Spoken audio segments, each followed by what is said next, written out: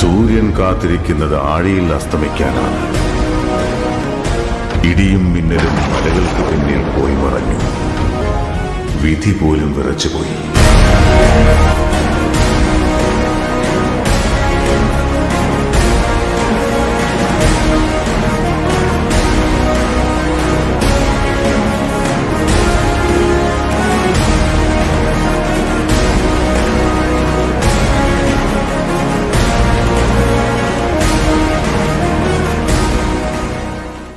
അലകൾ കാത്തിരിക്കുന്നത് തീരത്തെ പുൽകാനാണ്.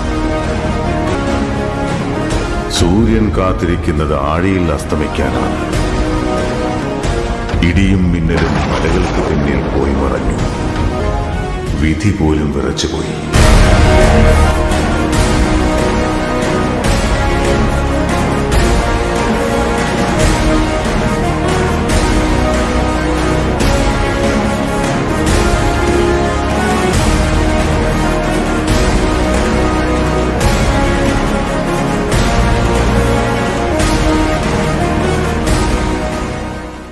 അലകൾ കാത്തിരിക്കുന്നത് തീരത്തെ പുൽകാനാണ്.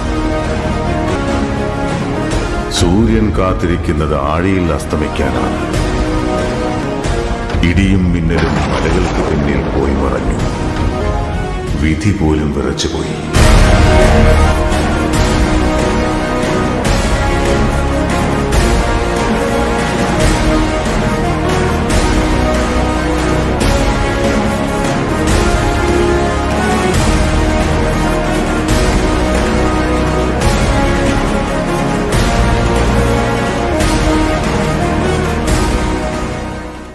അലകൾ കാത്തിരിക്കുന്നത് തീരത്തെ പുൽകാനാണ്.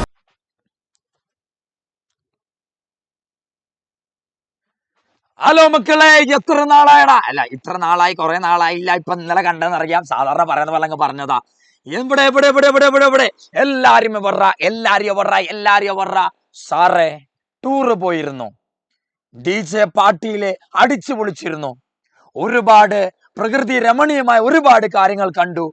ഫ്രണ്ട്സിന്റെ ഒപ്പം ഒരുപാട് മെമ്മറീസ് ഉണ്ടാക്കി. പക്ഷെ സാറേ, ശേഷം എക്സാമും എത്തി. ചാപ്റ്ററുകളൊന്നും ചിലപ്പോ പഠിച്ചു തീർന്നിട്ടുണ്ടാകൂല.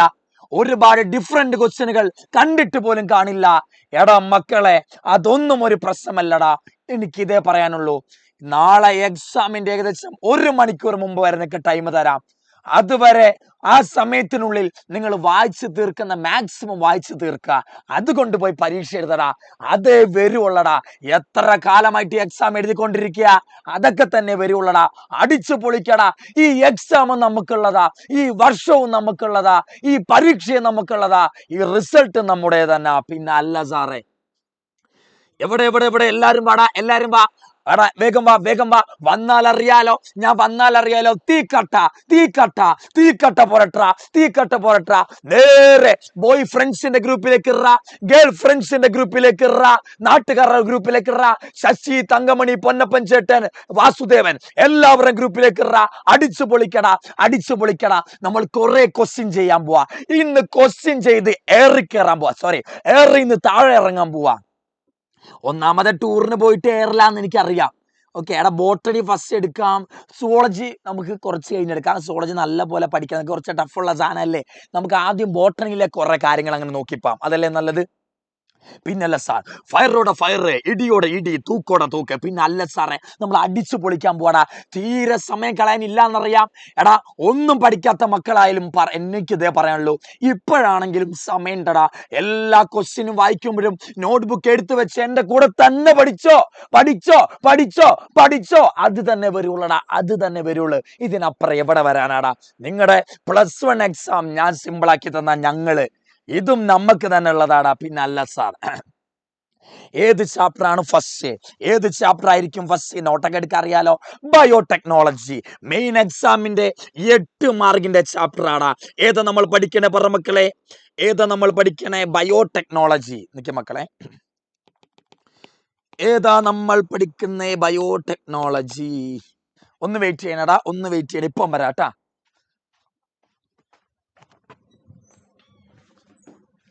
നന്ദുവേ, ഇതെന്താ വർക്ക് ചെയ്യാത്തെ?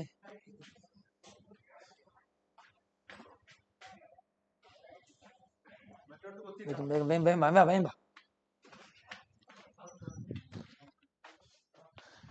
ഓക്കെ മക്കളെ, ചെറിയൊരു ടെക്നിക്കൽ ഇഷ്യൂ. ഞാൻ ഓടി വന്നു പഠിച്ചോനെ എല്ലാം ഊരി പോണ്ടല്ലോ. എന്നാലും കുഴപ്പമില്ല. പറ മക്കളെ വേഗം പാടാം. ബയോടെക്നോളജിയിലെ അത് പോയല്ലേ, അപ്പോൾ ഇപ്പം വരുമോ?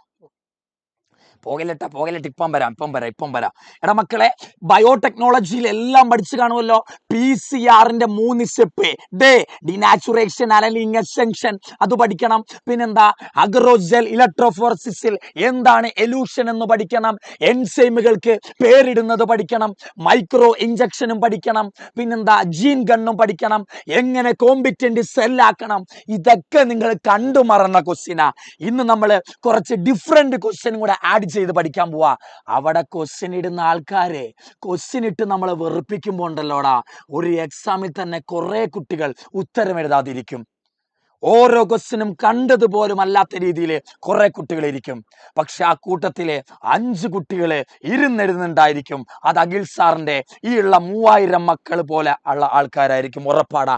എല്ലാവരും അന്തം വിടുമ്പോഴും നമ്മൾ നാളെ പൊളിച്ചടുക്കോടാ. എനിക്കതേ പറയാനുള്ളൂ. പിന്നല്ല. സെറ്റായി. നമ്മുടെ ഫസ്റ്റ് ക്വസ്റ്റ്യൻ നോക്കടാ. നമ്മുടെ ഫസ്റ്റ് ക്വസ്റ്റ്യൻ ഇതാ. അഗ്രോജൽ ഇലക്ട്രോഫോറസിസിലെ ഓരോ DNA കഷ്ണത്തെയും എങ്ങനെ നമുക്ക് തിരിച്ചറിയാം? പറ, എങ്ങനെ വിഷ്വലൈസ് ചെയ്യാം? അഗ്രോസ് പാത്രത്തിലെ ഓരോ കഷ്ണത്തെയും എങ്ങനെ നമുക്ക് വിഷ്വലൈസ് ചെയ്യാം? പറ കേക്കട്ടെ, എങ്ങനെ വിഷ്വലൈസ് ചെയ്യാം? പറ കേക്കട്ടെ, വേഗം പാ. വിലാസ് സാറേ, കുട്ടികൾ നമ്മുടെ ഒപ്പം ഉണ്ട് അല്ലേ? നമ്മൾ അവരുടെ ഒപ്പം ഉണ്ട്. ഞാൻ എന്തെങ്കിലും പറയണേ? ഓക്കെ, ഞാൻ എന്തൊക്കെ 3000 കുട്ടികൾ, പിന്നല്ല 3300 അടിച്ച് പൊളിക്കും നമ്മൾ ഇന്ന്. പിന്നല്ലേ നമ്മൾ ചോദിക്കുന്നല്ലേ വരുള്ളൂ. നമ്മള് ഓക്കെ അല്ലേ? എന്തെങ്കിലും ഇങ്ങനെ പോണേ? ഓക്കെ, ശ്രദ്ധിച്ചോളാം മക്കളെ. അഗറോസ് പാത്രത്തിലെ ഓരോ DNA കഷ്ണത്തെയും എങ്ങനെ മനസ്സിലാക്കുക? ഒന്നാമത്തത് എന്ത് ചേർക്കുക? എതിഡിയം ബ്രോമൈഡ്. ഓരോ കഷ്ണത്തിലേക്കും എന്ത് ചേർക്കുക?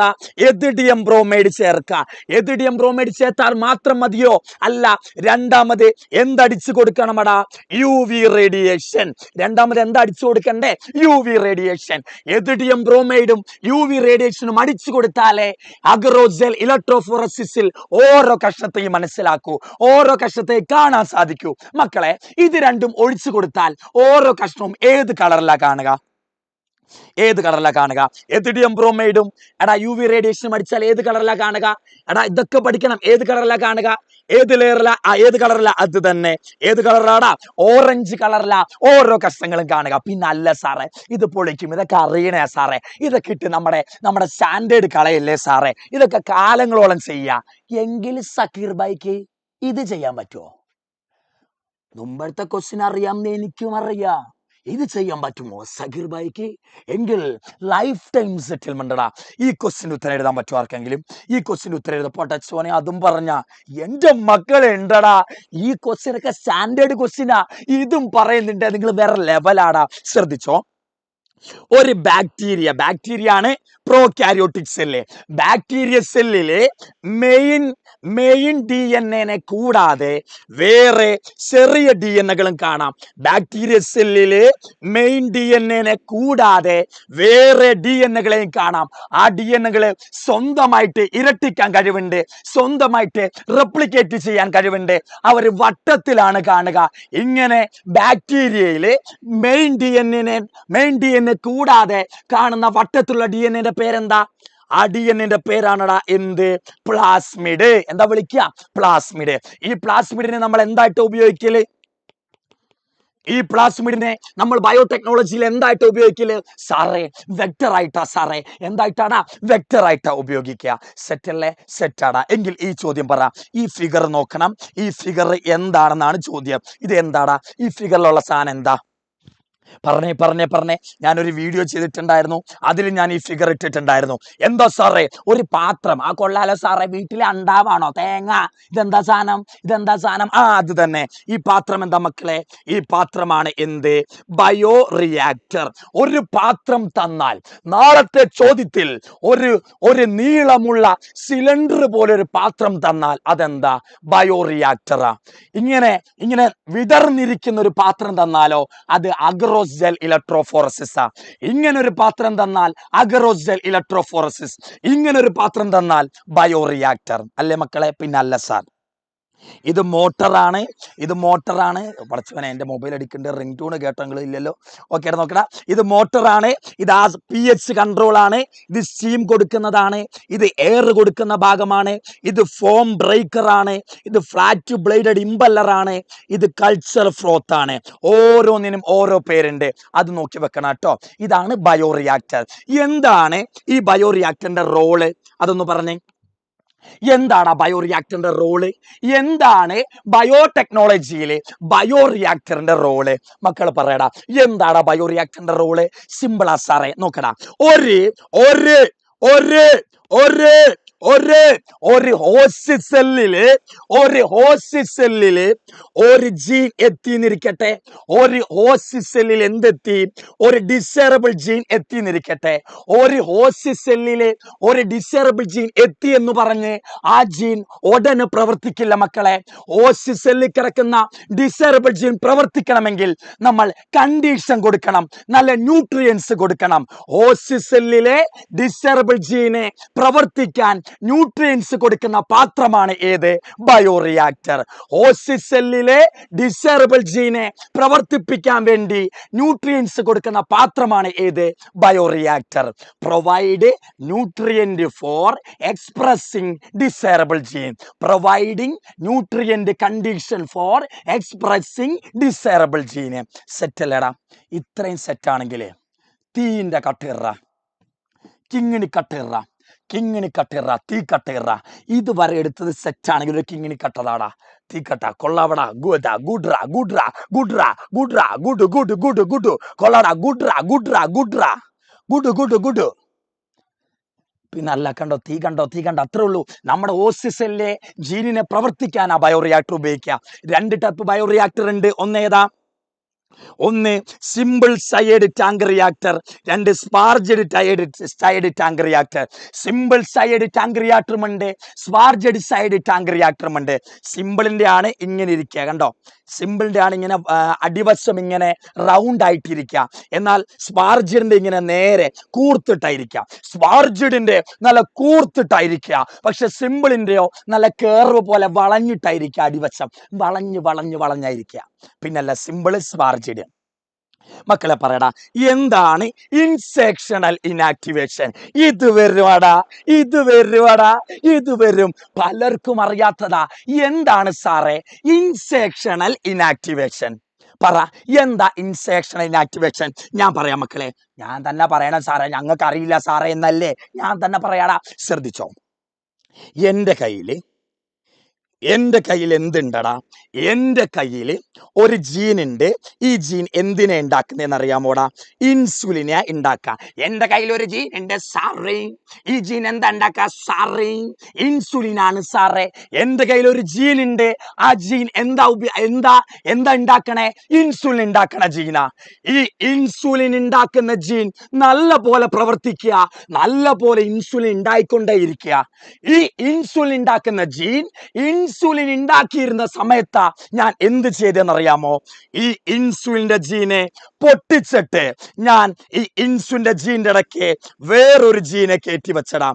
ഇൻസുലിന്റെ ജീൻ നല്ല പോലെ ശാന്തനായിട്ട് പ്രവർത്തിക്കുന്ന സമയത്താ ഈ ഇൻസുലിന്റെ ജീനെ ഞാൻ പൊട്ടിച്ചിട്ട് എന്ത് കയറ്റി വെച്ചത്? വേറൊരു ജീനെ കയറ്റി വെച്ചത്. മക്കളെ, ഒരു ജീനെ പൊട്ടിച്ചിട്ട് നമ്മൾ വേറൊരു ജീൻ കയറ്റി വെച്ചാൽ, ഒരു ജീനെ പൊട്ടിച്ചിട്ട് വേറൊരു ജീൻ കയറ്റി വെച്ചാൽ ആ പൊട്ടിച്ച ജീനില്ലേ, അത് പിന്നെ പ്രവർത്തിക്കൂല. ഒരു ജീനെ പൊട്ടിച്ച് വേറൊരു ജീൻ കയറ്റി വെച്ചാൽ ആ പൊട്ടിച്ച ജീൻ പിന്നീട് എന്ത് ചെയ്യില്ല? പ്രവർത്തിക്കില്ല. ഇങ്ങനെ ഒരു ജീനെ കയറ്റിവെക്കുന്ന മൂലം പഴയ ജീനിന്റെ കഴിവ് നഷ്ടപ്പെടുക. ഇതാണ് എന്ത്? Insertional inactivation. Inactivation of a gene due to the introduction of another gene. എന്താണ് insertional inactivation? Inactivation of a gene due to the introduction of another gene. ഒരു ജീനെ പൊട്ടിച്ചടാ, വേറൊരു ജീനെ കയറ്റി വെച്ചടാ. ഒരു ജീനെ പൊട്ടിച്ച് വേറൊരു ജീൻ കയറ്റി വെച്ചാൽ ആ പഴയ ജീൻ പിന്നെ പ്രവർത്തിക്കൂല. അതാണ് എന്ത്? Insertional inactivation. മക്കളെ, ഇൻസുലിന്റെ ജീനെ പൊട്ടിച്ചു, വേറൊരു ജീനെ കയറ്റി വെച്ചു. ഈ ജീൻ കയറിയിരിക്കുന്ന കാരണം ഇനി എന്ത് പ്രവർത്തിക്കില്ല? ഇൻസുലിന്റെ ജീൻ പ്രവർത്തിക്കില്ല. ഒരു ജീനെ കയറ്റി വെച്ചിട്ട് ഒരു ജീനെ കയറ്റി വെക്കുന്ന മൂലം പഴയ ജീൻ എന്ത് ചെയ്യില്ല, പ്രവർത്തിക്കാതെ ആകും. പഴയ ജീൻ പ്രവർത്തിക്കാത്തതിന് വിളിക്കുന്ന പേരാ ഇൻസെക്ഷണൽ ഇനാക്ടിവേഷൻ. മനസ്സിലായോടാ? എന്റെ പഞ്ചാര മുഞ്ചാരകളെ മനസ്സിലായോടാ? പഞ്ചാര തക്കുടുകളെ മനസ്സിലായോ? പഞ്ചാര മൊഞ്ചന്മാരെ മനസ്സിലായോ? പഞ്ചാര മൊഞ്ചത്തുകളെ മനസ്സിലായോ? മുഞ്ചാരകളെ മനസ്സിലായോടാ? ഇത് മനസ്സിലായോ? ഒരു ജീനെ മുറിച്ച് വേറൊന്നിനെ കയറ്റി വെച്ചാൽ പഴയ ജീൻ പ്രവർത്തിക്കുക. ചങ്ങായിമാര് എന്തത് എത്ര നേരം ഇതിൽ വട്ടുപിടിക്കുന്നുണ്ടാ? ഓക്കെ, ഒരു ജീനെ പ്രവർത്തിച്ച് വേറൊന്നത് കയറ്റി വെച്ചാൽ പഴയ ജീൻ പ്രവർത്തിക്കൂല. ഇൻസുലിന്റെ ജീനെ പൊട്ടിച്ച് വേറൊരു ജീൻ കയറ്റി വെച്ചാൽ ഇൻസുലിന്റെ ജീൻ പിന്നെ പ്രവർത്തിക്കില്ല. അതാണ് ഇൻസെക്ഷണൽ ഇനാക്ടിവേഷൻ. സെറ്റല്ലേടാ? പിന്നെ അല്ല സാറേ, സെറ്റാടാ. ഇൻസെക്ഷണൽ ഇനാക്ടിവേഷൻ ഉപയോഗിച്ച് എങ്ങനെ റീകോമ്പിനൻസിനെ കണ്ടെത്താം? എടാ ചെങ്ങായിമാരെ, ഇത്രയും കാലമായിട്ടും പലർക്കും അറിയാത്തതാ. എന്താ റീകോമ്പിനന്റ്? എന്താ ട്രാൻസ്ഫോർമെന്റ്? എന്താ നോൺ ട്രാൻസ്ഫോർമെന്റ്? അറിയാമോ? ഇല്ല. ശ്രദ്ധിച്ചോ, ഞാൻ പറയാം. നോക്കടാ, എന്റെ കയ്യിൽ എന്തുണ്ടടാ? ഒരു ബാക്ടീരിയന്റെ സെല്ലുണ്ട്. എന്റെ കയ്യിൽ എന്തുണ്ട്? ഒരു ബാക്ടീരിയന്റെ സെല്ലുണ്ട്. ഈ ബാക്ടീരിയന്റെ സെല്ലിൽ എന്ത് കയറിന്നിരിക്കട്ടെ? വെക്ടർ കയറി. ഈ ബാക്ടീരിയന്റെ സെല്ലിൽ എന്ത് കയറി? വെക്ടർ കയറിന്നിരിക്കട്ടെ. വെക്ടർ മാത്രം കയറിയ സെൽ ആണെന്ത്? വെക്ടർ മാത്രം കയറിയ സെൽ ആണെന്ത്? ട്രാൻസ്ഫോർമെന്റ് സെല്ല്. വെക്ടർ മാത്രം കയറിയ സെല്ലാണെന്ത്? ട്രാൻസ്ഫോർമെന്റ് സെല്ല്.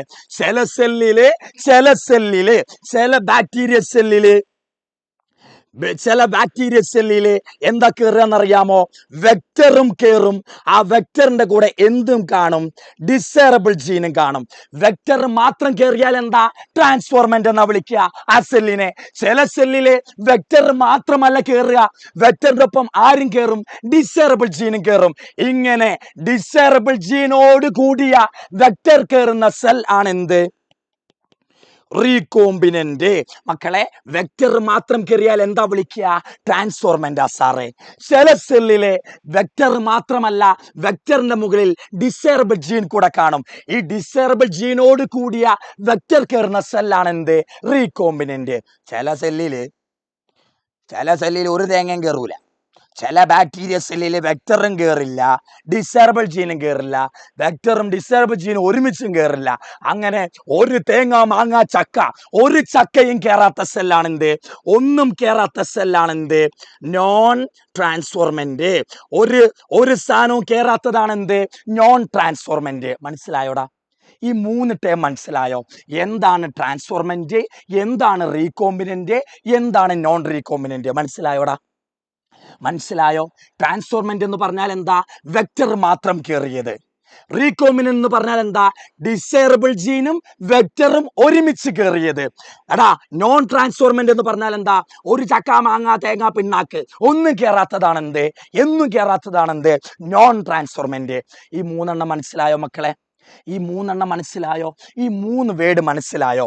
റീകോമ്പിനന്റ്, ട്രാൻസ്ഫോർമെന്റ്, നോൺ ട്രാൻസ്ഫോർമെന്റ് മനസ്സിലായെങ്കിൽ ഒരു തിക്കട്ടതാടാ, കിങ്ങിണി, അടിയോടടി, ഇടിയോടിടി, തൂക്കോടെ തൂക്ക്, ഫയറോടെ ഫയർ, തൂക്കടാ, യൂട്യൂബിനെ തൂക്ക്, വേഗം. പലരും ഇത് എക്സ്പ്ലെയിൻ ചെയ്യില്ല. കാരണം എന്താ? കുറേ നേരം എടുക്കുന്നത് മനസ്സിലാക്കി തരാൻ. എക്സാമിന് വന്നാലോ എക്സ്പ്ലെയിൻ ചെയ്യാനുള്ള ബുദ്ധിമുട്ടിനേക്കാൾ വലിയ വിഷമമല്ലേടാ ഈ മാർഗ് പോകുമ്പോഴുള്ള സങ്കടം. അതുകൊണ്ടാട്ടോ പറഞ്ഞേ, ഒന്നുമില്ല മക്കളെ. അപ്പൊ നമുക്ക് 3 സെല്ലുണ്ട്. ഏതൊക്കെ? ട്രാൻസ്ഫോർമെന്റ് ഉണ്ട്, പിന്നെന്താടാ? പിന്നെ നമുക്ക് റീകോമ്പിനന്റ് ഉണ്ട്, പിന്നെ നമുക്ക് ഏതുണ്ടടാ? നോൺ റീകോമ്പിനന്റ് ഉണ്ട്. പിന്നെ ഏതാടാ? നോൺ റീകോമ്പിനന്റ് ഉണ്ട്. ഏതൊക്കെ? ട്രാൻസ്ഫോർമെന്റ് ഉണ്ട് സാറേ, റീകോമ്പിനന്റ് ഉണ്ട് സാറേ, നോൺ റീകോമ്പിനന്റ് ഉണ്ട് സാറേ. ട്രാൻസ്ഫോർമെന്റിൽ എന്താ കാണുക? ട്രാൻസ്ഫോർമെന്റിൽ വെക്ടർ മാത്രമാ കാണുക. റീകോമ്പിനന്റില് വെക്ടറും കാണും, ഡിസൈറബിൾ ജീനും കാണും. വെക്ടറും ഡിസൈറബിൾ ജീനും രണ്ടും കാണുന്നതാണ് എന്ത്? റീകോമ്പിനന്റ്. ഒരു തേങ്ങയും കാണാത്തതാണെന്ത്? Non recombinant. സെറ്റല്ലടാ? സെറ്റാ മക്കളെ. ട്രാൻസ്ഫോർമെന്റിനെ നമ്മൾ ആംബിസിലും ടെട്രാസൈക്കിളും നമുക്ക് ഒഴിച്ചു നോക്കിയാൽ മതി. ട്രാൻസ്ഫോർമെന്റിന്റെ മുകളിൽ ആംബിസിലിനോ ടെട്രാസൈക്കിളിനോ രണ്ടും ഒഴിച്ചാൽ, 2 ആന്റിബയോട്ടിക്കുകൾ ഒഴിച്ചാലും നമ്മുടെ ട്രാൻസ്ഫോർമെന്റിന് ഒരു കുഴപ്പവും പറ്റൂല.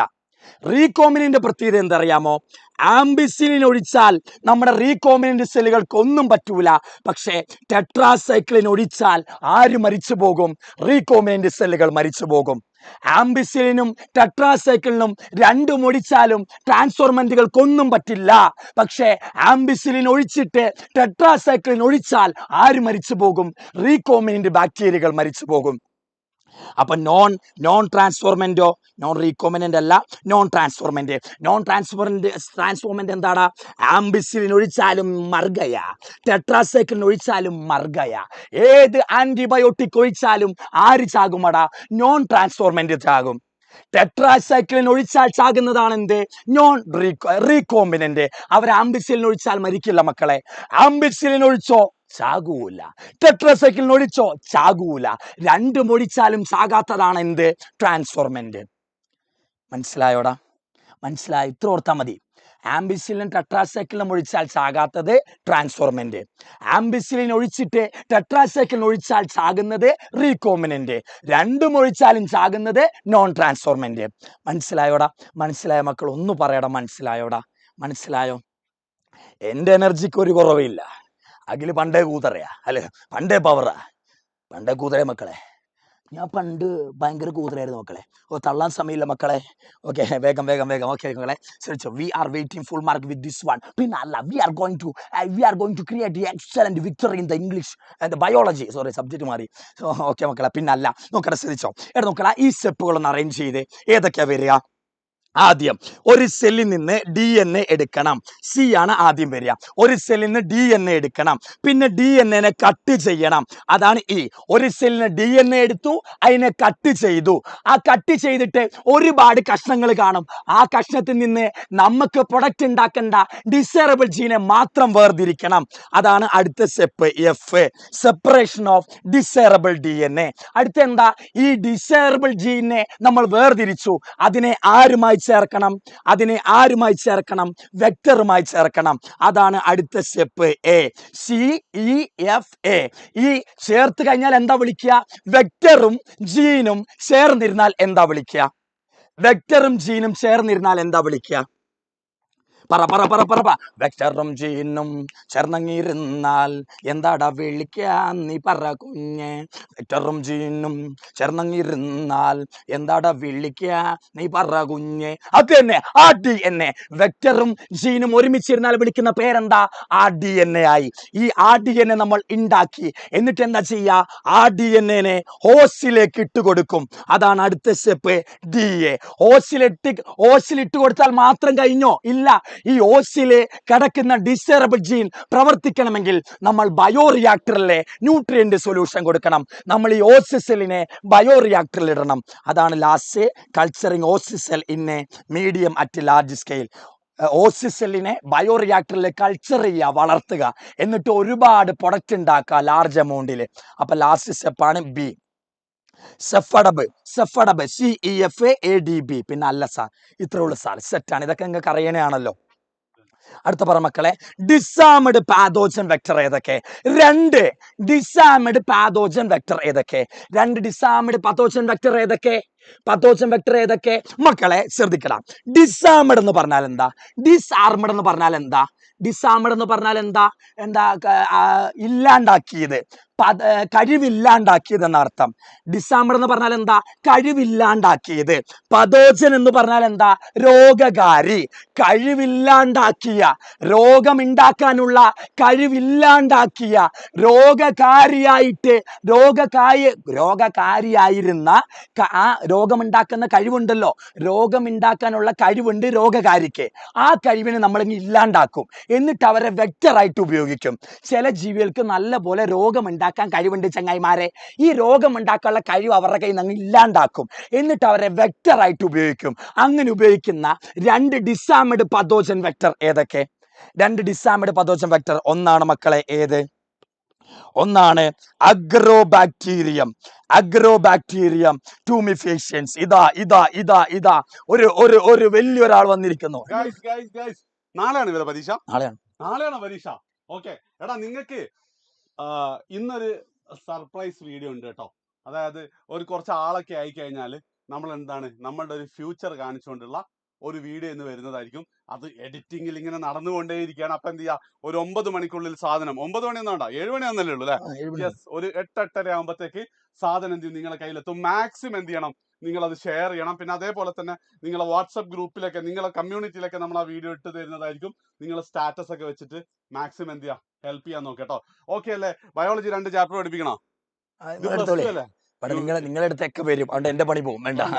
Okay ready. അപ്പൊ ഒരു 8:30 ആകുമ്പോഴത്തേക്ക് നമ്മളെ വീഡിയോ സെറ്റ് ആവുന്നതായിരിക്കും. വേഗം റെഡി ചെയ്യാം. അവിടെ നന്നായി പഠിക്കട്ടോ. ബയോളജിയാണ്. ഇനി ലാംഗ്വേജസും കൂടിയാണ് ഉള്ളത്. യെസ്, ലാംഗ്വേജസും കൂടി വിടരുത് കേട്ടോ. നമ്മളെന്ത് ചെയ്യും, പോരാടും. ഫുൾ മാർക്ക് തന്നെ പ്ലസ് 2 ശരി, ആയിക്കോട്ടെ. അപ്പൊ നമുക്ക് മക്കളെ എന്തായിരുന്നു പറഞ്ഞു, മറന്നു പോയല്ലോടാ. അത് തന്നെ, അത് തന്നെ, അഗ്രോ ബാക്ടീരിയ മൂപ്പർ ഈ സമയം കൊണ്ടും പഠിച്ച മക്കളെ കേട്ടോ. ഇവിടുന്ന് വന്നത് 1 മിനിറ്റാ. ഈ 1 മിനിറ്റ് കൊണ്ട് നമ്മൾ പറഞ്ഞതൊക്കെ പഠിച്ചിക്കണേ. അപ്പൊ ആലോചിച്ച് നോക്കാം, മൂപ്പരൊക്കെ ബയോളജി എടുക്കാൻ വന്നായിരുന്നെങ്കിൽ ഞാൻ ഏതെങ്കിലും കടല തിന്ന് നടന്നേനെ. ഓക്കെ, ഏതെങ്കിലും സിനിമ കണ്ട് ആരെങ്കിലൊക്കെ വായി നോക്കിയൊക്കെ നടന്നേനെ. വേണ്ട, മൂപ്പരെ ഏൽപ്പിക്കാൻ ഞാൻ നയിക്കണേ. അപ്പൊ പറ മക്കളെ, എന്തായിരുന്നു വന്ന മൂടും പോയല്ലോ ദൈവമേ. അഗ്രോ ബാക്ടീരിയം ട്യൂമിഫേഷ്യൻസ്, ഇവര് ഒരു ബാക്ടീരിയ ആണ്. ഇവർക്ക് രോഗമുണ്ടാക്കാൻ കഴിയും പ്ലാന്റ്സിലെ. ആ രോഗമുണ്ടാക്കുന്ന കഴിവിനെ നമ്മൾ വേർപെടുത്തി എന്നിട്ട് ഈ അഗ്രോ ബാക്ടീരിയത്തെ എന്തായിട്ട് ഉപയോഗിക്കല്, വെക്ടറായിട്ട് ഉപയോഗിക്കല്. അടുത്താണ് മക്കളെ, അടുത്ത ഡിസാമഡ് പതോജൻ വെക്ടർ ആണ് ഏത്, റിട്രോവൈറസ് ആനിമൽസിലാണ് ഉപയോഗിക്കല്. അഗ്രോബാക്ടീരിയം ഏതിലാ വെക്ടറായിട്ട് ഉപയോഗിക്കുക, പ്ലാന്റ്സിലാണ് ഉപയോഗിക്കുക. അഗ്രോബാക്ടീരിയത്തിൽ നിന്ന് കിട്ടുന്ന ഒരു പ്ലാസ്മിഡ് ഉണ്ട്, ആ പ്ലാസ്മിഡിന്റെ പേര് പറ. അഗ്രോബാക്ടീരിയം ട്യൂമിഫേഷ്യൻസ് എന്ന് പറഞ്ഞ ബാക്ടീരിയയിൽ നിന്ന് ഒരു പ്ലാസ്മിഡ് വേർതിരിച്ചു, ആ പ്ലാസ്മിഡിന്റെ പേര് പറ. ചിരിക്കാൻ മാത്രല്ല ഉത്തരം പറയാൻ അറിയോ നോക്കട്ടെ. എൻ്റെ മക്കളെ എന്താ അഗ്രോ ബാക്ടീരിയത്തിൽ നിന്ന് വേർതിരിച്ച സാധനത്തിന്റെ പേരെന്താ, TI പ്ലാസ്മിഡ. വേറെ ലെവൽ. അടുത്ത മക്കളെ, എന്താണ് സ്റ്റിക്കി എൻഡ് എന്ന് പറഞ്ഞാൽ എന്താ, ഒട്ടിപ്പിടിക്കാൻ കഴിവുള്ള എൻഡ്. കണ്ടോ, ഇതൊരു DNA ആ. അതിനെ നമ്മൾ ഇങ്ങനെ മുറിച്ചടാ. ഇത് ഈക്കോ R1 വന്നിട്ടാ മുറിക്കുക. കാരണം ഈക്കോ R1 അല്ലേ GAATTC കണ്ടാ മുറിക്കുക. ഈക്കോ R1 വന്നിട്ട് ഇതിന്റെ DNA മുറിച്ചിട്ട് എന്താക്കി, ഇങ്ങനൊരു കഷ്ണവുമാക്കി. ഇങ്ങനെ കൂർത്തിരിക്കുന്ന ഈ 2 കഷ്ണങ്ങളെ വിളിക്കുന്ന പേരാണെന്ത്, സ്റ്റിക്കി എൻഡ്സ്. എന്താ വിളിക്കുക, സ്റ്റിക്കി എൻഡ്. ഇങ്ങനെ കൂർത്തിരിക്കുന്ന, ഓവർ ഹാങ് ചെയ്യുന്ന, ഇങ്ങനെ പ്രൊജക്ട് ചെയ്ത് നിൽക്കുന്ന ഈ രണ്ട് തുമ്പുകളെ വിളിക്കുന്ന പേരാണെന്ത്, സ്റ്റിക്കി എൻഡ്. ഈ തുമ്പുകളുടെ പ്രത്യേകത എന്താടാ, ഈ 2 തുമ്പുകളും എപ്പം അടുത്ത് കൊണ്ടുവന്നോ ഇവർ വേഗം ഹൈഡ്രജൻ ബോണ്ട് ഉണ്ടാക്കും, വേഗം ഒന്നാകും. ഇവരങ്ങനെ മക്കളെ പരസ്പരം കാണാൻ വേണ്ടി കാത്തിരിക്കുക. ഇതെന്താ, ഒരു സ്റ്റിക്കി എൻഡാ, ഇതെന്താ, വേറൊരു സ്റ്റിക്കി എൻഡാ. ഈ 2 സ്റ്റിക്കി എൻഡുകളും അടുത്തു വന്നാൽ ഇവർ തമ്മിൽ ഉടനെ ഹൈഡ്രജൻ ബോണ്ട് ഉണ്ടാകും, ഇവർ ഉടനെ കൂടിച്ചേരും. ഹൈഡ്രജൻ ബോണ്ട് ഉണ്ടായി കൂടിച്ചേരാൻ ഭയങ്കര ടെൻഡൻസിയാണ് ആർക്ക്, സ്റ്റിക്കി എൻഡുകൾക്ക്. എപ്പോഴെങ്കിലും അടുത്തു കൊണ്ടുവന്നാൽ അവരൊന്നായി നിൽക്കുവടാ. നമുക്കില്ലാത്ത കോർഡിനേഷൻ DNA-കൾക്ക് വരെയുണ്ട്. നമ്മുടെ സെല്ലിലെ DNA-കൾ എങ്ങനെ, മുറിച്ചിട്ടാലും അവർ പിന്നെയും കൂടിച്ചേരാൻ കഴിവുള്ളവരാണ് ആര്, സ്റ്റിക്കി എൻഡ്. അവരുണ്ടാക്കുന്ന ബോണ്ടുകൾ ഏതൊക്കെ, സ്റ്റിക്കി എൻഡ് കൂടിച്ചേരാൻ നേരം ഏത് ബോണ്ടാ ഉണ്ടാക്കുക, ഹൈഡ്രജൻ ബോണ്ടാണോ, ഫോസ്ഫോഡൈഎസ്റ്റർ ബോണ്ടാണോ? നിങ്ങൾ പറ, എൻട്രൻസിലൊക്കെ ചോദിക്കാറുണ്ട്, സ്റ്റിക്കി എൻഡുകൾ വീണ്ടും കൂടിച്ചേരാൻ നേരം ഏത് ബോണ്ടാ ഉണ്ടാക്കുക. സ്റ്റിക്കി എൻഡുകൾ വേഗം വീണ്ടും കൂടിച്ചേരാൻ നേരം ഏത് ബോണ്ടാ ഉണ്ടാക്കുക, അത് തന്നെ ഹൈഡ്രജൻ ബോണ്ടാ. ഫോസ്ഫോഡൈഎസ്റ്റർ ബോണ്ട് അല്ല, സ്റ്റിക്കി എൻഡുകൾ കൂടിച്ചേരാൻ നേരം ഏത് ബോണ്ടാ ഉണ്ടാക്കുക, ഹൈഡ്രജൻ ബോണ്ടാ ഉണ്ടാക്കുക. പിന്നെ മക്കളെ, ഇതൊക്കെ നമുക്ക് അറിയുന്ന ക്വസ്റ്റ്യനാ. ഇതേതാടാ, PBr322 ആ. ഇതിലെ 2 സെലക്ടബിൾ മാർക്കർ ഏതൊക്കെ, PBr322 2 സെലക്ടബിൾ മാർക്കർ ഏതൊക്കെ, PBr322 2 സെലക്ടബിൾ മാർക്കർ ഏതൊക്കെയാടാ? എടാ, PBr322 2 സെലക്ടബിൾ മാർക്കർ ഉണ്ട്. ഒന്ന് ഏതാ, ആംബിസിലിൻ റെസിസ്റ്റന്റ് ജീനും 2 ടെട്രാസൈക്ലിൻ റെസിസ്റ്റന്റ് ജീനും. എടാ പറ, ഏതൊക്കെയാ PBr322 2 ജീനുകൾ ഏതൊക്കെ, ampicillin resistant gene, tetracycline resistant gene. അടുത്ത മക്കളെ, ഏതെങ്കിലും 2 ക്ലോണിംഗ് സൈറ്റ് പറയാനാ. ക്ലോണിംഗ് സൈറ്റ് അല്ലെങ്കിൽ റെസ്ട്രിക്ഷൻ സൈറ്റ് എന്ന് പറഞ്ഞാൽ എന്താ? ഒരു DNA എൻസൈം മുറിക്കുന്ന സൈറ്റ്. ഒരു DNA എൻസൈം മുറിക്കുന്ന സൈറ്റാണ് ഏത്? Cloning site. കണ്ടോ, PBR 322 8 ക്ലോണിംഗ് സൈറ്റ് ഉണ്ട്. കണ്ടോ, ഈ ഭാഗത്താണ് PSC1 മുറിക്കുക, ഈ ഭാഗത്താണ് PVU1 മുറിക്കുക, ഇവിടാണ് EcoR1 മുറിക്കുക, ഇവിടെ CLA1, IND3, BAMX1, SAL1, പിന്നെ PVU2. ഇങ്ങനെ 8 എൻസൈമുകൾക്ക് മുറിക്കാൻ പറ്റും. ആരെ? PBR 322. 8 എൻസൈമുകൾക്ക് മുറിക്കാൻ പറ്റുന്ന സൈറ്റ് ഉണ്ട് അവിടെ PBR 322. ചോദിക്കും, എത്ര എൻസൈമുകളുടെ സൈറ്റ് ഉണ്ട്? പറ മക്കളെ, എത്ര എൻസൈമുകളുടെ സൈറ്റ് ഉണ്ട് PBR 322? എൻ്റെ മക്കൾ പറ, എത്ര എൻസൈമുകളുടെ സൈറ്റ് ഉണ്ട് PBR 322? പറ കേക്കട്ടെ. ഏതെങ്കിലും 2 എണ്ണം എഴുതിയാൽ മതി. BAMX1 അല്ലെങ്കിൽ EcoR1 അല്ലെങ്കിൽ എന്താ IND3 അല്ലെങ്കിൽ SAL1. ഏതെങ്കിലും എന്താ റെസ്ട്രിക്ഷൻ സൈറ്റിന് 2 എണ്ണത്തിന്റെ പേര് പറഞ്ഞാൽ മതി. ഏതാ? 8 എൻസൈമുകളുടെ സൈറ്റ് ഉണ്ട്. 8 റെസ്ട്രിക്ഷൻ എൻസൈമിന്റെ സൈറ്റ് ഉണ്ട് അവിടെ PBR 322. 5K ആയപ്പം സന്തോഷമുണ്ട്. എന്താ സന്തോഷം ചോദിച്ചാൽ, ഈ കിടന്ന് തൊള്ളയിടുന്ന സൗണ്ട് ഇടുന്ന ഈ 5000 പേർക്ക് ഉപകാരപ്പെടുന്നുണ്ടല്ലോ എന്നാലോചിച്ച് സന്തോഷമുണ്ട്. ഇത്രയും പേര് കാണുന്നുണ്ടല്ലോ എന്നാലോചിച്ച് വേറെ സന്തോഷമുണ്ട്. ഈ 5 പേരും നാളെ പൊളിച്ചെഴുതുമല്ലോ എന്നാലോചിച്ച് സന്തോഷമുണ്ട്. ഒരുപാട് സന്തോഷിക്കാനും ടൈമില്ലടാ സത്യം പറഞ്ഞാൽ. ഓക്കെ, സന്തോഷമുണ്ട്, ഭയങ്കര സന്തോഷമുണ്ട്. നോക്കടാ, ശ്രദ്ധിച്ചോ. എന്താണ് ROPന്റെ പണി? എടാ, ഈ കാണുന്ന ജീനിന്റെ പേരാണെന്ത്? ROP. ഈ കാണുന്ന ജീനിന്റെ പേരാണെന്ത്? PBR 322 താഴെ കാണുന്ന ജീനാണ് ഏത്? ROP. ഈ ROP ജീനിന്റെ പണി എന്താ? ഈ ROP ജീനിന്റെ പണി എന്താ? ഈ ROP ജീനിന്റെ പണി എന്താ? ഈ ROP ജീനിന്റെ പണിയാ മക്കളെ എന്തുണ്ടാക്കുക? ROP ജീന മക്കളെ എന്തുണ്ടാക്കുക? പ്രോട്ടീനെ ഉണ്ടാക്കുക. ഈ പ്രോട്ടീൻ എന്തിന് സഹായിക്കുന്നതാ? റെപ്ലിക്കേഷന്. ഈ പ്രോട്ടീൻ എന്തിനാ സഹായിക്കുക? റെപ്ലിക്കേഷൻ. PBR 322 എന്ന് പറയുന്ന ഈ വെക്ടറിനെ റെപ്ലിക്കേറ്റ് ചെയ്യണം, പ്രസവിക്കണം. 1 2 ആകണം, 2 4 ആകണം. ഇങ്ങനെ റെപ്ലിക്കേറ്റ് ചെയ്യണമെങ്കിൽ പ്രോട്ടീൻ വേണം. ആ പ്രോട്ടീൻ ഉണ്ടാക്കുന്നത് ഏത് ജീനാ? ഈ ROP ജീന. പ്രോട്ടീനെ ഉണ്ടാക്കുന്ന പണിയാണ് ആർക്ക്? ROP ജീന്. Provide production of synthesis of protein for replication.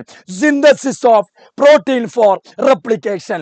Synthesis of protein for replication. സെറ്റല്ലേ? പിന്നല്ല സാർ. എങ്കിൽ ഈ ക്വസ്റ്റ്യൻ ഒന്ന് പറ മക്കളെ, എന്താണ് ഈ ടെക്നിക്ക്? ഏതാ? ഞാൻ പറഞ്ഞു, നേരെയുള്ള പാത്രം കണ്ടാൽ ബയോറിയാക്ടർ. ഇങ്ങനെ കിടക്കുന്ന പിഞ്ഞാണം കണ്ടാലോ? കിടക്കുന്ന പിഞ്ഞാണം ഞങ്ങളുടെ നാട്ടിൽ വിളിക്കുന്ന പാത്രത്തിന് പിഞ്ഞാണം എന്ന് പറഞ്ഞ പാത്രം കേട്ടോ. ഓക്കെ മക്കളെ, കിടക്കുന്ന പാത്രം കണ്ടാൽ ഏതാ മക്കളെ? Agarose gel electrophoresis. കിടക്കുന്ന പാത്രം കണ്ടാൽ ആരാ? Agarose gel electrophoresis. മക്കളെ, എങ്ങനെയാടാ ഫ്രാഗ്മെന്റിനെ സെപ്പറേറ്റ് ചെയ്യുക? എടാ, ഈ വെല്ലിൽ കൊണ്ട് നിറയ്ക്കുക എല്ലാ കഷ്ണത്തെയും. എന്നിട്ട് ഇവിടുന്ന് കാതോടിന്ന് നെഗറ്റീവ് ഇലക്ട്രിക് ഫീൽഡ്, ഇവിടെ ആനോടിന്ന് പോസിറ്റീവ് ഇലക്ട്രിക് ഫീൽഡ്. അപ്പം ഒരുപാട് DNA എന്ത് ചെയ്യും? കാതോടിൽ നിന്ന് ആനോഡിലേക്ക് പോകും. മെലിഞ്ഞ DNA വേഗം പോകും. എന്നാൽ കൊടവയറുള്ള DNA അഗറോസ് പാത്രത്തിൽ കൂടെ പതുക്കെ പോകുള്ളൂ. അതാണ് ഓർമ്മ വേണ്ടേ. മെലിഞ്ഞ DNA, ചെറിയ DNA അഗറോസ് പാത്രത്തിൽ വേഗം ഓടുക ആനോഡിന്റെ അടുത്തേക്ക്. എന്നാൽ വണ്ണം കൂടിയ DNA പതുക്കെ ഓടൂ എവിടെ? അഗറോസ് പാത്രത്തിൽ. സെറ്റല്ലേ മക്കളെ? അതേ ഉള്ളൂ. അടുത്ത ക്വസ്റ്റ്യൻ മക്കളെ, ഈ അഗറോസ് പാത്രത്തിൽ നിന്ന് DNA വെളിയിലേക്ക് എടുക്കുന്നതിന് വിളിക്കുന്ന പേരെന്താ? അഗറോസ് പാത്രത്തിൽ നിന്ന് DNA ഡിസേബിൾ ജീനെ സെപ്പറേറ്റ് ചെയ്യുന്നതിന് വിളിക്കുന്ന പേരെന്താ? ആ സാർ, സിമ്പിളാ സാർ, നമ്മൾ പഠിച്ചതാണ് മക്കളെ. എൻ്റെ കിങ്ങിണി സാറേ, ഞാൻ പഠിച്ചതാ സാറേ. കിങ് ഓഫ് ബോട്ടണിയെ ഞാൻ പഠിച്ചതാടാ. എലൂഷൻ. അതറിയാത്ത ആൾക്കാരുണ്ടോ മക്കളെ? EcoR1 ഓരോന്നും എന്താന്നാ ചോദിച്ചേ. എന്താടാ EcoR1 ഈ എന്താ? EcoR1 ഈ എന്താ? എസറേസിയ എന്നുള്ളതിന്റെ ജീനസിന്റെ ഫസ്റ്റ് വാക്കാ. CO എന്താ? കോളൈ. നമ്മുടെ സ്പീഷീസിന്റെ ആദ്യത്തെ 2 വാക്കാ. ആറെന്താടാ? ആറാണ് 6/13 എന്താ സ്ട്രെയിനിന്റെ ഫസ്റ്റ് വാക്കാ. 1 എന്താടാ? 1നെ വിളിക്കുന്ന പേരാ ഓർഡർ ഓഫ് ഐസൊലേഷൻ. 1നെ വിളിക്കുന്ന പേരെന്താ? Order of isolation. ഈ എസെറേഷ്യ കോളൈ കോളൈന്റെ 2 സ്പീഷീസിന്റെ 2 ലെറ്റർ. ആറെന്താ? സ്ട്രെയിനിന്റെ ആദ്യത്തെ ലെറ്റർ. 1 എന്താ? Order of isolation. നിങ്ങൾ ബാക്കിയൊക്കെ ഓർക്കും, ഈ റോമൻ ലെറ്ററാ ഓർക്കാത്തെ. ആ 1 ലെറ്റർ എന്താ? ആ 1 ലെറ്റർ എന്താ? ഒരു ബാക്ടീരിയയിൽ നിന്ന് ആ എൻസൈം എത്രാമതാണ് വേർതിരിച്ചത്? ഒരു ബാക്ടീരിയയിൽ നിന്ന് ആദ്യമായി വേർതിരിച്ചാലോ ഓർഡർ ഓഫ് ഐസൊലേഷൻ എത്ര? 1. രണ്ടാമത് വേർതിരിച്ചാലോ ഓർഡർ ഓഫ് ഐസൊലേഷൻ 2. മൂന്നാമത് വേർതിരിച്ചാലോ ഓർഡർ ഓഫ് ഐസൊലേഷൻ 3. ഓക്കെ മക്കളെ, മൈക്രോ ഇഞ്ചക്ഷൻ അറിയാലോ, ബയോലിസിക് അറിയാലോ. മൈക്രോ ഇഞ്ചക്ഷൻ എന്താടാ? നമ്മൾ എങ്ങോട്ടാ കൊടുക്കുക? മൈക്രോ ഇഞ്ചക്ഷൻ ആനിമൽ സെല്ലിലേക്ക് ജീനെ കൊടുക്കാനാ ഉപയോഗിക്കുക. എന്നാൽ ബയോലിസിക്കോ പ്ലാന്റ് സെല്ലിലേക്ക് ജീനെ കൊടുക്കാനാ ഉപയോഗിക്കുക. ആനിമൽ സെല്ലിലേക്ക് ജീനെ കൊടുക്കാനാ ആരെ ഉപയോഗിക്കുക? മൈക്രോ ഇഞ്ചക്ഷൻ പിപ്പറ്റുകൾ ഉപയോഗിച്ച് നമ്മൾ ഞെക്കി കൊടുക്കും. എന്നാൽ എന്താ? ബയോലിസിക് അല്ലെങ്കിൽ ജീൻ കണ്ണോ വലിയ ജീനുകൾ DNA തോക്ക് വഴി ഉപയോഗിച്ച് നമ്മൾ പ്ലാന്റ് സെല്ലിലേക്ക് കൊടുക്കും. ഇതാണ് ബയോലിസിക്കും ജീൻ ഗണ്ണും. ഈ ക്വസ്റ്റ്യനോട് കൂടി നമ്മുടെ തീർന്നു. ഈ ക്വസ്റ്റ്യൻ കൺസെപ്റ്റ് ചോദ്യമാ. ഇത് പറയുന്നവൻ വേറെ ലെവലാടാ. ഇത് പറയുന്നവന് ഈ ചാപ്റ്റർ സെറ്റായി എന്നാണ് അർത്ഥം. ഏതാ മക്കളെ പറ? 500 base pair, 1600 base pair, 2000 base pair. Base pair എന്ന് പറഞ്ഞാൽ എന്താ? DNA വെയിറ്റ് ആണ്. DNA വെയിറ്റ് ബേസ് പെയറിലാ പറയാ. ഈ 3 DNA അഗറോസെൽ ഇലക്ട്രോഫോറസിസ് നടത്തി. ഇതിൽ ഏത് DNA ആണ് ഏറ്റവും മുമ്പിൽ പോവുക? അതിന്റെ കാരണം എന്താ മക്കളെ? ഞാൻ പറഞ്ഞു, സ്മോൾ DNA എങ്ങനെ പോവാ? ഫാസ്റ്റ് ആയിട്ട് പോവാ. ലാർജ് DNA സ്ലോ ആയിട്ടേ പോകൂ. അഗറോസ് പാത്രത്തിൽ കൂടെ സ്ലോ ചെറിയ DNA വേഗം പോവാ. എന്നാൽ വലിയ DNA കൊടവേറുള്ള കാരണം പതുക്കെ വരൂ. നോക്ക് മക്കളെ, ഈ 3 അപ്പം പറ, ഫാസ്റ്റ് ആയിട്ട് മൈഗ്രേറ്റ് ചെയ്യുന്നത് ആരാ? 500 ബേസ് പെയറാ. കാരണം അതിനാണ് ഭാരം കുറവ്. ഭാരം കുറഞ്ഞ 500 ബേസ് പെയറാ വേഗം പോവുക. കാരണം അതിനാണ് അതാണ് ഏറ്റവും ചെറുത്, അതാണ് തിന്ന്. ഓക്കെ മക്കളെ, ചാപ്റ്റർ ഇത്ര ഉള്ളടാ. ഇത് ആ ക്വസ്റ്റ്യൻ തന്നെ റിപ്പീറ്റ് ചെയ്താണ്. എടാ മക്കളെ, മനസ്സിലായോ? ഈ ചാപ്റ്ററിൽ PCR ഉണ്ടാ നിങ്ങൾക്ക് അറിയാമെന്ന് എനിക്കറിയാം. വേറെ എന്താ കോമ്പിറ്റന്റ് സെൽ ഉണ്ടാക്കുന്നുണ്ട്, അത് നിങ്ങൾക്ക് അറിയാമെന്നറിയാം. എന്തെങ്കിലും മനസ്സിലായോടാ? ഒന്ന് പറയടാ. ടഫായിട്ട് ഞാൻ കണ്ട കുറേ ക്വസ്റ്റ്യൻ ഞാൻ ഡിസ്കസ് ചെയ്തിട്ടുണ്ട്. ഒന്ന് പറയടാ, മനസ്സിലായോ?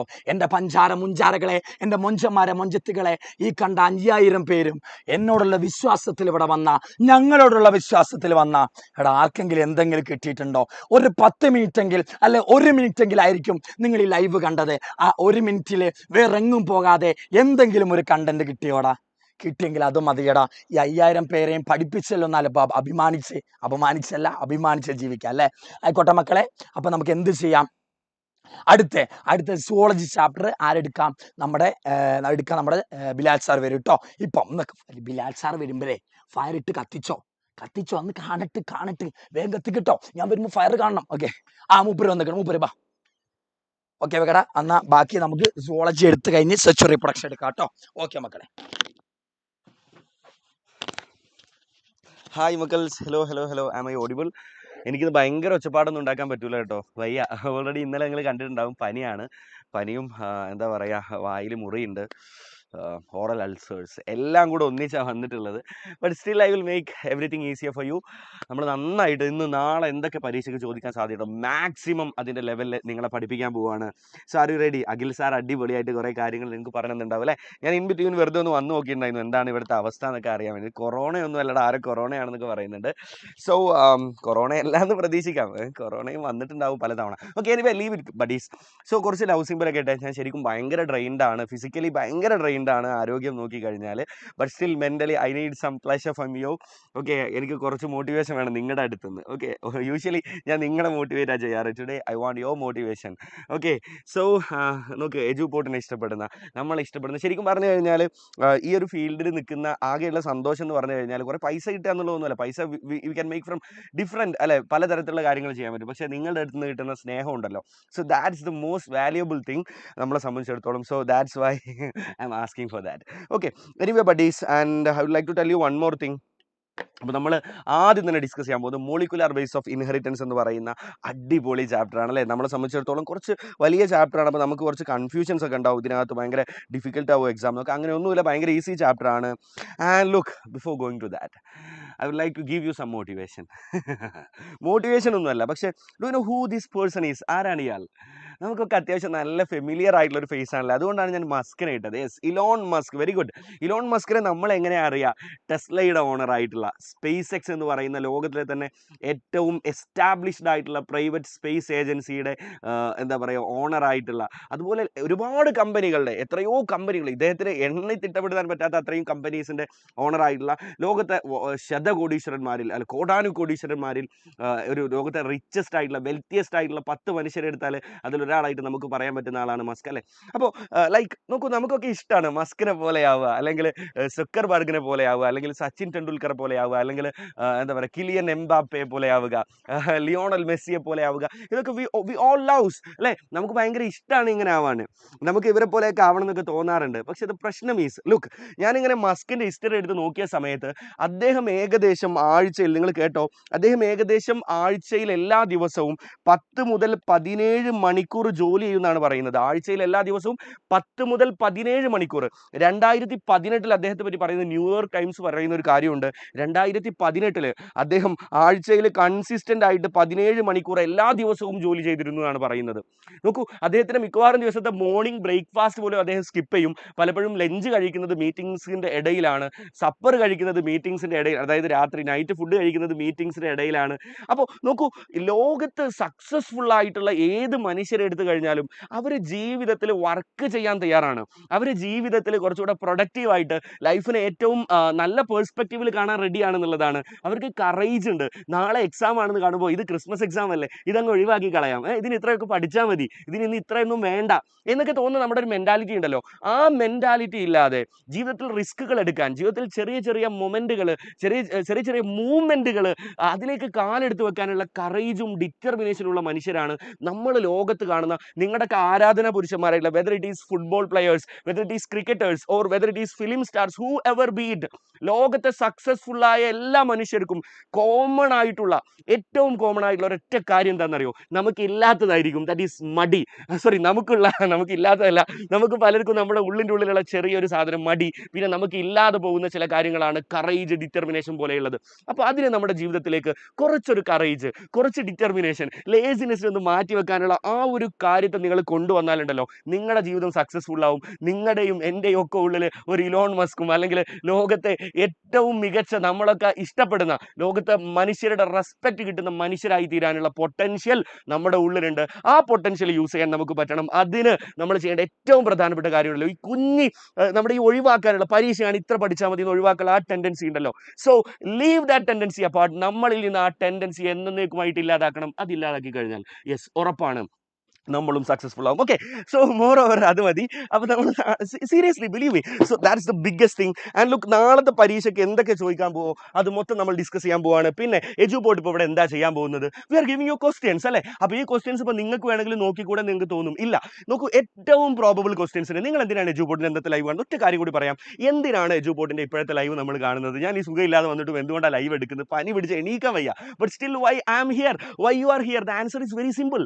നിങ്ങൾ പഠിച്ചാൽ നിങ്ങൾക്ക് അത്രത്തോളം സ്പീഡിൽ കവർ ചെയ്യാൻ പറ്റാത്തതിനെ ഏറ്റവും സ്പീഡിൽ നിങ്ങൾക്ക് ഓൾറെഡി അറിയാത്തയും കാര്യങ്ങളെ നിങ്ങളിലേക്ക് ഇൻഫ്യൂസ് ചെയ്യാൻ വേണ്ടിയിട്ടാണ് നമ്മൾ ഇവിടെ നിൽക്കുന്നത്. So that's why you and we are here. Okay, so buddies, let's move. ആദ്യത്തെ ചോദ്യം നോക്ക്. In A double stranded DNA, the ratios between adenine and guanine and thymine and guanine and cytosine are constant. അല്ലേ, ഒരു double strand DNAയിൽ അഡിനിൻ്റെയും തൈമിൻ്റെയും അതുപോലെ ഗുവാനിൻ്റെയും സൈറ്റോസിൻ്റെയും ratio എടുത്താൽ 1 ആയിരിക്കും. ആരാ ഇത് പറഞ്ഞ കുട്ടികളെ? എർവിൻ ചർഗാഫ് അല്ലേ പറഞ്ഞത്. So it is known as ചർഗാഫ് rule അല്ലേ. ഇത് നമ്മളോട് ചോദിക്കാൻ സാധ്യതയുണ്ട് കേട്ടോ, ആരാണ് പ്രപ്പോസ് ചെയ്തതെന്ന്. അതുപോലെ ഞാൻ ഈ ഒരു ചോദ്യം ആഡ് ചെയ്തത് എന്തിനാന്ന് വെച്ച് കഴിഞ്ഞാൽ, നോക്കൂ, നമ്മുടെ +1 നമ്മൾ പഠിച്ച കുറച്ച് കോൺസെപ്റ്റ് ഉണ്ട്. വാട്ട് ഈസ് ന്യൂക്ലിയോസൈഡ്, ന്യൂക്ലിയോടൈഡ് എന്നൊക്കെ പറയുന്നത്. നോക്കൂ, നൈട്രജൻ ബേസുകളാണ് അവരൊക്കെ. അഡിനിൻ ഒരു നൈട്രജൻ ബേസ് ആണ്, ഗുവാനിൻ ഒരു നൈട്രജൻ ബേസ് ആണ്, തൈമിൻ ഒരു നൈട്രജൻ ബേസ് ആണ്. ഈ ചോദ്യം എന്താണെന്നറിയോ? Identify the odd one. ഈ കൂട്ടത്തിൽ ഓഡ് വൺ ഏതാണെന്ന് ഐഡന്റിഫൈ ചെയ്യാനാണ് പറഞ്ഞത്. നോക്കൂ, സൈറ്റിഡിന് ഒരു നൈട്രജൻ ബേസ് ആണോ? അല്ല, സൈറ്റിഡിന് ഒരു ന്യൂക്ലിയോസൈഡ് ആണ്. 1 മാർക്ക് ക്വസ്റ്റൻ ആയിട്ട് ചോദിക്കാൻ നല്ല സാധ്യതയുള്ള ഒരു ചോദ്യം കേട്ടോ. ഇത് ഒരു തവണ ചോദിച്ചിട്ടുള്ളൂ, but still the possibility is more. അടുത്തത് നോക്കൂ, DNA-യുടെ പാക്കേജിങ്ങിൽ നിന്നാണ് അടുത്ത ചോദ്യം ഞാൻ എക്സ്പെക്ട് ചെയ്യുന്നത്. That is identify this figure എന്ന് പറഞ്ഞിട്ട് തരും. So what is this? Okay, what is this? ഇതെന്താ സംഭവം? ഇത് ഈസ് ന്യൂക്ലിയോസോം അല്ലേ? നമ്മുടെ DNA ഹിസ്റ്റോൺ ഒക്ടാമറിന്റെയും, നോക്കൂ ആരുടെയൊക്കെ ചുറ്റുമാണ് DNA ഇങ്ങനെ ചുറ്റിക്കിടക്കുന്നത്? ഹിസ്റ്റോൺ ഒക്ടാമറിന്റെയും ഹിസ്റ്റോൺ H1-ന്റെയും ചുറ്റുമാണ് അല്ലേ? അപ്പോൾ ദാറ്റ് ഈസ് ന്യൂക്ലിയോസോം എന്ന് വിളിക്കും. അത് ചോദിക്കും. Now how many histone molecules are present in histone core? ഈ histone core, what is histone core? Histone octamer ആണ് ഹിസ്റ്റോൺ കോർ. എൻ്റെ സംസാരത്തിൽ ചിലപ്പോൾ ചെറിയ തപ്പിപ്പഴയൊക്കെ വരും. It is not because of my mental state, it is because of my physical state. നാവിൽ നിറയെ മുറി വന്നിട്ടുണ്ട് പനി കാരണം. ഓക്കെ, അതുകൊണ്ട് I can't speak much. Okay, so I hope നിങ്ങൾ എന്നോട് ക്ഷമിക്കുമെന്നാണ് ഞാൻ കരുതുന്നത്. സോ ഹൗ മെനി, നല്ല വേദനയുണ്ട് ഞാൻ സംസാരിക്കുമ്പോൾ, ശരിക്കും ഭയങ്കരമായിട്ട് നാവ് വേദനിക്കുന്നുണ്ട്, നിറയെ മുറിയാണ്. Okay, sorry. So how many histone molecules are present in histone octamer അല്ലെങ്കിൽ ഹിസ്റ്റോൺ കോർ? എത്ര ആളുണ്ടാവും കുട്ടികളെ? 8 ഹിസ്റ്റോൺ മോളിക്യൂളുകൾ ഉണ്ടാവും അല്ലേ? അടുത്തത് distinguish euchromatin and heterochromatin. ഏറ്റവും പോസിബിൾ ആയിട്ടുള്ള ചോദ്യം അത്. യു ക്രോമാറ്റിനെയും ഹെറ്റിറോ ക്രോമാറ്റിനെയും ഡിസ്റ്റിംഗ്വിഷ് ചെയ്യണം, അത് എന്താണെന്ന് പറയാൻ വേണ്ടിയിട്ട്. നോക്കൂ, നമ്മുടെ സാധാരണ ന്യൂക്ലിയസിലോട്ട് നോക്കിക്കഴിഞ്ഞാൽ ന്യൂക്ലിയസിൽ എന്താ ഉണ്ടാവുക? DNA ആണ് ഉണ്ടാവുക. പക്ഷെ നമുക്ക് DNA അങ്ങനെ കാണാനൊന്നും പറ്റില്ല. എന്തോ ഒരു സംഭവം ഇങ്ങനെ ചുറ്റിപ്പണഞ്ഞ് കിടക്കുന്ന പോലെയാണ് തോന്നുക. It is called chromatin. നമ്മളിങ്ങനെ സാധാരണ ന്യൂക്ലിയസിലേക്ക് മൈക്രോസ്കോപ്പ് വെച്ച് നോക്കുമ്പോൾ നമ്മൾ കാണുന്ന ആ ഒരു ന്യൂക്ലിയസിൽ കാണുന്നതിനെ ക്രോമാറ്റിൻ എന്നാണ് വിളിക്കുക. സോ ക്രോമാറ്റിനെ നമ്മൾ നോക്കിക്കഴിഞ്ഞാൽ ക്രോമാറ്റിൻ്റെ ചില ഭാഗങ്ങൾ വളരെ ഡെൻസ് ആയിട്ട് പാക്ക് ചെയ്തിട്ടുണ്ടാകും, ചില ഭാഗങ്ങൾ വളരെ ലൂസായിട്ട് പാക്ക് ചെയ്തിട്ടുണ്ടാകും. സോ ആ loosely packed areas of chromatin is called euchromatin. എന്താണ് ലൂസ്ലി പാക്ക്ഡ്? കണ്ടോ, ലൂസായിട്ട് അറേഞ്ച് ചെയ്ത് വെച്ച ഏരിയ കണ്ടോ? നോക്കൂ, loosely packed areas of chromatin is called euchromatin. ആ ഭാഗങ്ങളിലാണ് ട്രാൻസ്ക്രിപ്ഷൻ നടക്കുക. So it is transcriptionally active region. എന്താണ് കുട്ടികളെ? ട്രാൻസ്ക്രിപ്ഷണലി ആക്റ്റീവ് റീജിയൺ ആയിരിക്കും ആര്? Euchromatin. അപ്പോൾ loosely packed chromatin and transcriptionally active. പിന്നെ വാട്ട് അബൌട്ട് ഹെറ്റിറോ ക്രോമാറ്റിൻ? നോക്കൂ, നിങ്ങളിപ്പോൾ ഈ ഒരു പിക്ചറിലേക്ക് തന്നെ നോക്കണം. ഈ ഭാഗമൊക്കെ നോക്കുക. Can you see this part? കുറച്ചുകൂടെ ഡെൻസ് ആയിട്ട് പാക്ക് ചെയ്തിരിക്കുന്ന ഭാഗം കണ്ടോ? ഡെൻസ് ആയിട്ട്, വളരെ ഡെൻസ് ആയിട്ട് അല്ലേ? So densely packed chromatin is called heterochromatin. എന്താ വിളിക്കുക? Heterochromatin, which is transcriptionally inactive. അവിടെ ട്രാൻസ്ക്രിപ്ഷൻ നടക്കൂല. യു ക്രോമാറ്റിനിൽ മാത്രമാണ് ട്രാൻസ്ക്രിപ്ഷൻ നടക്കുക. അപ്പോൾ ട്രാൻസ്ക്രിപ്ഷണലി ആക്റ്റീവ് ക്രോമാറ്റിൻ എന്താണെന്ന് പഠിച്ചു? ഇനാക്റ്റീവ് ക്രോമാറ്റിൻ അല്ലേ? അപ്പോൾ ആ രണ്ട് ഡിഫറൻസ് എഴുതി വെച്ചാൽ മതി. അടുത്ത് നോക്ക്, ഞാനൊരു ക്വസ്റ്റ്യൻ അല്ല, ഇത് ക്വസ്റ്റ്യൻ ആയിട്ട് ചോദിക്കാൻ സാധ്യതയുണ്ട്. The search for genetic material. Genetic material DNA തന്നെയാണ് എന്ന് അറിയാൻ വേണ്ടിയിട്ട് സയൻറ്റിസ്റ്റുകൾ ഒരുപാട് എക്സ്പെരിമെൻറ്റ്സ് നടത്തിയിട്ടുണ്ടായിരുന്നു. അപ്പോൾ അത് ചേരുംപടി ചേർക്കാൻ വേണ്ടി ചിലപ്പോൾ നമ്മളോട് ചോദിക്കാം കേട്ടോ. അതുകൊണ്ട് ഞാൻ ചോദ്യം കാണാത്തത് കൊണ്ട് ഇങ്ങനെ ഇട്ടത്. ഓക്കെ, സോ ട്രാൻസ്ഫോമിംഗ് പ്രിൻസിപ്പിൾ എന്ന് പറയുന്ന ഒരു എക്സ്പെരിമെൻറ്റ് അത് നടത്തിയത് ഗ്രിഫിത്ത് എന്ന് പറയുന്ന സയൻറ്റിസ്റ്റ് ആണ്. അദ്ദേഹം യൂസ് ചെയ്ത് ഇതേപോലെ പഠിച്ചു വെച്ചോ. അദ്ദേഹം സ്ട്രെപ്റ്റോകോക്കസ് ന്യൂമോണിയ എന്ന് പറയുന്ന ബാക്ടീരിയനെയാണ് യൂസ് ചെയ്തത് അദ്ദേഹത്തിൻ്റെ എക്സ്പെരിമെൻറ്റിന് വേണ്ടിയിട്ട്. അതുപോലെ അടുത്തതാണ് ബയോകെമിക്കൽ ക്യാരക്ടറൈസേഷൻ എന്ന് പറയുന്ന ഒരു എക്സ്പെരിമെൻ്റ് ഉണ്ട്. ആരൊക്കെയാണ് ചെയ്ത കുട്ടികളെ അറിയോ? ഇത് ചോദിക്കാൻ സാധ്യതയുണ്ട്, അതുകൊണ്ടാണ്. ഓക്കെ, ആവറി മാക്ലിയോഡ് മെക്കാർട്ടി, 3 ആൾക്കാർ. ആവറി മാക്ലിയോഡ് മെക്കാർട്ടി അവരെന്താ ചെയ്തത്?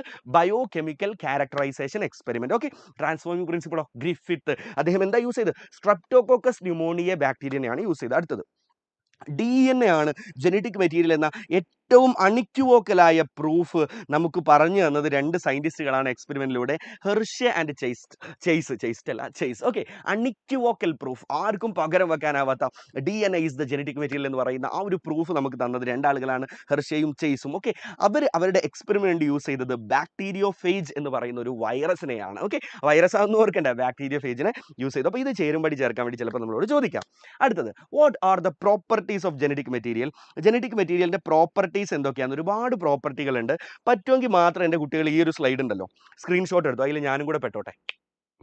സെറ്റ് അല്ലേ? ഇതിൻ്റെ പഴയ പോസാ, നമ്മൾ കണ്ണാപ്പി പോസ് അല്ലേ? ഓക്കെ, എനിവേ, അപ്പോൾ ഇത് വേണമെങ്കിൽ ഒന്ന് സ്ക്രീൻഷോട്ട് എടുത്ത് പഠിച്ചു. പക്ഷേ ഇതിങ്ങനെ ചോദിക്കാനൊന്നും ചാൻസ് ഇല്ല.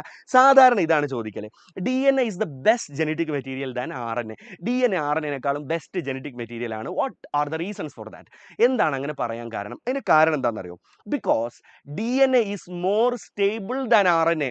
DNA RNA-നെക്കാൾ മോർ സ്റ്റേബിൾ ആണ്. അതുകൊണ്ട് DNA is the best genetic material. അപ്പോൾ നമ്മളോട് ചോദിക്കും, why DNA is more stable than RNA?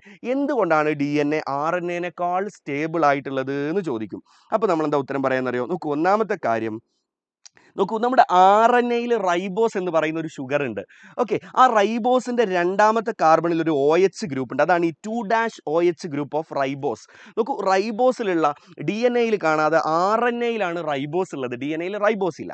So റൈബോസിലുള്ള 2' group ഉണ്ട്. It is reactive. അയാൾ ഒരു റിയാക്റ്റീവ് ഗ്രൂപ്പാണ്. സോ അതുകൊണ്ട് തന്നെ RNA-നെ അത് ലേബയിലാക്കി മാറ്റും, അല്ലെങ്കിൽ it make RNA more reactive and unstable. ഒരാൾ മോർ റിയാക്റ്റീവ് ആണെങ്കിൽ അയാൾ അൺസ്റ്റേബിൾ ആണെന്നാണ് അർത്ഥം. സെറ്റ് അല്ലേ? So RNA has 2' group which make it reactive. രണ്ടാമത്തെ കാര്യം, it is catalytic. RNA catalyst ആയിട്ട് ആക്ട് ചെയ്യുന്നുണ്ട്. സോ റിയാക്റ്റീവ് ആണ്. ഒരാൾ മോർ റിയാക്റ്റീവ് ആണെങ്കിൽ അയാൾ ലെസ് സ്റ്റേബിൾ ആണ്. So we know that RNA is more reactive and less stable. So DNA is the best genetic material. കാരണം എന്താ? RNA മോർ റിയാക്റ്റീവ് ആണ്, ഇയാൾ അത്രത്തോളം റിയാക്റ്റീവ് അല്ല അല്ലേ? അപ്പോൾ ഇത് ഇങ്ങനെ തന്നെ എഴുതാൻ വേണ്ടിയിട്ട് ഇപ്പോൾ 1 മാർക്കിന് ഓപ്ഷൻ തന്നു ചോദിച്ചതാണ്. അപ്പോൾ ഇവിടെ ബോത്ത് A and B ആയിരിക്കും ഉത്തരം. ഏതൊക്കെയാണ് ഈ RNA-നെക്കാളും DNA ആണ് ബെസ്റ്റ് എന്ന് പറയാനുള്ള റീസൺസ് എന്നാണ് ചോദിച്ചത്. അപ്പോൾ രണ്ടും നമുക്ക് എഴുതാം. പക്ഷേ ഇത് അസച്ച് നിങ്ങളോട് റീസൺ പറയാൻ പറഞ്ഞ് 2 മാർക്കിന് ചോദിച്ചിട്ട് നമ്മൾ കണ്ടിട്ടുണ്ട്. അപ്പോൾ നമുക്ക് ഇങ്ങനെ ഉത്തരം എഴുതാൻ പറ്റണം. ഓക്കെ, അടുത്ത central dogma in molecular biology. ചിലപ്പോൾ ഇതിങ്ങനെ തന്നിട്ടേ ഇതിൽ ഓരോ സ്റ്റെപ്പും എന്താണെന്നൊക്കെ ചോദിക്കും. DNA റെപ്ലിക്കേഷൻ നടന്ന് DNA ഉണ്ടാകുന്നു, DNA-യിൽ നിന്ന് ട്രാൻസ്ക്രിപ്ഷൻ നടന്ന് RNA രൂപപ്പെടുന്നു, RNA-ക്ക് ട്രാൻസ്ലേഷൻ നടന്ന് പ്രോട്ടീൻ ഉണ്ടാകുന്നു അല്ലേ? So this is central dogma in molecular biology. ആരാ പ്രപ്പോസ് ചെയ്ത് കുട്ടികളെ? നമ്മുടെ ക്രിക്ക് മച്ചാൻ അല്ലേ? ഫ്രാൻസിസ് ക്രിക്ക് മച്ചാനാണ് central dogma in molecular biology propose ചെയ്യുന്നത്. സെറ്റല്ലേ മക്കളെ? അടുത്തത് റെപ്ലിക്കേഷനുമായി ബന്ധപ്പെട്ട് എന്ത് ചോദ്യം ചോദിക്കുക? ഈ ഡയഗ്രം തരും. ഈ ഡയഗ്രം ഇവർ തെറ്റിച്ച് തരും. ഈ ഡയഗ്രത്തിലെ തെറ്റെന്താ കുട്ടികളെ? വേഗം പറ. അപ്പോൾ ഷുവർ ക്വസ്റ്റ്യൻ, നാളത്തെ ഷുവർ ക്വസ്റ്റ്യൻ. ഈ ഡയഗ്രത്തിലെ മിസ്റ്റേക്ക് എന്താ നോക്ക്. ഇവിടെ 3' ഉണ്ട്. നോക്കൂ, ലുക്ക് അറ്റ് ദിസ് സ്ട്രാൻഡ്. ഈ സ്ട്രാൻഡിലോട്ട് നോക്ക് മക്കളെ. ഇവിടെ 3' ഉണ്ട് അല്ലേ? അപ്പോൾ ശരിക്കും പറഞ്ഞു കഴിഞ്ഞാൽ ഇവിടെ കണ്ടിന്യൂസ് സിന്തസിസ് അല്ലടാ നടക്കേണ്ടത് അല്ലേ? എവിടെയാ ഡിസ്കണ്ടിന്യൂസ് സിന്തസിസ് നടക്കേണ്ടത്? ഈ സ്ട്രാൻഡിലാണ് ഡിസ്കണ്ടിന്യൂസ് അല്ലേ? ഇപ്പുറത്താണ് ഡിസ്കണ്ടിന്യൂസ് നടക്കേണ്ടത്. ഡിസ്കണ്ടിന്യൂസ് ഇപ്പുറത്താണ് നടക്കേണ്ടത്. So that's the mistake. ആ മിസ്റ്റേക്ക് കറക്റ്റ് ആക്കി വരക്കാൻ വേണ്ടി പറയും. അടുത്തത്, name 2 enzymes involve in DNA replication. Okay, DNA റെപ്ലിക്കേഷനിലെ ഏതെങ്കിലും 2 എൻസൈം നമുക്കറിയാം. പ്രധാനപ്പെട്ട എൻസൈം ആരുടെ മക്കളെ? DNA ഡിപ്പെൻഡന്റ് DNA പോളിമറൈസ് അല്ലെ? DNA ഡിപ്പെൻഡന്റ് DNA പോളിമറൈസ്, പ്രധാനപ്പെട്ട ആള്. 2, ലുക്ക്, ഈ ഫ്രാഗ്മെന്റുകളെ നമ്മൾ എന്താടാ വിളിക്കുക? ഈ ഡിസ്കണ്ടിന്യൂസ് ഫ്രാഗ്മെന്റുകളെ എന്താ വിളിക്കുക? ഓർമ്മയുണ്ടോ? ഒക്കസാക്കി ഫ്രാഗ്മെന്റ്സ് അല്ലെ? യെസ്, ഒക്കസാക്കി ഫ്രാഗ്മെന്റുകളെ ജോയിൻ ചെയ്യിപ്പിക്കാൻ നമ്മളെ സഹായിക്കുന്ന ആളല്ലടാ DNA ലൈഗേസ് അല്ലേ? DNA ലൈഗേസ് നമ്മളെ ഈ ഫ്രാഗ്മെന്റുകളെ, ഈ ഇവിടെ സിന്തസൈസ് ചെയ്യപ്പെടുന്ന ഫ്രാഗ്മെന്റുകളെ യോജിപ്പിക്കാൻ, ജോയിൻ ചെയ്യാൻ ലൈഗേസ് നമ്മളെ സഹായിക്കുന്നു. പറ്റുമെങ്കിൽ ഒരാൾ കൂടെ എഴുതിക്കോ. അൺവൈൻഡിങ് നടന്ന റെപ്ലിക്കേഷൻ ഫോർക്ക്, ഇതെന്താണെന്ന് ചോദിക്കും കേട്ടോ. വാട്ട് ഈസ് ദിസ് എന്ന് ചോദിക്കും. അപ്പോൾ നമ്മൾ എന്ത് പറയും? ഇറ്റ് ഈസ് റെപ്ലിക്കേഷൻ ഫോർക്ക് എന്ന് പറയില്ലേ? റെപ്ലിക്കേഷൻ ഫോർക്കാണ് ഇത് എന്ന് പറയും നമ്മൾ. അടുത്ത നോക്കൂ, ഈ റെപ്ലിക്കേഷൻ ഫോർക്ക് ഉണ്ടാക്കാൻ നമ്മളെ സഹായിക്കുന്ന ആളാരാ? ഹെലിക്കേസ്. വെരി ഗുഡ്, ഹെലിക്കേസ് അല്ലേ? അപ്പോൾ ഇതൊക്കെ നമ്മളോട് ചോദിക്കാനുള്ള സാധ്യതയുണ്ട്. ഏതാണ് ലീഡിംഗ് സ്ട്രാൻഡ്, ഏതാണ് lagging strand? This is the leading strand അല്ലേ? ഇയാളാണ് നമ്മുടെ ലീഡിംഗ് സ്ട്രാൻഡ്, ഈ ലെഫ്റ്റ് സൈഡിലുള്ള അല്ലേ? So this is the leading strand and this is the lagging strand അല്ലേ മക്കളെ? So that's it. അടുത്തത്, like DNA replication semi conservative ആണ്. സെമി കൺസർവേറ്റീവ്ലിയാണ് DNA റെപ്ലിക്കേഷൻ നടക്കുന്നത് എന്ന് തെളിയിക്കാൻ വേണ്ടി എക്സ്പെരിമെന്റ് നടത്തിയ 2 സയന്റിസ്റ്റുകൾ ആരൊക്കെയെന്ന് ചോദിക്കാനുള്ള സാധ്യതയുണ്ട്. മെസൽസണും സ്റ്റോളും ആണ് അല്ലേ? മെസൽസണും സ്റ്റോളും ആണ്. ആരാണ്? DNA റെപ്ലിക്കേഷൻ സെമി കൺസർവേറ്റീവ്ലിയാണ് നടക്കുന്നത് എന്ന് തെളിയിക്കാൻ എക്സ്പെരിമെന്റ്സ് നടത്തിയ 2 സയന്റിസ്റ്റുകൾ, മെസൽസണും സ്റ്റോളും. ഓക്കെ, അവർ യൂസ് ചെയ്തത് ഏത് ബാക്ടീരിയനെയാണ്, ഏത് ഓർഗാനിസത്തെയാണ്? E coli organism, E coli ബാക്ടീരിയനെയാണ് അവർ യൂസ് ചെയ്തത്. ഓക്കെ, അതിൻ്റെ എക്സ്പെരിമെൻറ്റ് ചോദിക്കാനൊരു ചെറിയ പോസിബിലിറ്റി ഉണ്ട് കേട്ടോ. പറ്റുമോ പഠിച്ചോ, പക്ഷേ അത്രത്തോളം ഇമ്പോർട്ടൻ്റ് അല്ല. നോക്ക്, ഇത് നിങ്ങൾ ലൈവൊക്കെ കഴിഞ്ഞിട്ട് ലൈവ് ഒരു 10:30 ആകുമ്പോഴത്തേക്ക് തീരുള്ളൂ ഇന്നത്തെ ലൈവ്. ബിലീവ് മീ, ഉറപ്പായിട്ടും തീരും. ഇന്നലത്തെ പോലെ ഇന്നലെയും നമ്മൾ അത്യാവശ്യം സ്പീഡ് തീർത്തിട്ടുണ്ട് കേട്ടോ.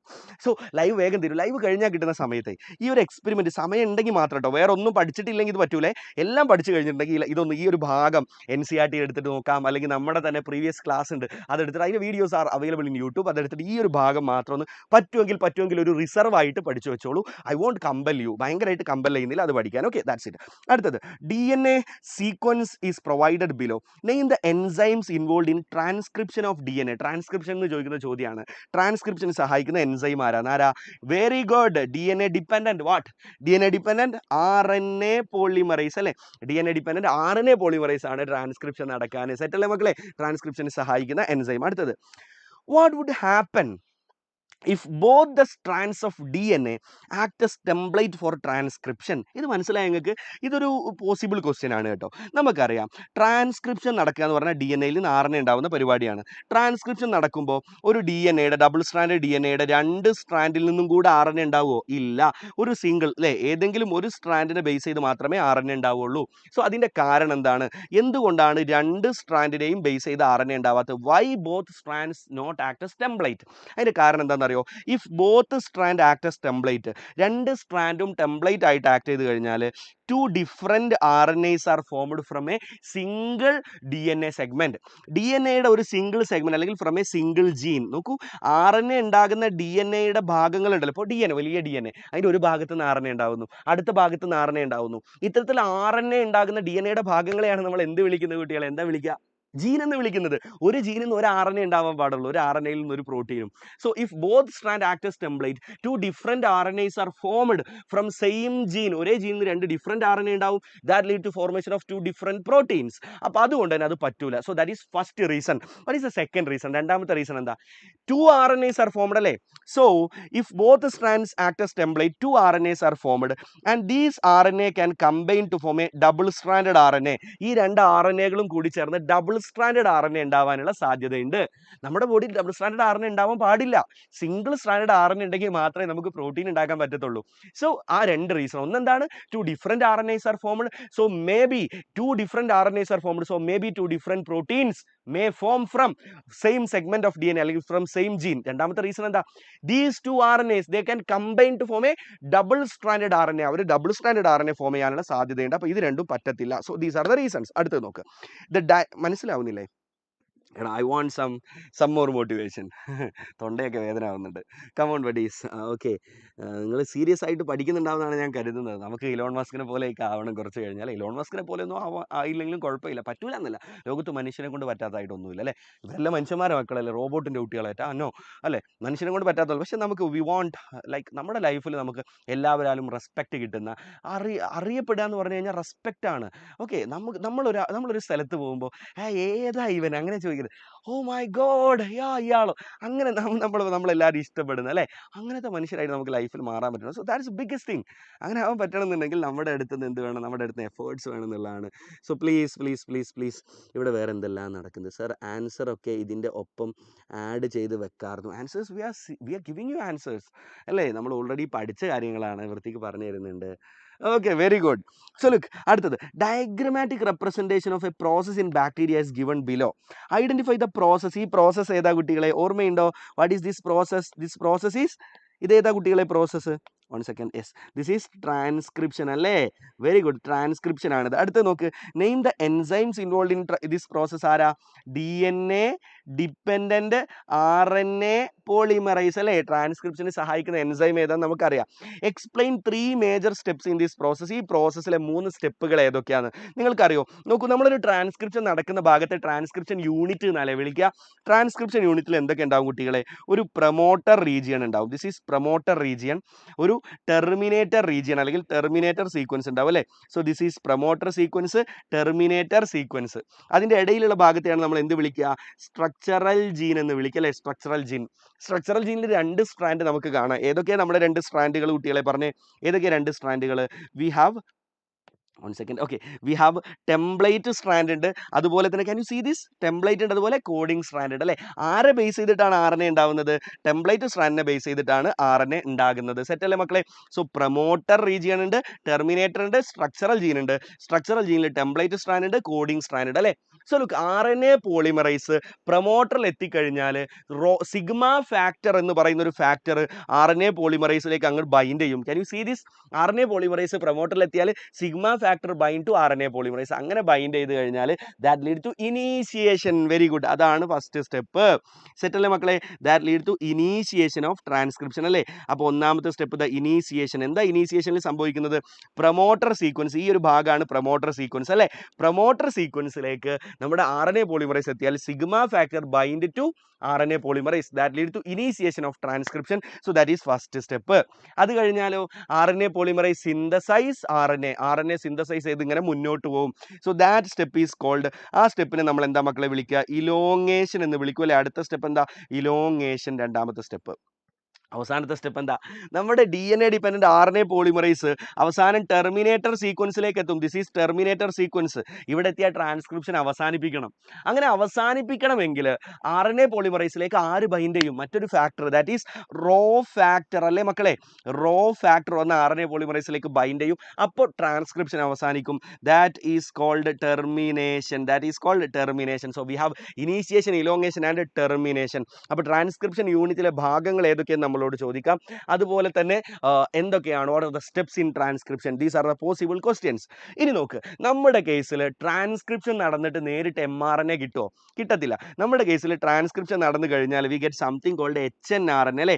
നമുക്ക് HNRNA എന്ന് പറയുന്ന ഒരു RNA ആണ് ട്രാൻസ്ക്രിപ്ഷൻ നടന്നു കഴിഞ്ഞാൽ കിട്ടുക. ഈ HNRNAയിൽ എന്തൊക്കെ ഉണ്ടാവും കുട്ടികളെ?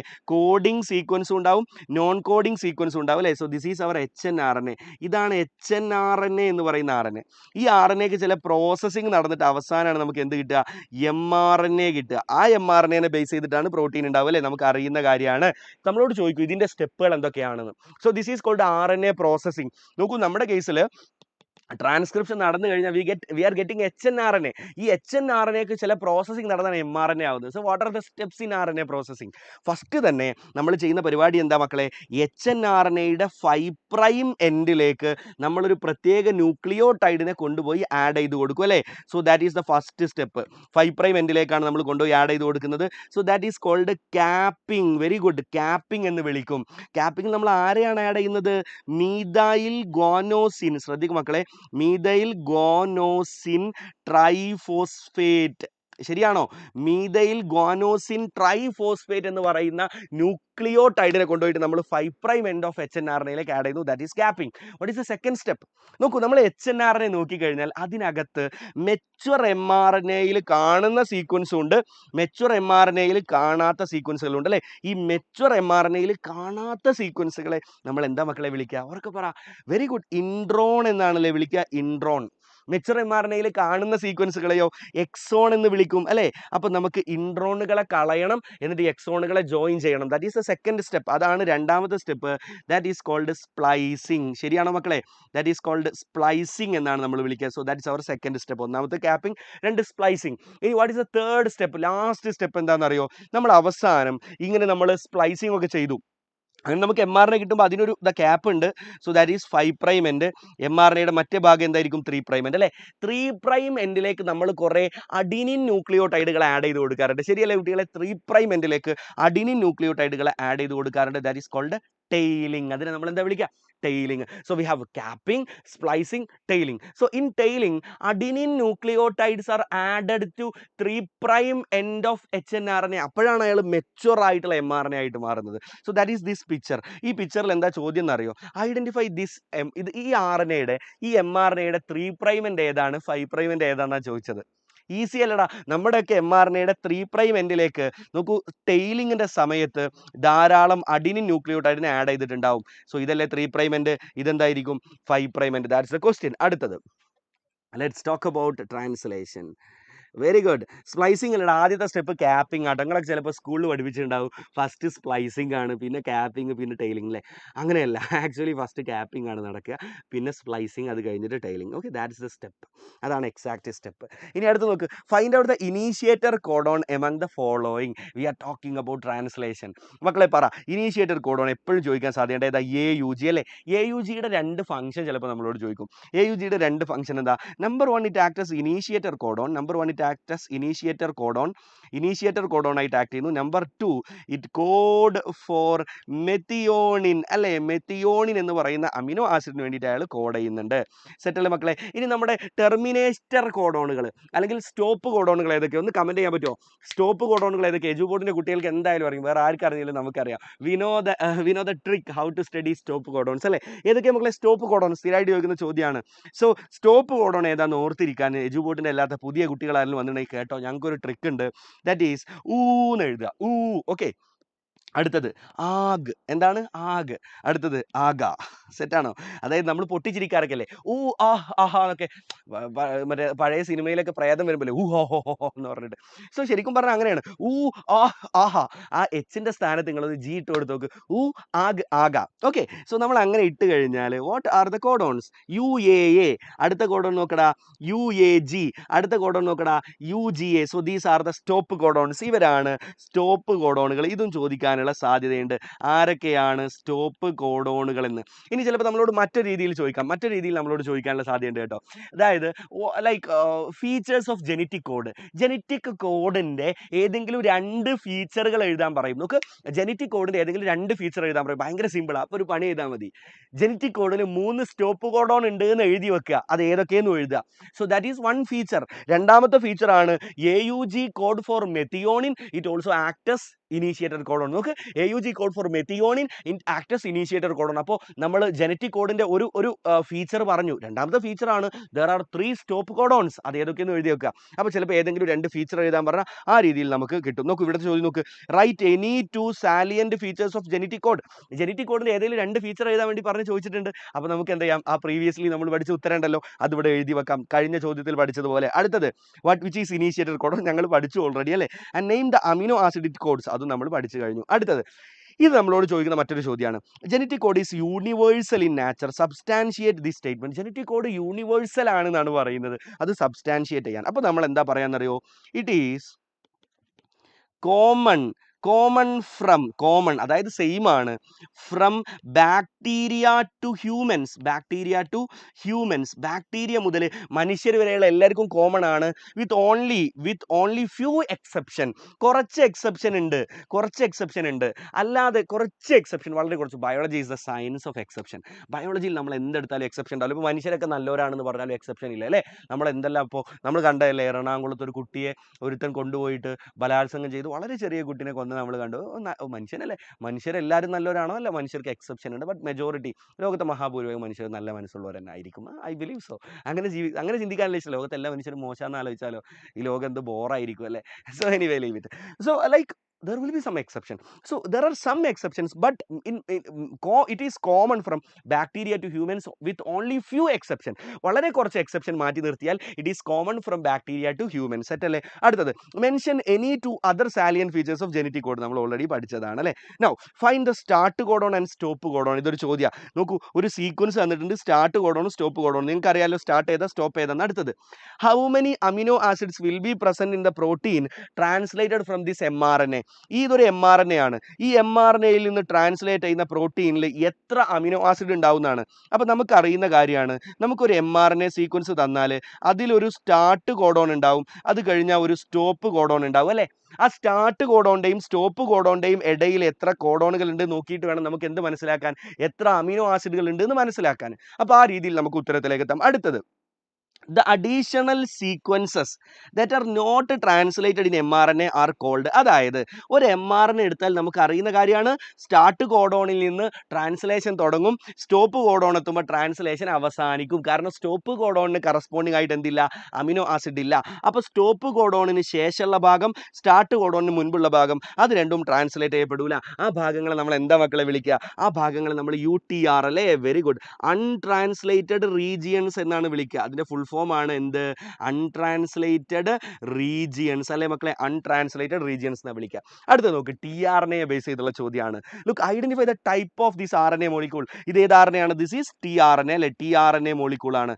So this is tRNA molecule ആണ്. അടുത്തത് write the base sequence complementary to the anticodon loop. നോക്കൂ, this is anticodon loop അല്ലേ. അത് നമ്മളോട് ചോദിക്കട്ടെ, ഭാഗങ്ങൾ ഐഡന്റിഫൈ ചെയ്യാൻ പറയും. This is anticodon loop. ഇത് പഴയ പിക്ചറാണ്. നമ്മുടെ പുതിയ NCERTയിൽ തന്നിട്ടുള്ള വളരെ മനോഹരമായിട്ടുള്ള മറ്റൊരു പിക്ചറാണല്ലോ. ഈ ഒരു രീതിയിലുള്ള പിക്ചറാണ്. അതിനകത്ത് ഐ എം റിയലി സോറി, ഇത് പഴയ പിക്ചറാണ്, പഴയ ക്വസ്റ്റ്യൻ ആണ്. അതുകൊണ്ടാണ് ഇപ്പോഴാണ് ആ പുതിയ പിക്ചർ അവർ ആഡ് ചെയ്ത്. ഈ ഭാഗമാണ് ആക്ച്വലി ആന്റി കോഡോൺ ലൂപ്പായിട്ട് കൊടുത്തിട്ടുള്ളത്. അപ്പോൾ ഇവിടെ UCA കാണാം. പുതിയ ക്വസ്റ്റ്യനിൽ മിക്കവാറും ഇങ്ങനെയാണ് വരിക. അപ്പോൾ ഇവിടെ വെച്ചിട്ടാണ് ഇവർ അമിനോ ആസിഡുമായിട്ട് അറ്റാച്ച് ചെയ്യുന്നത്. ഈ ഭാഗമാണ് അല്ലേ. അമിനോ ആസിഡിലേക്ക് അറ്റാച്ച് ചെയ്യുന്നത് ഈ ഭാഗമാണ്. ഇവിടെയാണ് അമിനോ ആസിഡ് ഉണ്ടാവുക. സെറ്റ് അല്ലേ. ആന്റി കോഡോൺ ലൂപ്പിൽ UCA ആണെങ്കിൽ അവിടുത്തെ കോഡോൺ എന്തായിരിക്കും കുട്ടികളെ? AGU ആയിരിക്കും അല്ലേ. AGU ആയിരിക്കും. What this was A 40 minute session and I started only at 7:10. അപ്പോൾ 7:50 ആയിരിക്കും. You got it? ഞാൻ നമ്മളെ സ്റ്റാഫിനോട് പറഞ്ഞ കേട്ടോ. Okay, anyway, come here. Let's talk about the next thing. The following diagram shows a process in the ribosome. Look, what is this? This is translation. Identify the process and explain. This is the translation picture. That translation explain ചെയ്യാൻ പറയും. നല്ല സുഖ translation explain ചെയ്യാൻ എങ്ങനെ? Ribosome start codon ലെത്തുമ്പോൾ initiation നടക്കുന്നു. When ribosome reaches start codon, that lead to initiation of translation. നമ്മൾ already discuss ചെയ്തില്ലേ? Ribosome mRNA യിലൂടെ എങ്ങനെ സഞ്ചരിക്കും? അങ്ങനെ when ribosome reaches start codon, that lead to initiation of translation. അടുത്ത എന്താ? During elongation of translation. അടുത്ത phase ആണ് elongation. ട്രാൻസ്ക്രിപ്ഷനിൽ പഠിച്ച അതേപോലെ ഇനീസിയേഷൻ, ഇലോങ്ങേഷൻ, ടെർമിനേഷൻ. അപ്പോൾ റൈബോസോം ദിസ് ഈസ് mRNA അല്ലേ? mRNA റൈബോസോം mRNA മേലെ അങ്ങോട്ട് കയറിയിരിക്കും. സോ റൈബോസോം എന്ത് ചെയ്യും കുട്ടികളെ? റൈബോസോം വന്നിട്ട് ഈ mRNA ഇവിടെ അങ്ങോട്ട് കയറിയിരിക്കും. എന്നിട്ട് ഇങ്ങോട്ട് മൂവ് ചെയ്യാൻ തുടങ്ങും. അങ്ങനെ മൂവ് ചെയ്ത് അയാൾ സ്റ്റാർട്ട് കോഡോണിൽ എത്തുമ്പോൾ that lead to initiation of translation. അങ്ങനെ പറഞ്ഞാൽ മതി, ഏറ്റവും മിനിമം. ആൻഡ് അടുത്ത ഫേസ് ആണ് elongation. So during elongation phase amino acids are joined to form protein. അവസാനത്തെ ഫേസ് എന്താ? Termination. When the ribosome reaches stop codon, ribosome stop കോഡോണിൽ എത്തിക്കഴിഞ്ഞാൽ that lead to termination of transcription അല്ലേ? അത് ട്രാൻസ്ക്രിപ്ഷനെ ടെർമിനേഷനിലേക്ക് നയിക്കും. So അതാണ് എക്സ്പ്ലെയിൻ ചെയ്താൽ മതി. ആ 3 കാര്യം എഴുതിയാലേ മാക്സിമം 2 മാർക്കിനൊക്കെ ഈ ചോദ്യം നോക്ക് 2 മാർക്ക് ചോദ്യം. അപ്പോൾ ആ 3 സ്റ്റെപ്പ് എഴുതിയാൽ മതി. ട്രാൻസ്ക്രിപ്ഷനിൽ പഠിച്ച അതേ സ്റ്റെപ്പ് എഴുതുക. അങ്ങനെ എഴുതിയാൽ മതി. വളരെ സിമ്പിൾ ആയിട്ട് എങ്ങനെ മാർക്ക് വാങ്ങാം. That's our tactics. അടുത്ത് define mutation. What is mutation? Any inheritable change to DNA. Inherit, നിങ്ങളിൽ നിന്ന് നിങ്ങളുടെ മക്കൾക്ക് കിട്ടാനുള്ള, അല്ലെങ്കിൽ എനി ചേഞ്ച് അങ്ങനെ പറഞ്ഞാലും മതി. നിങ്ങളുടെ DNAക്ക് എന്ത് ചേഞ്ച് വന്നാലും that is mutation. What are different types of mutation? വ്യത്യസ്ത തരത്തിലുള്ള മ്യൂട്ടേഷൻസ് ഏതൊക്കെയാണ് ചിലപ്പോൾ ചോദിക്കുക. അത് ആദ്യം വളരെ കുറവാട്ടോ. ഇത് ഞാൻ നേരത്തെ പറഞ്ഞ ഒരു റിസർവ് ആയിട്ട് വെച്ചാൽ മതിയെ. ഭയങ്കരമായിട്ട് പഠിക്കണം എന്ന് ഞാൻ പറയില്ല. പറ്റുമെങ്കിൽ ഡിഫറെൻറ്റ് ടൈപ്പ് ഓഫ് മ്യൂട്ടേഷൻസ് എന്തൊക്കെ കുട്ടികളെ? We have substitution mutation. കേട്ടോ, ഒരു സബ്സ്റ്റിറ്റ്യൂഷൻ മ്യൂട്ടേഷൻ എന്ന് പറഞ്ഞാൽ ഇപ്പോൾ ഇവിടെ ഒരു sequence A T C G C G. Okay, ഇതിൽ എന്ത് സംഭവിക്കുന്നു എന്നറിയോ? ഈ സി മാറിയിട്ട് സിക്ക് പകരം ഇവിടെ ടി വരുന്നു. സിക്ക് പകരം ഇവിടെ ടി വരുന്നു. അപ്പോൾ ഇവിടെ എ വരുന്നു ജിക്ക് പകരം. കണ്ടോ, ഇത് ഒരാൾ മാറിയിട്ട് പകരം മറ്റൊരാൾ വരുന്നു. So that is called substitution mutation. അതിനെയാണ് നമ്മൾ സബ്സ്റ്റിറ്റ്യൂഷൻ മ്യൂട്ടേഷൻ എന്ന് പറയാം. ഇനി ഇവിടെ പുതിയൊരു ബേസ് ആഡ് ചെയ്യപ്പെടുന്നു. ഇപ്പോൾ ഇവിടെ പുതിയ ഒന്ന് എ ടി ഇവിടെ വീണ്ടും ആഡ് ചെയ്യപ്പെടുന്നു. So that is called insertion mutation. എന്താണ് ഇൻസേർഷൻ മ്യൂട്ടേഷൻ? ഇനി അതല്ല, ഇവിടുന്ന് ഒരെണ്ണം ഡിലീറ്റ് ആയി പോകുന്നു. ഈ ജിയും സിയും ഡിലീറ്റ് ആയി പോകുന്നു. So that is deletion mutation. ഏറ്റവും മിനിമം നിങ്ങൾ ഇത്രയെങ്കിലും പറഞ്ഞു: deletion mutation, insertion mutation, substitution mutation. So these are the changes happening to DNA. Set അല്ലേ? അടുത്ത് നമ്മൾ അവസാന ഭാഗത്തേക്ക് പോകാട്ടോ. നമുക്ക് 10 മിനിറ്റ് കൂടിയുള്ളൂ. അതിനകത്ത് വിൽ കംപ്ലീറ്റ് ദിസ് ചാപ്റ്റർ. അടുത്ത് observe the diagram of lac operon. Lac operon എപ്പോഴും ചോദിക്കുന്ന ഒരു 3 മാർക്ക് ക്വസ്റ്റ്യൻ ആണ്. Look, write the name of enzymes labelled ABC. അതിന് മുമ്പ് ലാക്കോപ്രോൺ സാധാരണ എങ്ങനെ ചോദ്യം ചോദിക്കുക എന്നറിയോ? In the presence of inducer. ഇൻഡ്യൂസറിൻ്റെ പ്രസൻസിലും ഇൻഡ്യൂസറിൻ്റെ ആബ്സെൻസിലും ഈ ലാക്കോപ്രോൺ എങ്ങനെ വർക്ക് ചെയ്യുന്നു എന്നാണ് ചോദിക്കുക. അപ്പോൾ ഇൻഡ്യൂസർ ഇല്ലാത്ത അവസ്ഥയിലുള്ള ഒരു ലാക്കോപ്രോണിൻ്റെ വർക്കാണ് ഈ ഒരു ചോദ്യത്തിൽ തന്നെ കാണിച്ചിട്ടുള്ളത്. നോക്കൂ, ഐ ജീനിൽ നിന്ന് റിപ്രസർ mRNA ഉണ്ടാകുന്നു. റിപ്രസർ mRNAക്ക് ട്രാൻസ്ലേഷൻ നടന്ന് റിപ്രസർ പ്രോട്ടീൻ രൂപപ്പെടുന്നു. ആ റിപ്രസർ പ്രോട്ടീന് ഓപ്പറേറ്റർ സീക്വൻസിനെ പോയിട്ട് അതിലേക്ക് ബൈൻഡ് ചെയ്യുന്നു. അപ്പോൾ ഈ ഒരു ട്രാൻസ്ക്രിപ്ഷൻ യൂണിറ്റിന്റെ ട്രാൻസ്ക്രിപ്ഷൻ പ്രിവെന്റ് ചെയ്യപ്പെടുന്നു. സെറ്റ് അല്ലേ? ഇതാണ് in the absence of inducer അല്ലേ? Absence of inducer. ചിലപ്പോൾ ഇങ്ങനെ ചോദിക്കുക, ഇനി ഇൻഡ്യൂസറിന്റെ പ്രസൻസിലുള്ളത് വരക്കാൻ പറയും. ഇൻഡ്യൂസറിന്റെ പ്രസൻസിലുള്ള പിക്ചറാണ് ഈ കാണിച്ചിട്ടുള്ളത്. അപ്പോൾ ഇൻഡ്യൂസർ ഉണ്ടെങ്കിൽ എന്താ സംഭവിക്കുക കുട്ടികളെ? നോക്കൂ, റിപ്രസർ ഉണ്ടാകുന്നു, റിപ്രസർ mRNA ഉണ്ടാകുന്നു, അവിടുന്ന് റിപ്രസർ പ്രോട്ടീൻ ഉണ്ടാകുന്നു. പക്ഷേ ഇൻഡ്യൂസർ പോയിട്ട് റിപ്രസറിനെ ഇനാക്ടിവേറ്റ് ചെയ്യുന്നു. ആരൊക്കെ ഇൻഡ്യൂസർ ആയിട്ട് ആക്ട് ചെയ്യാൻ നമ്മളോട് ചോദിക്കും? നിങ്ങൾ ഒരാളുടെ പേരെങ്കിലും പഠിച്ച കുട്ടികളെ. ലാക്ടോസ്, മറ്റൊരാൾ കൂടിയുണ്ട് അലോ ലാക്ടോസ്. ഈ 2 പേരും ഇൻഡ്യൂസർ ആയിട്ട് ആക്ട് ചെയ്യാം. അങ്ങനെ ഇൻഡ്യൂസർ വന്നാൽ അയാൾ പോയിട്ട് റിപ്രസറിനെ ഇനാക്ടിവേറ്റ് ചെയ്യും. അപ്പോൾ അപ്പുറത്തുള്ള ആ ഒരു സ്ട്രക്ചറൽ ജീനിന് ട്രാൻസ്ക്രിപ്ഷൻ നടക്കും. അങ്ങനെ യു വിൽ ഗെറ്റ് mRNA അല്ലെ? ലാക്ക് mRNA കിട്ടും. ലാക്ക് mRNAയിൽ നിന്ന് 3 വ്യത്യസ്ത എൻസൈമുകൾ, 3 വ്യത്യസ്ത പ്രോട്ടീനുകൾ കിട്ടും. അത് ഏതൊക്കെയെന്ന് എപ്പോഴും ചോദിക്കാറുണ്ട്. ഈ എ എന്ന് പറയുന്ന സെഡിന്റെ കറസ്പോണ്ടിങ് ഏരിയയിൽ നിന്ന് കിട്ടുന്ന എ എന്ന് പറയുന്ന ആളാരാ കുട്ടികളെ? വെരി ഗുഡ്, ബീറ്റാ ഗാലക്ടോസിഡേസ് അല്ലേ? Beta galactosidase. അടുത്ത ആരെ കുട്ടികളെ? പെർമിയേസ് അല്ലേ? പെർമിയേസ്. അവസാനം കിട്ടുന്നത് ട്രാൻസ് അസറ്റൈലേസ്. Trans acetylase. ഈ എൻസൈമുകൾ ഏതൊക്കെയെന്ന് സ്ഥിരമായിട്ട് ചോദിക്കുന്ന ചോദ്യമാണ്. Beta galactosidase, permease, transacetylase. സെറ്റാണോ? സെറ്റാണോ? ഒന്ന് കമൻറ്റ് ചെയ്തേ മക്കളെ. Beta galactosidase, permease, transacetylase. ഈ എൻസൈമുകൾ ഏതൊക്കെ, ഈ ഓരോ ഏരിയയുടെയും കറസ്പോണ്ടിങ് എൻസൈമുകൾ ഏതൊക്കെയെന്ന് സ്ഥിരമായിട്ട് ചോദിക്കാറുണ്ട്. നമ്മൾ ഓൾറെഡി ഡിസ്കസ് ചെയ്താലേ RNA പ്രോസസ്സിങ്ങിൻ്റെ വ്യത്യസ്ത സ്റ്റെപ്പുകൾ. Can you see the first step? സ്കൂളിൽ തെറ്റായി പഠിപ്പിച്ചിട്ടുണ്ടാവില്ലേ ചിലയിടത്ത്? ഫസ്റ്റ് സ്പ്ലൈസിങ് ആണ്. അല്ല, ഫസ്റ്റ് ക്യാപ്പിംഗ് ആണ്. You can see the in this picture. First capping ആണ്, സെക്കൻഡ് സ്റ്റെപ്പാണ് സ്പ്ലൈസിങ്, തേർഡ് സ്റ്റെപ്പാണ് ടെയിലിങ്. സെറ്റ് അല്ലേ? നമ്മൾ ഓൾറെഡി പഠിച്ചതാണ്. അടുത്ത നമ്മൾ അവസാന ഭാഗത്തേക്ക് പോവുകയാണ്. ദാറ്റ് ഈസ് HGP-യിൽ നിന്ന് സാധാരണ ചോദിക്കുന്ന ചോദ്യം എന്താ? YACയുടെ ഫുൾ ഫോം ചോദിക്കാറുണ്ട്, ഈസ്റ്റ് ആർട്ടിഫിഷ്യൽ ക്രോമസോം. BACയുടെ ഫുൾ ഫോം ചോദിക്കാറുണ്ട്. അപ്പോൾ നമ്മൾ എന്താ പറയുക? ബാക്ടീരിയൽ ആർട്ടിഫിഷ്യൽ ക്രോമസോം അല്ലേ? ഈസ്റ്റ് ആർട്ടിഫിഷ്യൽ ക്രോമസോമും ബാക്ടീരിയൽ ആർട്ടിഫിഷ്യൽ ക്രോമസോമും. അടുത്തൊരു ചോദ്യം, ഹ്യൂമൻ ജീനോം പ്രൊജക്ട് ഒരു മെഗാ പ്രൊജക്റ്റ് ആണത്ര. എന്താണത്ര? Mega project. Give 2 reasons. അതിന് 2 കാരണങ്ങൾ പറയാനാണ്. ഞാൻ ഇന്നലെയും പഠിപ്പിച്ച കാര്യമാണ്. It is a 13-year project. 13-year project ആണ്, അതുകൊണ്ട് ഒരു മെഗാ പ്രൊജക്റ്റ് ആണ്. 13 വർഷക്കാലമുള്ള വലിയ പ്രൊജക്റ്റ് ആണ്, അതാണ് മെഗാ പ്രൊജക്ട് എന്ന് പറഞ്ഞാൽ. അടുത്തെന്താ? $9 ബില്യൺ. നമുക്ക് ഇലോൺ മസ്കിന്റെ വരുമാനം എത്രയാണെന്നറിയോ? ഒരു മാസം 1000 കോടി. ഒരു മാസത്തെ ഇലോൺ മസ്കിന്റെ വരുമാനമാണ് 1000 കോടി. അദ്ദേഹത്തിന്റെ ആസ്തി 2 ലക്ഷം കോടിയാണ്. നമുക്കൊക്കെ അതിൻ്റെ 1000-ന്റെ 10,000-ന്റെ കോടിയുടെ ഒന്ന് കിട്ടിയാൽ മതിയാവില്ലേ നമ്മൾ രക്ഷപ്പെടാൻ. So leave it. ഞാൻ ജസ്റ്റ് ഇത് കണ്ടപ്പോൾ ഓർമ്മ വന്നപ്പോൾ പറഞ്ഞതാ. സോ 13-year പ്രൊജക്റ്റ് ആയിരുന്നു. $9 ബില്യൺ ചെലവുള്ള പ്രൊജക്റ്റ് ആയിരുന്നു. അപ്പോൾ ഇത് രണ്ടും പറഞ്ഞാൽ തന്നെ മെഗാ പ്രൊജക്റ്റ് ആണെന്ന് പറയാനുള്ള കാരണങ്ങളായി. അടുത്തത്, എക്സ്പാൻഡ് ദ ഫോളോയിങ്. ഇത് നമ്മളോട് ചോദിക്കുന്ന സംഭവമാണ് കേട്ടോ. ESTയുടെ എക്സ്പാൻഷനും ചോദിക്കാറുണ്ട്. SNP എന്ന് പറഞ്ഞാൽ എന്താ? Single nucleotide polymorphism. എന്താടാ? Single nucleotide polymorphism. അടുത്തത് BAC YAC നമ്മൾ ഓൾറെഡി പറഞ്ഞു അല്ലേ? നൗ EST എന്ന് പറഞ്ഞാൽ എന്താ? Expressed sequence tag. എന്താണ് എക്സ്പ്രസ്ഡ് സീക്വൻസ് ടാഗ്സ് ട്ടാ?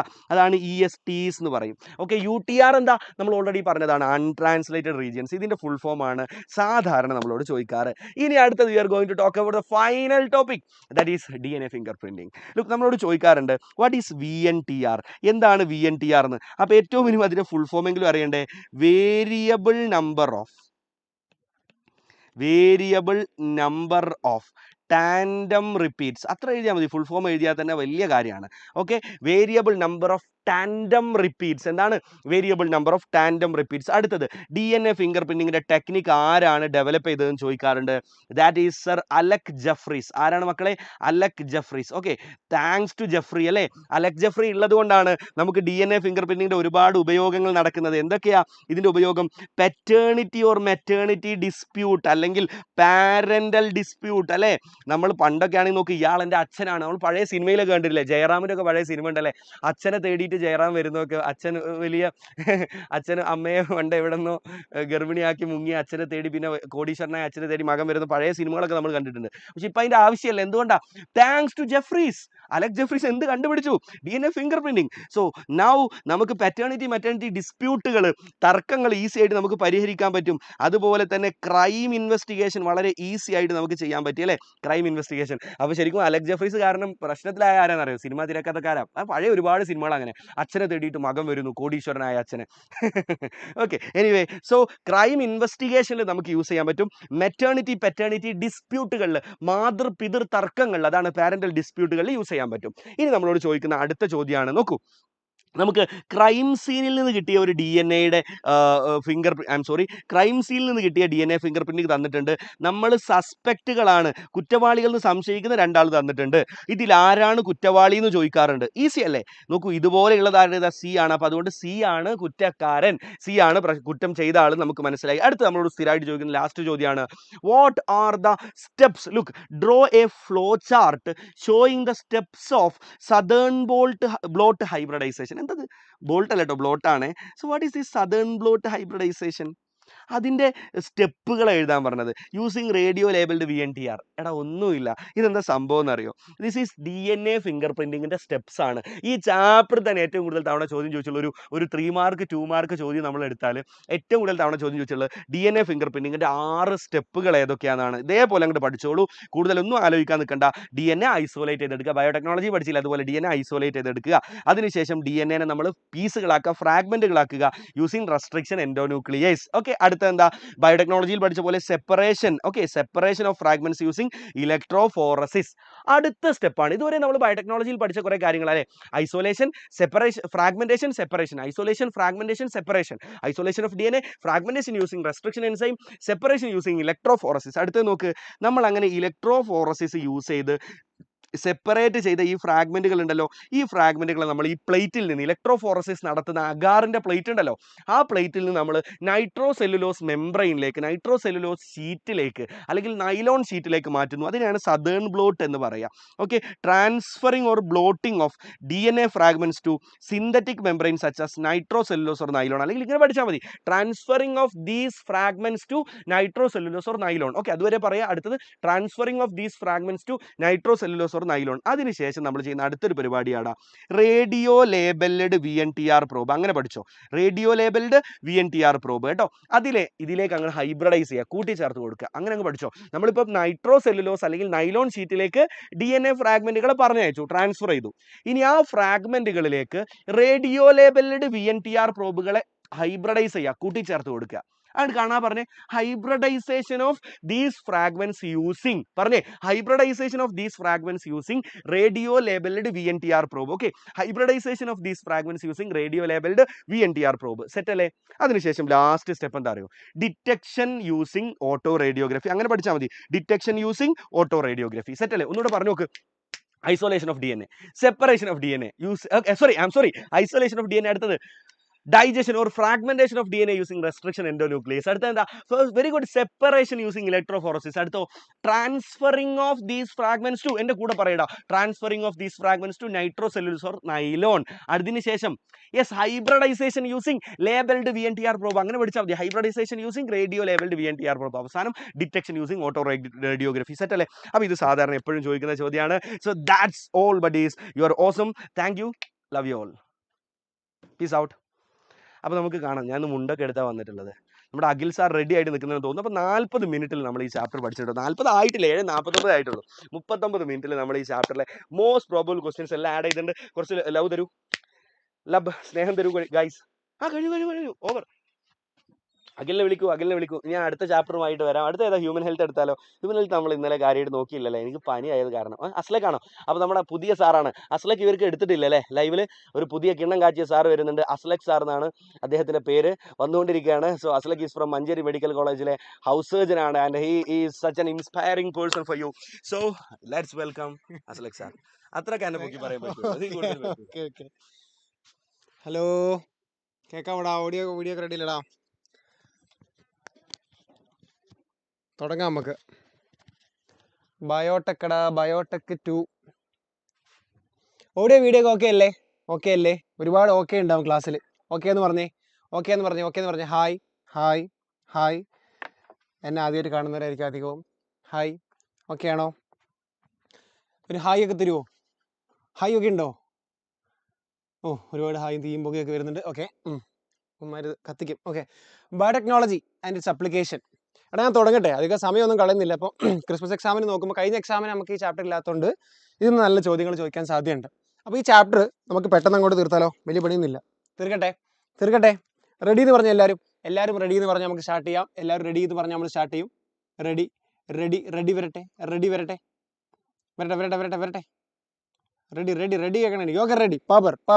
ഓക്കെ, ഈ ഒരു ചാപ്റ്റർ നമ്മൾ എന്താ ചെയ്യാൻ പോകുന്നതെന്ന് വെച്ച് കഴിഞ്ഞാൽ, ഈ ചാപ്റ്റർ വളരെ ചെറിയ ചാപ്റ്ററാണ്. എത്രയും പെട്ടെന്ന് തീർക്കുക എന്നുള്ളതാണ് എൻ്റെ ഉദ്ദേശം. നമ്മൾ എടുക്കുന്ന ഒരു രീതി ഉണ്ടാകും ഈ ഒരു ചാപ്റ്ററിന്. നമ്മൾ എന്താണ് അപ്രോച്ച് എന്ന് പറഞ്ഞു കഴിഞ്ഞാൽ, നമുക്ക് ആകെ 4 ടോപ്പിക്കാണ് പഠിക്കാനുള്ളൂ. 4 ടോപ്പിക്. അതായത് application in medicine, application in agriculture, പിന്നെ നമുക്കൊരു ട്രാൻസ്ജനിക് അനിമലും ഒരു ജീൻ തെറാപ്പിയും പറഞ്ഞ് ഒരു ബയോപൈരസിയും പറഞ്ഞാൽ നമ്മുടെ ചാപ്റ്റർ തീരും. മനസ്സിലായോ? അപ്പം നമ്മൾ വളരെ സിസ്റ്റമാറ്റിക് ആയിട്ട് ആ ഒരു ടോപ്പിക്ക് പ്രസൻറ്റ് ചെയ്യുന്നു. അതിൽ ചോദിക്കാൻ സാധ്യതയുള്ള എല്ലാ ചോദ്യവും നമ്മൾ തീർക്കും. അതാ ഉദ്ദേശം. ഈ ഒരു ചാപ്റ്ററിൻ്റെ ഗുണം എന്താണെന്നറിയോ? ചെറിയ ചാപ്റ്ററാണ്. ഇതിലാകെയുള്ള സാധനം തിരിച്ചും ചോദിക്കാമെന്നല്ലാതെ ഇതിനപ്പുറം ഒന്നും ചോദിക്കാനില്ല. അപ്പോൾ എല്ലാ ഭാഗത്തു നിന്നും കേവലമുള്ള ഹെഡിങ്സ് എല്ലാം നമ്മൾ ഡിസ്കസ് ചെയ്തിട്ട് നമ്മൾ മുന്നോട്ട് പോകുമായിരിക്കും. റെഡിയാണോ? പിന്നെ ഇതുവരെ ചോദിക്കാത്ത അതായത് ഇപ്പം അടുത്ത കാലത്തൊന്നും ചോദിക്കാത്ത ഒരു RNA ഇൻ്റർഫറൻസ് ഉണ്ട്. അത് നമ്മൾ ഏറ്റവും ലാസ്റ്റ് ഡിസ്കസ് ചെയ്യും. കാരണം നിങ്ങളുടെ ശ്രദ്ധ ക്ലാസ്സിൻ്റെ തുടക്കത്തിലായിരിക്കും. അതുകൊണ്ട് തുടക്കത്തിൽ നിങ്ങൾക്ക് ഏറ്റവും കൂടുതൽ സാധ്യതയുള്ള ചോദ്യങ്ങൾ കാണിക്കണം എന്നുള്ളതുകൊണ്ട് ഞാൻ ആ ചോദ്യങ്ങളായിരിക്കും ആദ്യം ഡിസ്കസ് ചെയ്യുക. ഏറ്റവും അവസാനം ഇതുവരെ ചോദിക്കാത്ത, അതായത് ചോദിച്ചിട്ടുണ്ട്, പണ്ട് 2012 ചോദിച്ചത്, ഇതുവരെ അടുത്തൊന്നും ചോദിക്കാത്ത RNA ഇൻ്റർഫറൻസ് ഏറ്റവും അവസാനം പഠിപ്പിക്കും. അപ്പോൾ റെഡി അല്ലേ? എൻ്റെ ഒരു നോട്ടിൻ്റെ പ്രത്യേകത നിങ്ങൾക്ക് കണ്ടാൽ മനസ്സിലാകും. കൈകൊണ്ട് നാളെ എക്സാമിന് നിങ്ങൾക്ക് വളരെ സിമ്പിളായിട്ട് വരയ്ക്കാൻ പറ്റുന്ന ഡയഗ്രാം കൂടി എൻ്റെ നോട്ടിലുണ്ടാവും. അപ്പോൾ നിങ്ങൾ സ്ക്രീൻഷോട്ട് എടുത്ത് വെക്കാം, അല്ലെങ്കിൽ നിങ്ങൾക്ക് നിങ്ങൾ നോട്ടിലേക്ക് അത് വരയ്ക്കാം. കാരണം നിങ്ങൾ എഴുതാൻ പോകുന്ന എക്സാം എന്താണ്? ബയോളജിയാണ് അല്ലേ? അതിൽ നമുക്ക് ഡയഗ്രാംസിന് മാർക്ക് ഉണ്ട്. അപ്പോൾ നിങ്ങൾ വെറുതെ ആൻസർ എഴുതുന്നതിൻ്റെ കൂടെ എൻ്റെ പൊന്നുമക്കളെ, ഞാനെന്ന് പറയുന്ന ആൾ വരയ്ക്കുന്ന ഡയഗ്രാംസ് ഇതേ കാണുന്ന പോലത്തെ വളരെ സിമ്പിൾ ഡയഗ്രാംസ് നമ്മൾ ഇന്ന് നമ്മുടെ ക്ലാസ്സിൽ പ്രസൻറ്റ് ചെയ്യും. ഈ ഡയഗ്രാംസ് ഇതേപോലെ എക്സാമിന് നിങ്ങൾക്ക് വരച്ച് വെക്കാം, കൂടുതൽ മാർക്ക് കിട്ടും. കാരണം ഡയഗ്രാംസ് കാണുമ്പോൾ നിങ്ങൾക്ക് കാര്യം അറിയുമെന്ന് ടീച്ചർക്ക് തോന്നും. തുടങ്ങട്ടെ? റെഡിയാണ്? ഞാൻ സ്റ്റാർട്ട് ചെയ്യാൻ പോവാണ്. ആദ്യത്തെ ക്വസ്റ്റ്യൻ 2021 ആദ്യമായി ചോദിച്ചൊരു വെറൈറ്റി ചോദ്യമാണ് biotechnology application 2 write any 2 critical research area of biotechnology. ഉത്തരം പറയട്ടെ. ബയോടെക്നോളജിക്ക് 3 ക്രിട്ടിക്കൽ റിസർച്ച് ഏരിയ ഉണ്ട്. ഇതുവരെ ചോദിക്കാത്തൊരു ഭാഗമായിരുന്നു, അന്ന് ആദ്യമായിട്ട് ചോദിച്ചു. നമ്മൾ ഇനി ഇത് പഠിക്കും. ഇനി ചോദിച്ചാൽ നമ്മൾ എഴുതും. റെഡി അല്ലേടാ? നമ്മൾ എഴുതൂലേ? എഴുതുമെന്ന് വേണം കേൾക്കാൻ. ഓക്കെ, 3 റിസർച്ച് ഏരിയ ഉണ്ടായിരുന്നു. ഒന്നാമത്തെ റിസർച്ച് ഏരിയ എന്താണെന്നറിയോ? ബെസ്റ്റ് കാറ്റലിസ്റ്റിന് കൊടുക്കുക. നമുക്കറിയാം എന്താ മക്കളെ കാറ്റലിസ്റ്റ് എന്ന് പറഞ്ഞു കഴിഞ്ഞാൽ, ഒരു റിയാക്ഷൻ നടക്കണമെങ്കിൽ അതിൻ്റെ സ്പീഡ് കൂട്ടാനും സ്പീഡ് കുറയ്ക്കാനും പറ്റുന്ന ആളാണ് കാറ്റലിസ്റ്റ്. അതിനെ നമ്മൾ കണ്ടുപിടിക്കുക. Providing the best catalyst. എന്തിൻ്റെ? ഒരു എൻസൈം ആകാം, അല്ലെങ്കിൽ ഒരു ബാക്ടീരിയ ആകാം. എന്താ ഞാൻ പറഞ്ഞത്? ബെസ്റ്റ് കാറ്റലിസ്റ്റിനെ പ്രൊവൈഡ് ചെയ്യുക. അതാണ് ഒന്നാമത്തെ ക്രിട്ടിക്കൽ റിസർച്ച് ഏരിയ. രണ്ടാമത്തെ എന്താണ്? ഈ കാറ്റലിസ്റ്റിന് വർക്ക് ചെയ്യാനുള്ള ഒപ്റ്റിമം കണ്ടീഷൻസ് കൊടുക്കുക. എന്താ പറഞ്ഞത്? ഈ കാറ്റലിസ്റ്റിന് വർക്ക് ചെയ്യാനുള്ള ഒപ്റ്റിമം കണ്ടീഷൻസ് കൊടുക്കുക. മൂന്നാമത്തെ എന്താണ്? Down stream processing. Akhil sir biotechnology 1 എടുത്ത് കഴിഞ്ഞതാണ്. അതിൽ നിങ്ങൾ പഠിച്ചിട്ടുണ്ടാവും ഡൗൺ സ്ട്രീം പ്രോസസ്സിംഗ് എന്താണ് എന്ന്. അറിയാലോ, ഞാൻ പറയേണ്ട ആവശ്യമില്ല. ഒരു പ്രൊഡക്റ്റ് ഉണ്ടാക്കി കഴിഞ്ഞ് അതിൻ്റെ അവസാനഘട്ട മിനുക്ക് പണികളാണെന്ത്? Downstream processing. അപ്പോൾ എൻ്റെ മക്കളോട് ഞാൻ ചോദിക്കുകയാണ്, ബയോടെക്നോളജിയിലെ 3 റിസർച്ച് നടക്കുന്ന ഏരിയകൾ പറയാൻ പറഞ്ഞാൽ നിങ്ങൾ എന്ത് പറയും? ഒന്നാമത്തെ ഏരിയ, ഏറ്റവും അടിപൊളിയായിട്ടുള്ള ഒരു കാറ്റലിസ്റ്റിനെ കണ്ടുപിടിക്കുക. ആ കാറ്റലിസ്റ്റ് ഒരു ബാക്ടീരിയ ആകാം, ഒരു എൻസൈം ആകാം. എടാ മനസ്സിലാവുന്നുണ്ടോ? ഓഡിയോ വീഡിയോ ഓക്കെ അല്ലേടാ? ഓഡിയോ വീഡിയോ ഓക്കെ അല്ലേ? നന്ദു ഓൾറെഡി അല്ലേ? ഓക്കെ, റെഡി, മുന്നോട്ട് പോവാണ്. ആ കാറ്റലിസ്റ്റിന് വർക്ക് ചെയ്യാനുള്ള ഒപ്റ്റിമം കണ്ടീഷൻസ് കൊടുക്കുക. ആ കാറ്റലിസ്റ്റിന് വർക്ക് ചെയ്യാനുള്ള ഒപ്റ്റിമം കണ്ടീഷൻസ് കൊടുക്കുക. മൂന്നാമത്തെ എന്താടാ? Down stream processing. ഓക്കെ ആണോ? ഒന്നാമത്തെ ടോപ്പിക് ഓക്കെ ആണോ എന്ന് പറയടാ. ഓക്കെ കേൾക്കണം എനിക്ക്. ഓക്കെ വരട്ടെ, നമ്മൾ മുന്നോട്ട് പോകും. ഫുൾ ഓക്കെയിലാണ് നമ്മൾ കളിയുന്നത്. ഓക്കെ ആണോ? പറ. ഓക്കെ വരട്ടെ. അതായത് ഓക്കെ, യെസ്, നമ്മൾ മുന്നോട്ട് പോകും. പരിചയമുണ്ടോ? ആർക്കെങ്കിലും പരിചയമുണ്ടോ? പേരൊക്കെ പറഞ്ഞോ? പേരൊക്കെ ഞാൻ പറഞ്ഞിരുന്നു. ബിലാൽക്ക് കുറച്ച് തള്ളി അജാസ്ക്ക് വന്നിട്ടുണ്ട്. നമുക്കൊരു നീറ്റ് ചാനലുണ്ട്. നീറ്റ് ചാനലൊക്കെ ഇവന്റെ നീറ്റ് സ്റ്റോറി എന്താ പറയാ, ഒരിറ്റു കണ്ണുനീർ പൊഴിയാതെ നിങ്ങൾക്ക് എന്ത് ചെയ്യാൻ പറ്റില്ല, കാണാൻ, അത് കണ്ടു തീർക്കാൻ പറ്റൂല. നീറ്റ് സ്റ്റോറി ഉണ്ട്, എങ്ങനെ നീറ്റിന് വേണ്ടി ഫിസിക്സ് പഠിക്കാന്നുള്ള സ്റ്റോറി ഉണ്ട്. അപ്പൊ എല്ലാ കാര്യങ്ങളും എന്ത് ചെയ്യുന്നുണ്ട്? നീറ്റ് ചാനൽ വരുന്നുണ്ട്. And this is mister Aslak. നമ്മളുടെ ബയോളജി ഫാക്കൽറ്റി ടീമിൽ doctor Bilal, doctor Akhil, doctor Devapriya, ഇപ്പൊ എന്താണ് ഡോക്ടർ അസ്ലക്കും കൂടെ വരികയാണ്. ഉറപ്പായിട്ടും ഈ ചാപ്റ്റർ നിങ്ങൾ അവസാനം വരെ കണ്ടിട്ട് എന്നോട് പേഴ്സണലി എങ്കിലും എന്ത് ചെയ്യണം, അഭിപ്രായം പറയണം. അടുത്ത ലൈവിൽ കയറ്റണോ വേണ്ടി തീരുമാനിക്കാൻ വേണ്ടി കമന്റിൽ പറയാം. ഫയർ ഇട്ടുകൊണ്ടേ ഇരിക്കട്ടെ. നിങ്ങൾക്ക് അടിപൊളിയായി തോന്നുമോ? നമുക്ക് നോക്കാം. Okay, ready. അപ്പൊ എന്ത് ചെയ്യട്ടെ? തുടരട്ടെ. നമുക്ക് എന്ത് ചെയ്യാം? ഒരു 5 മിനിറ്റ്. നമ്മുടെ വീഡിയോക്ക് എത്ര സമയം? യെസ്, ഒരു 5 ഫസ്റ്റ് നീ ഒരു ടോപ്പിക്കും കാര്യങ്ങളൊക്കെ പറയുമ്പോഴത്തേക്ക് നമ്മളുടെ വീഡിയോ സർപ്രൈസ് വീഡിയോ ആയിട്ട് ഞാൻ വരുന്നതായിരിക്കും. ശരി. എടാ മക്കളെ, നമുക്ക് കണ്ടിന്യൂ ചെയ്യാം. അപ്പൊ നമ്മള് ഫസ്റ്റ് ഡിസ്കസ് ചെയ്ത ക്വസ്റ്റ്യൻ എന്താണെന്നറിയോ? Write any 2 critical research area. ഉത്തരം ഇവിടെ പറയാം. എന്താടാ? ഫസ്റ്റ് തന്നെ നമ്മൾ എന്തുണ്ടാക്കുക? ഒരു കാറ്റലിസ്റ്റിനെ കണ്ടുപിടിക്കണടാ. ഒരു കാറ്റലിസ്റ്റിനെ നമ്മൾ എന്ത് ചെയ്യണം? പ്രൊവൈഡ് ചെയ്യണം. രണ്ടാമത്തെ റിസർച്ച് ഏരിയ എന്താണ്? ആ കാറ്റലിസ്റ്റിന് വേണ്ട കണ്ടീഷൻ അങ്ങോട്ട് കൊടുത്താൽ മതി. മൂന്നാമത്തെ എന്താടാ? Down stream processing. ഓക്കെയാണ്, നമ്മൾ മുന്നോട്ട് പോവാണ്. ഇനി നമ്മൾ അടുത്ത ടോപ്പിക്കിലേക്ക് കിടക്കാം. ഒന്നാമത്തെ കാര്യം കഴിഞ്ഞു, അപ്ലിക്കേഷൻ ഇൻ അഗ്രികൾച്ചർ. ഇതില് എൻ്റെ മക്കള് പഠിക്കേണ്ട സാധനം എന്താണെന്നറിയോ? B T cotton, B T തക്കാളി, ബി ടി സോയ, എല്ലാ സാധനവും നമുക്കൊന്ന് പഠിക്കാം അല്ലേ? അപ്പൊ അവിടെ പഠിച്ചാലോ? ഇതാ പെസ്റ്റ് റെസിസ്റ്റൻസ്. ഈ സാധനം ഇത് ഒരുപാട് തവണ ചോദിച്ചിട്ടുണ്ട്. ഞാൻ എന്താ ചെയ്യാന്ന് വെച്ച് കഴിഞ്ഞാൽ നമ്മൾ ആദ്യം ഇത് മനസ്സിലാക്കാൻ പോവാണ്. സിമ്പിളായിട്ട് മനസ്സിലാക്കുക. അതിൻ്റെ ഓരോ ചോദ്യങ്ങളായി നമ്മൾ ഡിസ്കസ് ചെയ്ത് അങ്ങോട്ട് പോകും. അപ്പം നിങ്ങൾക്ക് എന്ത് ചെയ്യും?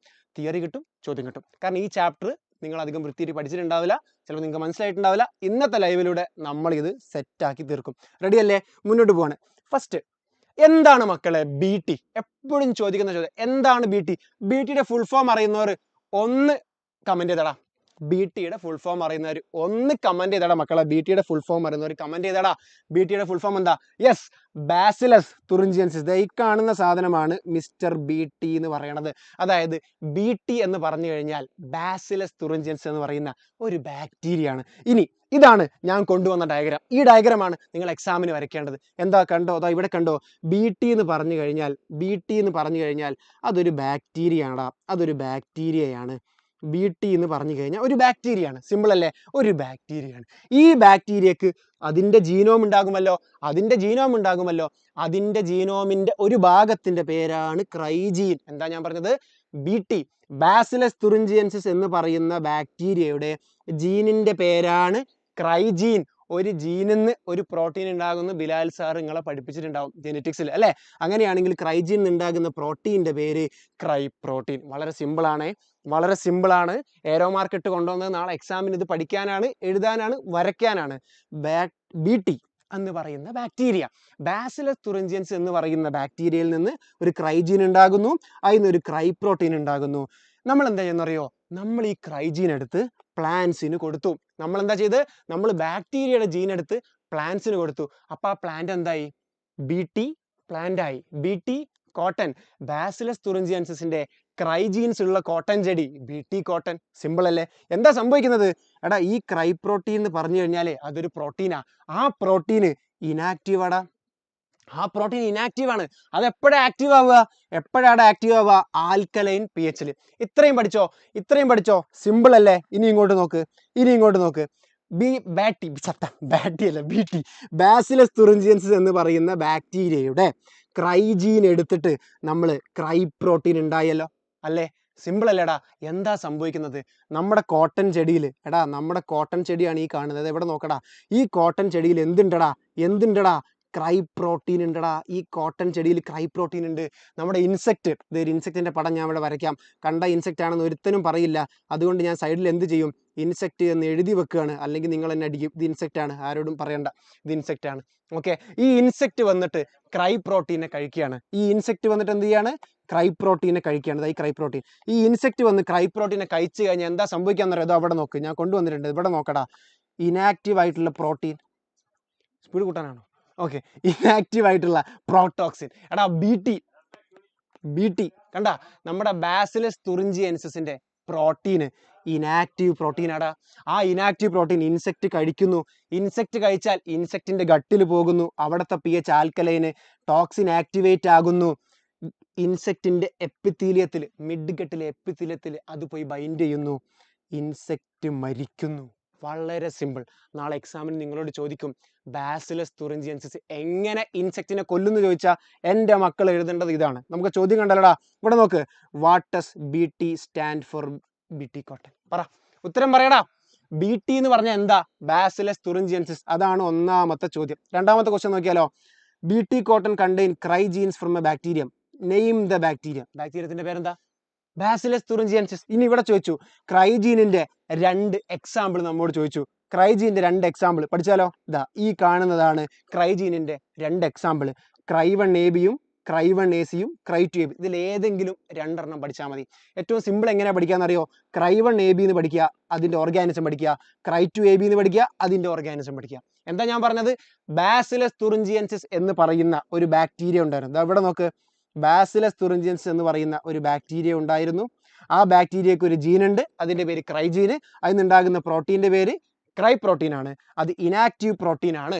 എന്നാൽ ആ പ്രോട്ടീനെ ഇൻസെക്റ്റ് കഴിച്ചാൽ ഇൻസെക്റ്റിന്റെ ഗട്ടിലെ ആൽക്കലൈൻ പി എച്ചിൽ ആ പ്രോട്ടീൻ ആക്ടിവേറ്റ് ആയി മാറുന്നു.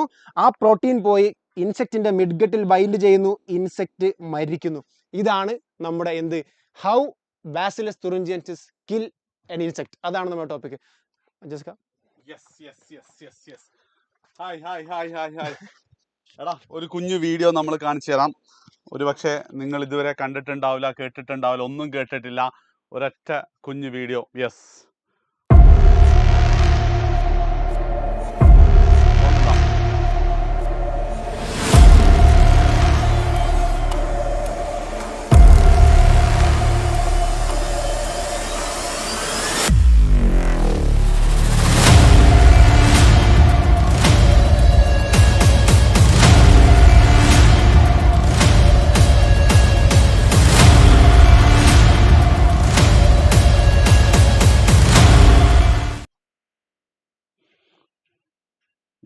കഴിഞ്ഞു തോന്നുന്നല്ലേ. എടാ കേൾക്കുന്നുണ്ടോ?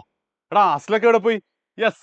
എടാ ഇതെന്താ സംഭവം എന്ന് വെച്ച് കഴിഞ്ഞാൽ അടുത്ത വർഷം ഒരുപാട് കുട്ടികൾ എന്ത് ചെയ്യണം, ഡോക്ടർ ആവണം, അല്ലെങ്കിൽ NIT-യിലും IIT-യിലും ഒക്കെ പഠിച്ച് ഇന്ത്യയിലെ ബെസ്റ്റ് എഞ്ചിനീയേഴ്സ് ആവണം എന്നൊക്കെയുള്ള ആഗ്രഹത്തോടെ റിപ്പീറ്റ് ചെയ്യാൻ തീരുമാനിച്ച ഒത്തിരി ആൾക്കാരുണ്ടാവും അല്ലേ? നിങ്ങളെ കൂട്ടത്തിൽ എത്ര ആൾക്കാരുണ്ടടാ? നിങ്ങളെ കൂട്ടത്തിൽ എത്ര ആൾക്കാരുണ്ട് ഉറപ്പായിട്ടും ഡോക്ടർ ആവണമെന്ന് സ്വപ്നം കാണുന്ന, അല്ലെ NIT-യിലും IIT-യിലും പഠിക്കുന്ന എഞ്ചിനീയർ ആവണം, അതുകൊണ്ട് റിപ്പീറ്റ് ചെയ്യണം എന്ന് തീരുമാനിച്ച ഒത്തിരി കുട്ടികളുണ്ടാവും അല്ലേ?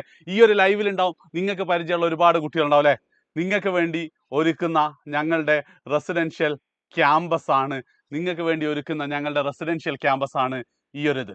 ഓക്കെ, ആൻഡ് ഇത് എന്താണ് ഈ ക്യാമ്പസിന്റെ പ്രത്യേകത എന്ന് പറഞ്ഞാൽ, നിങ്ങൾ അവിടെ കാണുമ്പോൾ നിങ്ങൾക്ക് ഇത് തുടക്കത്തിലൊക്കെ കാണിച്ചതെന്ന് വെച്ചാൽ Kerala's largest residential campus for NEET and JEE repeaters എന്നാണ് അല്ലേ? പക്ഷെ ഞാൻ അതിനെ വിളിക്കുക എന്ന് പറയുന്നത് Kerala's first student friendly NEET JEE campus ആണ് കേട്ടോ. കാരണം എന്താണെന്ന് വെച്ച് കഴിഞ്ഞാൽ നിങ്ങളിപ്പം നിങ്ങളുടെ നാട്ടിൽ ഒരുപാട് ഒരു 2 മിനിറ്റ് എടുക്കും ഞാൻ കേട്ടോ, ഒരു ചെറിയ ബ്രേക്ക് ആയിട്ട് കണക്കാക്കിയാൽ മതി.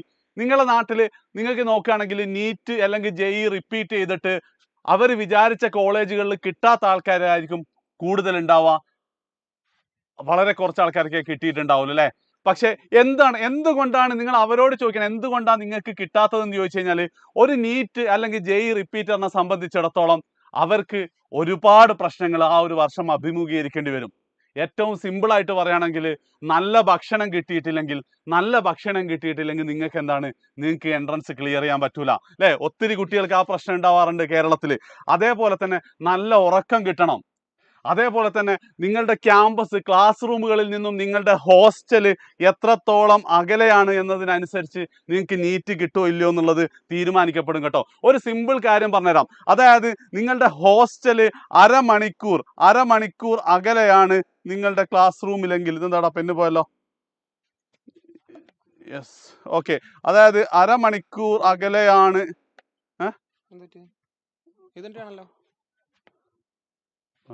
ഓക്കെ കുഴപ്പമില്ല. അരമണിക്കൂർ അകലെയാണ് നിങ്ങളുടെ ഹോസ്റ്റൽ, നിങ്ങളുടെ ക്ലാസ് റൂം എന്നെങ്കിൽ ഡെയിലി നിങ്ങൾ 1 മണിക്കൂർ യാത്ര ചെയ്യേണ്ടി വരും അല്ലേ?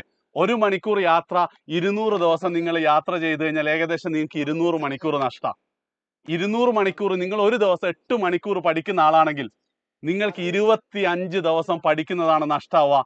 ആ 25 ദിവസം മതി നിങ്ങൾക്ക് നീറ്റ് കിട്ടോ ഇല്ലയോ എന്ന് തീരുമാനിക്കാൻ. എടാ ഇത് ബാക്കിലൊന്ന് ചെറിയൊരു മാറ്റം വരുന്നുണ്ടാവും കേട്ടോ, അതൊന്നും നോക്കണ്ട. അപ്പം ഞങ്ങൾ പറഞ്ഞില്ലേ ആദ്യത്തെ സ്റ്റുഡൻറ് ഫ്രണ്ട്ലി റെസിഡൻഷ്യൽ ക്യാമ്പസ് ആണ്.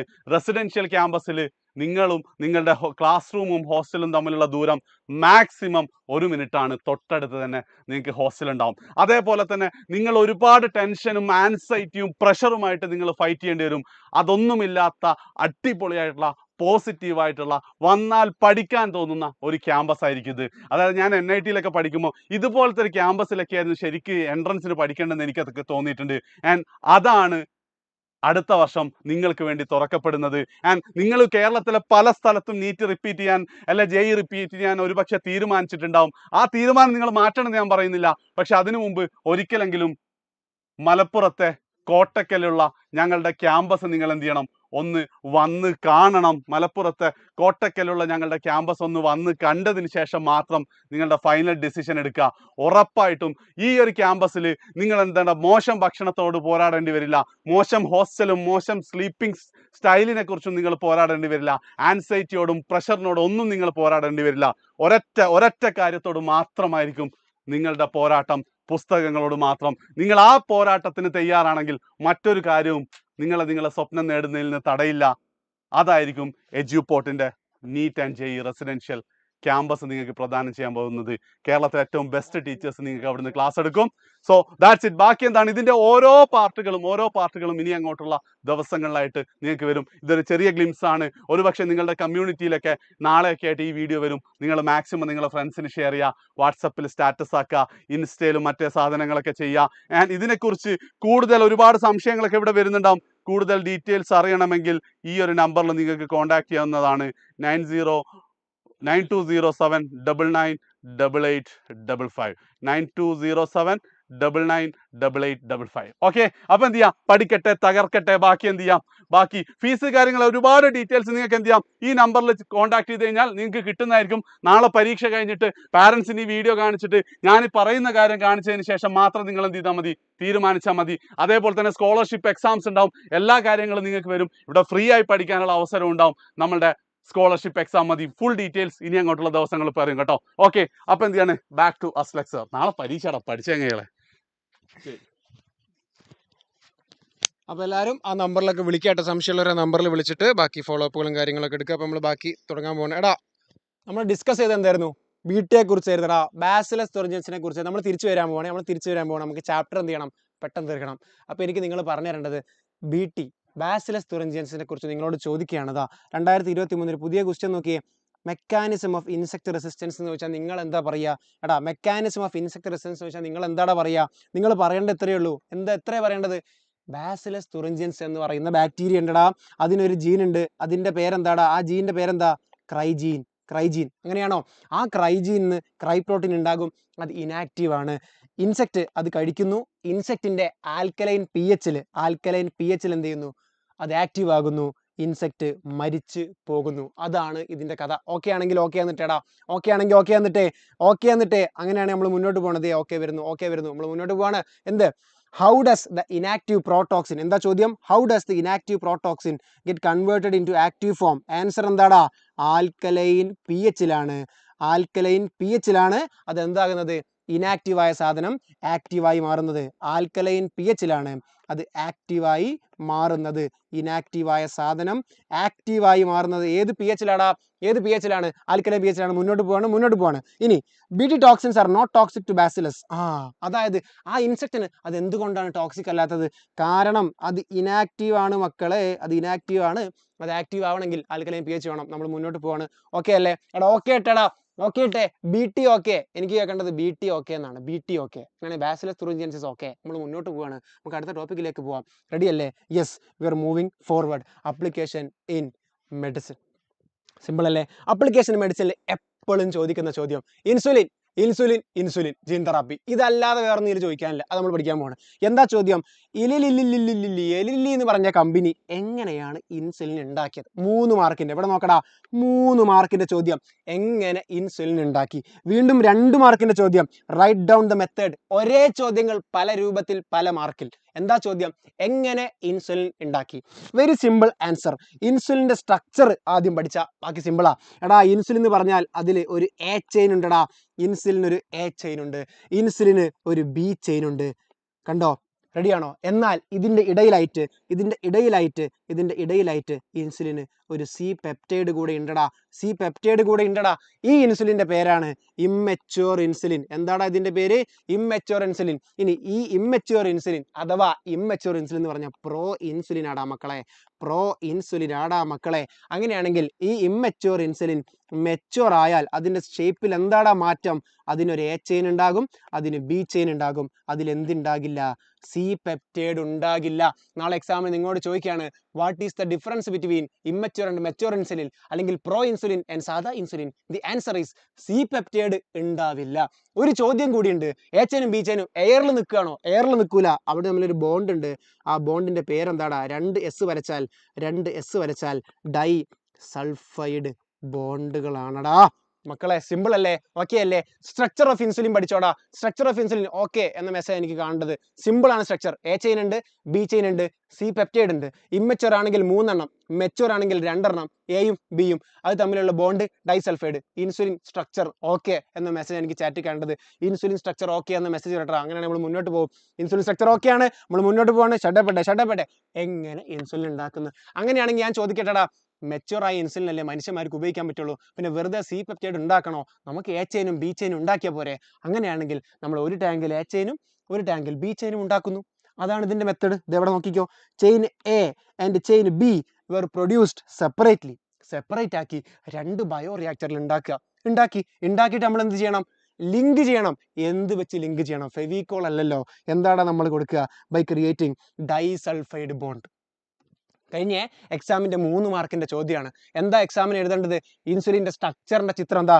ഇതേപോലെ വളരെ സിമ്പിളായിട്ട് അങ്ങോട്ട് എക്സാമിന് വരച്ചു കൊടുക്കുക. വളരെ സിമ്പിളായിട്ട് സ്ട്രക്ചർ വരയ്ക്കുക. എന്നിട്ട് പറയുക ഇൻസുലിനിൽ 3 ചെയിൻ ഉണ്ടായിരുന്നു, അതിൽ സി ആവശ്യമില്ല, അതുകൊണ്ട് നമ്മൾ ഇൻസുലിൻ ഉണ്ടാക്കുമ്പോൾ 2 ചെയിൻ മതി, ഈ 2 എണ്ണം ഒന്നിലുണ്ടാക്കാൻ ബുദ്ധിമുട്ടാണ്, അതുകൊണ്ട് നമ്മൾ എന്ത് ചെയ്തടാ എ എന്ന് പറയുന്ന ചെയിൻ, ഇവിടെ നോക്കണേ, എ എന്ന് പറയുന്ന ചെയിനെ ഒരു ഈക്കോളി ബാക്ടീരിയലിട്ട് ഉണ്ടാക്കി, ബി എന്ന് പറയുന്ന ചെയിനെ ഒരു ഈക്കോളി ബാക്ടീരിയലിട്ട് ഉണ്ടാക്കി.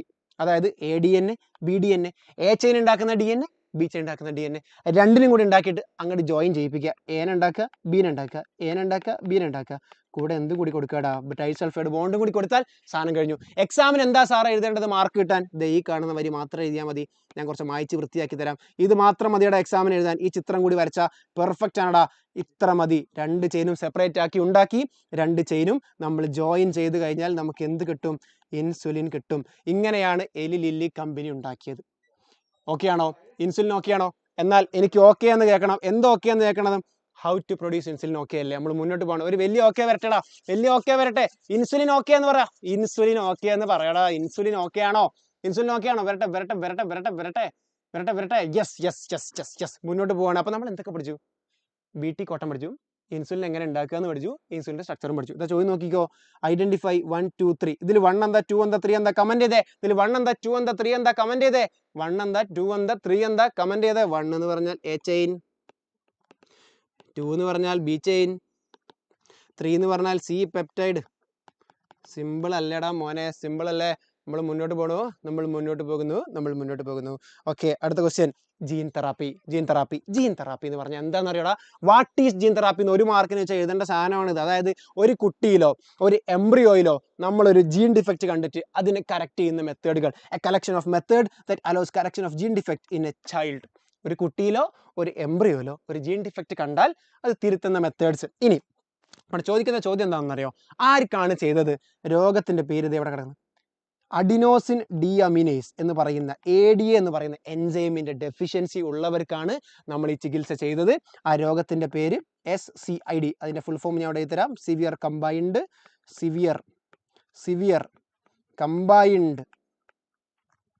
Immuno deficiency. നമ്മളിപ്പോൾ പറഞ്ഞതെല്ലാം ചോദ്യങ്ങളാണ്. വളരെ സിമ്പിൾ ചോദ്യമാണ്. ജീൻ തെറാപ്പി ചെയ്ത രോഗത്തിൻ്റെ പേര് severe combined immuno deficiency. Gene therapy ചെയ്ത എൻസൈം, ഏത് എൻസൈം ഇല്ലാത്തതുകൊണ്ടാണ്? ADA deficiency. 2 ചോദ്യങ്ങൾക്ക് ഉത്തരം നമ്മൾ പറഞ്ഞത്. രോഗത്തിന്റെ പേര് സിവിയർ കമ്പൈൻഡ് ഇമ്മ്യൂണോ ഡെഫിഷ്യൻസി. രോഗമുണ്ടാവാനുള്ള കാരണം അഡിനോസിൻ ഡീഅമിനേസ് എന്ന് പറയുന്ന എൻസൈമിന്റെ ഡെഫിഷ്യൻസി. 2 ഓക്കെ ആണെങ്കിൽ നമ്മൾ മുന്നോട്ട് പോവാണ്. ചോദ്യം ഇതാ, പണ്ടത്തെ ഒരു ചോദ്യം നമുക്ക് കാണാം. ജീൻ തെറാപ്പി എന്ന് പറഞ്ഞ വലിയ സംഭവം എന്നൊക്കെ പറഞ്ഞ അവസാനം എന്താ ചോദിക്കുന്നത് അറിയോ? അഡിനോസിൻ ഡീഅമിനേസ് ഡെഫിഷ്യൻസി ഉള്ള ഒരു കുട്ടിയെ നിങ്ങൾ എങ്ങനെ ചികിത്സിക്കുന്ന നിങ്ങളോട് ചോദിക്കുക. എന്താ നിങ്ങളോട് ചോദിക്കുക? അഡിനോസിൻ ഡീഅമിനേസ് ഡെഫിഷ്യൻസി ഉള്ള കുട്ടിയെ നിങ്ങൾ എങ്ങനെ ചികിത്സിക്കും? അതാണ് ഇതിൽ ചോദിക്കാൻ പറ്റുന്ന മാക്സിമം ചോദ്യം. നിങ്ങൾ എന്താ ഉത്തരം എഴുതുക? ആ കുട്ടിക്ക് ആ എൻസൈം അങ്ങോട്ട് ഇഞ്ചക്ഷൻ ചെയ്ത് കൊടുക്കുക. രണ്ടാമതായിട്ട് നമുക്ക് ആ കുട്ടിയുടെ ബോൺ മാരോ മാറ്റാം. കാരണം നമ്മുടെ ഇമ്മ്യൂൺ സെൽസ് ഉണ്ടാകുന്ന അവിടെയാണ്. അപ്പം നമുക്ക് ബോൺ മാരോ മാറ്റി വെക്കാം. മൂന്നാമത് നമുക്ക് എന്താ ചെയ്യുക? ആ കുട്ടിയുടെ ലിംഫോസൈറ്റുകളെ പുറത്തോട്ടെടുക്കുക. എവിടുന്ന്? ആ കുട്ടിയുടെ ശരീരത്തിൽ നിന്ന് ലിംഫോസൈറ്റുകളെ പുറത്തോട്ടെടുത്തിട്ട് അതിൽ ഈ എൻസൈം ഉണ്ടാക്കുന്ന DNA വെച്ചിട്ട് തിരിച്ചങ്ങോട്ട് ഏൽപ്പിക്കുക. അതിൻ്റെ പേരാടാ ജെനറ്റിക്കലി എൻജിനീയർഡ് ലിംഫോസൈറ്റ്സ്. എന്താ പറഞ്ഞത്? ഒന്നാമത് ആ കുട്ടിക്ക് എൻസൈം അങ്ങോട്ട് കൊടുക്കുക, എൻസൈം റീപ്ലേസ്മെന്റ് തെറാപ്പി. രണ്ടാമത് ഇമ്മ്യൂൺ സെൽസ് ഉണ്ടാക്കുന്ന ബോൺ മാരോ മാറ്റി വെക്കുക. മൂന്നാമത് ആ കുട്ടിയുടെ ബോഡിയിലെ ലിംഫോസൈറ്റുകളെ പുറത്തേക്ക് എടുത്തിട്ട് അതിൽ ADA എൻസൈം ഉണ്ടാക്കുന്ന DNA ഇട്ടിട്ട് തിരിച്ചങ്ങോട്ട് വെക്കുക. Genetically engineered lymphocytes. 1, 2, 3. ഈ 3 രീതിയിലും ആ കുട്ടിയെ നമുക്ക് ചികിത്സിക്കാം. പക്ഷേ ഇത് 3ഉം എന്തല്ല? പെർമനന്റ് ക്യൂർ അല്ല. ഇതൊക്കെ ടെമ്പററി ആടാ. പെർമനന്റ് എന്താ? അതാണ് അടുത്ത ചോദ്യം. What is a permanent cure for ADA deficiency? Answer is വളരെ എംബ്രിയോണിക് സ്റ്റേജിൽ, ആ കുട്ടിയുടെ എംബ്രിയോണിക് സ്റ്റേജിൽ തന്നെ നമ്മൾ എന്ത് ചെയ്യണം? ADA ഉണ്ടാക്കുന്ന DNA കൊടുക്കണം. എന്താ പറഞ്ഞത്? എംബ്രിയോണിക് സ്റ്റേജിൽ. നമ്മളൊക്കെ ഒരു കോശമായിരുന്നില്ലേടാ? നമ്മളൊക്കെ ഒരു കോശമായിരുന്നില്ലേ? ഒരു കോശത്തിൽ നിന്നല്ലേ നമ്മൾ ഒരുപാട് കോശങ്ങളായി മാറിയത്? ആ ഒരു കോശത്തിൽ മാറ്റം വരുത്തിയാൽ നമ്മുടെ എല്ലാ കോശത്തിലും മാറ്റം വരൂലേ? അതാണ് പെർമനന്റ് ക്യൂർ. എൻ്റെ മക്കളോട് ഞാൻ ചോദിക്കുകയാണ്, ജീൻ തെറാപ്പി ഓക്കെ ആണോടാ? ജീൻ തെറാപ്പി ഓക്കെ ആണോ? പറഞ്ഞേടാ, ജീൻ തെറാപ്പി ഓക്കെ ആണോ? അങ്ങനെയാണെങ്കിൽ എനിക്ക് അറിയണം ഏത് എൻസൈമിന്റെ ഡെഫിഷ്യൻസിയാണ് നമ്മൾ ജീൻ തെറാപ്പിയിലൂടെ കറക്റ്റ് ചെയ്തത്. കമന്റ് ചെയ്തേ. ചോദ്യം വളരെ സിമ്പിൾ ആണ്. ഏത് എൻസൈമിന്റെ ഡെഫിഷ്യൻസിയാണ് നമ്മൾ ജീൻ തെറാപ്പിയിലൂടെ കറക്റ്റ് ചെയ്തത്? ആൻസർ വരണം, എനിക്ക് ആൻസർ വരണം. ഏതാടാ? ADA. യെസ്, ADAയുടെ ഫുൾ ഫോം പറയടാ. ADAയുടെ ഫുൾ ഫോം പറയടാ മോനെ. ADAയുടെ ഫുൾ ഫോം എനിക്ക് കേൾക്കണം. ADA എന്ന് എനിക്ക് കേട്ടിട്ട് കാര്യമില്ല. ഫുൾ ഫോം പറ. Full form. Yes, adenosine deaminase. Simple. ഉത്തരം പറ. ഇതിന്റെ ഓപ്ഷനാണ് എനിക്ക് ആൻസർ കേൾക്കേണ്ടത്. Which of the following is a curative method for ADA deficiency? ADA ഡെഫിഷ്യൻസിക്ക് നമ്മൾ ഇതിൽ ഏത് കൊടുക്കാം? ഉത്തരം പറ. Yes, what is the answer? എലീസയാണോ, PCR ആണോ, ഓട്ടോഡിഗ്രാഫ് ആണോ, ബോൺമാരാണോ? ഡി. യെസ്, ബോൺമാരെ മാറ്റി വെക്കാം. സിമ്പിൾ അല്ലേ? പവർ. കമന്റ് വരട്ടെ. പവർ. എവിടെ എല്ലാവരും ഉറങ്ങുവാണോ? പവർ. എടാ, ഇതുവരെ പറയുന്നതൊക്കെ മനസ്സിലാവുന്നുണ്ടോടാ? ഒന്ന് കമന്റ് ഇട്ടടാ. മനസ്സിലാവുന്നുണ്ടോ എന്ന് കമന്റ് ഇട്ടേ. മുന്നോട്ട് പോവാണ് നമ്മള്. മുന്നോട്ട് പോകട്ടെ. മനസ്സിലാവുന്നുണ്ടോ മക്കളെ? ഈ ചാപ്റ്റർ മനസ്സിലാവുന്നുണ്ടോടാ? മറിച്ചും തിരിച്ചും ചോദിച്ചാൽ നമുക്ക് ഇതിന്റെ ഉത്തരം കിട്ടണം. അത്രേ നമ്മൾ ഉദ്ദേശിക്കുന്നുള്ളൂ. Yes, we are moving forward. Molecular diagnosis. ഈ ഒരു സാധനം, മോളിക്കുലാർ ഡയഗ്നോസിസ് എത്തിയ എൻ്റെ പിള്ളേർ പഠിക്കേണ്ട ഒരൊറ്റ സാധനം, വേറെ ഒന്നും പഠിക്കേണ്ട സാധനത്തിന്റെ പേരെന്താണെന്നറിയോ? എലീസ. ഒന്നും പഠിച്ചില്ല, എലീസ പഠിക്കണം. പറഞ്ഞുതരാം. ആകെ 2 പഠിക്കാനുള്ളൂ. എന്താ പറഞ്ഞത്? ആകെ 2 പഠിക്കാനുള്ളൂ. ഒന്നിന്റെ പേര് PCR. ബയോടെക്നോളജി 1 പഠിച്ച സാധനം PCR. ഇവിടെ ചോദിക്കാൻ സാധ്യത കുറവാണ്. ഏറ്റവും കൂടുതൽ ചോദിച്ച ആരാന്നറിയോ? എലീസയാടാ. എലീസയുടെ ഫുൾ ഫോം അറിയണം, എലീസയുടെ പ്രിൻസിപ്പിൾ അറിയണം. 2 കാര്യങ്ങൾ അറിഞ്ഞാൽ മതി. എന്താ അറിയേണ്ടത്? എലീസയുടെ ഫുൾ ഫോം, എലീസയുടെ പ്രിൻസിപ്പിൾ. പഠിച്ചാലോ? എന്താണ് എലീസയുടെ ഫുൾ ഫോം എങ്ങനെയാണ് ഓർമ്മിച്ച് വെക്കുക? എലീസ എന്ന് പറഞ്ഞാൽ ശരിക്കും നമുക്ക് സമയം കുറവാണ്, അതുകൊണ്ട് പെട്ടെന്ന് പറയാം. പെട്ടെന്ന് കേട്ടോ. ഇവിടെ ഒരു സാധനമുണ്ട്, ഒരു പേപ്പർ. അതിൻ്റെ മുകളിൽ ആൻറ്റിബോഡി, ആൻറ്റിജൻ. ഇതൊക്കെ നിങ്ങൾക്ക് എന്താണെന്ന് അറിയോ? ഹ്യൂമൻ ഹെൽത്ത് ഒക്കെ കഴിഞ്ഞാലടാ. ആൻറ്റിബോഡി, ആൻറ്റിജൻ അറിയോ?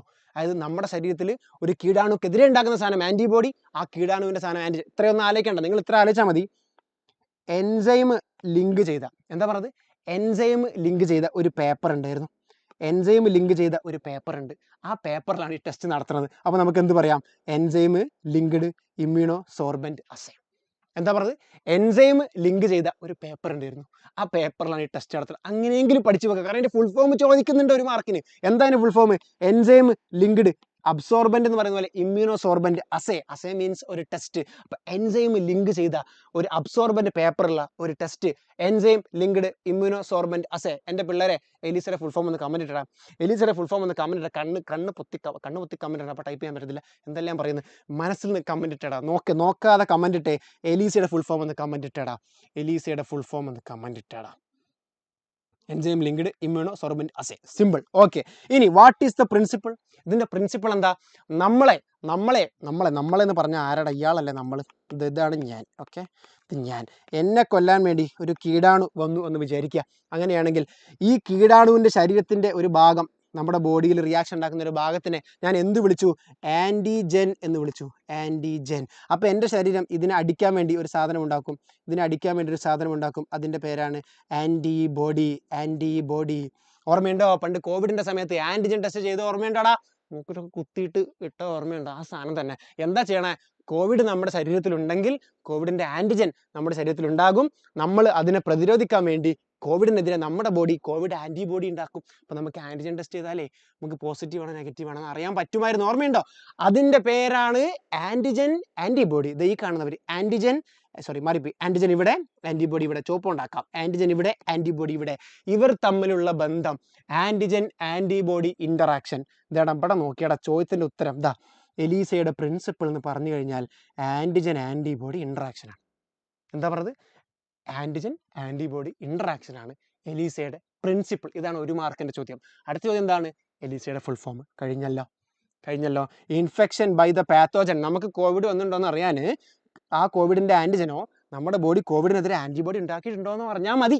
അതാണ് ഉദ്ദേശം. ഓക്കെ, അങ്ങനെയാണെങ്കിൽ ഈ ചോദ്യത്തിന് ഉത്തരം പറയടാ. Antigen antibody reaction is the basis of technique called option. ഉത്തരം കേൾക്കണം. കാണുന്നില്ലെങ്കിൽ കുറച്ച് സൂം ചെയ്ത് ഇങ്ങോട്ട് വെച്ചുതരാം. ഓക്കെ, ഉത്തരം പറ. Yes, ELISA. യെസ്. അങ്ങനെയാണെങ്കിൽ ഇത് 2022 ഇംപ്രൂവ്മെന്റിലെ ഒരു ചോദ്യം. 2022 സേലിലെ ചോദ്യം കണ്ടാലോ? Molecular diagnosis technique that works on antigen antibody interaction. പറ. ഞാൻ ഇവിടെ മാർക്ക് ചെയ്യാം, നിങ്ങൾ ഉത്തരം പറയണം. 1 2 3 4. ഇതിൽ ഏതാടാ ആൻസർ? 1 2 3 4. ഇതിൽ ഏതാടാ ആൻസർ? ആൻസർ ഏതാ? പറ. Yes 3 ELISA ELISA. അങ്ങനെയാണെങ്കിൽ നിങ്ങൾ അടുത്ത ഇടേണ്ട കമന്റ് എലീസയുടെ ഫുൾ ഫോം എന്താണ്? എലീസയുടെ ഫുൾ ഫോം എന്താണ്? ഒന്ന് കമന്റ് ഇട്ടടാ. എലീസയുടെ ഫുൾ ഫോം എന്താണെന്ന് കമന്റ് ഇട്ടടാ മക്കളെ. Okay simple. അങ്ങനെയാണെങ്കിൽ ഒരു ക്വിക്ക് ക്വസ്റ്റ്യൻ, ക്വിക്ക് റിവിഷൻ. ഏത് pH-ലായിരുന്നു ബാസിലസ് തുറിഞ്ചെൻസിസിന്റെ ടോക്സിൻ ആക്ടിവേറ്റ് ആവുന്നത്? ആസിഡ് ആണോ ആൽക്കലൈൻ ആണോ? പറയടാ. ആസിഡ് ആണോ ആൽക്കലൈൻ ആണോ? പറയടാ. ആസിഡ് അല്ല, ആൽക്കലൈൻ ആണോ? പിള്ളേരെ തെറ്റിപ്പിച്ച്. ഹലോ, എന്താ ഇവിടെ? എടോ, നിങ്ങളിൽ കുറെ ആൾക്കാർ ലൈക്ക് അടിക്കാത്തവരില്ലേ? ലൈക്ക് അടിക്കാത്തവരുള്ളവർ വന്നൊന്ന് ലൈക്ക് അടിച്ചിട്ട് പോടാ. ഇവിടെ ലൈക്ക് കുറവല്ലേ, അപ്പൊ നിങ്ങൾ ലൈക്ക് അടിക്കേണ്ട. മോശമല്ല. ഒന്നില്ലെങ്കിൽ ക്ലാസ് സാറിനെ പോലെ സുന്ദരനായ ഒരു സാറോട് ഇങ്ങനെ ക്ലാസ് എടുക്കുമ്പോ നിങ്ങൾ ലൈക്ക് ഒക്കെ അടിക്കണ്ടേ?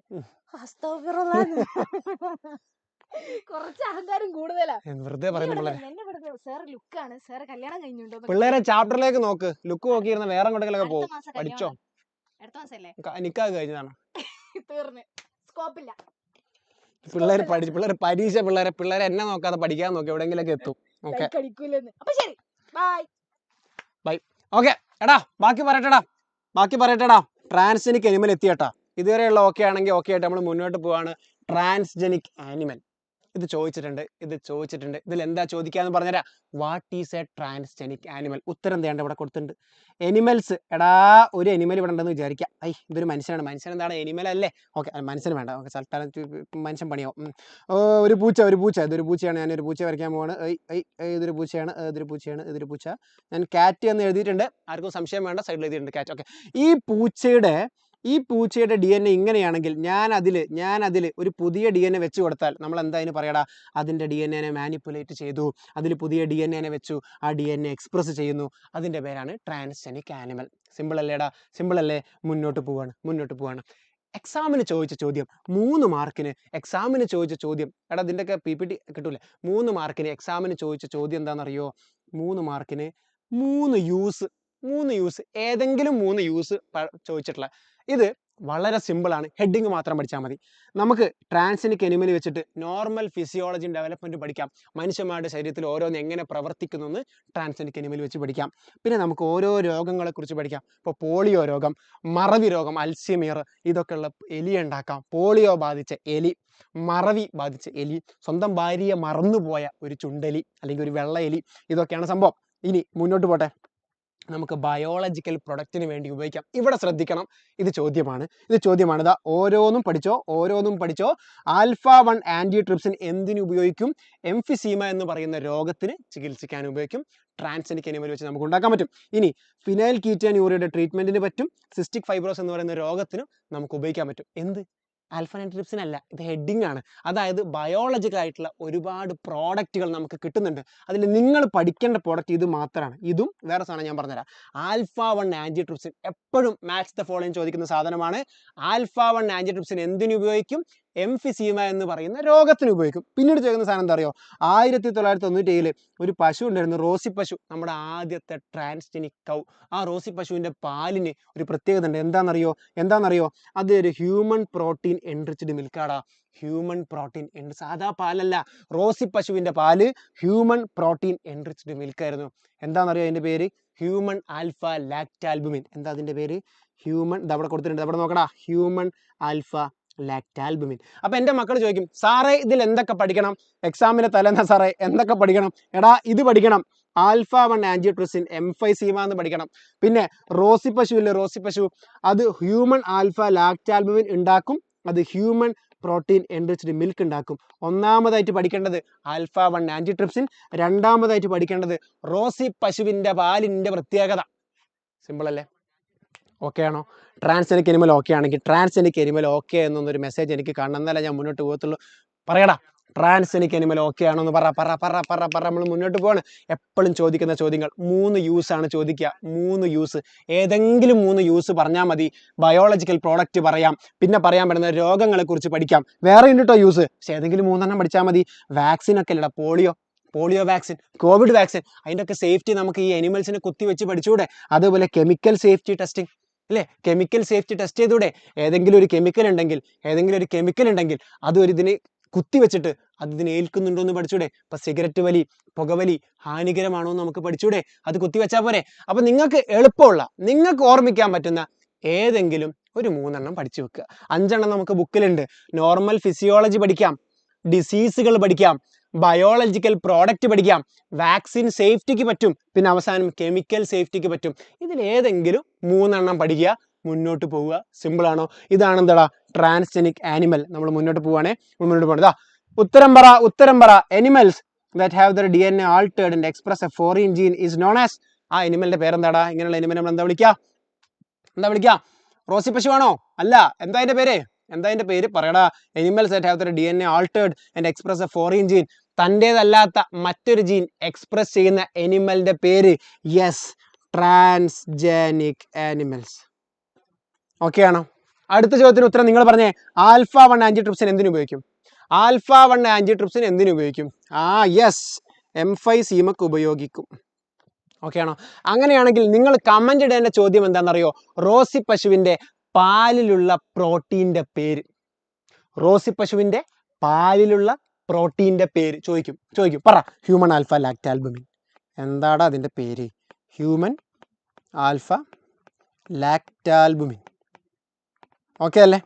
സിമ്പിൾ അല്ലേ? Human alpha lactalbumin. ഓക്കെയാണ്. നമ്മൾ മുന്നോട്ട് പോകണം. എത്തിക്കലിച്ചു. ചാപ്റ്റർ കഴിയാനായിട്ടാ. അധികം സമയം എടുത്തില്ലെന്ന് തോന്നുന്നു. സമയം കൂടി പോയി. പെട്ടെന്ന് തീർക്കാം. GEACയുടെ ഫുൾ ഫോം ചോദിക്കാറുണ്ട്. പഠിച്ചു വെച്ചോ. Genetic engineering approval company. നമ്മളെ ജനറ്റിക് എഞ്ചിനീയറിംഗ് ഒക്കെ ചെയ്തിട്ടേ ഇതിനെ പ്രകൃതിയിലേക്ക് ഇറക്കുമ്പോൾ ആരെങ്കിലൊക്കെ നോക്കാൻ വേണ്ട ഇത് നല്ലതാണോ എന്ന്. അതിനുള്ള ടീമാണ് GEAC. അവരെന്തൊക്കെ ചെയ്യുന്നു എന്ന് ചോദിച്ചാൽ നിങ്ങൾ പറയണം. അവർ വാലിഡിറ്റി നോക്കും, സേഫ്റ്റി നോക്കും. രണ്ട് കാര്യങ്ങൾ പഠിച്ചാൽ മതി. Validity, safety. GEAC, genetic engineering approval committee. അവരെന്തൊക്കെ നോക്കും? Validity, safety. ക്വസ്റ്റ്യൻ കാണിച്ചു തരാം. നോക്കിക്കോ. What is the function of GEAC? പറയടാ. What is the function of GEAC? Validity and safety of genetic engineering. നമ്മൾ ജനറ്റിക് എഞ്ചിനീയറിംഗ് വഴി ഉണ്ടാക്കിയ ഒരു സാധനത്തിന്റെ വാലിഡിറ്റിയും സേഫ്റ്റിയും നോക്കുന്ന ആളുകളാണ് GEAC. അങ്ങനെയാണെങ്കിൽ GEACയുടെ ഫുൾ ഫോം എന്താ? Genetic engineering approval committee. ADയുടെ ഫുൾ ഫോം എന്താടാ? പറ. ADയുടെ ഫുൾ ഫോം എന്താടാ? പറ. Yes, adenosine deaminase. എന്റെ ചോദ്യം, അഡിനോസിൻ ഡിഅമിനേസ് ഡെഫിഷ്യൻസി കാരണം വരുന്ന രോഗം severe combined immuno deficiency, SCID. Okay ആണോ? സിമ്പിൾ അല്ലേ? ഇനി ഇതുവരെ ചോദിച്ചിട്ടില്ലാത്ത എന്നാൽ ചോദിക്കാൻ ചാൻസ് ഉള്ള ഒരു ചോദ്യം നമ്മൾ പറയാൻ പോണത് വാട്ട് ഈസ് ബയോപൈറസി എന്ന് 2 മാർക്കിന് ഇനി വെറൈറ്റി ആയിട്ടൊരു ചോദ്യം എക്സാമിനർ ചോദിക്കുകയാണെങ്കിൽ എൻ്റെ പിള്ളേർ അത് കണ്ട് തകർന്നു പോകരുത്. അതിന് നിങ്ങൾ ഇത്രയും പഠിച്ചാൽ മതി. ബയോളജിക്കൽ റിസോഴ്സുകളെ ഉപയോഗിക്കുക. ആര് ഉപയോഗിക്കുക? മൾട്ടിനാഷണൽ കമ്പനി ഉപയോഗിക്കുക. മൾട്ടിനാഷണൽ കമ്പനി മാത്രം പോരാ, അല്ലെങ്കിൽ വേറെ ആരെങ്കിലും ഒക്കെ ഉപയോഗിക്കുക. എന്താ പറഞ്ഞത്?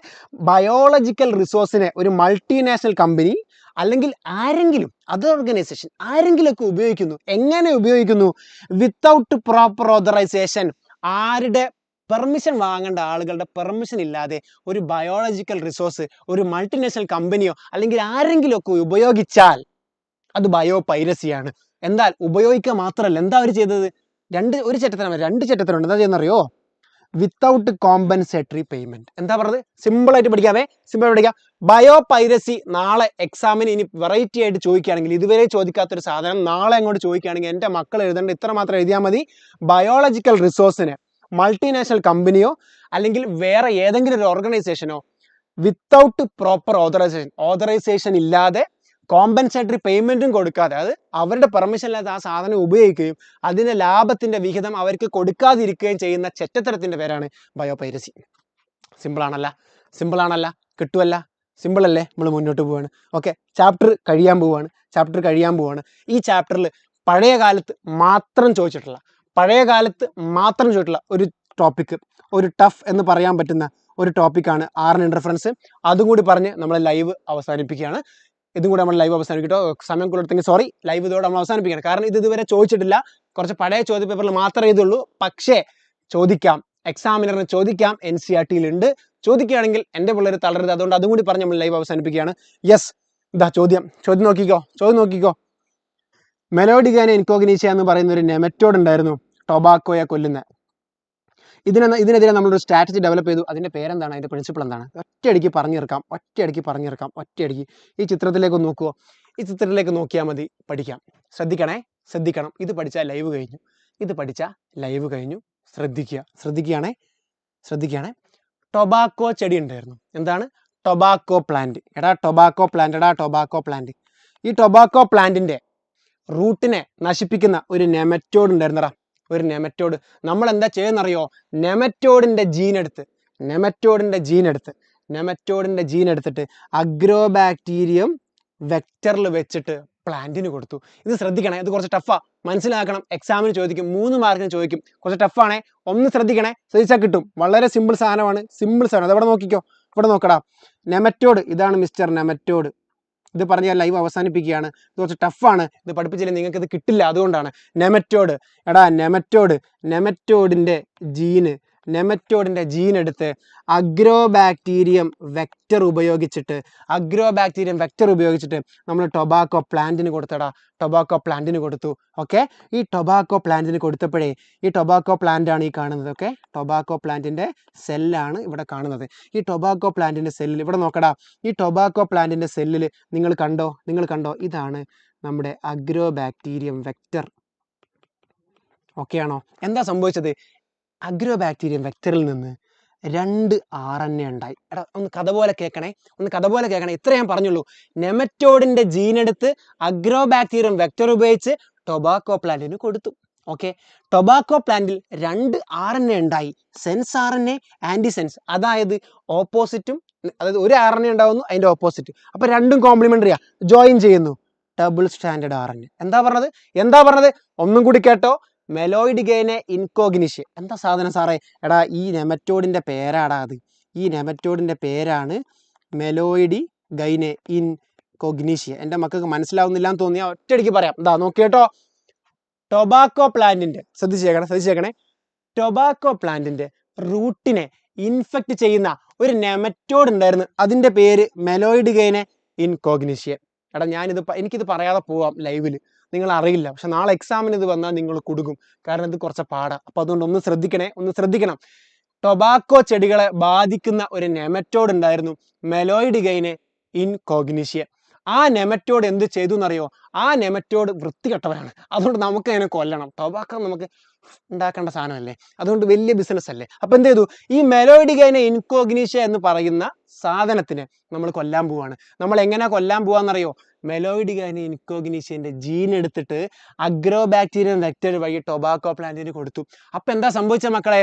എന്താണ് സംഭവിച്ചേ? 2 RNA ഉണ്ടായി. അത് രണ്ടും കമ്പൈൻ ചെയ്തിട്ട് ഒരു ഡബിൾ സ്റ്റാൻഡേർഡ് RNA ഉണ്ടായി. ഇത്ര എൻ്റെ മക്കൾക്ക് മനസ്സിലായോ? ഒന്ന് മനസ്സിലായെങ്കിൽ മനസ്സിലായി എന്നൊന്ന് കമന്റ് ഇട്ട്, എന്ന് എനിക്ക് ബാക്കി പറയാം. ഒന്ന് മനസ്സിലായി എന്നൊന്ന് കമന്റ് ഇട്ടേടാ. എന്താണ്, എത്രേ പറഞ്ഞിട്ടുള്ളൂ? ടൊബാക്കോ പ്ലാന്റിന്റെ റൂട്ടിനെ ബാധിക്കുന്ന നെമറ്റോഡിന്റെ പേര് മെലോയിഡ് ഗൈനെ ഇൻകോഗ്നിഷ്യ. അതിന്റെ ജീൻ എടുത്ത് അഗ്രോബാക്ടീരിയം വെക്ടർ ഉപയോഗിച്ച് നമ്മൾ ടൊബാക്കോ പ്ലാന്റിന് കൊടുത്തു. അവിടെ 2 RNA ഉണ്ടായി. മനസ്സിലായല്ലോ? Okay, thank you. ഈ 2 RNA പ്ലാന്റിൽ വെയിറ്റ് ചെയ്യണം. എന്താ പറഞ്ഞത്? ഈ 2 RNA കൂടി ചേർന്ന ഡബിൾ സ്റ്റാൻഡേർഡ് RNA പ്ലാന്റിന്റെ ബോഡിയിൽ, ഇത് അവിടെ നോക്കടാ, പ്ലാന്റിന്റെ ബോഡിയിൽ ഈ ഡബിൾ സ്റ്റാൻഡേർഡ് RNA വെയിറ്റ് ചെയ്യാണ്. ആരെ വെയിറ്റ് ചെയ്തെന്നറിയോ? ഈ പ്ലാന്റിനെ ആക്രമിക്കാൻ ഒരുത്തൻ വരുന്നുണ്ട്. അതാണ് നമ്മുടെ മെലോയിഡ് ഗൈനെ ഇൻകോഗ്നിഷ്യ. ഇയാളാണ് നമ്മുടെ മിസ്റ്റർ നെമറ്റോഡ്. മെലോയിഡ് ഗൈൻ, അതിന്റെ പേരൊന്നും പഠിക്കണം, ചോദിക്കാൻ സാധ്യത കുറവാണ്. നിങ്ങളോട് എങ്ങനെ കൊല്ലുന്നു എന്ന് മാത്രമേ ചോദിക്കുള്ളൂ, കാരണം വലിയ ഇംഗ്ലീഷ് അല്ലേ. എന്നാലും പഠിച്ചു വെച്ചോട്ടോ. മെലോയിഡ് ഗൈനെ ഇൻകോഗ്നിഷ്യ, നെമറ്റോഡ്. എന്താ ചെയ്യാൻ പറയടാ? ഈ പ്ലാന്റിന്റെ ബോഡിയിൽ, നിങ്ങളോട് ഞാൻ ഒരു ചോദ്യം ചോദിക്കുകയാണ്. ഈ പ്ലാന്റിന്റെ ബോഡിയിലുള്ളത് ഡബിൾ സ്റ്റാൻഡേർഡ് RNA ആണോ, സിംഗിൾ സ്റ്റാൻഡേർഡ് RNA ആണോ? ഉത്തരം പറ. ഈ പ്ലാന്റിന്റെ ബോഡിയിലുള്ളത് ഡബിൾ സ്റ്റാൻഡേർഡ് RNA ആണോ, സിംഗിൾ സ്റ്റാൻഡേർഡ് RNA ആണോ? ഉത്തരം പറടാ. യെസ്, ഉത്തരം വരുന്നുണ്ട്. Double standard RNA. ഓക്കെ, ഇനി കേട്ടോ. ഒന്നാമത്തെ പാർട്ട് കഴിഞ്ഞ് രണ്ടാമത്തെ പാർട്ട് പറയാൻ പോകുന്നത് കൂടെ കഴിഞ്ഞാൽ സാധനം കഴിഞ്ഞേ. ഈ ഡബിൾ സ്റ്റാൻഡേർഡ് RNA പോയിട്ട് ഈ പ്ലാന്റിന്റെ ബോഡിയിലുള്ള ഡബിൾ സ്റ്റാൻഡേർഡ് RNA ഇങ്ങനെ കാത്തിരിക്കുകയാണ് നെമറ്റോഡ് വരാൻ വേണ്ടിയിട്ട്. അപ്പോൾ അത് അല്ലെല്ലാം പാടിയിട്ട് ആര് വരുന്നു? നെമറ്റോഡ് ഇങ്ങോട്ട് വന്നിട്ട് ഈ പ്ലാന്റിന്റെ ഒരു പീസ് ഇദ്ദേഹം വാഴയിലൂടെ കഴിക്കുന്നു. അതിൻ്റെ വായിലോട്ട് കഴിച്ചു എന്ന് വിചാരിക്കാം.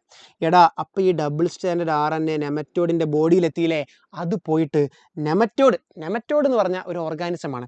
അയാൾ ഇങ്ങനെ പാവം DNA mRNA ഒക്കെ ഉണ്ടാക്കി പ്രോട്ടീൻ ഉണ്ടാക്കി ജീവിക്കുന്ന ഒരു പാവമായിരുന്നു. പാവം എന്ന് പറഞ്ഞാൽ അയാളുടെ ജീവിതം എല്ലാവർക്കും നമുക്കൊക്കെ ജീവിക്കണ്ടേ. ഇപ്പം നമ്മുടെ ബോഡിയിലെ സ്കിൻ കളർ, നമ്മുടെ ഹെയർ ലെങ്ത്, ഹെയർ കളർ, ഇതൊക്കെ നമ്മുടെ ജീനിൽ നിന്ന് പ്രോട്ടീൻ ഉണ്ടായിട്ടല്ലേ ഇങ്ങനെ മെലോഡി ഗെയിൻ ഇൻകോഗ്നീഷൻ ഇങ്ങനെ ജീവിക്കുകയായിരുന്നു. എന്താ സംഭവിച്ചത്?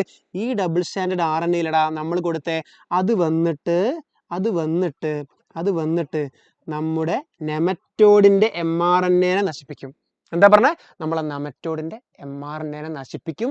നെമറ്റോഡിൻ്റെ mRNA നശിച്ചാൽ നെമറ്റോഡിന് പ്രോട്ടീൻ ഉണ്ടാക്കാൻ കഴിയില്ല, നെമറ്റോഡ് മരിക്കും. എന്താ ഞാൻ പറഞ്ഞ ഒന്നും കൂടി കേട്ടോ. ടൊബാക്കോ പ്ലാന്റിന്റെ ബോഡിയിൽ ഡബിൾ സ്റ്റാൻഡേർഡ് RNA വെയിറ്റ് ചെയ്യുകയായിരുന്നു.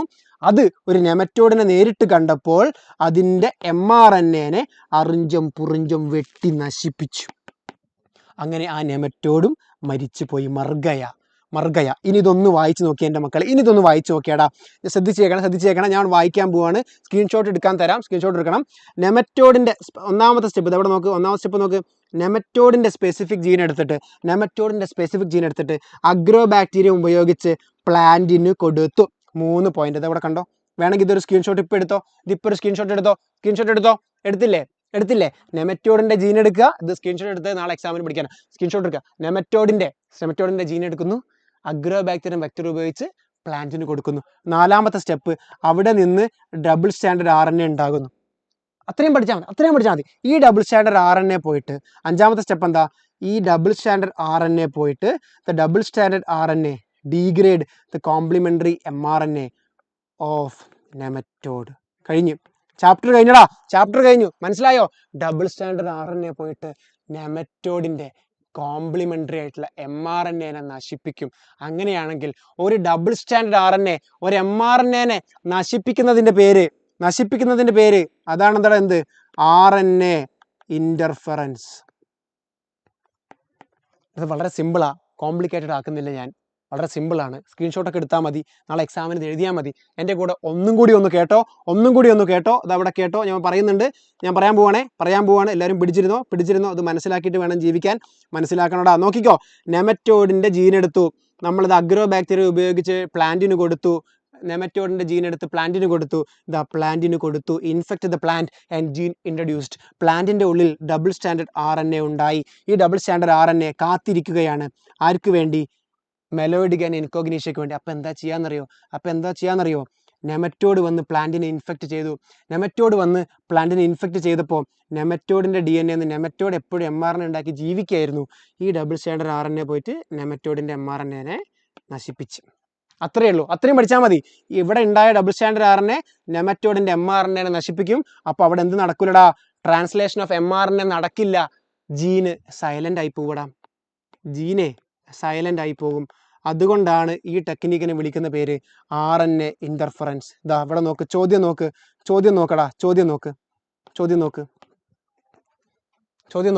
ഇവിടെ നോക്ക്. ക്വസ്റ്റ്യൻ നോക്ക്. Meloidogyne incognita is a nematode parasite infecting the root of tobacco plant. It infection can be prevented by biotechnological method. Name the strategy. Answer RNA interference. ഇതിന് വേറൊരു പേരുണ്ട്, RNA അതാണ് RNA interference. എടാ മനസ്സിലായോടാ?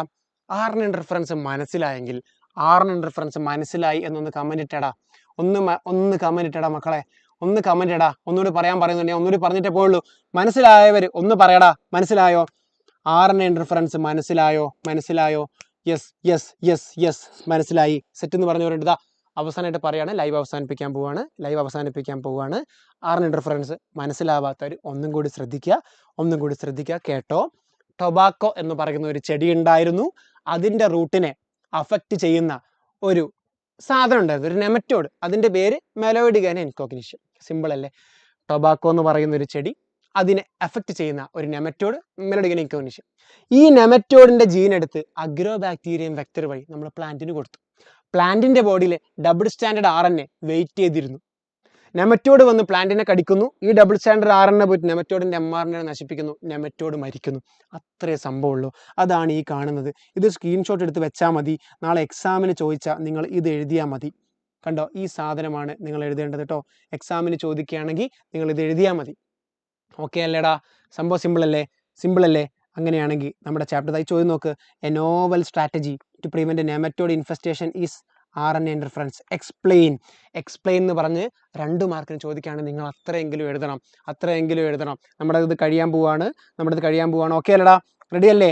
Explain RNA interference. Okay, ഇനി live wind up ചെയ്യാൻ പോവാണ്. മനസ്സിലായോടാ? മനസ്സിലായെന്ന് പറഞ്ഞേ. മനസ്സിലായെന്നൊന്ന് പറഞ്ഞേടാ. മനസ്സിലായോ? RNA ഇന്റർഫറൻസ് മനസ്സിലായോ? യെസ്, സെന്റൻസ് ആക്കി എഴുതിയാൽ മതി. സെന്റൻസ് ആക്കി എഴുതാൻ അറിയാത്തവർക്ക് ഈ ചിത്രം വരയ്ക്കാം. ഇതാ ഈ ചിത്രം വരച്ചാലും മതി കേട്ടാ. നോക്ക്, ചിത്രം നോക്കടാ.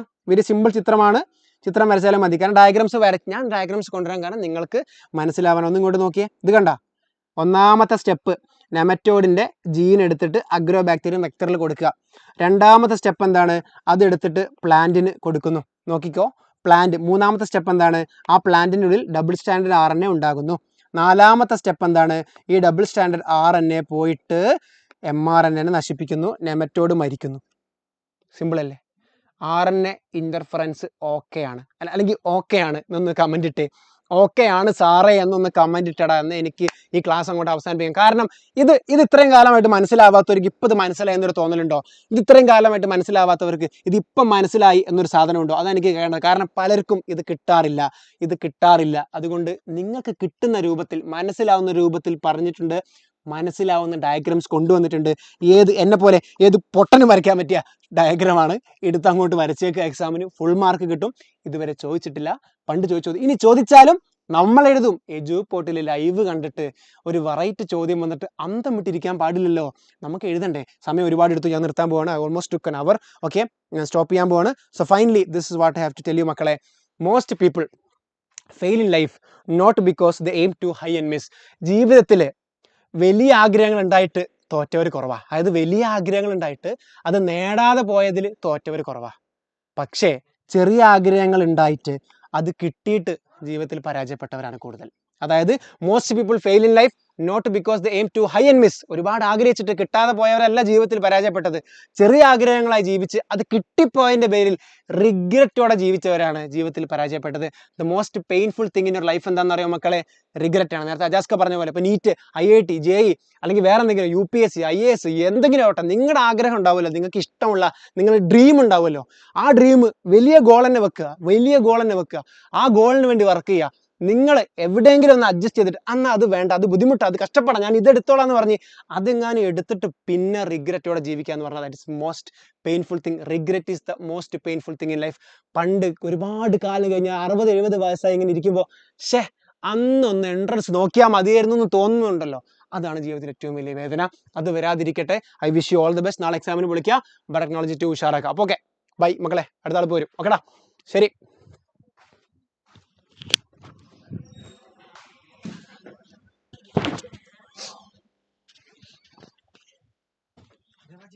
ഹലോ. അപ്പൊ ഞാൻ ഇറങ്ങട്ടെടാ. ഞാനിതാ എന്റെ ഒരു സുഹൃത്തിനെ ദേവയെ നിങ്ങൾക്ക് പരിചയപ്പെടുത്തേണ്ട ആവശ്യമില്ല, പരിചയമുള്ള മുഖമാണ്. ദേവാജി നേരത്തെ പരിചയമുണ്ട്, അതറിയോ?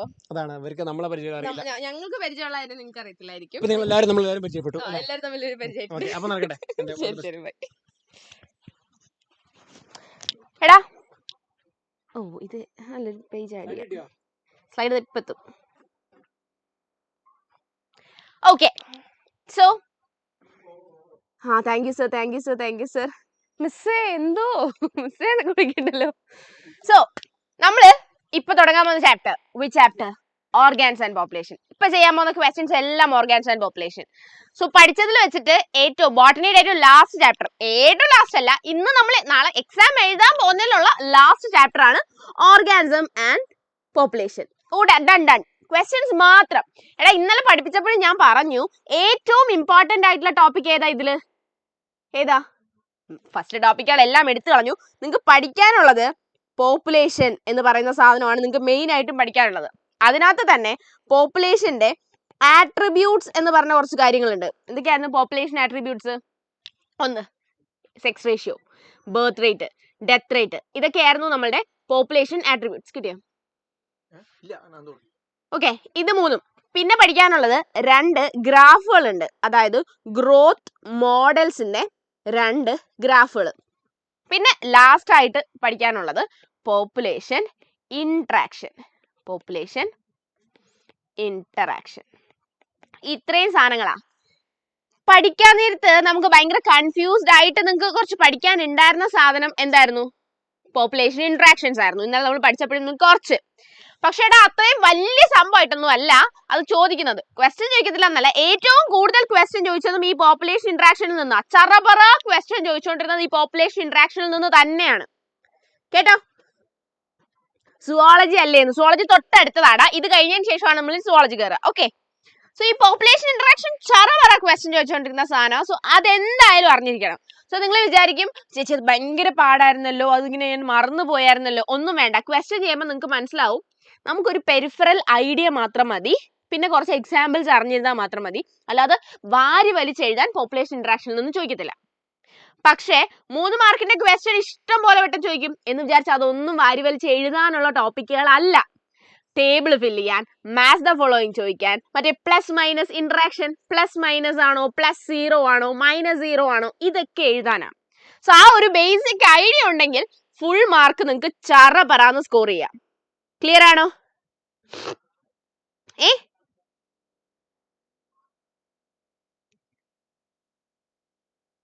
എന്ത് ബില്ല്?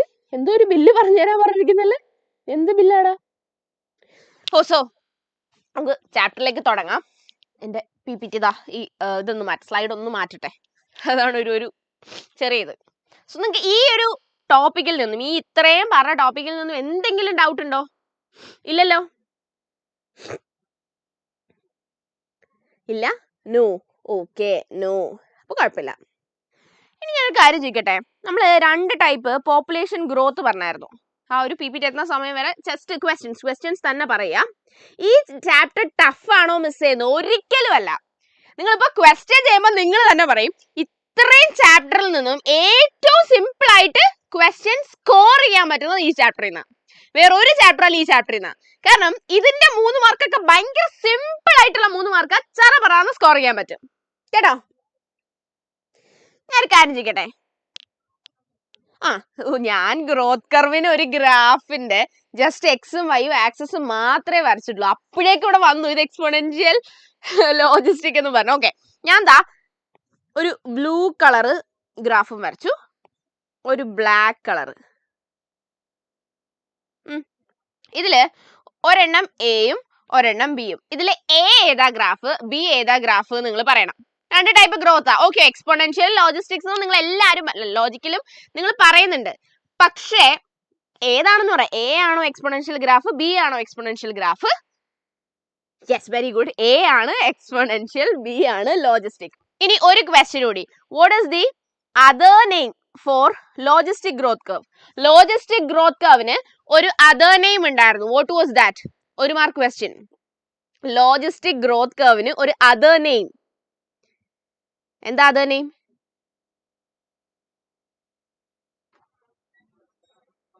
Sigmoid curve. ആ കർവിന്റെ ഷേപ്പ് പറയുന്നതാണ് നമ്മൾ സിഗ്മോയിഡ് കർവ് എന്ന്. അതല്ല, ആ കർവിന് വേറൊരു പേരുണ്ട്, 2 ആൾക്കാരുടെ പേരൊക്കെ വെച്ചിട്ട്. Yes, very good. Verhulst Pearl logistic curve. Verhulst Pearl. അതിനൊരു അതർ നെയിം ചോദിച്ചു കഴിഞ്ഞാൽ സിഗ്മോയിഡ് കർവ് എന്നല്ല എഴുതേണ്ടത്. ടീച്ചേഴ്സ് ഇംപ്രസ്ഡ് ആവണമെങ്കിൽ അതിന്റെ ഷേപ്പ് മാത്രമാണ് ഈ സിഗ്മോയിഡ് ആയിട്ടുള്ളത്. പകരം അതിന്റെ പേര് അതർ നെയിം എന്താന്ന് ചോദിച്ചു കഴിഞ്ഞാൽ വേൾഹസ്-പേൾ എന്നുള്ള പറയണം. കേട്ടോ? അതാണ് പറയേണ്ടത്. ഒരു കാര്യം കൂടി, ഇവിടെ നോക്കിക്കഴിഞ്ഞാൽ ഈ ഒരു പെർട്ടിക്കുലർ പോയിന്റ് കഴിഞ്ഞിട്ട് പിന്നെ ഈ ലോജിസ്റ്റിക് കർവ് വളരുന്നില്ല. സോ ഞാൻ ഈ ഡോട്ടഡ് ലൈൻ ഇട്ടേക്കുന്നതിനെ ഞാൻ K എന്നാ പറയുന്നത്. What is this K? ആ K എന്താ?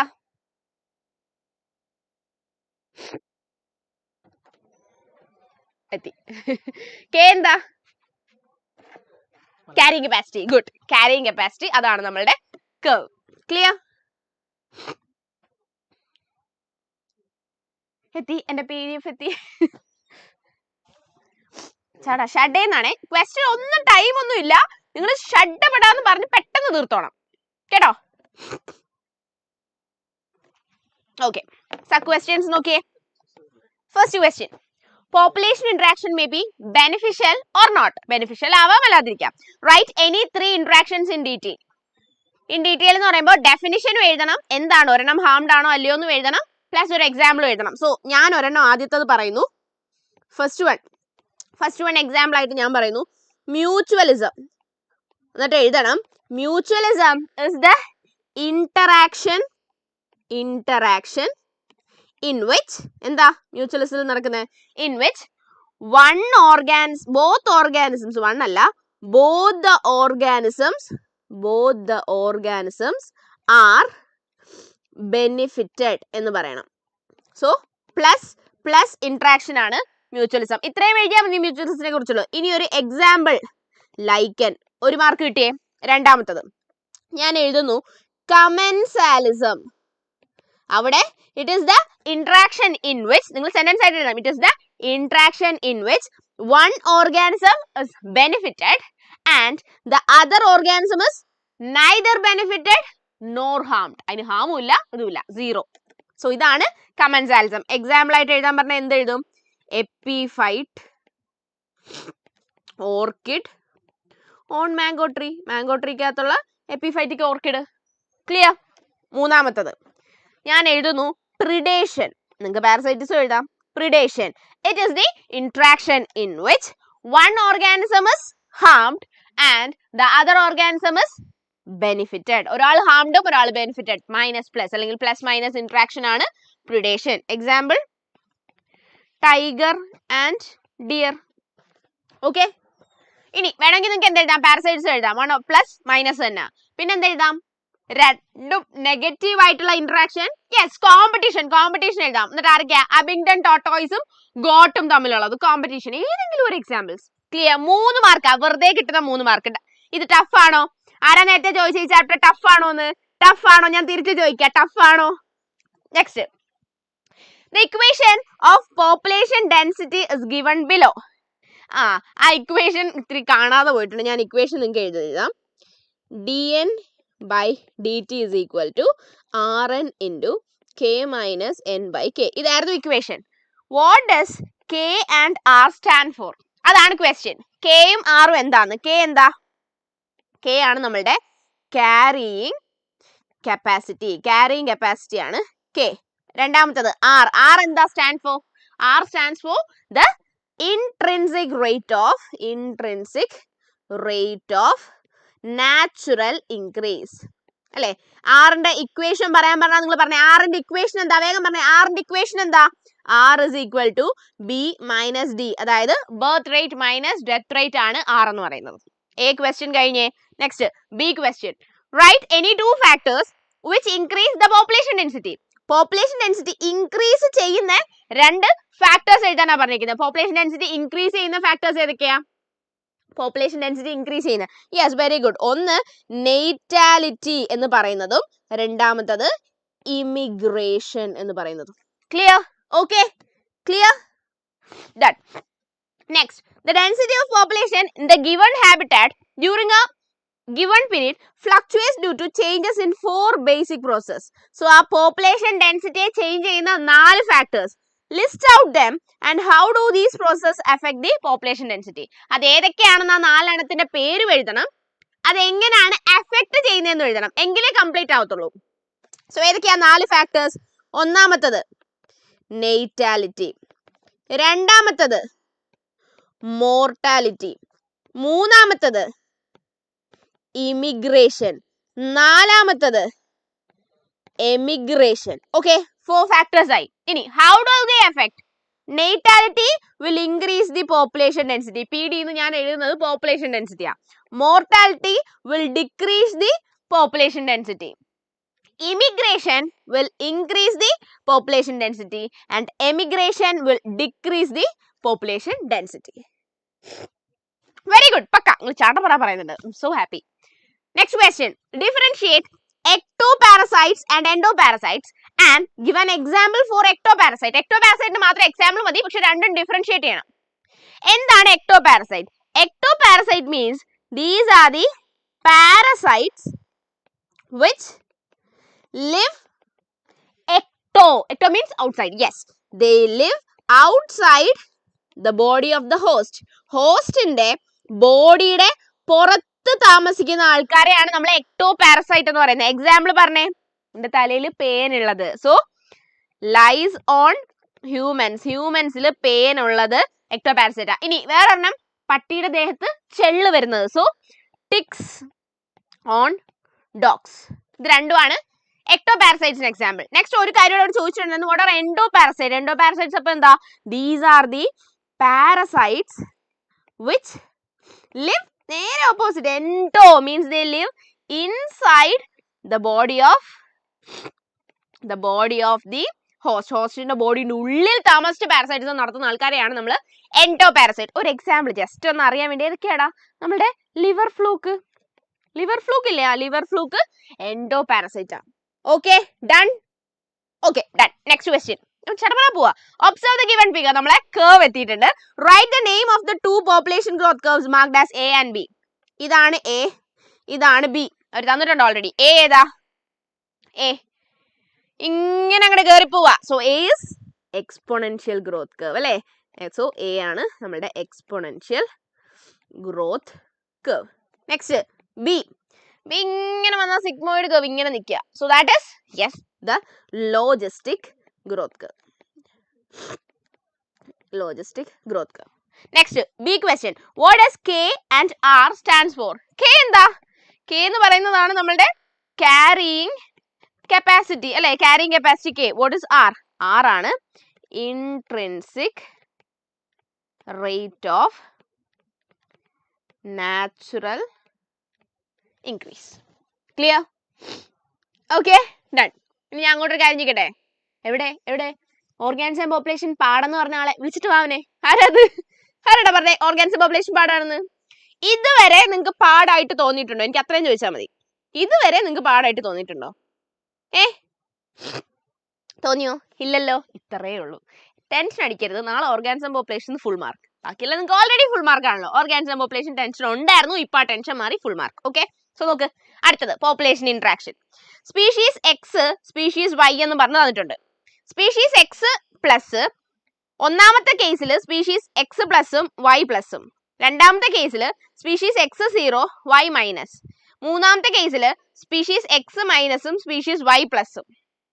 So species Z zero plus minus ഇങ്ങനെ തന്നിട്ടുണ്ട്. ആ ഗ്രാഫ് അങ്ങനെ കിടന്നോട്ടെ, വല്ലതും നോക്കണ്ട. വേർ പ്ലസ് എന്ന് പറഞ്ഞാൽ ബെനിഫിഷ്യൽ ഇന്ററാക്ഷൻ ആണ്, മൈനസ് എന്ന് പറഞ്ഞാൽ detrimental interaction, that means negative ആണ്, സീറോ എന്ന് പറഞ്ഞാൽ neutral interaction, neither harmed no benefited. അങ്ങനെ നമ്മൾ പറയേണ്ടത് ഇത് പറഞ്ഞിട്ട് ഇന്ററാക്ഷൻ ഏതാന്ന് പറയണം. Species X and species Y in case 1. X case 1 എടുക്കുമ്പോൾ സ്പീഷീസ് എക്സ് പ്ലസ് ആണ്, സ്പീഷീസ് വൈയും പ്ലസ് ആണ്. സോ അത് എങ്ങനത്തെ ഇന്ററാക്ഷനാ? Plus plus interaction. Yes, very good. അത് മ്യൂച്വലിസം, പ്ലസ് പ്ലസ് മ്യൂച്വലിസം. ഇനി species Y case 2 species Y case 2 species Y minus ആ, so minus. Species Z in case 2 Z plus. So plus minus interaction രണ്ടെണ്ണം നിങ്ങൾക്ക് എഴുതാം. Predation വേണമെങ്കിലും എഴുതാം, parasitism വേണമെങ്കിലും എഴുതാം. ഏത് വേണമെങ്കിലും എഴുതിയാൽ മതിയടാ. പ്രിഡേഷൻ അല്ലെങ്കിൽ പാരസൈറ്റിസം, രണ്ടിൽ ഏതെങ്കിലും ഒന്ന് എഴുതിയിരുന്നാൽ മതി. Okay, next species X case 3 കാര്യം പറഞ്ഞ X minus, species Z minus, രണ്ടും മൈനസ് വരുന്നത് yes competition. Very good, competition ആണ് അത്. നെക്സ്റ്റ് കേസ് 1 ആണ്. Case 1 species Y plus, next Z 0. So plus 0 interaction, അതിനെ വിളിക്കുന്ന പേരാണ് കമൻസാലിസം. Very good, commensalism. ഇതിനകത്തില്ല, എന്നാലും ഞാൻ ചോദിക്കുകയാണ്. -0 എന്ന് പറഞ്ഞൊരു ഇന്ററാക്ഷൻ ചോദിച്ചെങ്കിൽ yes commensalism. Very good. Next ഇതുപോലെ തന്നെ 3 മാർക്ക് ക്വസ്റ്റ്യൻ ആണ്, സിംപ്ലസ്റ്റ് 3 മാർക്ക് ക്വസ്റ്റ്യൻ ആണ്. ഓക്കെ, വേറെ ഏതെങ്കിലും ചാപ്റ്ററിൽ നിന്ന് കിട്ടുമോ ഇത്രയും സിമ്പിൾ ആയിട്ടുള്ള 3 മാർക്ക്? കിട്ടില്ല, അത്ര എളുപ്പമാണ്. എനിക്ക് ഭയങ്കര വലിയ ബുദ്ധി വേണോ? വേണ്ട. നമ്മൾ സീരിയസ് ആയിട്ട് പറഞ്ഞു കഴിഞ്ഞാൽ ഭയങ്കര ബുദ്ധി ഒന്നും വേണ്ട, ജസ്റ്റ് നോക്കിയെടുത്ത് എഴുതിയാൽ മതി. ക്ലിയർ? അടുത്തത് fill in the blanks in the given table with appropriate terms. So ഒരു സ്പീഷീസ് എയും ബിയും, അത് പ്ലസ് മൈനസ് ഇടാനാണ്. ടൈപ്പ് ഓഫ് ഇന്ററാക്ഷൻ ഏതാന്ന് എഴുതണം, എക്സാമ്പിൾ എഴുതണം. തന്നിട്ടുണ്ട്, അവിടെ നിന്ന് എഴുതിയാൽ മതി. കമൻസാലിസം, ഞാൻ ഇന്ററാക്ഷനിൽ കമൻസാലിസം എഴുതി. മ്യൂച്വലിസം അടുത്തതിൽ എഴുതി, മ്യൂച്വലിസം എഴുതി. അടുത്തത് ഇതാ പാരസൈറ്റിസം തന്നിട്ടുണ്ട്, ഇതാ പാരസൈറ്റിസം എഴുതി. ഓക്കെ, ഇനി നമുക്ക് പ്ലസ് മൈനസ് ഇടാം. കമൻസാലിസം ഒരാൾ പ്ലസും ഒരാൾ 0, മ്യൂച്വലിസം രണ്ടും പ്ലസ് പ്ലസ്, പാരസൈറ്റിസം ഒരാൾ പ്ലസും ഒരാൾ മൈനസ്. അത് കംപ്ലീറ്റ് ആയേ. ഇനി കസ്ക്യൂട്ട എന്തിന് എക്സാമ്പിളാ? പാരസൈറ്റിന് എക്സാമ്പിളാ. സോ പാരസൈറ്റിസത്തിൽ ഞാൻ കസ്ക്യൂട്ട എഴുതി. ലൈക്കൻ എന്തിന് എക്സാമ്പിളാ? മ്യൂച്വലിസത്തിന് എക്സാമ്പിളാ. സോ ലൈക്കൻ ഞാൻ മ്യൂച്വലിസത്തിൽ എഴുതി. നെക്സ്റ്റ് എപ്പിഫൈറ്റിക് ഓർക്കിഡ് എവിടാ? കമൻസാലിസം. സോ ഇവിടെ ഞാൻ എപ്പിഫൈറ്റിക് ഓർക്കിഡ് എഴുതി. ക്ലിയർ ആണോ? Done. Yes. Next question. Choose the correct pair. Correct പെയറിനെ ചൂസ് ചെയ്താൽ മാത്രം മതി. എ ആണോ ബി ആണോ എന്ന് പറഞ്ഞാൽ മാത്രം മതി. Orchid growing on mango tree. Mango ട്രീയിൽ ഓർക്കിഡ് വളർന്നു കഴിഞ്ഞാൽ അതിനെ നമ്മൾ പാരസൈറ്റിസം എന്നാണോ പറയുക? ഒരിക്കലും അല്ല. അതിനെ നമ്മൾ കമൻസാലിസം എന്നാ പറയുക. നിങ്ങൾ തിരുത്തി എഴുതണ്ട, അവർ തെറ്റേതാന്ന് ചോദിച്ചിട്ടുള്ളൂ. Orchid growing on mango tree. നേരെ മറിച്ച് Cuscuta growing on mango tree ആയിരുന്നെങ്കിലോ അത് പാരസൈറ്റിസം കറക്റ്റാ. ഇനി മൈക്കോറൈസ മ്യൂച്വലിസത്തിന്റെ എക്സാമ്പിൾ ആണോ? Yes, very good. മൈക്കോറൈസ മ്യൂച്വലിസത്തിന് എക്സാമ്പിൾ ആണ്. Done. B. Okay, very good. B ആണ് നമ്മൾ answer. B. Next question. Observe the relationship and fill in the blanks. Mycorrhiza മ്യൂച്വലിസത്തിന് എക്സാമ്പിൾ ആണെങ്കിൽ ലൈസ് ഓൺ ഹ്യൂമൻസ് എന്ത് ഇന്ററാക്ഷൻ എക്സാമ്പിളാ? Parasite. Yes, very good. So interaction parasitism ആണ് interaction. Very good, very good, very good. ചറ answers. Next question. കണ്ടോ, ഈ ചാപ്റ്ററിൽ full ഇങ്ങനത്തെ ക്വസ്റ്റ്യൻസാ. ലോജിക് ഒന്നും വേണ്ട, നമ്മൾ പഠിച്ച കാര്യം ജസ്റ്റ് ചുമ്മാ എടുത്ത് എഴുതിയാൽ മാത്രം മതി. അങ്ങനത്തെ സാധനം. Okay, so next fill in the blanks. Mortality എന്ന് പറഞ്ഞു കഴിഞ്ഞാൽ it is the number of death in the population during a given period. അതാണ് മോർട്ടാലിറ്റി. അങ്ങനെയാണെങ്കിൽ what is the number of birth in the population during a given period? Number of birth, death, mortality. So ബർത്തിൻ്റെത് natality. Very good, very good, very good. Natality. Very good, very good. Next question. ഒരു നമ്മളുടെ population interaction തന്നെയാണ്. അതില് കുറെ examples എല്ലാം തന്നിരിക്കുന്നത്. കുറെ examples ആണ് തന്നിരിക്കുന്നത്. നമുക്ക് അവർ 3 ഹെഡിങ് തന്നിട്ടുണ്ട്: കോമ്പറ്റീഷൻ, പാരസൈറ്റിസം, മ്യൂച്വലിസം. സോ ഈ എക്സാമ്പിൾസ് എവിടെ? കോമ്പറ്റീഷനിൽ വരൂ, പാരസൈറ്റിസത്തിൽ വരൂ, മ്യൂച്വലിസത്തിൽ വരൂ. ഇതാ എഴുതേണ്ടത്. ഞാൻ ചോദിക്കാം, അബിംഗ്ടൺ ടോർട്ടോയ്സ് ആൻഡ് ഗോട്ട് രണ്ടുപേരും നമ്മൾ എന്താ നടന്നേ? ഗ്രാസിന് വേണ്ടിയിട്ടുള്ള കോമ്പറ്റീഷൻ ആണ് നടന്നത്. സോ ഇവര് കോമ്പറ്റീഷൻ ആണ് നടന്നത്. കോമ്പറ്റീഷനിൽ ഞാൻ എഴുതി. നിങ്ങൾ എക്സാമിന് എഴുതുമ്പോൾ ഇങ്ങനെ ഈ ടേബിൾ അതുപോലെ വരച്ചിട്ട് ABC എന്ന് എഴുതരുത്. പകരം ആ ടേബിളിനകത്ത് ഈ ആൻസർ തന്നെ എടുത്ത് എഴുതണം. കോമ്പറ്റീഷനകത്ത് നിങ്ങൾ എടുത്ത് അബിംഗ്ടൺ ടോർട്ടോയ്സ് ആൻഡ് ഗോട്ട് എന്ന് തന്നെ എഴുതണം. കേട്ടോടാ? ടീച്ചേഴ്സിന് കുറച്ചും കൂടെ നല്ലത് ഇഷ്ടപ്പെടുന്നത് അങ്ങനത്തതാ. കേട്ടോ? So A competition. ക്ലിയർ ആണല്ലോ? നെക്സ്റ്റ് കസ്ക്യൂട്ടയും ഹോസ്റ്റ് ട്രീ. കസ്ക്യൂട്ട ഹോസ്റ്റ് ട്രീക്കകത്ത് എക്ടോപാരസൈറ്റ് ആയിട്ട് നിൽക്കുന്ന ആളാ അല്ലെ? പാരസൈറ്റിസത്തിന് എക്സാമ്പിളാ. സോ അത് പാരസൈറ്റിസം. സോ ബി ഞാൻ പാരസൈറ്റിസത്തിൽ എഴുതി. നെക്സ്റ്റ് ഫിഗ് ട്രീയും വാസ്പും. അവിടുത്തെ പ്രത്യേകത എന്താ? 2 പേർക്കും ഗുണമാ. എങ്ങനെയാ? ഫിഗ് ട്രീക്ക് പോളിനേഷനും നടക്കും, വാസ്പിന് ലാർവയ്ക്ക് വേണ്ടിയിട്ടുള്ള ഫുഡായിട്ട് സീഡും കിട്ടും. സോ അത് രണ്ടും ബെനിഫിറ്റഡ് ആയിട്ട് കാരണം അത് മ്യൂച്വലിസ. സോ സി മ്യൂച്വലിസത്തില്. Algae and fungi in lichens ഞാൻ പറയുന്നില്ല, അത് നമ്മൾ ഫസ്റ്റ് ഇയർ തുടക്കുമ്പോൾ പഠിക്കുന്നതാ. It is an example for mutualism. So നമ്മളുടെ ഡിയും മ്യൂച്വലിസം. ബലാനസ് ആൻഡ് ചെത്താമലസ് ബർണക്കിൾ. 2 ബർണക്കിളും എന്തിനു വേണ്ടിയിട്ടാ? ഒരേ സാധനത്തിന് വേണ്ടിയിട്ട് കോമ്പറ്റീഷനാണ് നടത്തിയിരുന്നത് അല്ലേ?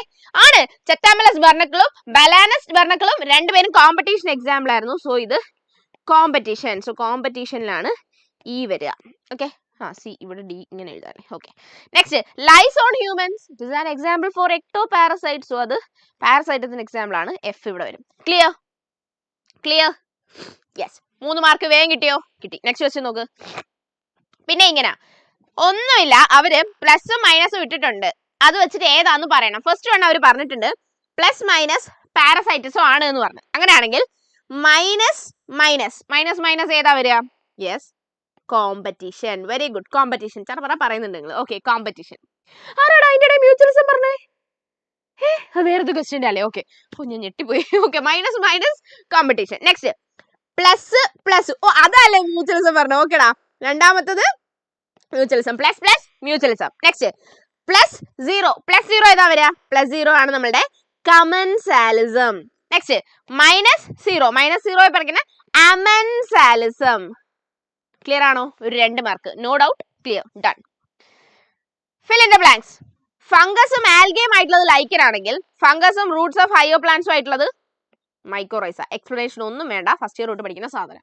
ഓക്കെ, നെക്സ്റ്റ് ഇത് ശ്രദ്ധിക്കുക. കാണുമ്പോൾ ഭയങ്കര സംഭവമായിട്ട് തോന്നും, ഒന്നുമില്ല. മൊണാർക്ക് ബട്ടർഫ്ലൈയും ബേർഡും ആയിട്ടുള്ള ടൈപ്പ് ഓഫ് ഇന്ററാക്ഷൻ ആണ് പ്രിഡേഷൻ. അത് അവർ പറഞ്ഞിട്ടുണ്ട്. സോ ബി ആ നടുക്കത്തെ കോളത്തിൽ നമ്മൾ എന്താ എഴുതണ്ടേ? അവിടെ എഴുതണം ഒരാള് ബെനിഫിറ്റഡ് ആണോ ഹാംഡ് ആണോ, അടുത്ത ആളും ബെനിഫിറ്റഡ് ആണോ ഹാംഡ് ആണോ എന്ന്. സോ നമ്മൾ എഴുതും ഇവിടെ പ്രിഡേഷനിൽ എങ്ങനെയാ, one organism is benefited than the other is harmed. So ഒരാള് benefited and other species is harmed. ഒരാൾ ബെനിഫിറ്റഡും ഒരാൾ ഹാംഡും. ക്ലിയർ? രണ്ടാമത്തത് കാറ്റിൽ എർഗറ്റും കാറ്റിലും അവിടെ ഒരാൾ ബെനിഫിറ്റഡ് ആണ്, ഒരാള് neither harm nor benefit. That means അത് +0 interaction ആണ്. +0 interaction വിളിക്കുന്ന പേര് യെസ് കമൻസാലിസം. അതാണ് ആ interaction.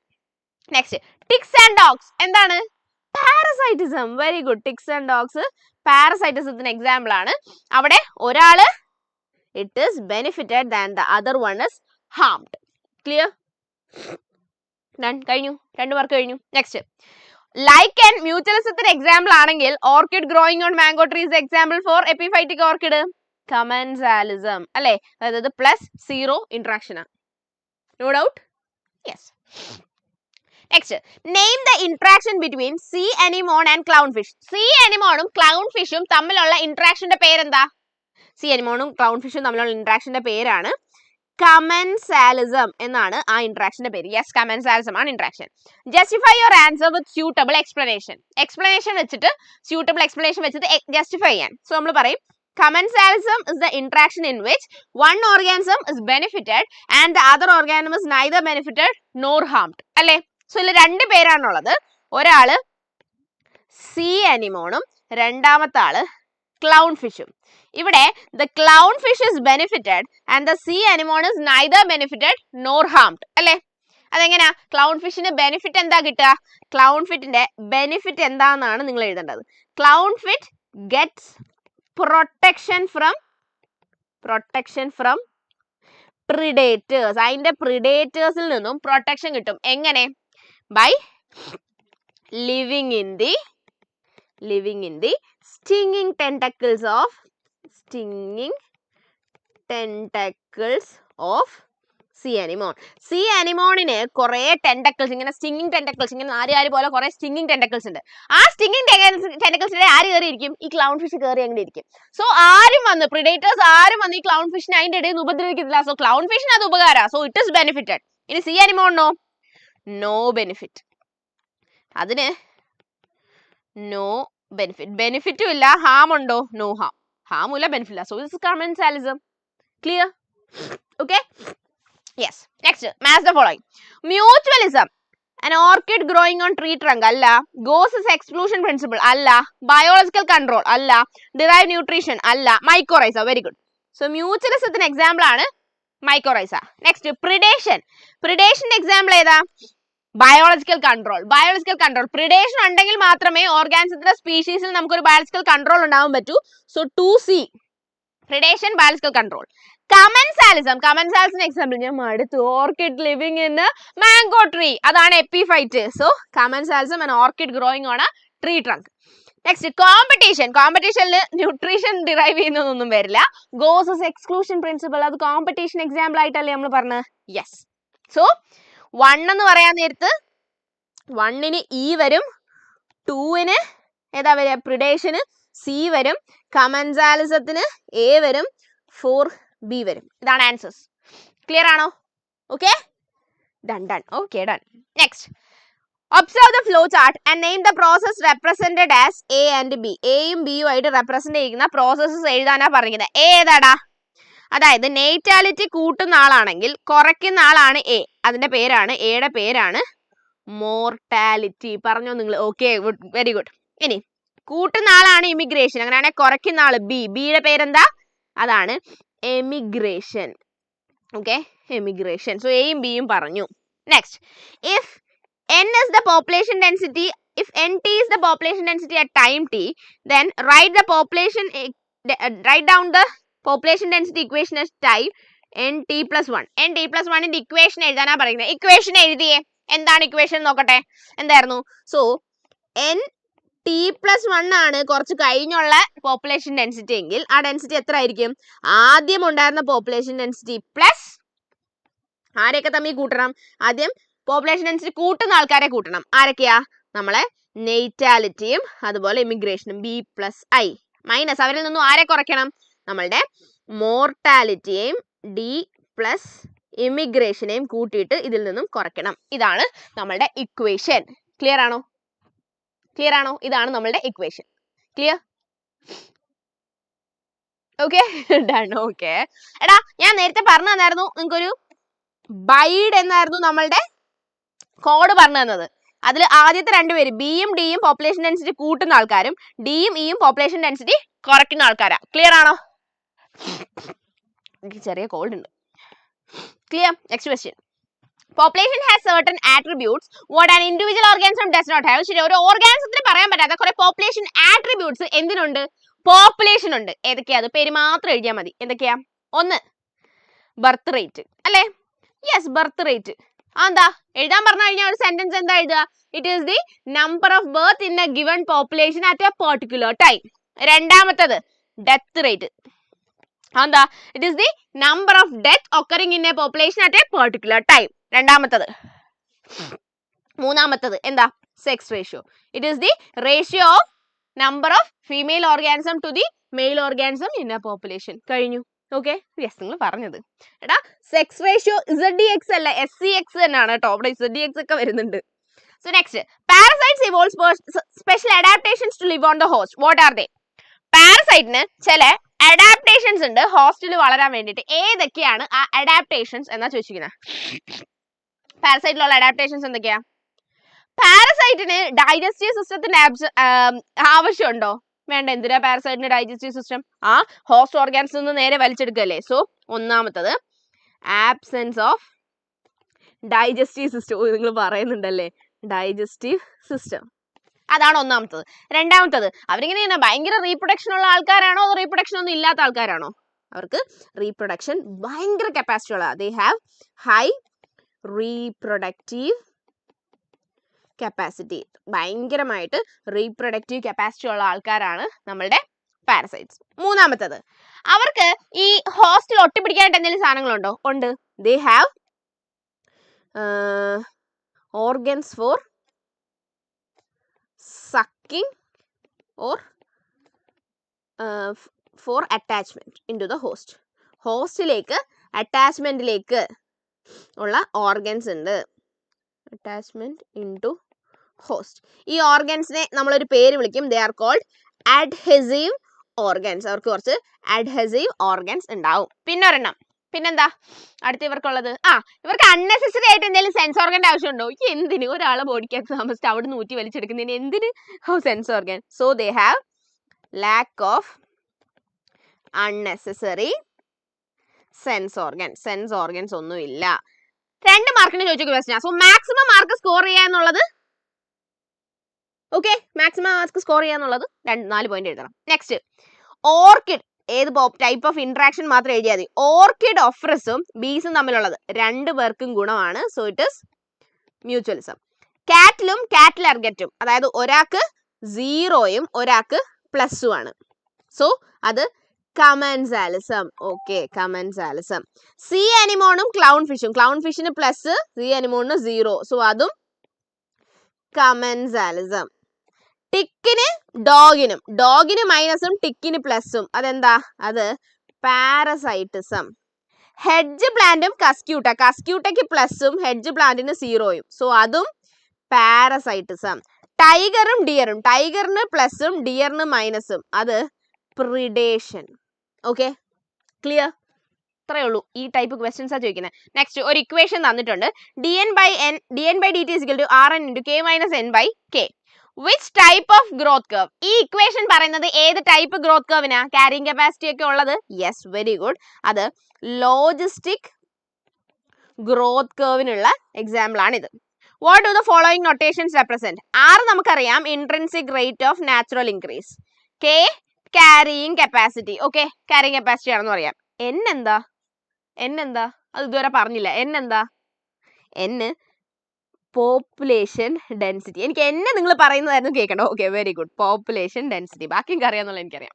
Next, which of the following, size of the population static അല്ല, which of the following leads to decrease in population? Population കുറയ്ക്കുന്നത് ആരൊക്കെയാ? നേറ്റാലിറ്റി വരില്ല, മോർട്ടാലിറ്റിയും എമിഗ്രേഷനും. യെസ്, മോർട്ടാലിറ്റിയും എമിഗ്രേഷനും, അതായത് ഡിയും ഐയും ഇവർ രണ്ടുപേരുമാണ് കുറയ്ക്കുന്നത്. Okay, yes, very good. Next, Muhammad and his family left to Dubai from Kozhikode on March 2009. So Kozhikode ഉണ്ടായിരുന്ന ആൾക്കാരായിരുന്നു മുഹമ്മദും ഫാമിലിയും. അവർ കുറച്ച് കഴിഞ്ഞപ്പോൾ എന്ത് ചെയ്തു? 2009 അങ്ങ് ദുബായിലേക്ക് പോയി. ഇനി in Kozhikode they are referred as after 2009. How it affect Kozhikode population? So ഇത് കോഴിക്കോടിന്റെ പോപ്പുലേഷനെ എങ്ങനെ അഫക്ട് ചെയ്യുക? പോപ്പുലേഷൻ നിങ്ങൾ ഇമിഗ്രേഷൻ എന്ന് പറയുന്നുണ്ട്. In Kozhikode they are referred after as what? They are emigrants. Okay, emigration ആയിട്ടാണ് അത് പറയുന്നത്. അവർ ചോദിച്ചിരിക്കുന്ന ക്വസ്റ്റ്യൻ കേക്ക്, how it affect Kozhikode population? It will cause, yes, decrease in population. പോപ്പുലേഷനിൽ കുറവ് വരുത്തും. കാരണം ഓൾറെഡി കോഴിക്കോട് ഉണ്ടാകുന്ന ആൾക്കാർ അങ്ങോട്ട് പോയി, പുറത്തേക്ക് പോയി. So next, population interaction in words. One species is harmed and the other species is unaffected. -0. -0യുടെ പേരെന്താ? അമൻസാലിസം. തീർന്നു, ലാസ്റ്റ് ക്വസ്റ്റ്യൻ. അമൻസാലിസം കഴിഞ്ഞു. അത് ആ ക്വസ്റ്റ്യൻ തന്നെ റിപ്പീറ്റ് ആയതാണ്. സോ കഴിഞ്ഞു. ഇനി പറ, ഇത്രയും ലൈവ് തീർന്നതിന് ശേഷം പറ, ഈ ക്വസ്റ്റ്യൻ ഈ ഒരു ചാപ്റ്റർ പാടാണോ? എനിക്ക് പറഞ്ഞിട്ടേ ഞാൻ പോകുന്നുള്ളൂ. ഈ ക്വസ്റ്റ്യൻ പാടായിരുന്നോ എളുപ്പമായിരുന്നോ? പാടായിരുന്നോ എളുപ്പമായിരുന്നോ? സിമ്പിൾ. ഇപ്പൊ ആ ഒരു ഡൗട്ട് മാർക്കിട്ടോ. ഇന്നലെ പഠിപ്പിച്ച് തീർന്നതിന് ശേഷം നിങ്ങൾക്ക് ഒരു ചേച്ചി ഇത് കുറച്ചുണ്ടല്ലോ എക്സാമ്പിൾസ് ഒക്കെ എന്നുള്ളൊരു ടെൻഷൻ നിങ്ങൾക്ക് ഉണ്ടായിരുന്നു എന്ന് എനിക്കറിയാം. ഇപ്പം ഓക്കെ ആണോ? Simple, okay, easy. ഇത്രയല്ലേ ഉള്ളൂ. ഇത്രയും ക്വസ്റ്റ്യൻസ് മാത്രമേ അവർ ചോദിച്ചുള്ളൂ. ഇതിനപ്പുറത്ത് ചോദിക്കാൻ അവർക്കൊരു ചുക്കുമില്ല. നാളെ ഈ ചാപ്റ്ററിൽ നിന്ന് ഫുൾ മാർക്ക്, ഈ ക്വസ്റ്റ്യൻസ് മാത്രം പഠിച്ചിട്ട് പോയാൽ മതി. എന്റെ മക്ക് ഫുൾ മാർക്കാ. Okay, clear? എങ്കിൽ ഞാൻ അങ്ങോട്ട് നീങ്ങട്ടെ.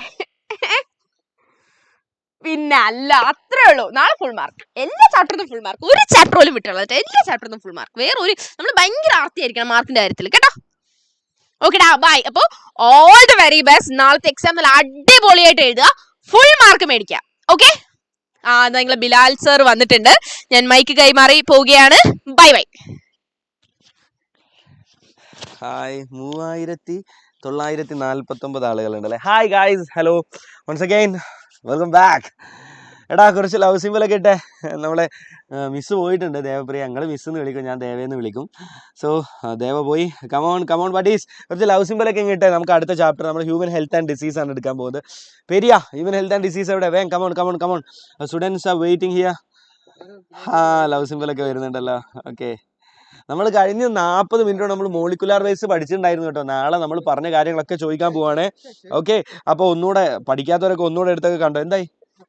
ഒരു സാറ്റ് എടാ, ഇപ്പൊ സെറ്റാവും എന്നൊക്കെ പറയുന്നുണ്ട്. ഇപ്പൊ സെറ്റ് ആവുന്നതാണ്. അതുവരെ നമുക്ക് ഓക്കെ. So that's it. പഠിക്കുക എന്നുള്ളതാണ് അല്ലേ. എക്സാം നമുക്ക് നാളെ തകർക്കണം. തടി വെച്ചോ സാറാടാ? കുറച്ച് അധികം തടിച്ചു. എന്താ ചെയ്യുക, തടി കുറക്കാനാണ്. ഇനി കുറക്കണം ഞാൻ കരുതുന്നുണ്ട്. എനിക്ക് ആഗ്രഹമുണ്ട്. I don't know whether it works or not. Okay, വല്ലാണ്ടെന്ന് പറഞ്ഞാൽ 10 കിലോ, 10 അല്ല 15 കിലോ വരെ കൂടിയിട്ടുണ്ട്. സോ ഓക്കെ, എനിവേ, സോ മക്കൾസ്, നമുക്ക് പെട്ടെന്ന് തന്നെ സ്റ്റാർട്ട് ചെയ്യണം. എന്തോ ഒരു ടെക്നിക്കൽ എറർ പറ്റിയതായിട്ടോ. നമ്മുടെ PPT നമ്മൾ അയച്ചു കൊടുത്തിട്ടുണ്ടായിരുന്നു. അപ്പോൾ നമ്മുടെ എന്തോ ഒരു ടെക്നിക്കൽ എററാണ്. So it will be resolve within seconds. Okay, so അതുവരേക്കും ആരൊക്കെ ഉണ്ട് ഇവിടെ? എല്ലാവരും പഠിപ്പൊക്കെ നന്നായിട്ട് തന്നെ നടക്കുന്നുണ്ടല്ലോ അല്ലേ?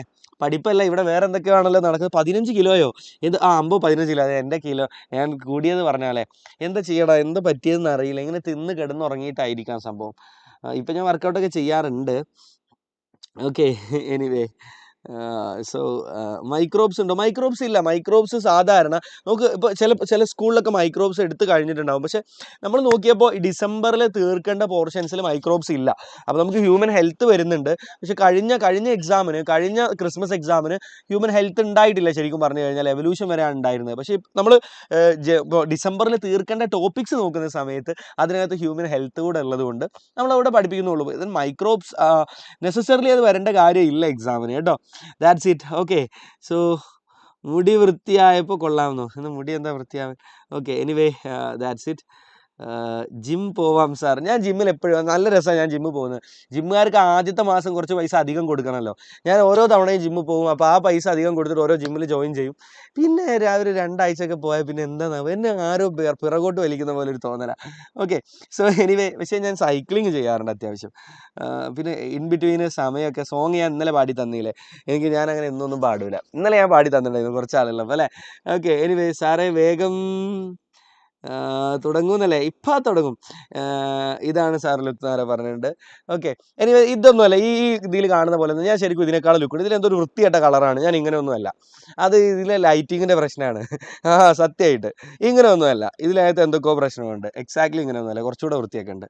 ഓക്കെ, സോ തടി വെക്കാൻ വല്ല വഴിയും, തടി വെക്കാൻ നല്ല ഫുഡ് അടിക്കുക എന്നുള്ളതാണ് തടി വെക്കാനുള്ള ബെസ്റ്റ് വഴി. നല്ല എക്സാമിന് തലേന്ന് നമ്മളെ ഡിസ്കഷനാണ് തടി വെക്കാനുള്ള വഴികൾ, തടി കുറക്കാനുള്ള വഴികൾ. ഇതങ്ങനെയാണ്, എക്സാം എടുക്കുമ്പോഴാണ് നമുക്ക് ഇത്തരം കാര്യങ്ങളൊക്കെ വരിക.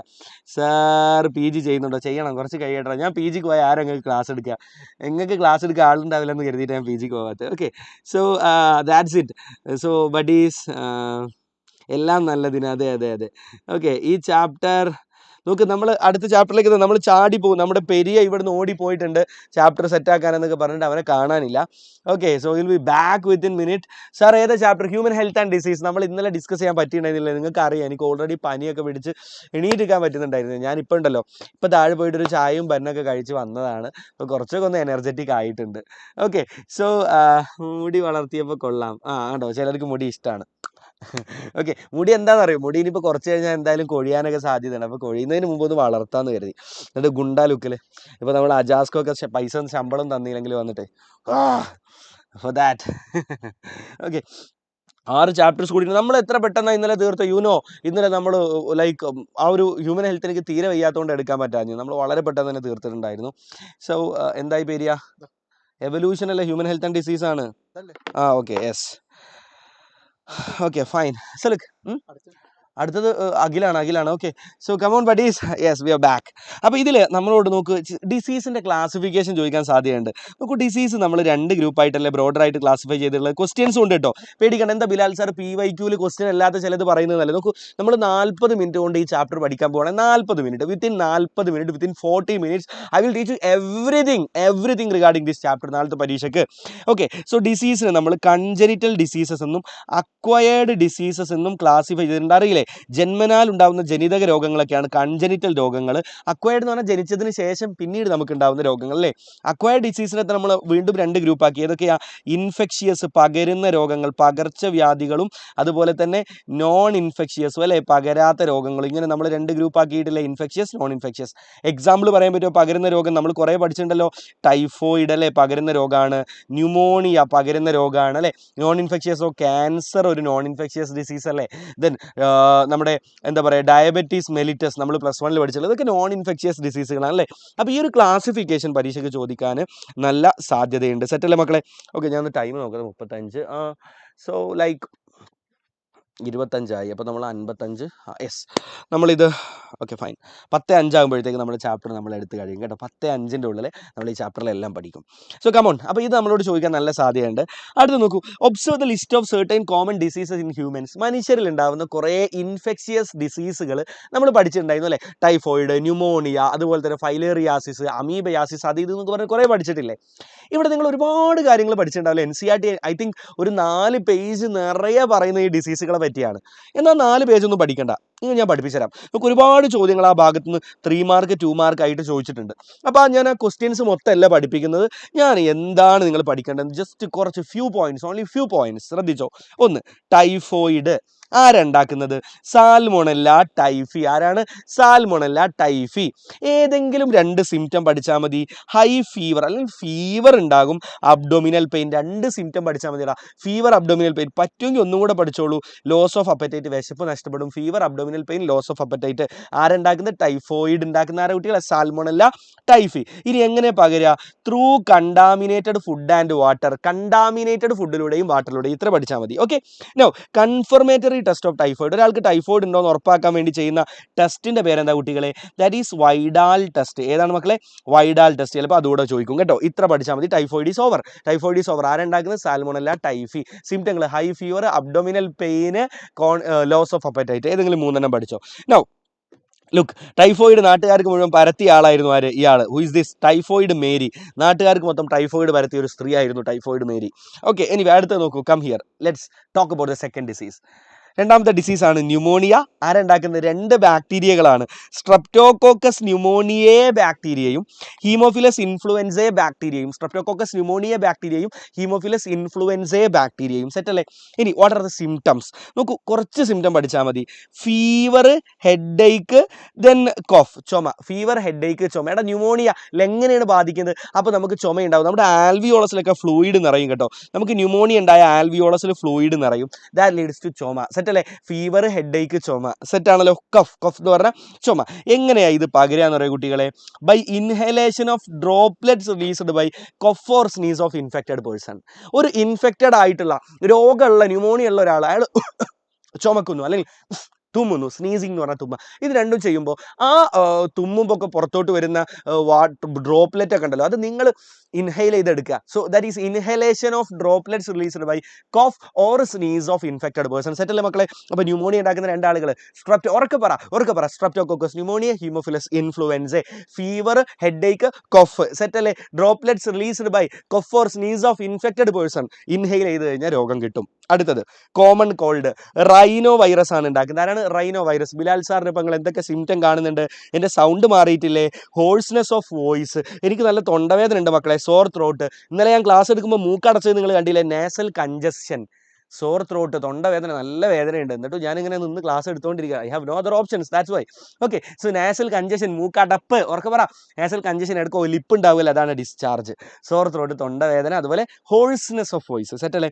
എങ്ങനെ നേരത്തെ പറഞ്ഞ പോലെ inhalation of droplets released by cough or sneeze of infected person. മിക്കവാറും എജുപോർട്ടിൽ എല്ലാവർക്കും നാളെ തുമ്മൽ പിടിപെടാൻ സാധ്യതയുണ്ട് എൻ്റെ അടുത്ത് നിന്ന്. Inhalation of droplets released by cough or sneeze of infected person. ആരുണ്ടാക്കുന്ന മക്കളെ? റൈനോ വൈറസ് ആണ് ഉണ്ടാക്കുന്നത് അല്ലേ? Rhinovirus. സെറ്റാണോ? Hope it is clear. അടുത്തത് നോക്ക്, അടുത്ത ഡിസീസാണ് അസ്കാരിയാസിസ്. നോക്കൂ, ഇത് ക്വസ്റ്റ്യൻ നോക്കൂ, ബിലാൽ സാർ എന്താ ക്വസ്റ്റ്യൻ ഇടാത്തതെന്ന് ചോദിച്ചാൽ ഇതൊക്കെ ക്വസ്റ്റ്യൻ ആയിട്ട് ചോദിച്ചിട്ടുണ്ട്, എവറിഥിങ്. അപ്പോൾ അത് അങ്ങനെ നമ്മുടെ സമയം സ്പെൻഡ് ചെയ്യണ്ട, ജസ്റ്റ് ഇങ്ങനെ സിംഗിൾ ടേം ആയിട്ട് പഠിക്കുക. അസ്കാരിയാസിസ് ആരുണ്ടാക്കുന്നത്? അസ്കാരിസ് എന്ന് പറയുന്ന ആളാണ്. ആരാണ്? അസ്കാരിസ് എന്ന് പറയുന്ന ആളാണ് ഉണ്ടാക്കുന്നത്. ഓക്കെ, നൗ അസ്കാരിയാസിസിൻ്റെ സിംറ്റങ്ങൾ എന്തൊക്കെയാണ് കുട്ടികളെ? ഒന്ന്, ഈ ബ്ലോക്കേജ് ഓഫ് ഇൻഡസ്റ്റൈനൽ പാസേജ്. ഈ വിരകൾ, അസ്കാരിസ് എന്ന് പറയുന്ന വിരകൾ നമ്മുടെ ഇൻഡസ്റ്റൈനിൽ വളർന്ന് ഇൻഡസ്റ്റൈനിൽ മൊത്തം അവർ പെരുക്കി ബ്ലോക്കേജ് ഉണ്ടാക്കാൻ സാധ്യതയുണ്ട്. അതുപോലെ ഇൻഡസ്റ്റൈൻ്റെ ഉള്ളിലൊക്കെ മുറിവുണ്ടാക്കിയിട്ട് ഇന്റേണൽ ബ്ലീഡിങ് ഉണ്ടാക്കാനുള്ള സാധ്യതയുണ്ട്. So internal bleeding, blockage of intestinal passage. സെറ്റാണോ? ഇനി എങ്ങനെയാണിത് പകരുക? നോക്കൂ, നമ്മുടെ ഇൻഡസ്റ്റൈനെ, സ്റ്റൊമക്കിനെ ബാധിക്കുന്ന എല്ലാ രോഗങ്ങളും ടൈഫോയിഡ് പകരുന്ന പോലെ തന്നെ through contaminated food and water. എന്താണ്? Through contaminated food and water. സെറ്റാണോ? ഇനി വിര ഉണ്ടാക്കുന്ന രണ്ടാമത്തെ രോഗമാണ് കുട്ടികളെ എലഫന്റയാസിസ് അല്ലെങ്കിൽ ഫൈലേറിയാസിസ്, മന്ത് രോഗം. ആരുണ്ടാക്കുന്നത്? വുച്ചറേറിയ ബാൻക്രോഫ്റ്റി എന്ന് പറയുന്ന ഒരാൾ, അതുപോലെ വുച്ചറേറിയ മലായി. ബാൻക്രോഫ്റ്റിയും മലായി, ഉറക്കെ പറഞ്ഞേ. Wuchereria bancrofti, wuchereria malayi. സെറ്റാണോ? Okay, now what are the symptoms? എന്താ സിംറ്റം എന്ന് പറഞ്ഞു കഴിഞ്ഞാൽ നോക്കൂ, look, oedema and deformity of affected part. ഇവരെവിടെയാണോ അഫക്റ്റ് ചെയ്യപ്പെടുന്നത് ആ ഭാഗത്ത് വീങ്ങി തടിക്കും, അവിടെ ഡിഫോമിറ്റി ഉണ്ടാവും. അതാണ് എഡിമ ആൻഡ് ഡിഫോമിറ്റി. വായിച്ചേ, oedema and deformity of affected part.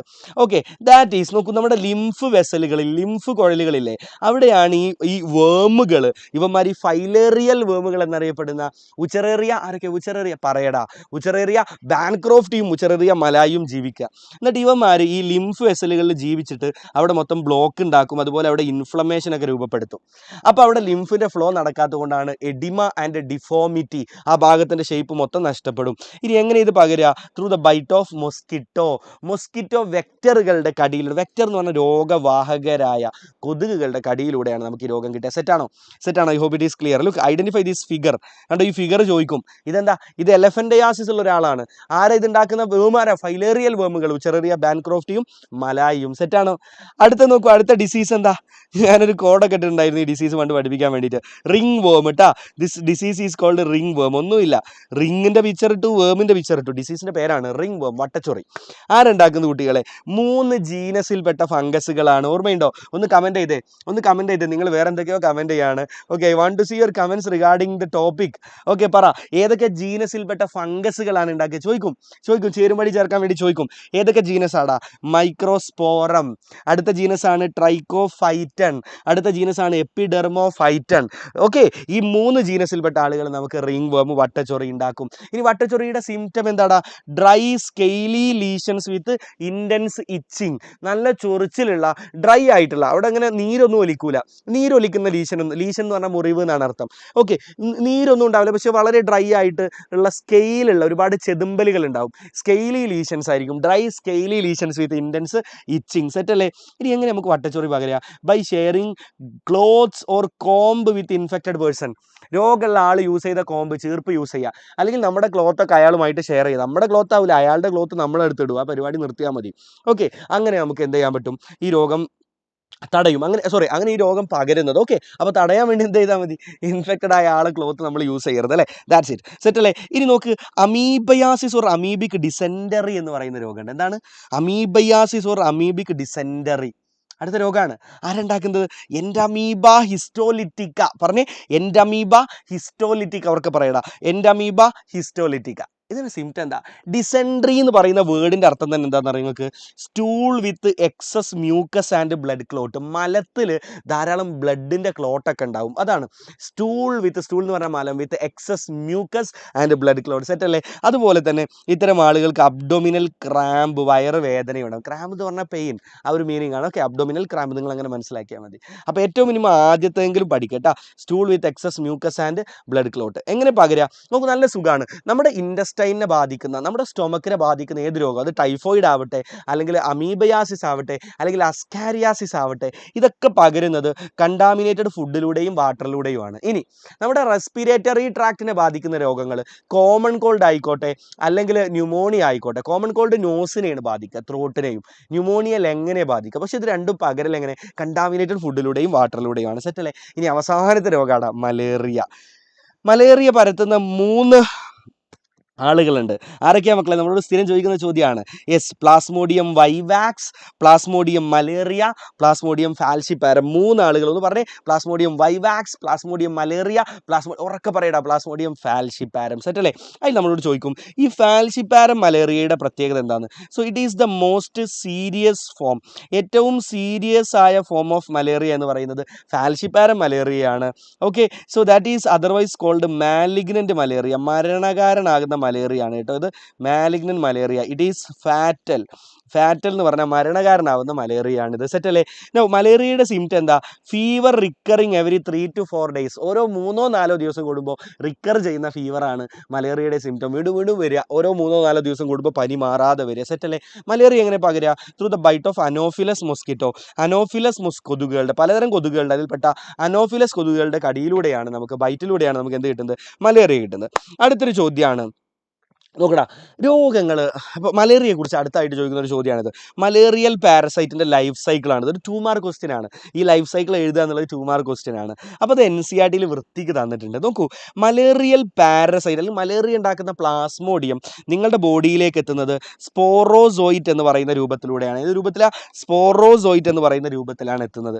അങ്ങനെ ബോഡിയിലേക്ക് എത്തിക്കഴിഞ്ഞാൽ ഇയാൾ ആദ്യം നേരെ ലിവറിലേക്ക് പോകും, നിങ്ങളുടെ ലിവറിലേക്ക് പോകും. എന്നിട്ട് ലിവർ സെല്ലിൻ്റെ ഉള്ളിലേക്ക് കയറും. അങ്ങനെ ലിവർ സെല്ലിലേക്ക് കയറുക കേട്ടോ ഇവർ. Can you see this? Liver സെല്ലിലേക്ക് കയറുകയാണ്. ലിവറിൽ അസെക്ഷുവൽ മൾട്ടിപ്ലിക്കേഷൻ എന്ന് പറയും. ഒന്നുമില്ല, ലിവറിൽ മൾട്ടിപ്ലിക്കേഷൻ നടത്തും. അങ്ങനെ മൾട്ടിപ്ലിക്കേഷൻ നടത്തി ഇവരുടെ എണ്ണം കൂടും. അങ്ങനെ കൂടിക്കഴിഞ്ഞാൽ ലിവറിലെ ഓരോ സെല്ലുകളിലേക്കും കയറിപ്പോവും. ലിവർ സെല്ല് മൾട്ടിപ്ലിക്കേഷൻ നടത്തും. അവരുടെ എണ്ണം കൂടുമ്പോൾ ലിവർ സെല്ല് പൊട്ടും. അവരെ വീണ്ടും ലിവറിൽ നിന്ന് ബ്ലഡിലേക്ക് റിലീസ് ചെയ്യും. ബ്ലഡിലേക്ക് എത്തിയ ഇവന്മാർ നേരെ ബ്ലഡിലെ RBCയിലേക്ക് കയറിപ്പോകും. Can you see? RBCക്ക് ഒരാൾ കയറിപ്പോകുന്നു. Can you see this? RBCയിൽ എത്തുന്നു. RBCയിൽ ഇതുപോലെ മൾട്ടിപ്ലിക്കേഷൻ നടത്തുന്നു. വീണ്ടും RBC പൊട്ടുന്നു. ഈ RBC ഇടയ്ക്കിടയ്ക്ക് ഇങ്ങനെ പൊട്ടാൻ തുടങ്ങും. അതുകൊണ്ടാണ് നമുക്ക് ഫീവർ ഉണ്ടാവുന്നത്. RBC പൊട്ടുന്ന സമയത്ത് ഹീമോസോയിൻ എന്ന് പറയുന്ന ഒരു കെമിക്കൽ റിലീസ് ചെയ്യപ്പെടുന്നുണ്ട്. ഹീമോസോയിൻ. ഇവർ RBCയിലേക്ക് കയറും, RBCനെ അറ്റാക്ക് ചെയ്യും, പൊട്ടിക്കും. സോ വെൻ RBC പൊട്ടുന്ന സമയത്ത് റപ്ചർ ചെയ്യുമ്പോൾ that lead to release of a chemical called haemozoin. This haemozoin responsible for fever. അതാണ് നമ്മൾ ഇതിൻ്റെ സിംറ്റം പഠിച്ചില്ലേ? Fever recurring every 3 to 4 days. ഓരോ 3-4 ദിവസം കൂടുമ്പോൾ റിക്കർ ചെയ്യുന്ന fever. The reason is this. Set അല്ലേ? Okay, due to release of haemozoin. Anyway, അപ്പോൾ ആദ്യം ബോഡിയിലേക്ക് ഏത് രൂപത്തിലെത്തുന്നു കുട്ടികളെ? സ്പോറോസോയിറ്റ് രൂപത്തിൽ ബോഡിയിലേക്ക് എത്തുന്നു. എന്ത് രൂപത്തിലാണ്? ഉറക്കെ പറ. സ്പോറോസോയിറ്റ് രൂപത്തിൽ ബോഡിയിലേക്ക് എത്തുന്നു. എത്തിക്കഴിഞ്ഞാൽ ആദ്യം ലിവർ സെല്ല് മൾട്ടിപ്ലിക്കേഷൻ നടത്തുന്നു, പിന്നെ ബ്ലഡിൽ മൾട്ടിപ്ലിക്കേഷൻ നടത്തുന്നു RBCക്കകത്ത്. RBC ഇടയ്ക്കിടയ്ക്ക് പൊട്ടുമ്പോൾ ആര് റിലീസാവും? ഹീമോസോയിന്. ഇത് റിലീസാവുന്ന കാരണം നമുക്ക് എന്ത് വരുന്നു? ഫീവർ വരുന്നു, റിക്കറിങ് എവറി 3 to 4 days. സെറ്റല്ലേ?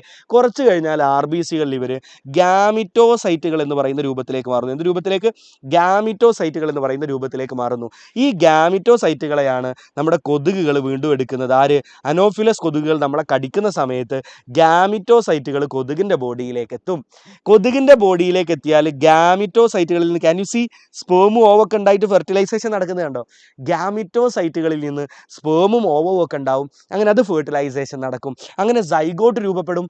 സൈഗോട്ടിൽ നിന്ന് വീണ്ടും സ്പോറോസോയിറ്റുകൾ രൂപപ്പെടും. ആര് രൂപപ്പെടും? എഗെയിൻ സ്പോറോസോയിറ്റുകൾ. നമുക്ക് സൈഗോട്ടിൽ നിന്ന് എഗെയിൻ സ്പോറോസോയിറ്റുകൾ, വീണ്ടും സ്പോറോസോയിറ്റുകൾ രൂപപ്പെടും സൈഗോട്ടിൽ നിന്ന്. ആ സ്പോറോസോയിറ്റുകൾ മൊസ്കിറ്റോയുടെ സലൈവറി ഗ്ലാൻഡ്, ഉമിനീർ ഗ്രന്ഥികളിലേക്ക് എത്തും. മൊസ്കിറ്റോയുടെ ഉമിനീർ ഗ്രന്ഥികളിലേക്ക് എത്തും. ആ ഉമിനീർ ഗ്രന്ഥികളിൽ നിന്ന് മൊസ്കിറ്റോ അടുത്ത ആളെ കടിക്കുമ്പോൾ അയാൾക്കും രോഗം കിട്ടും. സെറ്റല്ലേ മക്കളെ? അപ്പോൾ ഇത് നമ്മളോട് ഒരു 2 മാർക്കിന് ചോദിക്കുന്ന ചോദ്യമാണ്. ഇനി നമ്മളോട് ചോദിക്കുന്ന അടുത്ത ചോദ്യമാണ്, ഇത്തരം ഇൻഫെക്ഷ്യസ് ഡിസീസസ് തടയാൻ വേണ്ടിയിട്ട് നമുക്ക് എന്തൊക്കെ ചെയ്യാൻ പറ്റും? നമുക്ക് പബ്ലിക് ആൻഡ് പേഴ്സണൽ ഹൈജീൻ, നല്ല വൃത്തിയിൽ നടന്ന ഇൻഫെക്ഷ്യസ് രോഗങ്ങൾ വരില്ല. നമുക്ക് പറഞ്ഞേ, public and personal hygiene keep ചെയ്യാൻ പറ്റും. വേസ്റ്റുകൾ പ്രോപ്പറായിട്ട് ഡിസ്പോസ് ചെയ്യുക, പ്രോപ്പർ ഡിസ്പോസൽ ഓഫ് വേസ്റ്റ്, തോന്നിയ പോലെ വലിച്ചെറിയാതിരിക്കുക. Control of vectors. നോക്കൂ, കൊതുകുകളെ പോലത്തെ രോഗം പരത്തുന്ന ആളുകൾ അവർ വെക്ടർ എന്ന് പറയാം, അവരെ കൺട്രോൾ ചെയ്യുക. ഇത് തന്നെ ചോദിക്കും, മലേറിയ കൺട്രോൾ ചെയ്യാൻ എന്തൊക്കെ ചെയ്യാൻ പറ്റുന്നു? അപ്പോൾ കൊതുക് നിവാരണമാണ്, കൺട്രോൾ ഓഫ് വെക്ടർ ആണ് നമ്മൾ മലേറിയ കൺട്രോൾ ചെയ്യാൻ ചെയ്യുന്നത്. അപ്പോൾ എന്തൊക്കെ ചെയ്യാൻ പറ്റും കുട്ടികളെ? നോക്കൂ, നമുക്ക് ഇൻസെക്ടിസൈഡ് യൂസ് ചെയ്യാൻ പറ്റും. ഇൻസെക്ടിസൈഡ് യൂസ് ചെയ്ത് കഴിഞ്ഞാൽ കൊതുകുകൾ, യൂസ് ഓഫ് ഇൻസെക്ടിസൈഡ്സ് യൂസ് ചെയ്ത് കഴിഞ്ഞാൽ കൊതുകുകൾ പതിയെ നശിച്ചോളും. സെറ്റല്ലേ? അതുപോലെ തന്നെ നമ്മൾ അവോയ്ഡ് സ്റ്റാഗ്നേഷൻ ഓഫ് വാട്ടർ, വെള്ളം കെട്ടി നിൽക്കുന്നത് തടയുക. അവോയ്ഡ് സ്റ്റാഗ്നേഷൻ ഓഫ് വാട്ടർ, വെള്ളം കെട്ടി നിൽക്കുന്നത് തടഞ്ഞാൽ, വെള്ളത്തിലല്ലേ കൊതുകുകൾ മുട്ടയിടുന്നത്, അത് നമുക്ക് തടയാൻ പറ്റും. സെറ്റല്ലേ? അതുപോലെ മൊസ്കിറ്റോ റിപ്പല്ലൻറ്റുകൾ യൂസ് ചെയ്യുക. മൊസ്കിറ്റോ റിപ്പല്ലൻറ്റ്, നമ്മളിപ്പോൾ സാധാരണ ഗുഡ് നൈറ്റ് അഡ്വാൻസ് അല്ലേ, നമുക്ക് മാക്സ് എന്നൊക്കെ പറഞ്ഞിട്ട് കൊതുകിനെ റിപ്പൽ ചെയ്യുന്ന ഇപ്പോൾ എന്താ പറയുക, ഇലക്ട്രിക്കൽ ആയിട്ടുള്ള ഇൻസ്ട്രുമെൻറ്റ്സ് നമുക്ക് കിട്ടുന്നുണ്ട്. അതുപോലെ തന്നെ നമുക്ക് തിരിയുണ്ട്, കൊതുക് തിരി, അത്തരത്തിലുള്ള മൊസ്കിറ്റോ റിപ്പല്ലൻറ്റുകൾ യൂസ് ചെയ്യുക. അപ്പോൾ ഇതൊക്കെ നമുക്ക് പറയാൻ പറ്റുന്നതാണ്. സെറ്റല്ലേ കുട്ടികളെ? That's it. അപ്പോൾ ഇൻഫെക്ഷ്യസ് ഡിസീസ് കൺട്രോൾ ചെയ്യാൻ എന്തൊക്കെ ചെയ്യാൻ പറ്റുന്നുള്ള ചോദ്യം സ്ഥിരമായിട്ട് ചോദിക്കുന്ന ചോദ്യമാണ്. അടുത്ത് look the same thing. Okay, now look, maintain good health maintain ചെയ്യാൻ എന്തൊക്കെ ചെയ്യാൻ പറ്റും? നമ്മൾ ഈ പറഞ്ഞ പോലെ ഹെൽത്ത് മെയിൻറ്റെയിൻ ചെയ്യാൻ വേണ്ടിയിട്ട് നമുക്ക് public hygiene, personal hygiene keep ചെയ്യാം. Keep public and personal hygiene, proper disposal of waste, control of vectors അല്ലേ, ദെൻ പ്രോപ്പർ എക്സർസൈസ്. ഞാനിപ്പോൾ അത് പറയുന്നില്ല, പക്ഷേ ഇന്നലെ ചെയ്തിട്ടില്ല, ഇന്നലെ ഞാൻ ചെയ്തിട്ടുണ്ട് കേട്ടോ. ഇന്നലെ ചെയ്തിട്ടുണ്ടോ? ഇല്ല, ഇന്നലെ പനി പിടിച്ചില്ലേ, മിഞ്ഞാന്നൊക്കെ ചെയ്തിട്ടുണ്ട്. Okay, so that's it. അപ്പോൾ നമുക്ക് തള്ളി കൊടുക്കാൻ പറ്റില്ലേ. അടുത്ത ഇമ്മ്യൂണിറ്റിയുമായി ബന്ധപ്പെട്ടിട്ടാണ് സ്ഥിരം ചോദിക്കുന്ന അടുത്ത ചോദ്യം. നമ്മുടെ ഇമ്മ്യൂണിറ്റിയുടെ ക്ലാസിഫിക്കേഷൻ ചോദിക്കാറുണ്ട് കേട്ടോ. ക്വസ്റ്റ്യൻ ഇവിടെ ഉണ്ട്. ലുക്ക്, ക്വസ്റ്റ്യൻ ഇതാ, classify the following barriers of innate immunity to suitable headings. കണ്ടോ, 3 മാർക്ക് ക്വസ്റ്റ്യൻ ആണ് മക്കളെ. Question is here. ഇമ്മ്യൂണിറ്റിയെ ക്ലാസിഫൈ ചെയ്യാൻ പറഞ്ഞിട്ട് ചോദ്യം ചോദിക്കും, മസ്റ്റ് ക്വസ്റ്റ്യൻ ആണ്, 3 മാർക്ക് ക്വസ്റ്റ്യൻ ആണ്. ആ ക്വസ്റ്റ്യൻ്റെ ആൻസറാണ് ഞാൻ ഇവിടെ പഠിപ്പിച്ചു തരാൻ പോകുന്നത് കേട്ടോ. 3 മാർക്ക് ക്വസ്റ്റ്യൻ ആണ്, ശ്രദ്ധിക്കുക. അപ്പോൾ നമ്മൾ ഇമ്മ്യൂണിറ്റിയുടെ ഡെഫിനിഷൻ ഒന്നും നിങ്ങൾ പഠിക്കണമെന്നില്ല, ലീവ് ഇറ്റ്. ഇമ്മ്യൂണിറ്റിയെ നമ്മൾ 2 ഡിവിഷനായി ക്ലാസിഫൈ ചെയ്തിട്ടുണ്ട്. We have innate immunity, acquired immunity. എന്താണ് ഇന്നേറ്റ് ഇമ്മ്യൂണിറ്റി, അക്വയർഡ് ഇമ്മ്യൂണിറ്റി? നോക്കൂ, ഇന്നേറ്റ് ഇമ്മ്യൂണിറ്റി, അക്വയർഡ് ഇമ്മ്യൂണിറ്റി എന്ന് പറഞ്ഞാൽ നമ്മുടെ ബോഡിയിലെ ലിംഫോസൈറ്റുകൾ ഉണ്ടല്ലോ, പ്രധാനമായിട്ടുള്ള ലിംഫോസൈറ്റ് ആരൊക്കെ? ബി ലിംഫോസൈറ്റും ടി ലിംഫോസൈറ്റും. ഈ 2 ആളുകൾ തരുന്ന ഇമ്മ്യൂണിറ്റിയാണ് അക്വയർഡ് ഇമ്മ്യൂണിറ്റി. അതിലെ ബി ലിംഫോസൈറ്റുകൾ തരുന്ന അക്വയർഡ് ഇമ്മ്യൂണിറ്റിയെ നമ്മൾ ഹ്യൂമോറൽ ഇമ്മ്യൂണിറ്റി എന്ന് പറയും. എന്താ പറയുക? ഹ്യൂമോറൽ ഇമ്മ്യൂണിറ്റി. ടി ലിംഫോസൈറ്റുകൾ തരുന്ന ഇമ്മ്യൂണിറ്റിയെ സെൽ മീഡിയേറ്റഡ് ഇമ്മ്യൂണിറ്റി. സെറ്റല്ലേ? അപ്പോൾ അക്വയർഡ് ഇമ്മ്യൂണിറ്റി തന്നെ നമ്മുടെ ലിംഫോസൈറ്റുകൾ തരുന്ന ഇമ്മ്യൂണിറ്റിയാണ്. ലിംഫോസൈറ്റുകൾ പ്രധാനമായിട്ടും 2 ഗ്രൂപ്പാണ്, B lymphocyte, T lymphocyte. B lymphocyte തരുന്ന ഇമ്മ്യൂണിറ്റിയാണ് ഹ്യൂമോറൽ ഇമ്മ്യൂണിറ്റി, ടി ലിംഫോസൈറ്റ് തരുന്ന ഇമ്മ്യൂണിറ്റിയാണ് സെൽ മീഡിയേറ്റഡ് ഇമ്മ്യൂണിറ്റി. സെറ്റല്ലേ? നോ, ഇന്നേറ്റ് ഇമ്മ്യൂണിറ്റി എന്ന് പറഞ്ഞാൽ നമ്മുടെ ശരീരത്തിലെ ബാക്കി, നമ്മുടെ ഇമ്മ്യൂൺ സിസ്റ്റത്തിൻ്റെ ഭാഗമായിട്ടൊക്കെയുള്ള ബാക്കി നമ്മുടെ ശരീരത്തിലെ ആളുകളൊക്കെ കൂടി തരുന്ന ഇമ്മ്യൂണിറ്റിയാണ് ഇന്നേറ്റ് ഇമ്മ്യൂണിറ്റി. ശ്രദ്ധിക്കുക, അത് 4 ബാരിയറുകളുടെ സഹായത്തോടെയാണ് നമുക്ക് ആ ഇന്നേറ്റ് ഇമ്മ്യൂണിറ്റി കിട്ടുന്നത്. അക്വയർഡ് ഇമ്മ്യൂണിറ്റിയോ ലിംഫോസൈറ്റുകളുടെ സഹായത്തോടെ. ബട്ട് ഇന്നേറ്റ് ഇമ്മ്യൂണിറ്റി 4 ബാരിയർ എന്ന് പറഞ്ഞാൽ എന്താ? 4 മതിലുകൾ, രോഗാണുക്കൾ ബോഡിയിലേക്ക് എത്തി രോഗം ഉണ്ടാക്കാതിരിക്കാനുള്ള 4 ബാരിയറുകളുണ്ട്. അവരുടെ സഹായത്തോടെയാണ് നമുക്ക് ഇന്നേറ്റ് ഇമ്മ്യൂണിറ്റി കിട്ടുന്നത്. ആരൊക്കെ നോക്കാം? ഒന്നാമത്താണ് ഫിസിക്കൽ ബാരിയറുകൾ. ബാരിയറുകൾ. ആരാണ്? ഫിസിക്കൽ. രണ്ടാമത്തത് ഫിസിയോളജിക്കൽ ബാരിയർ. മൂന്നാമത്തത് സെല്ലുലാർ ബാരിയർ. നാലാമത്തത് സൈറ്റോകൈൻ ബാരിയർ. പറഞ്ഞ് ഫിസിക്കൽ, ഫിസിയോളജിക്കൽ, സെല്ലുലാർ, സൈറ്റോകൈൻ. ഇത് ആരൊക്കെയെന്നാണ് എപ്പോഴും ചോദിക്കല്. Physical, physiological, cellular, cytokine. Okay, ബാരിയറുകൾ. ഫിസിക്കൽ ബാരിയർ എന്ന് പറഞ്ഞാൽ സ്കിൻ ആൻഡ് മ്യൂക്കസ് കോട്ടിംഗ്. നമ്മുടെ ശരീരത്തിൻ്റെ വിവിധ ഭാഗങ്ങളിലുള്ള നമ്മുടെ സ്കിന്നുണ്ട്, അതുപോലെ ശരീരത്തിൻ്റെ വിവിധ ഭാഗങ്ങളിൽ മ്യൂക്കസ്, വഴുവഴുപ്പുള്ള ഒരു കോട്ടിങ് നമ്മുടെ ശരീരത്തിൻ്റെ വിവിധ ഭാഗങ്ങളിലുണ്ട്. നമ്മുടെ റെസ്പിറേറ്ററി ട്രാക്റ്റിൽ, നമ്മുടെ യൂറിനറി ട്രാക്റ്റിലൊക്കെ നമുക്ക് ആ മ്യൂക്കസ് കോട്ടിങ് കാണാൻ പറ്റും. സെറ്റല്ലേ? നൗ ഫിസിയോളജിക്കൽ ബാരിയറുകൾ. നമ്മുടെ സ്റ്റൊമക്കിലിട ഹൈഡ്രോക്ലോറിക് ആസിഡ് ഉണ്ട്. അതുപോലെ നമ്മുടെ സലൈവ രോഗാണുക്കളെ തടയാൻ വേണ്ടി നമ്മളെ സഹായിക്കുന്നുണ്ട്. കണ്ണിലുള്ള കണ്ണുനീര്. സെറ്റല്ലേ? Acid in stomach, saliva, tears. പറയേ acid in stomach, saliva, tears. സെറ്റല്ലേ? അടുത്ത സെല്ലുലാർ ബാരിയറുകൾ. നമുക്ക് ബി ലിംഫോസൈറ്റും ടി ലിംഫോസൈറ്റും നമുക്ക് അക്വയർഡ് ഇമ്മ്യൂണിറ്റിയാണ് തരുന്നത്. ഇന്നേറ്റ് ഇമ്മ്യൂണിറ്റിയിൽ സഹായിക്കുന്ന ഒരുപാട് സെല്ലുകളുണ്ട്. അപ്പോൾ ഉദാഹരണത്തിന് ഒന്നാമത്തെ ആളാണ് ന്യൂട്രോഫിൽ. ന്യൂട്രോഫിലിൻ്റെ മറ്റൊരു പേരാണ് PMNL, പോളിമോർഫോ ന്യൂക്ലിയർ ല്യൂക്കോസൈറ്റ്. പറഞ്ഞത് പോളിമോർഫോ ന്യൂക്ലിയർ ല്യൂക്കോസൈറ്റ് അല്ലെങ്കിൽ PMNL. അയാൾ തന്നെയാണ് ന്യൂട്രോഫിൽ. അയാളുടെ മറ്റൊരു പേരാണിത്. ഓക്കെ, ഇനി മറ്റൊരാളാണ് മോണോസൈറ്റ്. അടുത്ത ആളാണ് മോണോസൈറ്റ്. അടുത്ത ആളാണ് നാച്ചുറൽ കില്ലർ സെല്ല്. കേട്ടോ, നാച്ചുറൽ കില്ലർ സെൽസ്. ആരൊക്കെയാണ് കുട്ടികളെ? Monocyte, natural killer cell, polymorphonuclear ല്യൂക്കോസൈറ്റുകൾ. അതുപോലെ തന്നെ മാക്രോഫേജുകൾ എന്ന് പറഞ്ഞ ആളുകൾ. ഇവരൊക്കെയാണ് നമ്മുടെ സെല്ലുലാർ ബാരിയറുകൾ, നമുക്ക് ഇന്നേറ്റ് ഇമ്മ്യൂണിറ്റി തരുന്ന സെല്ലുകൾ. സെറ്റല്ലേ? നമ്മളോട് ചോദിക്കും ഇവരുടെ പേരൊക്കെ തന്നിട്ട് ക്ലാസിഫൈ ചെയ്താൽ അവരെ ക്ലാസിഫൈ ചെയ്യാൻ വേണ്ടിയിട്ട് പറയും. ടി ലിംഫോസൈറ്റുകൾ they comes in humoral immunity അല്ല, സെൽ മീഡിയേറ്റഡ് ഇമ്മ്യൂണിറ്റി ആണ്. എവിടെയാണ് വരുന്നത്? സെൽ മീഡിയേറ്റഡ് ഇമ്മ്യൂണിറ്റി അക്വയർഡ് ഇമ്മ്യൂണിറ്റിയിലാണ് വരുന്നത് അല്ലേ? ഇന്നേറ്റിലല്ല വരും. ഇന്നേറ്റിൽ ആരൊക്കെയാണ്? നമ്മൾ പറയുന്നത് ന്യൂട്രോഫിൽ ഉണ്ട്, അതുപോലെ മോണോസൈറ്റുകളുണ്ട്, നാച്ചുറൽ കില്ലർ സെൽ എന്ന് പറയുന്ന സെല്ലുകളുണ്ട്, മാക്രോഫേജുകളുണ്ട്. സെറ്റല്ലേ? നൗ സൈറ്റോകൈൻ ബാരിയർ എന്ന് പറഞ്ഞു കഴിഞ്ഞാൽ നോക്കൂ, ഇതിനകത്ത് വരുന്നത് വൈറസുകൾക്കെതിരെ നമ്മുടെ ബോഡി ഉണ്ടാക്കുന്ന ചില കെമിക്കൽസ് ആണ്. വൈറസിന് എതിരെ നമ്മുടെ ബോഡി ഉണ്ടാക്കുന്ന കെമിക്കലുകളാണ് ഇന്റർഫെറോണുകൾ. എന്താണ് ഇന്റർഫെറോണുകൾ? നമ്മുടെ ബോഡി ഇന്റർഫെറോണുകൾ ഉണ്ടാക്കുന്ന ആർക്കെതിരെയാണ്? Against virus. അതാണ് സൈറ്റോകൈൻ ബാരിയർ. നോക്കൂ, എഗെയിൻസ്റ്റ് വൈറസുകൾക്കെതിരെ നമ്മുടെ ബോഡി ഉണ്ടാക്കുന്ന കെമിക്കൽസ് ആണ് സൈറ്റോകൈൻ ബാരിയേഴ്സിൽ വരുന്നത്. That is interferons. I hope it is clear. Set അല്ലേ? അപ്പോൾ ഇത് കണ്ടൊരു 3 മാർക്ക് ക്വസ്റ്റ്യൻ ആണ്, നമ്മളത് പഠിച്ചു കഴിഞ്ഞു. ഇനി അക്വയർഡ് ഇമ്മ്യൂണിറ്റിയുമായി ബന്ധപ്പെട്ട് നമ്മൾ നോക്കിയാൽ we have be lymphocyte mediated immunity, T lymphocyte mediated immunity അല്ലേ? ബി സെല്ല് തരുന്ന ഇമ്മ്യൂണിറ്റി എന്താ? ഹ്യൂമോറൽ ഇമ്മ്യൂണിറ്റി. ടി സെല്ല് തരുന്നത് സെൽ മീഡിയേറ്റഡ് ഇമ്മ്യൂണിറ്റി. നോക്കൂ, ഹ്യൂമോറൽ ഇമ്മ്യൂണിറ്റി എന്ന് പറഞ്ഞാൽ ബി ലിംഫോസൈറ്റുകൾ രോഗാണുക്കൾക്കെതിരെ ആൻറ്റിബോഡികൾ എന്ന് പറയുന്ന പ്രോട്ടീനുകളെ ഉണ്ടാക്കും. ആരുണ്ടാക്കും? ആൻറ്റിബോഡികൾ എന്ന് പറയുന്ന പ്രോട്ടീനുകളെ ഉണ്ടാക്കും. ആൻറ്റിബോഡിയുടെ സ്ട്രക്ചർ NCERT തന്നിട്ടുണ്ട്. ഇതിനെ ബേസ് ചെയ്താണ് അടുത്ത ചോദ്യം. Identify the given molecule. ഏതാ ഇത്? ദിസ് ഈസ് ആൻറ്റിബോഡി അല്ലേ? ഹ്യൂമോറൽ ഇമ്മ്യൂണിറ്റിയുടെ ഭാഗമായിട്ട് ബി ലിംഫോസൈറ്റുകൾ ഉണ്ടാക്കുന്ന ആൻറ്റിബോഡിയാണ്. അടുത്തത് mention 2 types of immune responses in human body. ഏതൊക്കെ പറ? Yes, we have humoral immune response, cell mediated immune response. നോക്കൂ, ഇമ്മ്യൂൺ റെസ്പോൺസ് എന്ന് കണ്ടാൽ ഇന്നേറ്റ് അക്വയർഡ് എന്നൊന്നും പറയരുത്. നോക്കൂ, we have humoral immune response and cell mediated immune response. അങ്ങനെയായിട്ടാ പറയേണ്ടത്. സെറ്റ് അല്ലേ? ഇനി നോക്കൂ, ആൻറ്റിബോഡികൾ നിങ്ങൾ നോക്കി അതിനകത്ത് എത്ര ചെയിൻ കാണുന്നുണ്ട് നോക്കടാ. ലുക്ക്, 2 ചെറിയ ചെയിൻ കാണാം അല്ലേ? These are called light chain. നമ്മളോട് ചോദിക്കും ആൻറ്റിബോഡിയിൽ എത്ര ചെയിൻ ഉണ്ട്? 2 ലൈറ്റ് ചെയിൻ ഉണ്ട്, 2 വലിയ ചെയിനിലെ these are heavy chain. Okay, ഇനി രോഗാണുക്കളിലേക്ക് പോയിട്ട് ആൻറ്റിബോഡി അറ്റാച്ച് ചെയ്യുന്ന ഭാഗം ഏതാണെന്നറിയോ? ആൻറ്റിബോഡിയുടെ ഈ ഭാഗം ഉപയോഗിച്ചിട്ടാണ് രോഗാണുക്കളിലേക്ക് അറ്റാച്ച് ചെയ്യുന്നത്. So this is the antigen binding site. ഇതേതാണ് കുട്ടികളെ? Antigen binding site. ആൻറ്റിജനിലേക്ക് ബൈൻഡ് ചെയ്യുന്ന, ആൻറ്റിജൻ എന്ന് പറഞ്ഞാൽ രോഗാണുക്കളൊക്കെ അതിലേക്ക് ബൈൻഡ് ചെയ്യുന്ന സൈറ്റാണ് ഇത്. സെറ്റ് അല്ലേ? ആൻറ്റിബോഡിയുമായി ബന്ധപ്പെട്ട് ഇതൊക്കെയാണ് ചോദിക്കാൻ സാധ്യതയുള്ളത്. ഓക്കെ, ഇനി നമ്മുടെ ഹ്യൂമോറൽ ഇമ്മ്യൂണിറ്റിയുടെ ഒരു പ്രത്യേകത, അല്ലെങ്കിൽ നമ്മുടെ അക്വയർഡ് ഇമ്മ്യൂണിറ്റിയുടെ പ്രത്യേകത. ഇന്നേറ്റ് ഇമ്മ്യൂണിറ്റി ഉണ്ട്, അക്വയർഡ് ഇമ്മ്യൂണിറ്റി ഉണ്ട് അല്ലേ? അക്വയർഡ് ഇമ്മ്യൂണിറ്റിയുടെ പ്രത്യേകത എന്താണെന്ന് വെച്ച് കഴിഞ്ഞാൽ ദാറ്റ് ഈസ് മെമ്മറി. നമുക്ക് ഒരിക്കലൊരു രോഗം വന്നാൽ പിന്നെ വരില്ല. നമ്മളോട് ചിലപ്പോൾ ചോദിക്കും, ഒരിക്കൽ ചിക്കൻ ബോക്സ് വന്ന ആൾക്ക് പിന്നെ ചിക്കൻ ബോക്സ് വരില്ല. What is the reason? It is because of the memory of acquired immunity. It is because of the memory of acquired immunity. നോക്കൂ, it is said that chikungunya once affected will not affect a person in the next half of his life. Judgement. അതായത് judgement, this statement, ഒരാൾക്ക് ഒരിക്കൽ chicken ഗുനിയ വന്നാൽ പിന്നെ വരില്ല അത്രേ.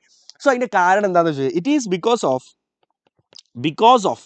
Memory, ആ രോഗത്തിനെതിരെ മെമ്മറി ഓഫ് അക്വയർഡ് ഇമ്മ്യൂണിറ്റി. നമ്മുടെ അക്വയർഡ് ഇമ്മ്യൂണിറ്റി ഉണ്ടല്ലോ, that is cell mediated immune റെസ്പോൺസും ഹ്യൂമോറൽ ഇമ്മ്യൂൺ റെസ്പോൺസും. അവരാണ് അക്വയർഡ് ഇമ്മ്യൂണിറ്റി എന്ന് പറയുന്നത്.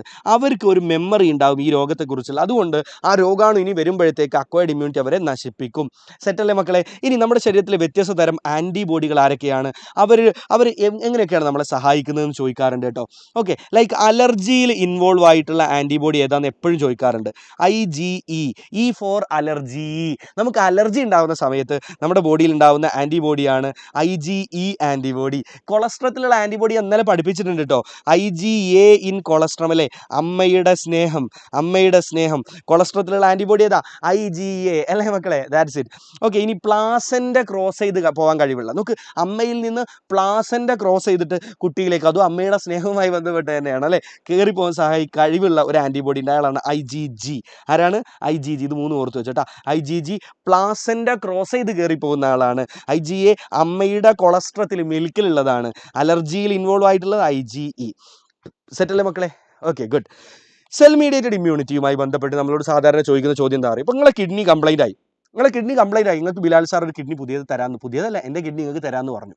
അങ്ങനെ നിങ്ങളുടെ ബോഡിയിലേക്ക് എൻ്റെ കിഡ്നി വെച്ച് കഴിഞ്ഞാൽ നിങ്ങളുടെ ഇമ്മ്യൂൺ റെസ്പോൺസുകൾ ഉണ്ടല്ലോ, that is cell mediated immune റെസ്പോൺസുകൾ, അതിൻ്റെ ഭാഗമായിട്ടുള്ള T ലിംഫോസൈറ്റുകൾ, അവന്മാർ പോയിട്ട് ആ കിഡ്നി അങ്ങ് നശിപ്പിക്കും.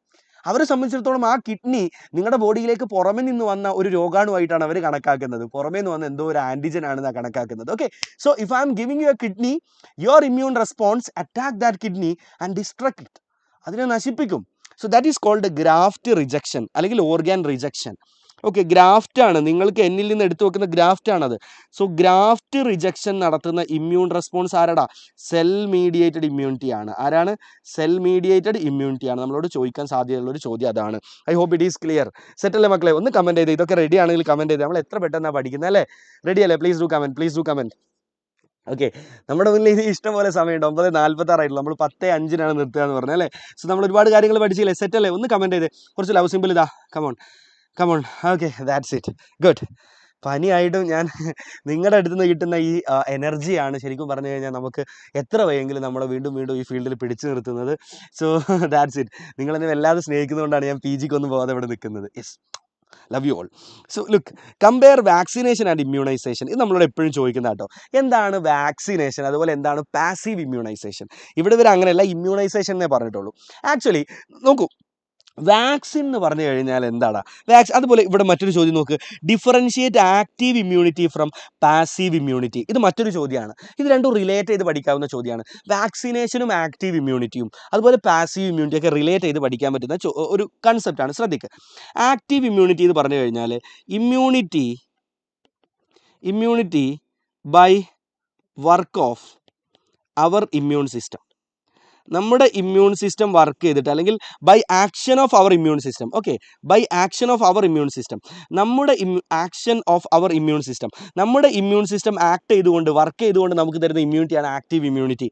So in active immunity antibodies are produced in the body അല്ലേ? Antibody produced in the body. നമ്മുടെ ബോഡിയിൽ ആൻറ്റിബോഡി പ്രൊഡ്യൂസ് ചെയ്യപ്പെടുന്നുണ്ട്. Antibodies are produced in the body. നമ്മുടെ ഇമ്മ്യൂൺ സിസ്റ്റം വർക്ക് ചെയ്യുന്നു, അതിൻ്റെ ഭാഗമായി ആൻറ്റിബോഡി ബോഡിയിൽ രൂപപ്പെടുന്നുണ്ട്. Antibodies are produced in the body. Set അല്ലേ? Now in passive immunity here and readymade antibody. നമ്മളിപ്പോൾ എൻ്റെ പാമ്പ് കടിച്ചു, അപ്പോൾ പാമ്പ് വിഷത്തിനെതിരെയുള്ള എൻ്റെ ഇമ്മ്യൂൺ സിസ്റ്റം വർക്ക് ചെയ്യുന്നില്ല, പകരം നിങ്ങൾ പുറമെ നിന്ന് എനിക്ക് ആൻറ്റിബോഡി ഇഞ്ചെക്ട് ചെയ്ത് തരുന്നു. ഇവിടെ നോക്കൂ, എനിക്കൊരു രോഗം വരുന്ന സമയത്ത്, അല്ലെങ്കിൽ നിങ്ങൾ എനിക്ക് വാക്സിൻ തരുന്ന സമയത്ത് എൻ്റെ ആക്റ്റീവ് ഇമ്മ്യൂണിറ്റി, എൻ്റെ ഇമ്മ്യൂണിറ്റി ആക്റ്റീവായിട്ട് വർക്ക് ചെയ്യുന്നു. അതിൻ്റെ ഫലമായിട്ട് എനിക്ക് എന്ത് കിട്ടുന്നു കുട്ടികളെ? എൻ്റെ ബോഡിയിൽ ആൻറ്റിബോഡികൾ രൂപപ്പെടുന്നു. അത്തരത്തിൽ കിട്ടുന്ന ഇമ്മ്യൂണിറ്റിയാണ് ആക്റ്റീവ് ഇമ്മ്യൂണിറ്റി എന്ന് പറയുക. പാസീവ് ഇമ്മ്യൂണിറ്റിയിലോ, in passive immunity readymade antibodies, look, readymade antibodies are given to a person അല്ലേ? അയാളുടെ ഇമ്മ്യൂൺ സിസ്റ്റം വർക്ക് ചെയ്യുന്നില്ല, റെഡിമെയ്ഡ് ആൻറ്റിബോഡി അയാൾക്ക് കൊടുക്കുകയാണ് ചെയ്യുന്നത്. സെറ്റ് അല്ലേ? അതിൻ്റെ ഉദാഹരണങ്ങൾ എപ്പോഴും ചോദിക്കാറുണ്ട്. നോക്കൂ, ഉദാഹരണത്തിന് IgA ഇൻ കൊളസ്ട്രം. അമ്മയുടെ സ്നേഹത്തിന്, ഇത് അമ്മയാണ്, അമ്മനെ കാണാൻ ഒരു ലുക്കില്ല എന്നുള്ളൂ, അമ്മയുടെ സ്നേഹത്തിൻ്റെ ഫലമായിട്ട് IgA കിട്ടുന്നുണ്ട്. സോ ദാറ്റ് ഈസ് എന്താണ് കുട്ടികളെ? പാസീവ് ഇമ്മ്യൂണിറ്റിയാണ്. അതുപോലെ ആൻറ്റിവെനം, പാമ്പ് കടിച്ചു കഴിഞ്ഞാൽ വെക്കുന്ന ആൻറ്റിവെനം ഉണ്ടല്ലോ, അത് പാസീവ് ഇമ്മ്യൂണിറ്റിയാണ്. സെറ്റ് അല്ലേ? ആക്റ്റീവ് ഇമ്മ്യൂണിറ്റിയുടെ ഉദാഹരണങ്ങൾ, നമുക്ക് രോഗം വരുന്ന സമയത്ത് നമ്മുടെ ഇമ്മ്യൂൺ സിസ്റ്റം വർക്ക് ചെയ്യുന്നു. നമ്മൾ വാക്സിൻ വെക്കുന്ന സമയത്ത് നമ്മുടെ ഇമ്മ്യൂൺ സിസ്റ്റം വർക്ക് ചെയ്യുന്നു. അതെങ്ങനെ വാക്സിൻ വെക്കുമ്പോൾ ഇമ്മ്യൂൺ സിസ്റ്റം വർക്ക് ചെയ്യുക? ശ്രദ്ധിക്കുക, ഞാൻ പറഞ്ഞുതരാം. വാക്സിൻസ് ആർ, എന്താ വാക്സിൻ എന്ന് ചോദിക്കും, are preparations of antigenic proteins of pathogen. പാത്തോജൻസിൻ്റെ ആൻറ്റിജനിക് പ്രോട്ടീനുകളെ നമ്മൾ ഒരാളിലേക്ക് ഇഞ്ചെക്ട് ചെയ്താൽ അതിനെ വാക്സിൻ എന്ന് വിളിക്കാം. അല്ലെങ്കിൽ ഇനാക്ടിവേറ്റഡ് ഓർ വീക്കൻഡ് പാത്തോജൻ, വീക്കായിട്ടുള്ള പാത്തോജനെ നിങ്ങൾ ഒരാളിലേക്ക് ഇഞ്ചെക്ട് ചെയ്ത് കഴിഞ്ഞാൽ അതിനെ നമുക്ക് എന്ത് വിളിക്കാം? വാക്സിൻ എന്ന് വിളിക്കാം. സെറ്റാണോ? So during vaccination antibodies are produced. അതുപോലെ തന്നെ നമ്മുടെ ഇമ്മ്യൂൺ റെസ്പോൺസുകളുടെ പ്രത്യേകത മെമ്മറി ക്രിയേറ്റ് ചെയ്യാനുള്ള ഒരു കഴിവ് അവർക്കുണ്ട്. ശ്രദ്ധിക്കുക, നിങ്ങളുടെ ബോഡിയിലേക്ക് ഇപ്പോൾ ഞാൻ വാക്സിൻ വെക്കുകയാണ്, ക്ഷയരോഗത്തിനെതിരെയുള്ള വാക്സിൻ വെക്കുകയാണ്. അങ്ങനെ വാക്സിൻ വെക്കുന്ന സമയത്ത് ഞാൻ ചെയ്യുന്നത് ക്ഷയരോഗം ഉണ്ടാക്കുന്ന പാത്തോജൻസിനെ, ബാക്ടീരിയനെ ഞാൻ ഇനാക്ടിവേറ്റ് ചെയ്തുകൊണ്ട് നിങ്ങളുടെ ബോഡിയിലേക്ക് കുത്തിവെക്കുകയാണ്. ആ സമയത്ത് നിങ്ങളുടെ ബോഡിയിൽ ക്ഷയരോഗത്തിനെതിരെ ആൻറ്റിബോഡി ഉണ്ടാവാൻ തുടങ്ങും. Antibodies are produced. ആ ക്ഷയരോഗത്തിനെതിരെ ആൻറ്റിബോഡി ഉണ്ടാവാൻ തുടങ്ങും. അത് മാത്രമല്ലടാ, ക്ഷയരോഗത്തിനെതിരെ പ്രത്യേകം മെമ്മറി സെല്ലുകൾ നിങ്ങളുടെ ബോഡിയിൽ രൂപപ്പെടാൻ തുടങ്ങും. Memory cells are formed. അപ്പോൾ ഞാൻ വാക്സിൻ വെക്കുന്ന സമയത്ത് നിങ്ങളുടെ ഇമ്മ്യൂൺ സിസ്റ്റം ആക്റ്റീവായിട്ട് വർക്ക് ചെയ്യും. അതിൻ്റെ ഫലമായിട്ട് ആൻറ്റിബോഡികൾ പ്രൊഡ്യൂസ് ചെയ്യപ്പെടും. അതുപോലെ തന്നെ memory cells are formed against pathogen. സെറ്റാണോ?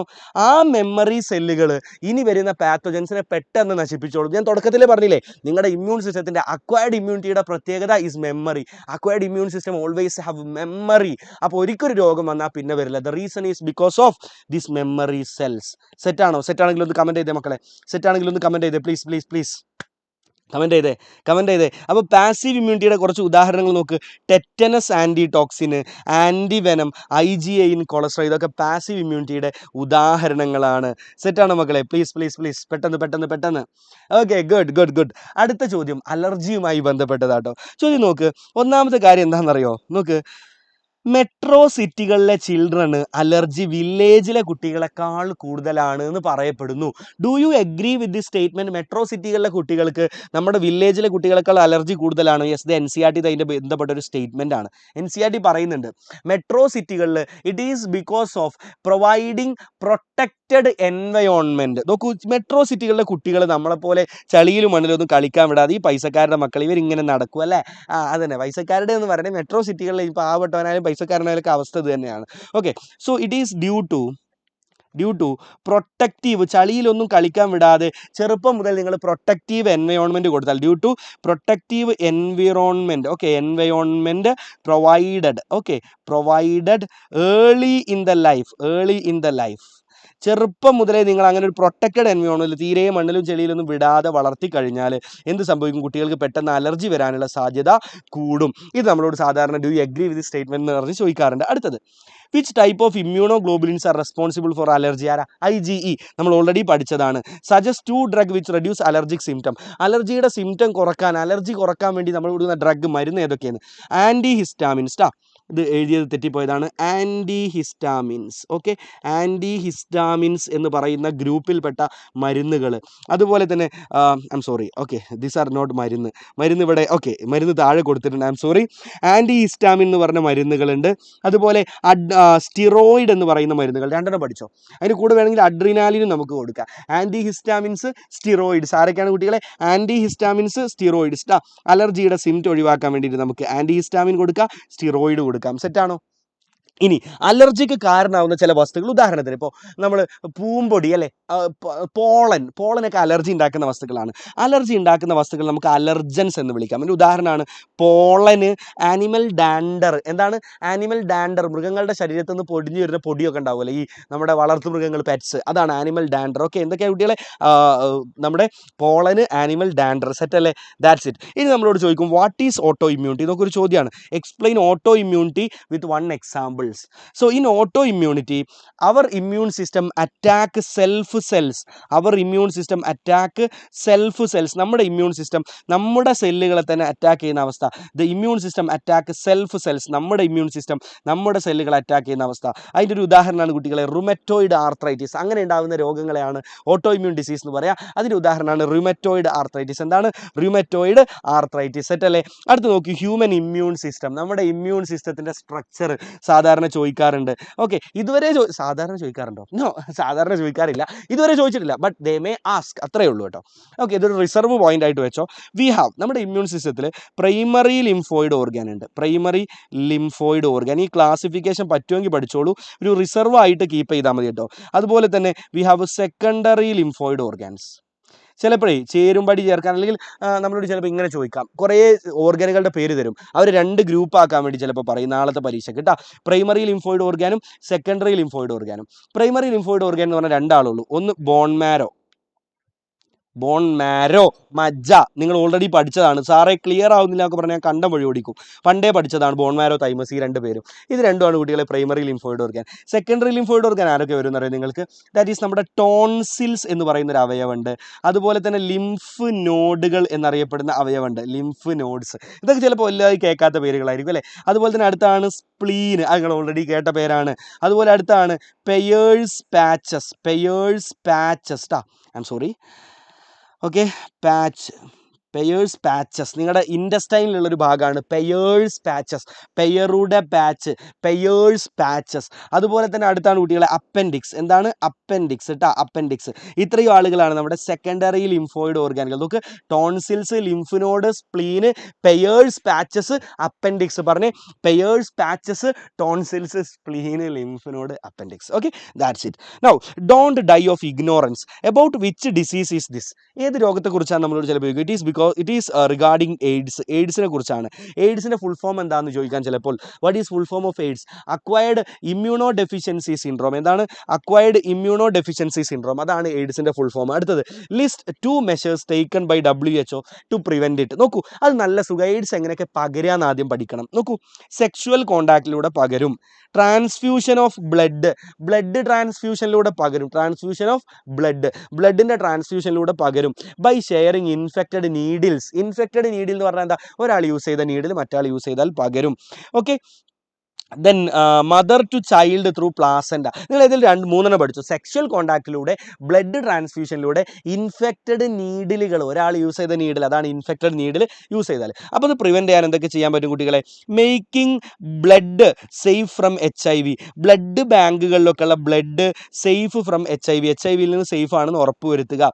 Now look, free distribution of condoms, condoms free ആയിട്ട് ഡിസ്ട്രിബ്യൂട്ട് ചെയ്യുക.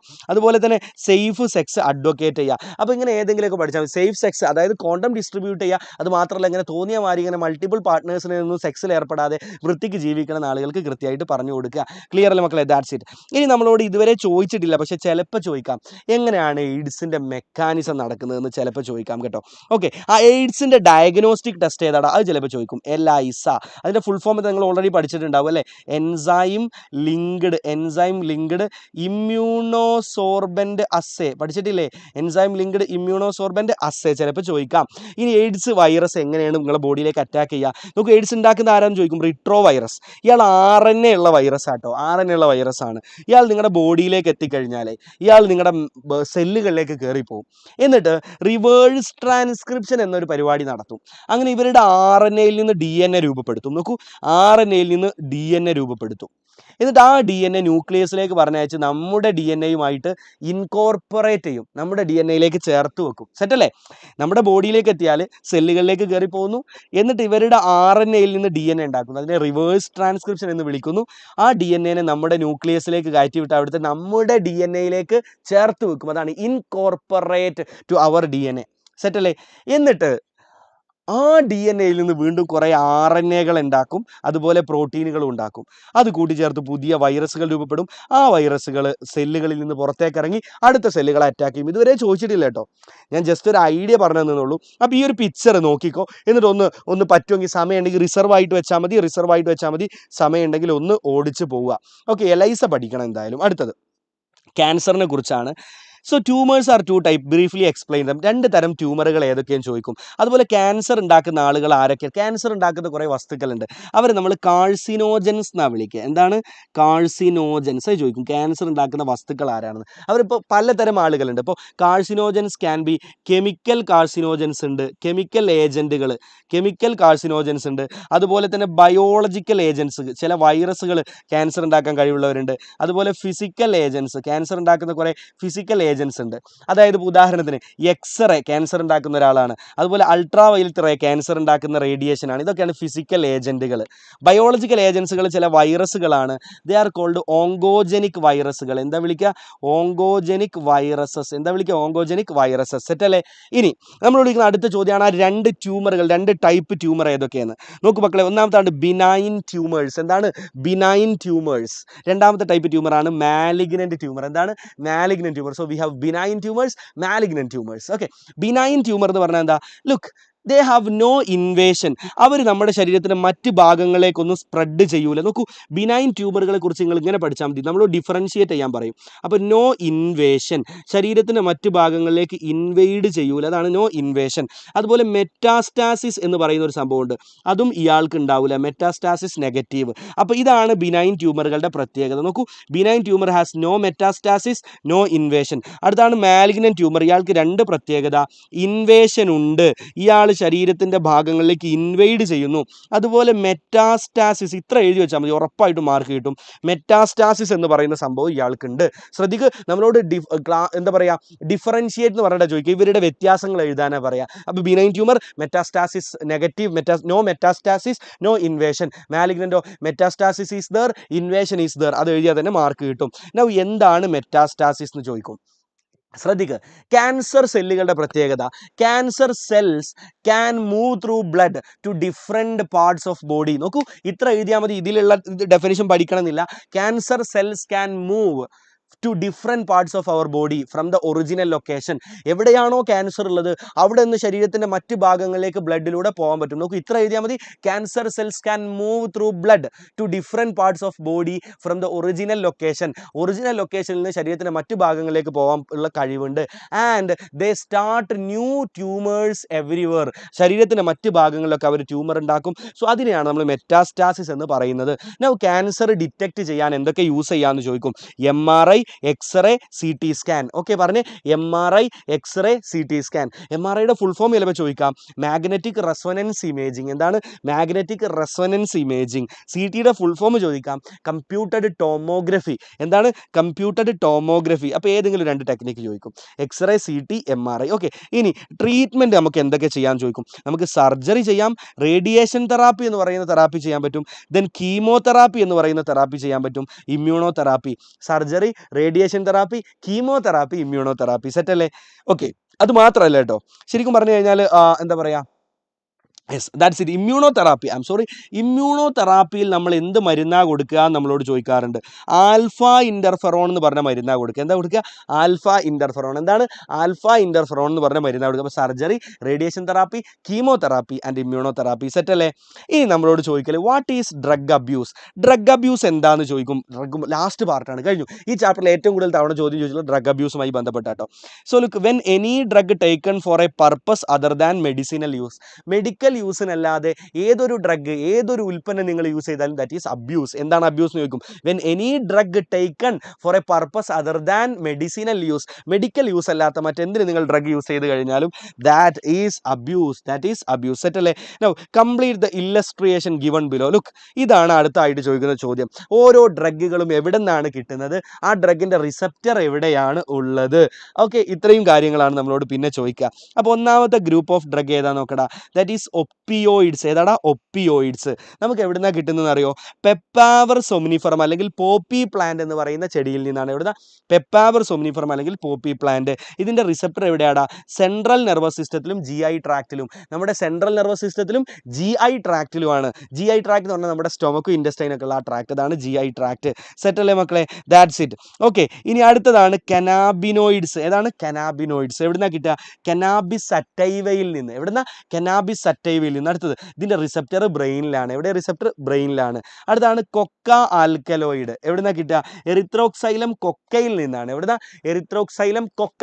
ഇയാൾ നമ്മുടെ ശരീരത്തിലെ ഡോപ്പാമിനുമായിട്ടാണ് ഇൻ്റർഫിയർ ചെയ്യുന്നത്. It interfere with the function of dopamine. നോക്കൂ, ഇറ്റ് ഇൻ്റർഫിയർ, അതാണ് ഇയാളുടെ effect. It interfere with the function of dopamine, അതാണ് ഇയാളുടെ ആക്ഷൻ എന്ന് പറയുന്നത്.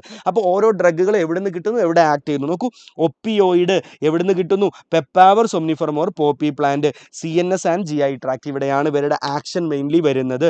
Now cannabinoid, cannabis sativa, receptor ബ്രെയിനിലാണ്. Coca alkaloid, Erythroxylum coca, interfere with dopamine. Set അല്ലേ? ഇനി നമ്മളോട് ചോദിക്കുന്ന ചോദ്യം എന്താണെന്നറിയോ?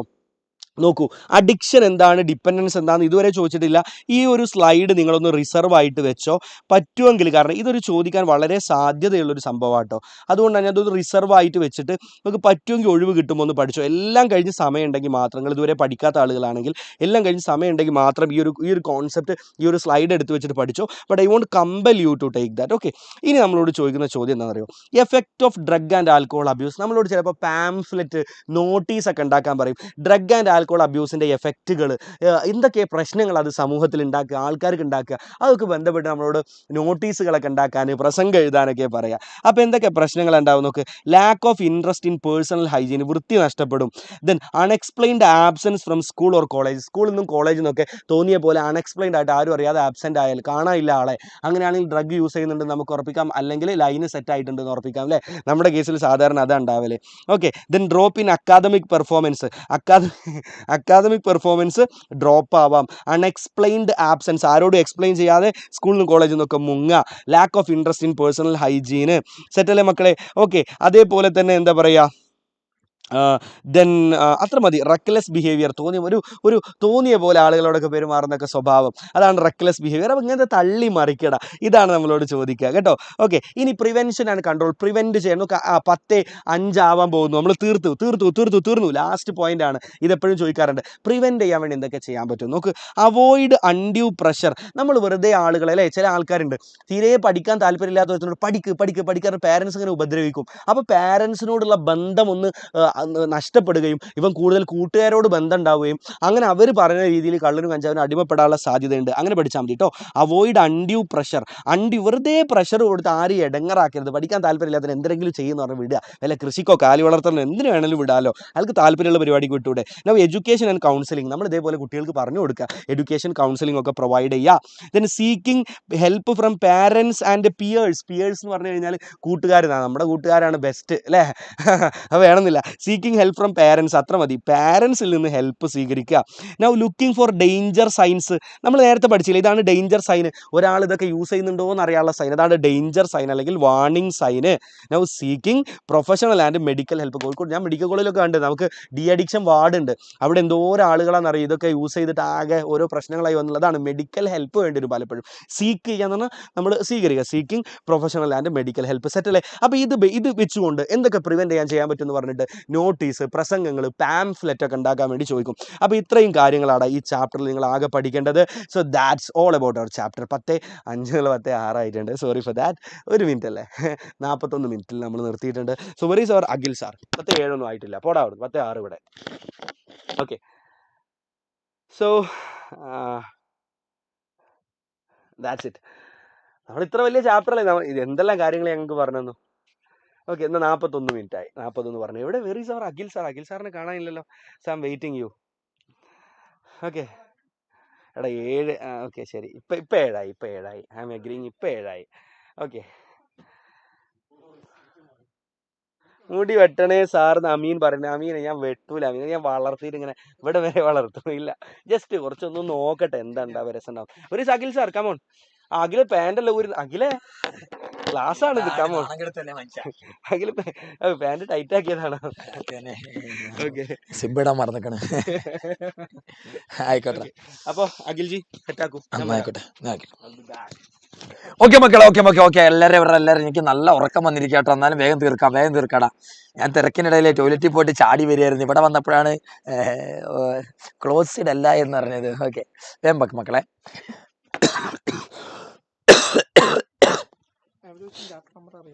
എവല്യൂഷൻ അറിയില്ല, അത് സുവോളജി അല്ലേ, ബോട്ടണിനെ വൃത്തിക്ക് അറിയില്ല. ശ്രദ്ധിച്ചോ. അപ്പൊ ഞാൻ പറയാൻ പോകുന്നത് വേറെ ആരെ കുറിച്ചല്ല, ഒരു വ്യക്തിനെ കുറിച്ചാണ്. അയാളുടെ പേര് ഇതെന്ത് സാധനം, ഈ സാധനത്തിന്റെ പേരാണ് ഡെറിക് റെഡ്മണ്ട്. നിങ്ങൾ കേട്ടിട്ടുണ്ടോ എന്നറിയില്ല. 1972 നടന്ന ഒളിമ്പിക്സിൽ 400 മീറ്ററിൽ ഓട്ട മത്സരത്തിൽ പങ്കെടുക്കാനായിട്ട് ഒരു ഇംഗ്ലണ്ടുകാരനിൽ വന്നു. അയാളാണ് ഡെറിക് റെഡ്മണ്ട്. മൂപ്പര് പാഞ്ഞു തുടങ്ങി, അങ്ങോട്ട് ഓടി. ബാക്കിയെല്ലാവരേക്കാൾ ഫ്രണ്ടിൽ മൂപ്പരാ ഓടിയത്. എന്തായാലും കാണികൾ അവരെ വിശ്വസിച്ചു മൂപ്പർക്കായിരിക്കും ഫസ്റ്റ് കിട്ടുകയെന്ന്. എന്നാൽ ലക്ഷ്യത്തിന്റെ 150 മീറ്റർ മുമ്പ്, 400 മീറ്റർ എത്തുന്നതിന് 150 മീറ്റർ മുമ്പ് അദ്ദേഹത്തിന്റെ ഹാംസ്ട്രിങ് മസിലുകൾക്ക് ഭയങ്കര വേദന വരിക. അയാൾ കുഴഞ്ഞു വീണു. ബാക്കിയുള്ളവരൊക്കെ ഫ്രണ്ടിലേക്ക് ഓടാൻ തുടങ്ങി.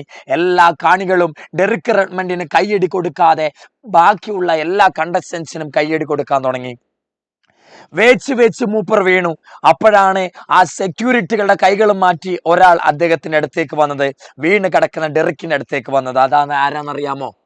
സെക്യൂരിറ്റികൾ വന്ന് പറയണ്ടേ, അത് ഞങ്ങളുടെ എന്താ ഡെറിക്കിന്റെ അടുത്തേക്ക് പോകണ്ട, താങ്കൾ ആരാണെന്നൊക്കെ അയാളടുത്ത് ചോദിക്കുന്നുണ്ട്. അതായിരുന്നു ഡെറിക്കിന്റെ ഫാദർ. ഡെറിക്കിന്റെ ഫാദർ വന്നിട്ട് മൂപ്പരെ കൈ പിടിച്ച് പൊന്തിച്ചിട്ട് പറയാ, നിന്റെ കാലുകൾക്ക് വയ്യെങ്കിലും നമുക്ക് നിന്റെ സ്വപ്നം ഇന്ന് പൂർത്തീകരിക്കണം, നമുക്ക് കണ്ടിന്യൂ ചെയ്യാം, നടന്നിട്ടാണെങ്കിൽ പോലും നമുക്ക് 400 മീറ്റർ എന്ത് ചെയ്യാം, പൂർത്തീകരിക്കാം. അവിടെ ഫസ്റ്റ് പ്രൈസ് നേടി ഒരുപാട് പേര് ഫസ്റ്റ് പ്രൈസ് നേടി, സെക്കൻഡ് നേടി, നേടിയൊക്കെ കഴിഞ്ഞു. എല്ലാ കാണികളും കൈയടിച്ചത് ആ ഫസ്റ്റിനും സെക്കൻഡിനും തേർഡിനുമാ. ക്രമേണ എല്ലാ കയ്യടികളും ഈ അച്ഛനും മകന്റെയും നേരെ തിരിഞ്ഞു.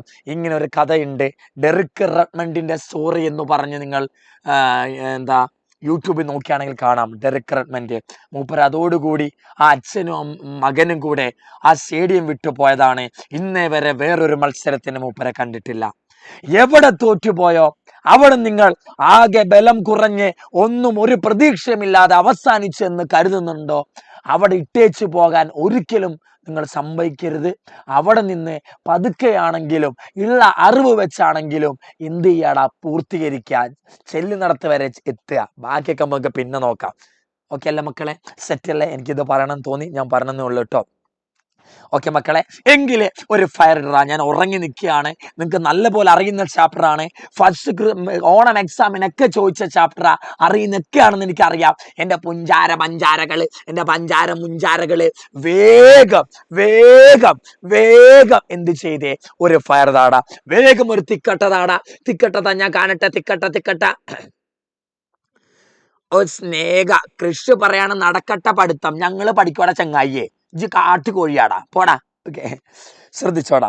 അപ്പൊ നോക്കിക്കോ മക്കളെ, മസിൽ കൂടിയോ ഇല്ലല്ലേ? ഓക്കെ മക്കളെ, നമുക്ക് വേഗം പോവാം. നമ്മൾ എന്താ പഠിക്കണേ? Sexual reproduction in flowering plants. ഇതറിയുന്ന മക്കൾ ഇവിടെ നിൽക്കണമെന്ന് ഒരു നിർബന്ധം ഇല്ല. ഈ ചാപ്റ്റർ ഒക്കെ നല്ല വൃത്തിക്ക് അറിയാം. കാരണം എന്താ, സ്കൂളിൽ ഉഷാറായിട്ട് ടീച്ചർമാർ എടുക്കുന്നതാ, നല്ല പോലെ അറിയായിരിക്കും. എങ്കിൽ എൻ്റെ മക്കൾ ഒരു കുഴപ്പമില്ലടാ, വേറെ ചാപ്റ്റർ പോയി പഠിച്ചോ. ഈ ചാപ്റ്റർ അറിയാത്തവര് അല്ലെ ഒന്ന് റിവൈസ് ചെയ്യണം എന്നുള്ളവര് മാത്രം ഇവിടെ നിന്നാ മതി കേട്ടോ. ഞാൻ പറഞ്ഞതേ ഉള്ളൂ. എങ്കിൽ നമ്മുടെ ആദ്യത്തെ ക്വസ്റ്റ്യൻ എന്താ അറിയാമോ? പോളൻ ബാങ്കിന്റെ ടെമ്പറേച്ചർ എത്ര? അറിയുന്നവരൊന്ന് പറഞ്ഞേ. പോളൻ ബാങ്ക് എന്ന് പറഞ്ഞാൽ എന്താടാ? പോളൻ ഗ്രൈൻസ് അഴുക്കാകാതിരിക്കാൻ എന്തിലിട്ട് വെക്കും? Liquid nitrogen. എന്തിലിട്ട് വെക്കുക? Liquid nitrogen. നൈട്രജനിലെ പോളൻ ഗ്രൈൻസ് അഴുക്കാകാതിരിക്കാൻ സൂക്ഷിച്ചു വെക്കുന്നതിന് വിളിക്കുന്ന പേരാ സാറേ പോളന്റെ ബാങ്ക്. ഏത് ബാങ്കാ? Pollen bank. ആ പോളൻ ബാങ്കില് ഒരു ടെമ്പറേച്ചർ കൊടുക്കണം. ആ ടെമ്പറേച്ചർ എത്രടാ? -196 ഡിഗ്രി. അറിയുന്നതാണല്ലോ. പോളൻ ബാങ്കിന്റെ ടെമ്പറേച്ചർ ഒരു മാർക്കിന് ചോദിക്കാം. എത്ര? -196 ഡിഗ്രി എന്നാ. പിന്നല്ല സാർ. അടുത്ത പറയടാ, പോളൻ ഗ്രെയിൻസിന്റെ അഡ്വാൻറ്റേജും ഡിസ്അഡ്വാൻറ്റേജും എന്തൊക്കെയാ? പോളൻ ഗ്രെയിൻസ് നമുക്ക് എന്ത് തരും സാറേ? പോളൻ ഗ്രെയിൻസിന് എന്താ? പോളൻ ഗ്രെയിൻസ് നമുക്ക് എന്ത് തരുമടാ? ന്യൂട്രിയൻസ് തരും. പോളൻ ഗ്രെയിൻ എന്ന് പറഞ്ഞാൽ എന്താ? ഒരുപാട് ന്യൂട്രിയന്റിന്റെ കലവറയാ. അത് തിന്നാൽ എന്താ? നമുക്ക് ന്യൂട്രിയൻസ് കിട്ടും. അപ്പൊ എന്താ? പോളൻ ഗ്രെയിൻസ് ന്യൂട്രിയൻസ് തരും. ഈ പോളൻ ഗ്രെയിൻസിനെ ആരുപയോഗിക്കാറുണ്ട്? ഈ ഹോഴ്സുകള്, പിന്നെന്താ അത്ലറ്റ്സ് ഒക്കെ ഉപയോഗിക്കാറുണ്ട്. ഈ ഹോഴ്സും അത്ലറ്റും ഒക്കെ എന്ത് ഉപയോഗിക്കാറുണ്ട്? പോളൻ ഗ്രെയിൻ ഉപയോഗിക്കാറുണ്ട്. കാരണം എന്താ? ഈ പോളൻ ഗ്രെയിൻ്റെ ഉള്ളിൽ നിറച്ചെന്താ? ന്യൂട്രിയൻസ് ആ സാറേ. അടുത്ത് നോക്കിയോ മക്കളെ, പോളൻ ഗ്രെയിൻസിന്റെ ഡിസ്അഡ്വാൻറ്റേജ് എന്താ? പോളൻ ഗ്രെയിൻസ് കൊണ്ടുള്ള പ്രശ്നം എന്താ? ചില പോളൻ ഗ്രെയിൻസ് എന്താ ഉണ്ടാക്കാന്നറിയാമോടാ? നമുക്ക് അലർജി ഉണ്ടാക്കും. ചില പോളൻ ഗ്രെയിൻസ് എന്താ ഉണ്ടാക്കുക? അലർജി ഉണ്ടാക്കും. ഈ അലർജി ഉണ്ടാക്കുന്ന പോളൻ ഗ്രെയിൻസ് ഏത് ചെടിന്റെയാ മക്കളെ? ക്യാരറ്റ് ഗ്രാസിന്റെയാ. ക്യാരറ്റ് ഗ്രാസ് എന്ന് പറയുന്ന ചെടീന്റെ പോളൻ ഗ്രെയിൻസ് ശ്വസിച്ചാൽ, ഉള്ളിൽ പോയാൽ നമുക്ക് എന്ത് വരും? അലർജി വരും. ഓക്കെ അല്ലേടാ? പാർത്തീനിയം ഇസ്റോഗ്രാഫസ് എന്നാണ് ആ ചെടിന്റെ പേര്. പാർത്തീനിയം ചെടി. ക്യാരറ്റ് ഗ്രാസിന്റെ സയന്റിഫിക് നെയിമാണ് പാർത്തീനിയം എന്ന് ഓർത്താൽ മതി. പാർത്തീനിയം. ഈ ചെടീന്റെ പോളൻ ഗ്രെയിൻസ് ശ്വസിച്ചാലാണ് നമുക്ക് എന്ത് വരിക? അലർജി വരിക. എങ്കിൽ അടുത്ത ചോദ്യം പറയടാ. അടുത്ത പറയടാ. ഓവറിന്റെ വാളാണ് പെരികാർപ്പ് എങ്കിൽ എന്താണ് ഇന്റഗ്യുമെന്റ്സ്? ഓവറിന്റെ കവറിംഗ് ആണ് സാറേ പെരികാർപ്പ് എങ്കിൽ എന്തിന്റെ കവറിംഗ് ആണ് ഇന്റഗ്യുമെന്റ്സ്? എന്തിന്റെ കവറിംഗ് മക്കളെ ഇന്റഗ്യുമെന്റ്സ്? അത് തന്നെ ഒവ്യൂളിന്റെ വോള. ഒവ്യൂളിന്റെ കവറിംഗ് ആണ് എന്ത്? ഇന്റഗ്യുമെന്റ്സ്. ഓവറിന്റെ കവറിംഗ് ആണ് എന്ത്? പെരികാർപ്പ്. ഓവറി ആണെങ്കിൽ എന്താ? പെരികാർപ്പ. ഒവ്യൂൾ ആണെങ്കിൽ എന്താ? ഇന്റഗ്യുമെന്റ്. ഓവറിന്റെ കവറിംഗ് ഇസാർ പെരികാർപ്പ്, ഒവ്യൂളിന്റെ കവറിംഗ് ഇസാർ എന്താടാ? ഇന്റഗ്യുമെന്റ്സ് എന്നാ വിളിക്കുക. എങ്കിൽ മക്കളെ പോളൻ ഗ്രെയിൻസ് 2 സെല്ലായിട്ടും കാണും, 3 സെല്ലായിട്ടും കാണും. പോളൻ ഗ്രെയിൻസ് എന്തൊക്കെയാ കാണുക? 2 സെല്ലായിട്ട് കാണും സാറേ, 3 സെല്ലായിട്ട് കാണും സാറേ.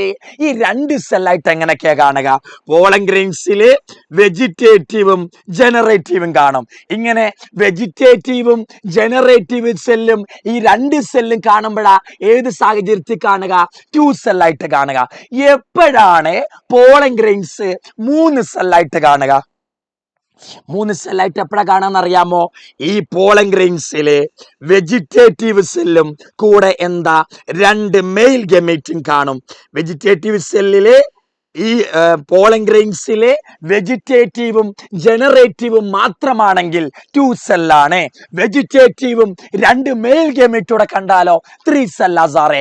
വെജിറ്റേറ്റീവ് 2 മെയിൽ ഗമേറ്റ് എന്താ? 3 സെൽഡ് കണ്ടീഷൻ. 2 സെൽഡും കാണാം, 3 സെൽഡും കാണാം. 2 സെൽഡ് ആണെങ്കിൽ വെജിറ്റേറ്റീവും ജനറേറ്റീവും, 3 സെൽഡ് ആണെങ്കിൽ വെജിറ്റേറ്റീവ് അതേപോലെ തന്നെ കാണും, പക്ഷെ ജനറേറ്റീവ് 2 മെയിൽ ഗമേറ്റ് ആയി കാണും. ഈ 2 മെയിൽ ഗമേറ്റും വെജിറ്റേറ്റീവ് മോഡാണ് 3 സെൽ എന്ന് വിളിക്കുക. മക്കളെ ഈ ക്വസ്റ്റ്യൻ ചെയ്യുന്നവന് ലൈഫ് ടൈം സെറ്റിൽമെന്റ്. ഈ ക്വസ്റ്റ്യൻ ചെയ്യുന്നവന് ലൈഫ് ടൈം സെറ്റിൽമെന്റ്. ആരും അങ്ങനെ കാണാത്തൊരു ക്വസ്റ്റ്യനാടാ, ആരും അങ്ങനെ കാണാത്തൊരു ക്വസ്റ്റ്യനാ. ഇത് ചെയ്യുന്നവന് ലൈഫ് ടൈം സെറ്റിൽമെന്റ്. ആർക്കെങ്കിലും പറ്റുമോ? ഏതെങ്കിലും ആൾക്ക് പറ്റുമോടാ ഇത്? സാർ എക്കോസിസ് എക്സാമിന് ഉണ്ടോ? ഇല്ല ഇല്ല ഇല്ല. ആർക്കെങ്കിലും പറ്റുമോ? നോക്കൂ മക്കളെ, ശ്രമിച്ചോ. ഈ ക്വസ്റ്റ്യനൊക്കെ ഇതിനു മുമ്പ് കണ്ടിട്ടുണ്ടോടാ? ഈ ക്വസ്റ്റ്യനൊക്കെ കണ്ടിട്ടുണ്ടോടാ? പറഞ്ഞ കേക്കട്ടെ. കണ്ടിട്ടുള്ളവർ ഉണ്ട്, കണ്ടിട്ടില്ലാത്തവർ പോയി. കണ്ടിട്ടുള്ളവർ ഉണ്ട്, കണ്ടിട്ടില്ലാത്തവർ പോയി. ഉണ്ട് ഉണ്ട് ഉണ്ട്, പോയി പോയി.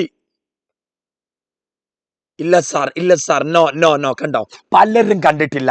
ശ്രദ്ധിച്ചോടാ, ഞാൻ പറഞ്ഞു തരാടാ. നോക്കടാ, മെയ്സ്, ചോളം. ചോളം എന്ന് പറയുന്ന ചെടി, ഈ ചെടിയില് ചോളം എന്ന് പറയുന്ന ചെടിയില് മിയോസൈറ്റ് ഉണ്ട്. ചോളം എന്ന് പറയുന്ന ചെടിയില് കുറെ സെല്ലുകൾ ഉണ്ട്. ആ സെല്ലുകളുടെ ക്രോമസോമിന്, ആ സെല്ലുകളുടെ പേരാണെന്ത്? മിയോസൈറ്റ്. ഇത് ചോളമാന്നിരിക്കട്ടെ. ഇത് കാണുന്നുണ്ടോ നിങ്ങൾ? ഇതാണ് ചോളം. ഈ ചോളത്തിലെ കുറെ സെല്ലുകൾ ഉണ്ട്. അതിന്റെ പേരെന്താ? മിയോസൈറ്റ് എന്ന പേര്. ഈ മിയോസൈറ്റ് എന്താ മക്കളെ? മിയോസൈറ്റ് ഡിപ്ലോയിഡ് ആണ്. ഡിപ്ലോയിഡ് എന്ന് പറഞ്ഞാൽ എന്താ? 2n ആണ്. മിയോസൈറ്റ് എത്ര മക്കളെ? 2n. 2n ആ മിയോസൈറ്റിലെ ക്രോമസോം നമ്പർ ആണ് 20. എടാ, മിയോസൈറ്റ് എന്ന് പറഞ്ഞാൽ എന്താ? ഡിപ്ലോയിഡാ. ഡിപ്ലോയിഡ് എന്ന് പറഞ്ഞാൽ എത്ര? 2n. ആ 2n എത്രയാണ് തന്നിരിക്കുന്നത്? 20 ആണ് തന്നിരിക്കുന്നത് അല്ലേ? മിയോസൈറ്റ് എന്ന് പറഞ്ഞാൽ ഡിപ്ലോയിഡ് ആണ്, 2n ആണ്. ആ 2n ആണ് എത്ര എന്ന് തന്നത്? 20 എന്ന് തന്നത്. 2n 20 ആണെങ്കിൽ n എത്രടാ? 2n 20 ആണെങ്കിൽ n എത്ര മക്കളെ? 2n 20 ആണെങ്കിൽ ടഫ് കണക്കാ. പറ. 2n 20 n എത്ര? അയ്യോ പഠിച്ചോനെ, വലിയ ക്വസ്റ്റ്യൻ ആണല്ലോ, ഞാൻ പൊട്ടിക്കണല്ലോ, ടഫാണല്ലോ. 2n 20. അപ്പൊ n എത്ര? 20/2. 20/2 എത്ര? 10 വരിക. അപ്പം n എന്ന് പറഞ്ഞാൽ 10 ആണ്. പോട്ടടാ, അത് മനസ്സിലുണ്ട്. n 10 ആണ്. അടുത്ത നമ്മളോട് ചോദിച്ചത് ഈ ചോളത്തിന്റെ പോളൻ ഗ്രെയിൻസിൽ എത്ര സെല്ലുണ്ട്? എൻഡോസ്പേമിൽ എത്ര സെല്ലുണ്ട്? എടാ, മിയോസൈറ്റിലെ സെൽ എത്ര? 20 ആണെങ്കിൽ ആ ചോളത്തിന്റെ പോളൻ ഗ്രെയിൻസിലെ സെൽ എത്ര? എൻഡോസ്പേമിലെ സെൽ എത്ര? മക്കളെ, പോളൻ ഗ്രെയിൻസ് എത്ര? n ആണ്. എൻഡോസ്പേം എത്ര? 3n ആണ്. ഓർത്താ മതി. പോളൻ ഗ്രെയിൻസിന്റെ പ്ലോയിഡി n ആണ്. എൻഡോസ്പേമിന്റെ പ്ലോയിഡി എത്ര? 3n ആണ്. അപ്പൊ നോക്കേ n എത്ര നമ്മൾ കണ്ടുപിടിച്ചു വെച്ചിട്ടുണ്ട്. n എത്ര 10 3n എന്ന് പറയുമ്പോ എത്ര 3 × 10 എത്ര വരിക 30.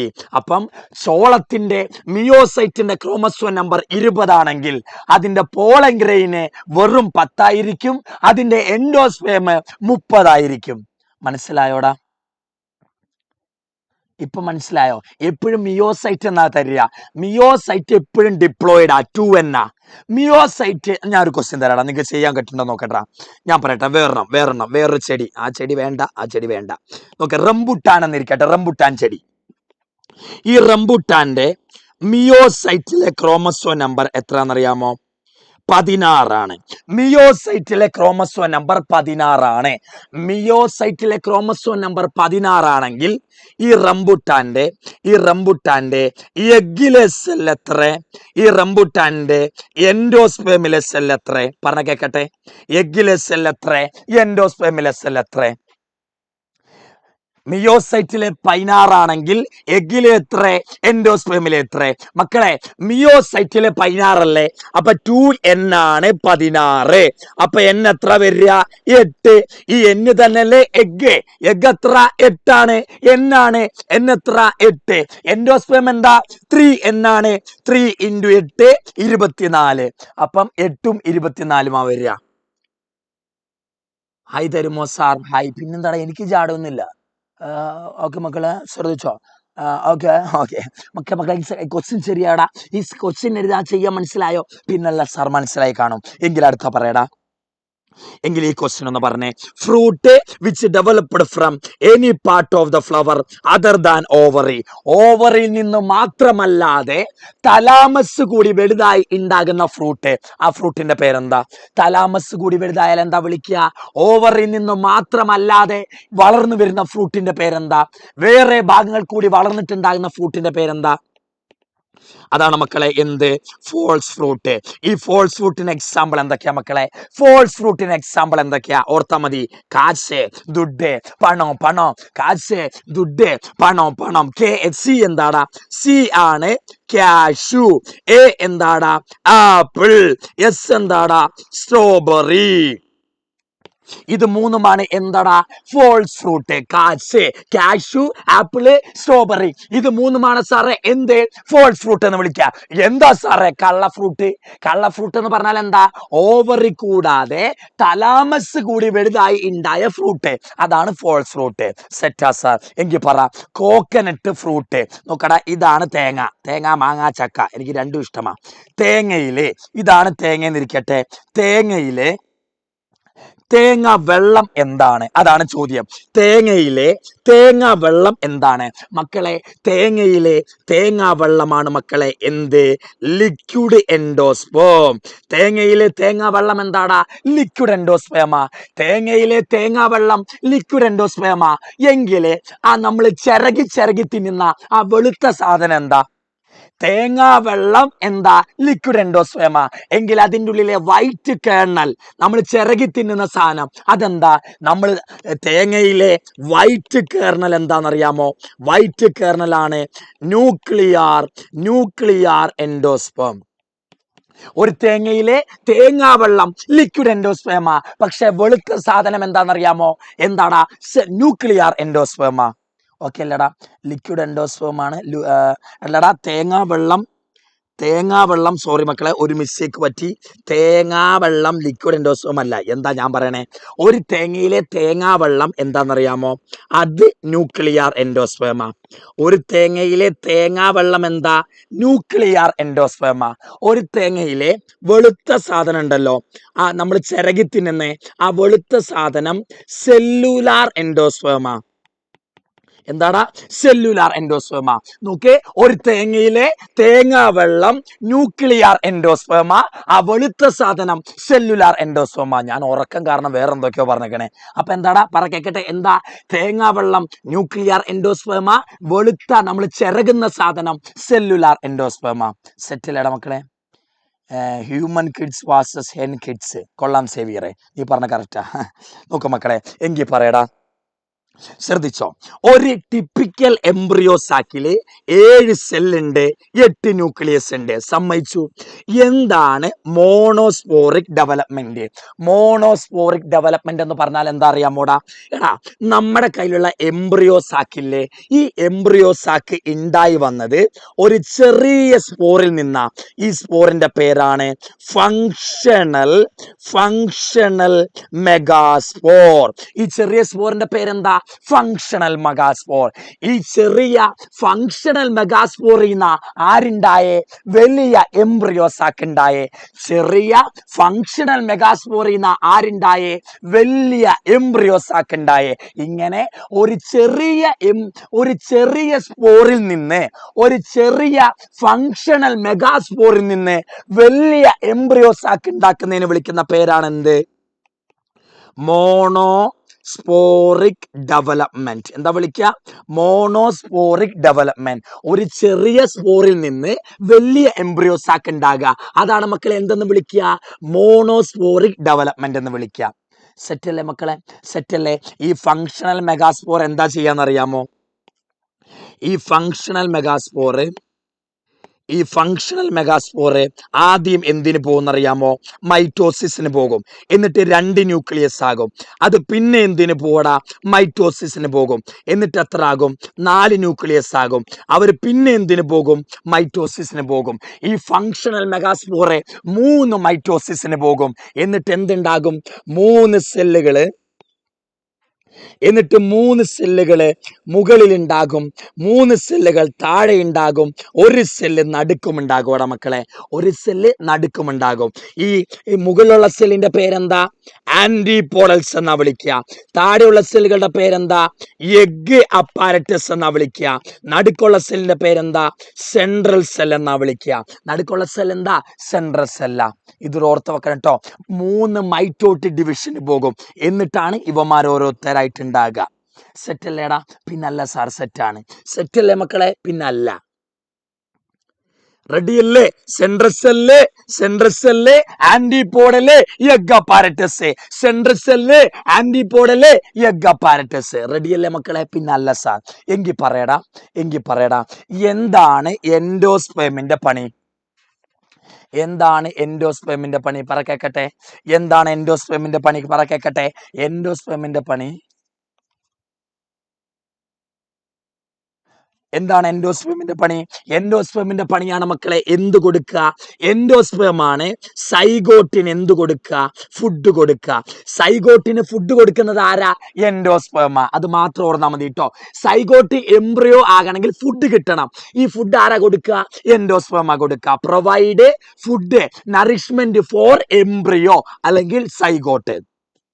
മക്കളെ, എൻഡോസ്പേമിന്റെ ഡെവലപ്മെന്റ് ഒന്നുമില്ലടാ.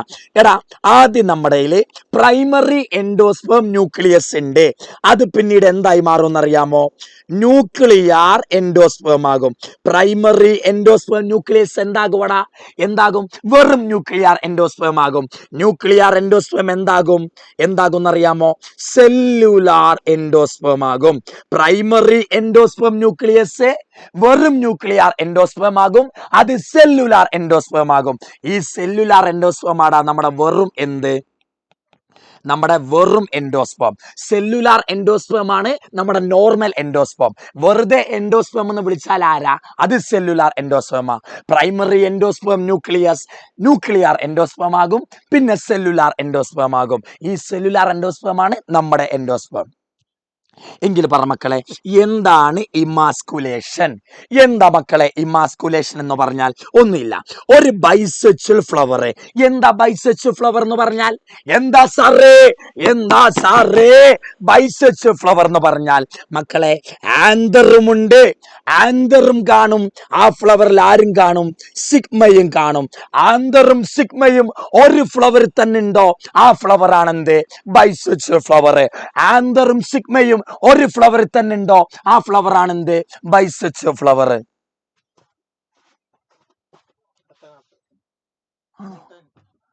അതില്ല, അത്ര നേരം ക്വസ്റ്റ്യൻ ഇല്ല. ഞാൻ പിന്നെ എന്താ ചെയ്യാ? വേഗം. അപ്പൊ പറ മക്കളെ, ഒരു ബൈസെക്സ് ഫ്ലവർ എന്ന് പറഞ്ഞാൽ എന്താ? ആന്തറും കാണണം, സിഗ്മയും കാണണം. ആന്തറും സിഗ്മയും ഒരുമിച്ച് കാണുന്ന ഫ്ലവർ ആണ് ഏത്? Bisects flower. ഈ ബൈസെക്സ് ഫ്ലവറിൽ നിന്ന് നമ്മൾ എന്തിനെ മുറിച്ചു മാറ്റുമടാ? എന്തിനെ മുറിച്ചു മാറ്റും? ആന്തറിനെ മുറിച്ചു മാറ്റും. ബൈസെക്സ് ഫ്ലവറിൽ നിന്ന് ആന്തറിനെ നമ്മൾ എന്ത് ചെയ്യും? റിമൂവ് ചെയ്യും. Removal of anther. Removal of anther ആണ് എന്ത്? Emasculation. Okay, removal of anther ആണ് എന്ത്? ഇമാസ്കുലേഷൻ. നോക്കടാ, ഒരു ബൈസെക്സ് ഫ്ലവറിൽ ആന്തറും കാണും, സിഗ്മയും കാണും. നമ്മൾ എന്താ ചെയ്യാ? നേരെ പോയിട്ട് ഈ ആന്തറിനെ അങ്ങ് മുറിച്ച് കളയും. ആന്തറിനെ മുറിക്കുന്നതിന് വിളിക്കുന്ന പേരാണെന്ത്? Emasculation. Removal of anther from a bisex flower. Removal of anther from a bisex flower. സെറ്റല്ലേ? എന്തിനാണ് ഈ ഇമാസ്കുലേഷൻ നടത്തണേ? എടാ മക്കളെ, ഇമാസ്കുലേഷൻ നടത്തിയില്ലെങ്കിൽ എന്താ പറ്റുകയെന്നറിയാമോ? ഇമാസ്കുലേഷൻ നടത്തിയില്ലെങ്കിൽ എന്താ പറ്റുക? ഈ ആന്തർ ഇവിടെ അതേപോലെ കാണും. ഈ ആന്തറിൽ നിന്ന് പോളൻ ഗ്രെയിൻസ് ഇതേ സിഗ്മയിലേക്ക് വീഴും. എന്നിട്ട് എന്ത് നടക്കും? സെൽഫ് പോളിനേഷൻ നടക്കും, അല്ലേ? ആന്തർ മുറിച്ചില്ലെങ്കിൽ എന്താ പറ്റുക? അതേ ആന്തറിൽ നിന്ന് പോളൻ ഗ്രെയിൻസ് അതേ സിഗ്മയിലേക്ക് വീഴും. അതേ സിഗ്മയിലേക്ക് വീണാൽ എന്ത് നടന്നു പോകും? സെൽഫ് പോളിനേഷൻ നടക്കും. സെൽഫ് പോളിനേഷൻ നടക്കാൻ ഒരിക്കലും എവിടെ പറ്റൂല? ആർട്ടിഫിഷ്യൽ ഹൈബ്രിഡൈസേഷനിൽ പറ്റൂല. ആർട്ടിഫിഷ്യൽ ഹൈബ്രിഡൈസേഷൻ എന്ന് പറഞ്ഞാൽ എന്താ? ക്രോസ് പോളിനേഷനാ. ആ ക്രോസ് പോളിനേഷൻ നടക്കണ്ട ആർട്ടിഫിഷ്യൽ ഹൈബ്രിഡൈസേഷനിൽ എന്ത് നടക്കാൻ സമ്മതിക്കൂല? സെൽഫ് പോളിനേഷൻ നടക്കാൻ സമ്മതിക്കൂല. ഈ സെൽഫ് പോളിനേഷൻ നടക്കാതിരിക്കാൻ വേണ്ടിയാ നമ്മൾ എന്ത് ചെയ്യുക? ഈ ബൈസെക്സ് ഫ്ലവറിൽ നിന്ന് എന്തിനെ മുറിച്ചു മാറ്റണേ? ആന്തറിനെ മുറിച്ചു മാറ്റണേ. ഈ ആന്തറിനെ മുറിക്കുന്നതിനെ എന്തെന്ന് വിളിക്കുക? ഇമാസ്കുലേഷൻ എന്ന് വിളിക്കുക. മനസ്സിലായോടാ? സെറ്റല്ലേ?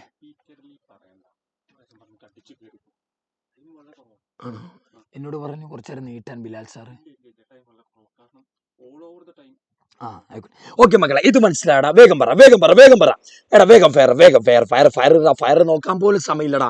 വേഗം ഫയർ ഇടാ. എടാ, സെൽഫ് പോളിനേഷനെ തടയാനാ ഈ മാസ്കുലേഷൻ നടത്തുക. വേഗം തിരിച്ച് കട്ട കിങ്ങിണിക്കട്ട. സീനായി ഫയർ ഒന്നും വിടുന്നില്ല. എല്ലാം കോഴിക്കുട്ടികളാണെന്ന് തോന്നുന്നു. സാർ ടെൻഷൻ ആകുന്നു, മോട്ടിവേറ്റ് ആയി. എടാ മക്കളെ, ടൂറ് കഴിഞ്ഞ് വന്ന ഉടനെ എക്സാം ആടാ. ഇത്രയൊക്കെ പഠിക്കാൻ പറ്റുള്ളടാ. മാക്സിമം പഠിച്ചുകൊണ്ട് പോടാ. വരുന്നിടത്ത് വെച്ച് കാണാം. പിന്നെ അല്ലാതെ ഇപ്പൊ എന്താ പറയാ? സെറ്റല്ലേ മക്കളെ? പിന്നെ അല്ല സാർ, ഇതൊക്കെ പറ്റുള്ളടാ. ഇതിനപ്പുറം എന്താ ഇപ്പൊ ചെയ്യാ? നമ്മൾ മെനക്കിടുന്നുണ്ട്. പാതിരാത്രി 10:30 വരെ ഇരിക്കുന്നുണ്ട്. ഞങ്ങളും മെനക്കിടുന്നുണ്ട്. പാതിരാത്രി 10:30 വരെ ഇരിക്കുന്നുണ്ട്. പടച്ചോൻ ഇതൊക്കെ കാണുന്നില്ലേ? പിന്നെ തരാതെ പറ്റുവോടാ? മാർക്ക് തരുവോടാ? എങ്കിൽ പറ. ഈ ചിത്രം ഞാൻ നമ്മുടെ വൺ ഷോട്ട് നമ്മുടെ ഷുവർ ക്വസ്റ്റ്യൻ ചെയ്തപ്പോഴും ചെയ്തതാ. ഇത് ഏതാ മക്കളെ? ഈ ഫിഗർ ഏതാന്ന് കണ്ടുപിടിക്കടാ. ഫിഗർ നോക്കടാ. ഒരു ഫിഗറില് സ്ക്യൂട്ടെല്ലാം ഉണ്ടെന്നിരിക്കട്ടെ. ഒരു ഫിഗറില് സ്ക്യൂട്ടെല്ലാം ഉണ്ടോ? അത് എന്താണെന്നറിയാമോ? മോണോകോട്ട് എംബ്രിയോയാ. ഒരു ഫിഗറിലെ സ്ക്യൂട്ടെല്ലാം ഉണ്ടോ? അതാണ് എന്ത്? Monocot embryo. ഒരു ഫ്ലവറിലെ സ്ക്യൂട്ടെല്ലാം ഉണ്ടോ? ഒരു എംബ്രിയോയിലെ സ്ക്യൂട്ടെല്ലാം ഉണ്ടോ? അത് മോണോകോട്ട് എംബ്രിയോയാ. സെറ്റല്ലേ മക്കളെ? സ്ക്യൂട്ടെല്ലാം എന്ന് പറഞ്ഞാൽ എന്താ? സ്ക്യൂട്ടെല്ലാം എന്ന് പറഞ്ഞാൽ മോണോകോട്ട് എംബ്രിയോയ്ക്ക് ഒരു കോട്ടിലിടനെ കാണും. ഈ ഒരു കോട്ടിലിടന്റെ പേരാണെന്ത്?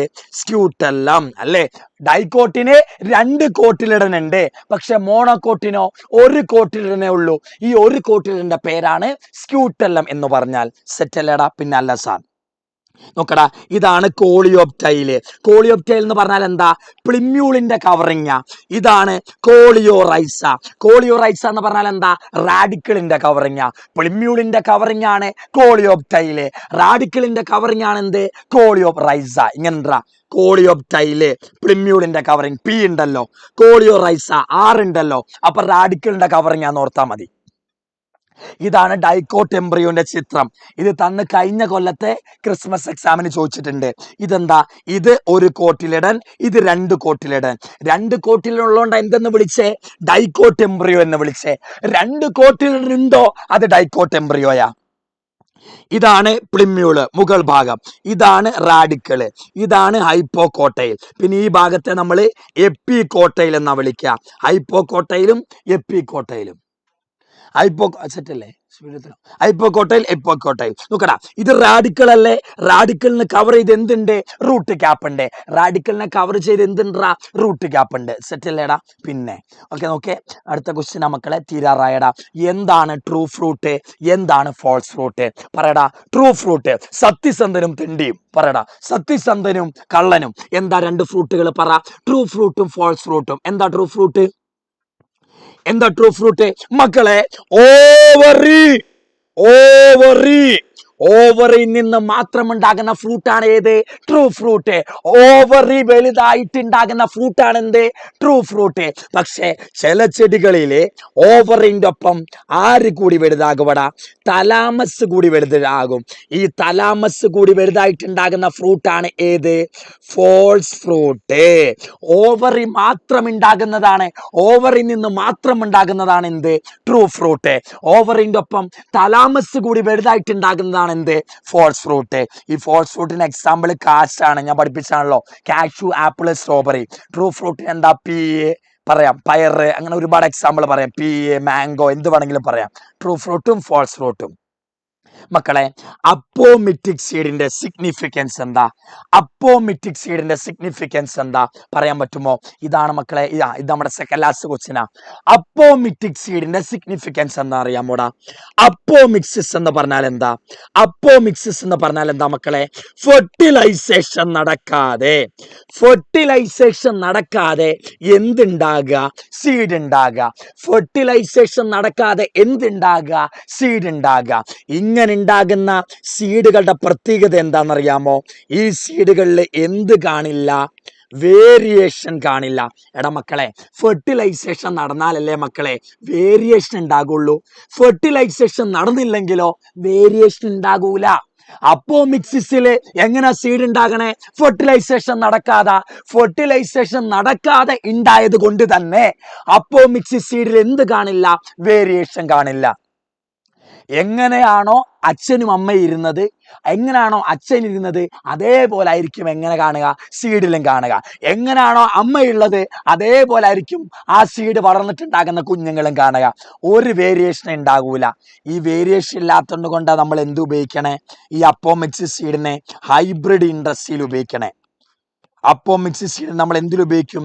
ഹൈബ്രിഡ് ഇൻഡസ്ട്രിയിൽ ഉപയോഗിക്കുക, വേരിയേഷൻസ് ഉണ്ടാക്കാത്തത് കൊണ്ട്. ഓക്കെ അല്ലേടാ? ചോദിക്കാറുണ്ട് എന്തുകൊണ്ടാണ് അപ്പോമിക്സിസ് സീഡിനെ ഹൈബ്രിഡ് ഇൻഡസ്ട്രിയിൽ യൂസ് ചെയ്യുന്നത്, ഹൈബ്രിഡ് ഇൻഡസ്ട്രിയിൽ യൂസ് ചെയ്യണമെന്ന് ചോദിക്കാറുണ്ട്.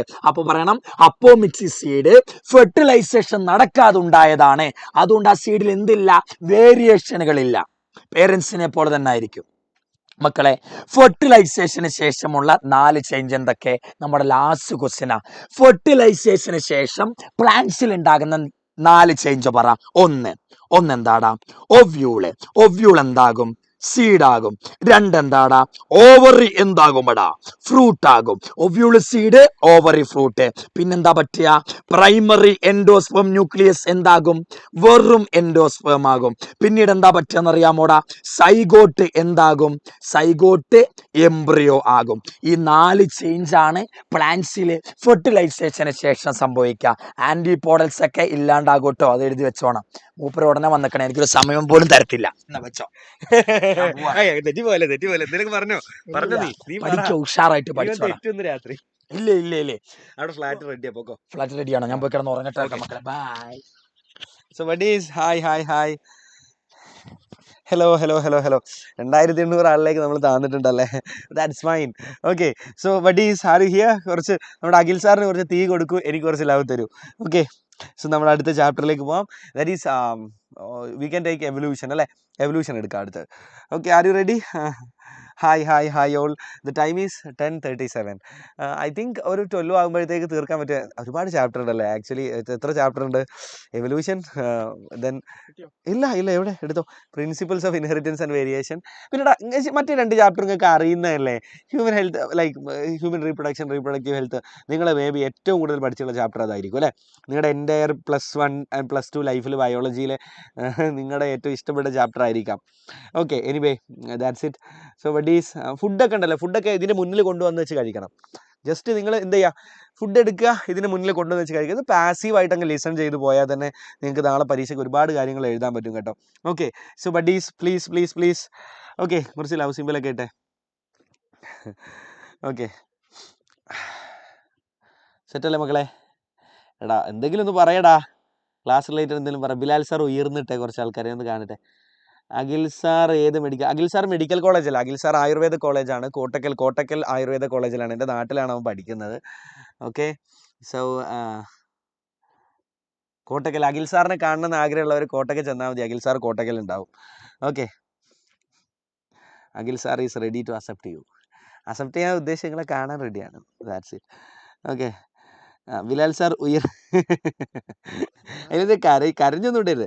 ബിലാൽ സാർ ഏതാ 4 ചാപ്റ്റർ ഒന്നിച്ചായിട്ടുള്ളത്. ഓക്കെ, നമുക്ക് principles, evolution, human reproduction, reproductive health. Okay, ശരി, നിങ്ങൾ പറയാം ഏതാ എടുക്കേണ്ടത്, നിങ്ങൾ പറഞ്ഞെടുക്കുക. എവല്യൂഷൻ, ഹ്യൂമൻ പ്രിൻസിപ്പിൾസ്, ഇതിൽ രണ്ടിൽ ഏതാ വേണ്ടത്? എവല്യൂഷൻ മതി. ഒരുപാട് പേര് ഉയർന്നു പറഞ്ഞാൽ അത്ര മതിയാ. എനിക്ക് കമൻ്റൊക്കെ എന്നൊരു വീഡിയോ കിട്ടുക, ഞാൻ ഉയർന്ന ഇത്ര ആൾ പറയുന്നുണ്ടല്ലോ. ഏതാ ഐഡിയ നോക്ക് മക്കൾ, നിങ്ങൾക്ക് ഏതാ ആദ്യം വേണ്ടത്? വേഗം പറ. എടാ മക്കൾ പറയട്ടെ. എടാ അവർ പറയുന്നത് ഞാൻ എടുക്കുക. അവർ പറയുന്ന ഓപ്ഷൻ ഉണ്ട് അവിടെ. ലുക്ക്, അത് മാറ്റ്. Okay, evolution principles. Evolution. Okay, majority evolution പറയുന്നു. So we can take evolution. Look which okay evolution chapter 7 chapter 6 ആണല്ലേ പുതിയതിൽ. ഓക്കെ, എവല്യൂഷൻ പുതിയ NCERT ചാപ്റ്റർ ആട്ടോ നമ്മൾ ഇടുന്നത്.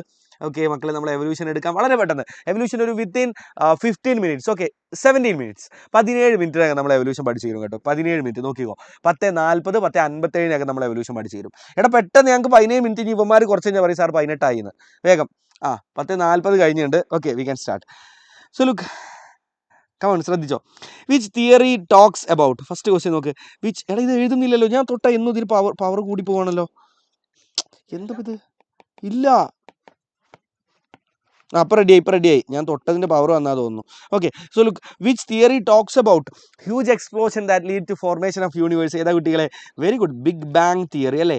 Big bang theory. Okay, so 10:58 ആവട്ടോ, 41 നമ്മൾ തുടങ്ങിയപ്പോൾ. Big bang theory first question. അടുത്തത്, mention any 2 theories that explain origin of life. Explain ചെയ്യുന്ന ഏതെങ്കിലും 2 തിയറികൾ പറയാൻ വേണ്ടിയിട്ടാണ് ചോദിച്ചിട്ടുള്ളത് കേട്ടോ. ഏതെങ്കിലും 2 തിയറി. ഇതിൻ്റെ ഇടയിൽ നമ്മുടെ സിസ്റ്റം കംപ്ലൈൻറ്റ് ആയാലൊക്കെ എന്നെ ആ സമയം നിങ്ങൾ സ്പെയർ ചെയ്ത് തരണേ.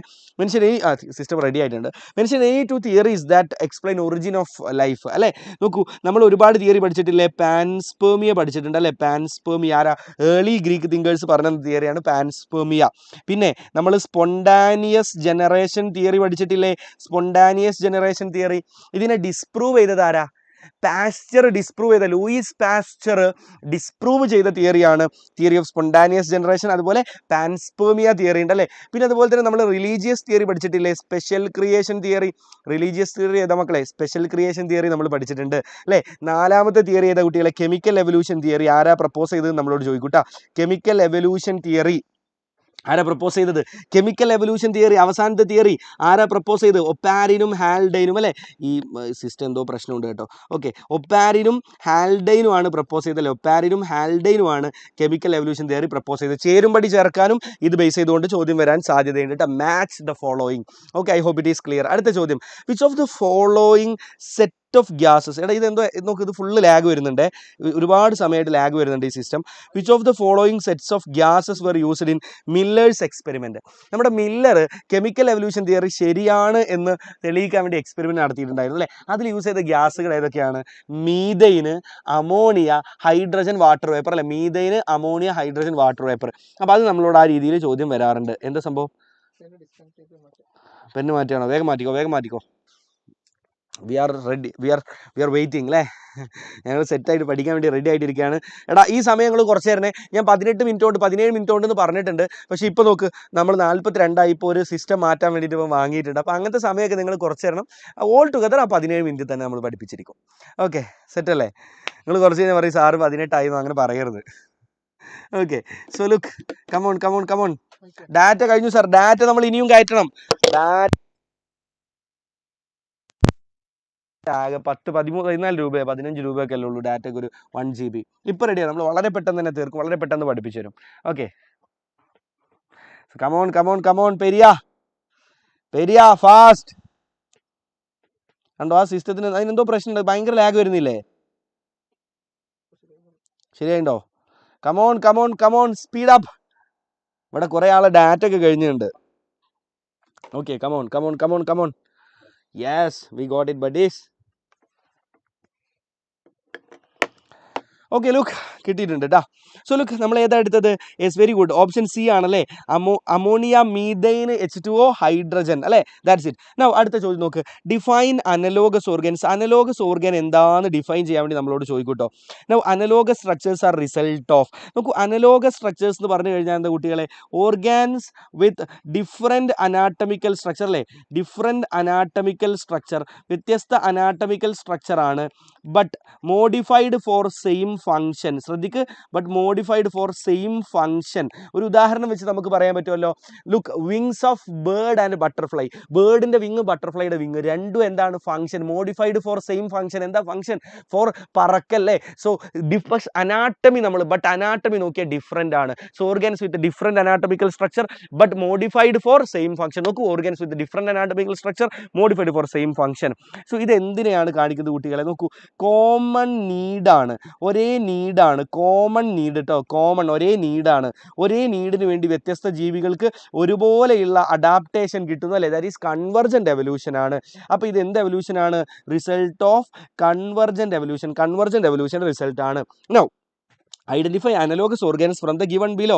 Ice of octopus and mammals. നമ്മുടെയും ഒക്ടോപ്പസിനെയും കണ്ണിൻ്റെ ഫംഗ്ഷൻ കാണുക എന്നുള്ളതാണ്, പക്ഷേ അനാട്ടമിക്കൽ സ്ട്രക്ചർ വ്യത്യാസമുണ്ട്. വെർട്ടിബ്രേറ്റ് ഹാർട്സ് പറ്റൂല. വെർട്ടിബ്രേറ്റുകളുടെ എല്ലാം ഹാർട്ട് ഹോമോലോഗസ് ഓർഗൻ ആണ്, ഒരേ അനാട്ടമി ഉള്ള അവയവാണ്. Wings of butterfly and bird, 4 limbs of cheetah and ഹ്യൂമന് പറ്റൂല. സെറ്റ് അല്ലേ? That's it. അടുത്തത് look, identify relationships and fill the blank. Look, analogous organs നമ്മൾ ഓൾറെഡി പഠിച്ചു. അനലോഗസ് ഓർഗൻ എന്താണ്? കൺവെർജന്റ് എവല്യൂഷൻ ആണ്. അങ്ങനെയാണെങ്കിൽ ഹോമോലോഗസ് ഓർഗനുകൾ എന്താണ് കുട്ടികളെ? ഡൈവർജന്റ് എവല്യൂഷൻ ആണ്. എന്താണ്? Divergent evolution. എന്താ? ലുക്ക്, ഹോമോലോഗസ് ഓർഗൻസ് എന്ന് പറഞ്ഞാൽ ഒരു കോമൺ ആൻസസ്റ്ററിൽ നിന്നുണ്ടാകുന്ന ജീവികൾക്ക് വ്യത്യസ്ത സ്ട്രക്ചറുകളായിട്ട് മാറുന്ന പരിപാടിയാണ് എന്ത്? Homologous organs. ഒരു ഉദാഹരണം പറഞ്ഞാൽ നിങ്ങൾക്ക് മനസ്സിലാവും. നോക്കൂ, ഞാൻ പറഞ്ഞുതരാം. Define homologous organs. Homologous organs എന്ന് പറഞ്ഞു കഴിഞ്ഞാൽ ഓർഗൻസ് വിത്ത് സിമിലർ അനാട്ടമി സിമിലർ ആയിരിക്കും, ആന്തരിക ഘടന സിമിലർ ആയിരിക്കും, but modified four different functions. Okay, look, നമ്മളുടെ കൈ, നമ്മളുടെ ഫോർ ലിംബ്, നമ്മുടെ കൈ എന്ന് പറഞ്ഞാൽ നമ്മുടെ ഫോർ ലിംബാണ്. അതുപോലെ ബാറ്റിൻ്റെ കൈ, ഫോർ ലിംബ്, നമ്മുടെ ഫോർ ലിംബ് കൈകളാണ്. നമുക്കിങ്ങനെ സ്കില്ലഡ് ഫങ്ഷൻ ചെയ്യാനാണ് നമ്മൾ യൂസ് ചെയ്യുന്നത്. ബാറ്റിനെ സംബന്ധിച്ചിടത്തോളം ഒരു മാമലാണ്, പക്ഷേ അയാളുടെ ഫോർ ലിംബ് പറക്കാനാണ് യൂസ് ചെയ്യുന്നത്. സോ ലുക്ക്, അനാട്ടമി പക്ഷേ രണ്ടിൻ്റെയും സെയിം ആണ്. രണ്ടിൻ്റെയും അനാട്ടമി, ബോണുകളുടെ ഒക്കെ സെയിം ആണ്.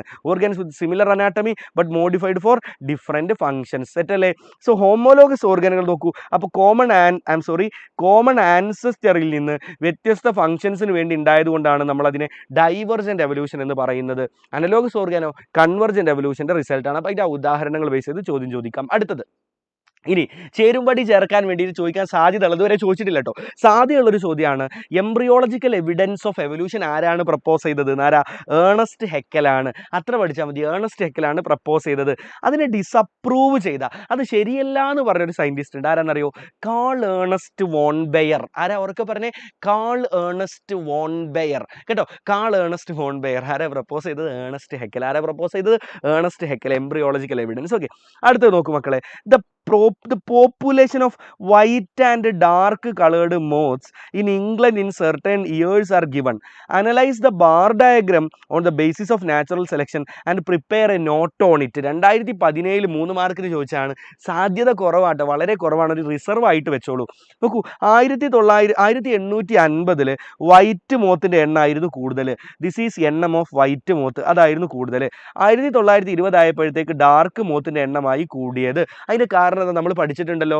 1850 was before industrialisation. So before industrialisation പ്രത്യേകത എന്തായിരുന്നു? The tree trunks were covered with lichens. ട്രീകളുടെ ട്രങ്കുകളിൽ ലൈക്കൺ ഉണ്ടായിരുന്നു. So the tree trunks were white coloured. White colour ആയിരുന്നു 1850-ലെ ട്രീ ട്രങ്കുകൾ. നമ്മൾ ഇന്നലെ പഠിച്ചതാണല്ലേ. സോ ആ ട്രീ ട്രങ്കുകൾ, if a white moth and black moth sit on tree trunk. Trunk എന്ന് പറഞ്ഞാൽ മരങ്ങളുടെ തടിയടാ ചെക്കന്മാരെ. ട്രീ ട്രങ്ക്സ്, മരങ്ങളുടെ തടിയിലൊക്കെ വെള്ള കളർ ലൈക്കൺസിന്റെ ഗ്രോത്ത് ഉണ്ടായിരുന്നു 1850-കളിൽ, before industrialisation. So the background was completely white background ആയിരുന്നു ട്രീ ട്രങ്കുകളിൽ. So in that white background dark moth predated more. Predate ചെയ്യപ്പെടാറുള്ള ഇരപിടുത്തത്തിന് വിധേയമാവുക എന്നാണ്. Dark moth predated more. അപ്പോൾ ഡാർക്ക് മോത്ത് അധികം ഇര പിടിച്ച് നശിച്ചു പോയിരുന്നു, അതിൻ്റെ എണ്ണം കുറഞ്ഞിരുന്നു, അതിനെങ്ങനെ ഇരപിടിയന്മാർ പിടിച്ച് കൊന്നു തിന്നിരുന്നു. ബട്ട് വൈറ്റ് മോത്തിന് അങ്ങനത്തെ പ്രശ്നം ഉണ്ടായിരുന്നില്ല. ബട്ട് ഇൻ 1920, 1920 എന്ത് സംഭവിച്ചു കുട്ടികളെ? Yes, the tree trunk become dark due to disappearance of lichen. നോക്കൂ, ട്രീ ട്രങ്കുകളിൽ ഉണ്ടായിരുന്ന ലൈക്കൺ ഡിസപ്പിയർ ചെയ്തു, ലൈക്കൺ ഇല്ലാതായി. So the tree trunks become dark. Okay, became dark. Tree trunk dark ആയിട്ട് മാറി, ബ്ലാക്ക് ആയിട്ട് മാറി. So in that dark background, നോക്കൂ, ഡാർക്ക് ബാക്ക്ഗ്രൗണ്ടിൽ ഒരു ബ്ലാക്ക് മോത്ത്, വൈറ്റ് മോത്ത് ഇരിക്കുന്നു. Predators easily predated white moth. കാരണം എന്താ? ഡാർക്ക് ബാക്ക്ഗ്രൗണ്ടിൽ വൈറ്റും ഡാർക്കും ഇരുന്നാൽ ആരെയാടാ പെട്ടെന്ന് ഇര പിടിക്കാൻ പറ്റുക? ആരെയാ പെട്ടെന്ന് കാണാൻ പറ്റുക? വൈറ്റിനെ കാണാൻ പറ്റും. So white moth predated more. So എണ്ണം കൂടി. So what is natural selection എന്ന് ചോദിച്ചു കഴിഞ്ഞാൽ, who is better fit into an environment. ഒരു എൻവയോൺമെന്റിലേക്ക് ആരാണോ നന്നായിട്ട് ഫിറ്റ് ആയിട്ടുള്ളത്, നാച്ചുറൽ അയാളെ സെലക്ട് ചെയ്യും. That is natural selection. So we can say that in 1920 the fittest individual to environment is black moth or dark winged moth. So nature selected dark winged moth. ആരാണോ ഒരു എൻവയോൺമെന്റിൽ more fit ആയിട്ടുള്ളത്? Look, environment, nature always select those who are fit into an environment. അതാണ് natural selection. So we can say that dark winged moth is more fit to this environment and it is selected by nature. Okay, അടുത്ത നോക്കൂ മക്കളെ, evolution of Darwin's finches is an example of adaptive radiation. What is meant by adaptive radiation? എന്താണ് adaptive radiation എന്നുള്ള ചോദ്യമുണ്ട്. Give 2 other examples of adaptive radiation. നോക്കൂ, adaptive radiationന്റെ 3 ഉദാഹരണം പഠിക്കാനുണ്ട്. Number 1 is Darwin's finches ആണ്, നമ്മൾ പഠിച്ചിട്ടുണ്ട്. നമ്പർ 2 എന്താടാ? ഓസ്ട്രേലിയൻ മാർസൂപ്പിയൽസ് ആണല്ലേ. ഓസ്ട്രേലിയയിൽ കാണുന്ന മാർസൂപ്പിയലുകളാണ്, മാർസൂപ്പിയൽസ് ആണ്. മൂന്നാമത്തെ ഉദാഹരണം ഓസ്ട്രേലിയയിൽ തന്നെയുള്ള മാമലുകൾ, മറ്റ് പ്ലാസെന്റൽ മാമലുകളാണ്. നമ്മളെപ്പോലത്തെ ആളുകളെയാണ് പ്ലാസെന്റൽ മാമൽസ് എന്ന് പറയുക കേട്ടോ. 3 ഉദാഹരണങ്ങളുണ്ട്, അതിൽ ഒന്ന് NCERT ചോദ്യത്തിൽ തന്നെ തന്നിട്ടുണ്ട്. അപ്പോൾ ആരൊക്കെയാ? Australian മാർസൂപ്പിയൽസ്, Australian placental mammals. പറഞ്ഞേ, ഓസ്ട്രേലിയൻ മാർസൂപ്പിയൽസും ഓസ്ട്രേലിയൻ പ്ലാസെന്റൽ മാമൽസും. സെറ്റാണോ? സെറ്റാണ്. പെട്ടെന്ന് കമന്റ് ചെയ്തേ, ഓസ്ട്രേലിയൻ പ്ലാസെന്റൽ മാമൽസ്, മാർസൂപ്പിയൽസ്. അടുത്ത്, വാട്ട് ഈസ് അഡാപ്റ്റീവ് റേഡിയേഷൻ? എന്താ അഡാപ്റ്റീവ് റേഡിയേഷൻ? അവിടെ ഒന്നുമില്ല, ഒരു ജിയോഗ്രഫിക്കൽ ഏരിയ, ഇപ്പോൾ ഓസ്ട്രേലിയ പോലെയുള്ള ജിയോഗ്രഫിക്കൽ ഏരിയ, അവിടെ ഒരു കോമൺ ആൻസസ്റ്ററിൽ നിന്ന് വ്യത്യസ്ത ജീവികൾ എവല്യൂഷൻ നടന്നുണ്ടാവുകയും ആ ജീവികൾ ആ ഏരിയയുടെ, ഇപ്പോൾ ഓസ്ട്രേലിയ പോലെയുള്ള ഒരു ദ്വീപിൻ്റെ, ഒരു ഏരിയയുടെ വ്യത്യസ്ത ഭാഗങ്ങളിലേക്ക് റേഡിയേറ്റ് ചെയ്ത് അവിടെ പോയിട്ട് അവറ്റകൾ വാസം ഉറപ്പിക്കുകയും ചെയ്യുക. That is adaptive radiation. ഏറ്റവും സിമ്പിളായിട്ട് പഠിപ്പിച്ചാൽ. Okay, so the process of evolution of different species in a given geographical area. പറഞ്ഞേ, the process of evolution of different species in a given geographical area starting from a point, that is from a common ancestor. ഒരു common ആൻസസ്റ്ററിൽ തുടങ്ങും, starting from a common point and radiating to other areas of geography. Starting from a common point, ഒരു ഏരിയയിൽ ഉണ്ടായിരുന്ന ഒരു ആൻസസ്റ്ററിൽ നിന്നുണ്ടായി പിന്നെ മറ്റ് പലതരത്തിലുള്ള ജീവികൾ ഉണ്ടായി വരുന്നു. Okay, so the process of evolution of different species in a given geographical area starting from a point and radiating to other areas. അത്ര പഠിച്ചാൽ മതി. Okay, the process of evolution of different species in a given geographical area starting from a common point and radiating to other areas. സെറ്റാണല്ലോ. അടുത്ത നോക്കൂ കുട്ടികളെ, theories on evolution. എവല്യൂഷനെ കുറിച്ചുള്ള ഒരുപാട് തിയറികൾ നമ്മൾ പഠിച്ചിട്ടുണ്ട് അല്ലേ. അതിൽ ഒന്നാമത്തെ തിയറി ഏതാ? Use and disuse theory. ചേരുംപടി ചേർക്കാൻ ചോദിക്കും, ആരാ? ലാമാർക്ക്. രണ്ടാമത്തെയാണ് തിയറി ഓഫ് നാച്ചുറൽ സെലക്ഷൻ, ആരാ? Darwin.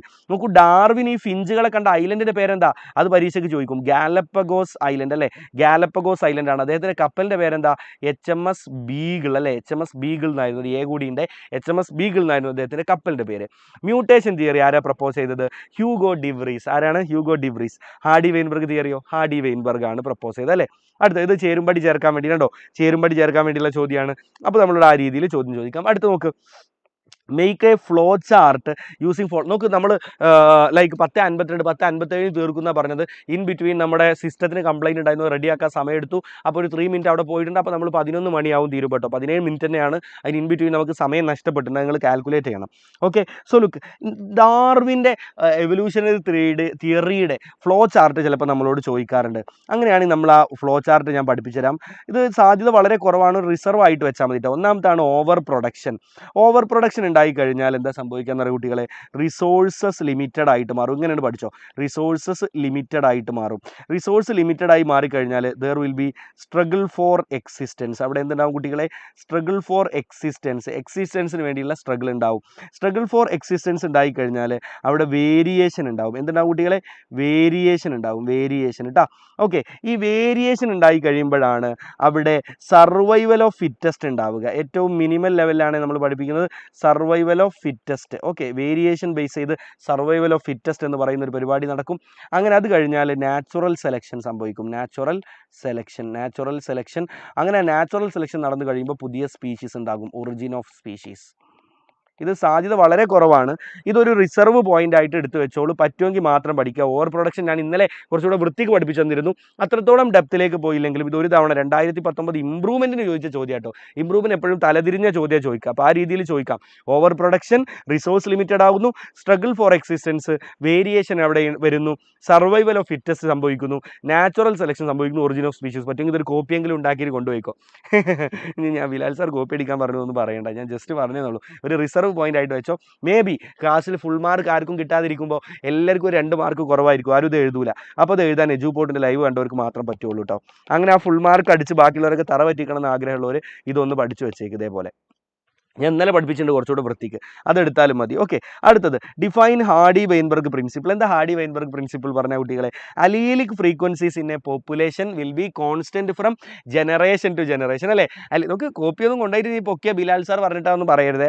അലീലിക് frequencies in a population will be constant from generation to generation. അല്ലേ? അതാണ് ഹാർഡി വെയിൻബർഗ് പ്രിൻസിപ്പിൾ. അത് ഡിഫൈൻ ചെയ്യാൻ പറഞ്ഞാൽ അങ്ങനെ പറഞ്ഞാൽ മതി. So p² + 2pq + q² = 1. അതുപോലെ p + q = 1. അതും കൂടെ അതിൻ്റെ കൂടെ എഴുതി കൊടുക്കുക കേട്ടോ.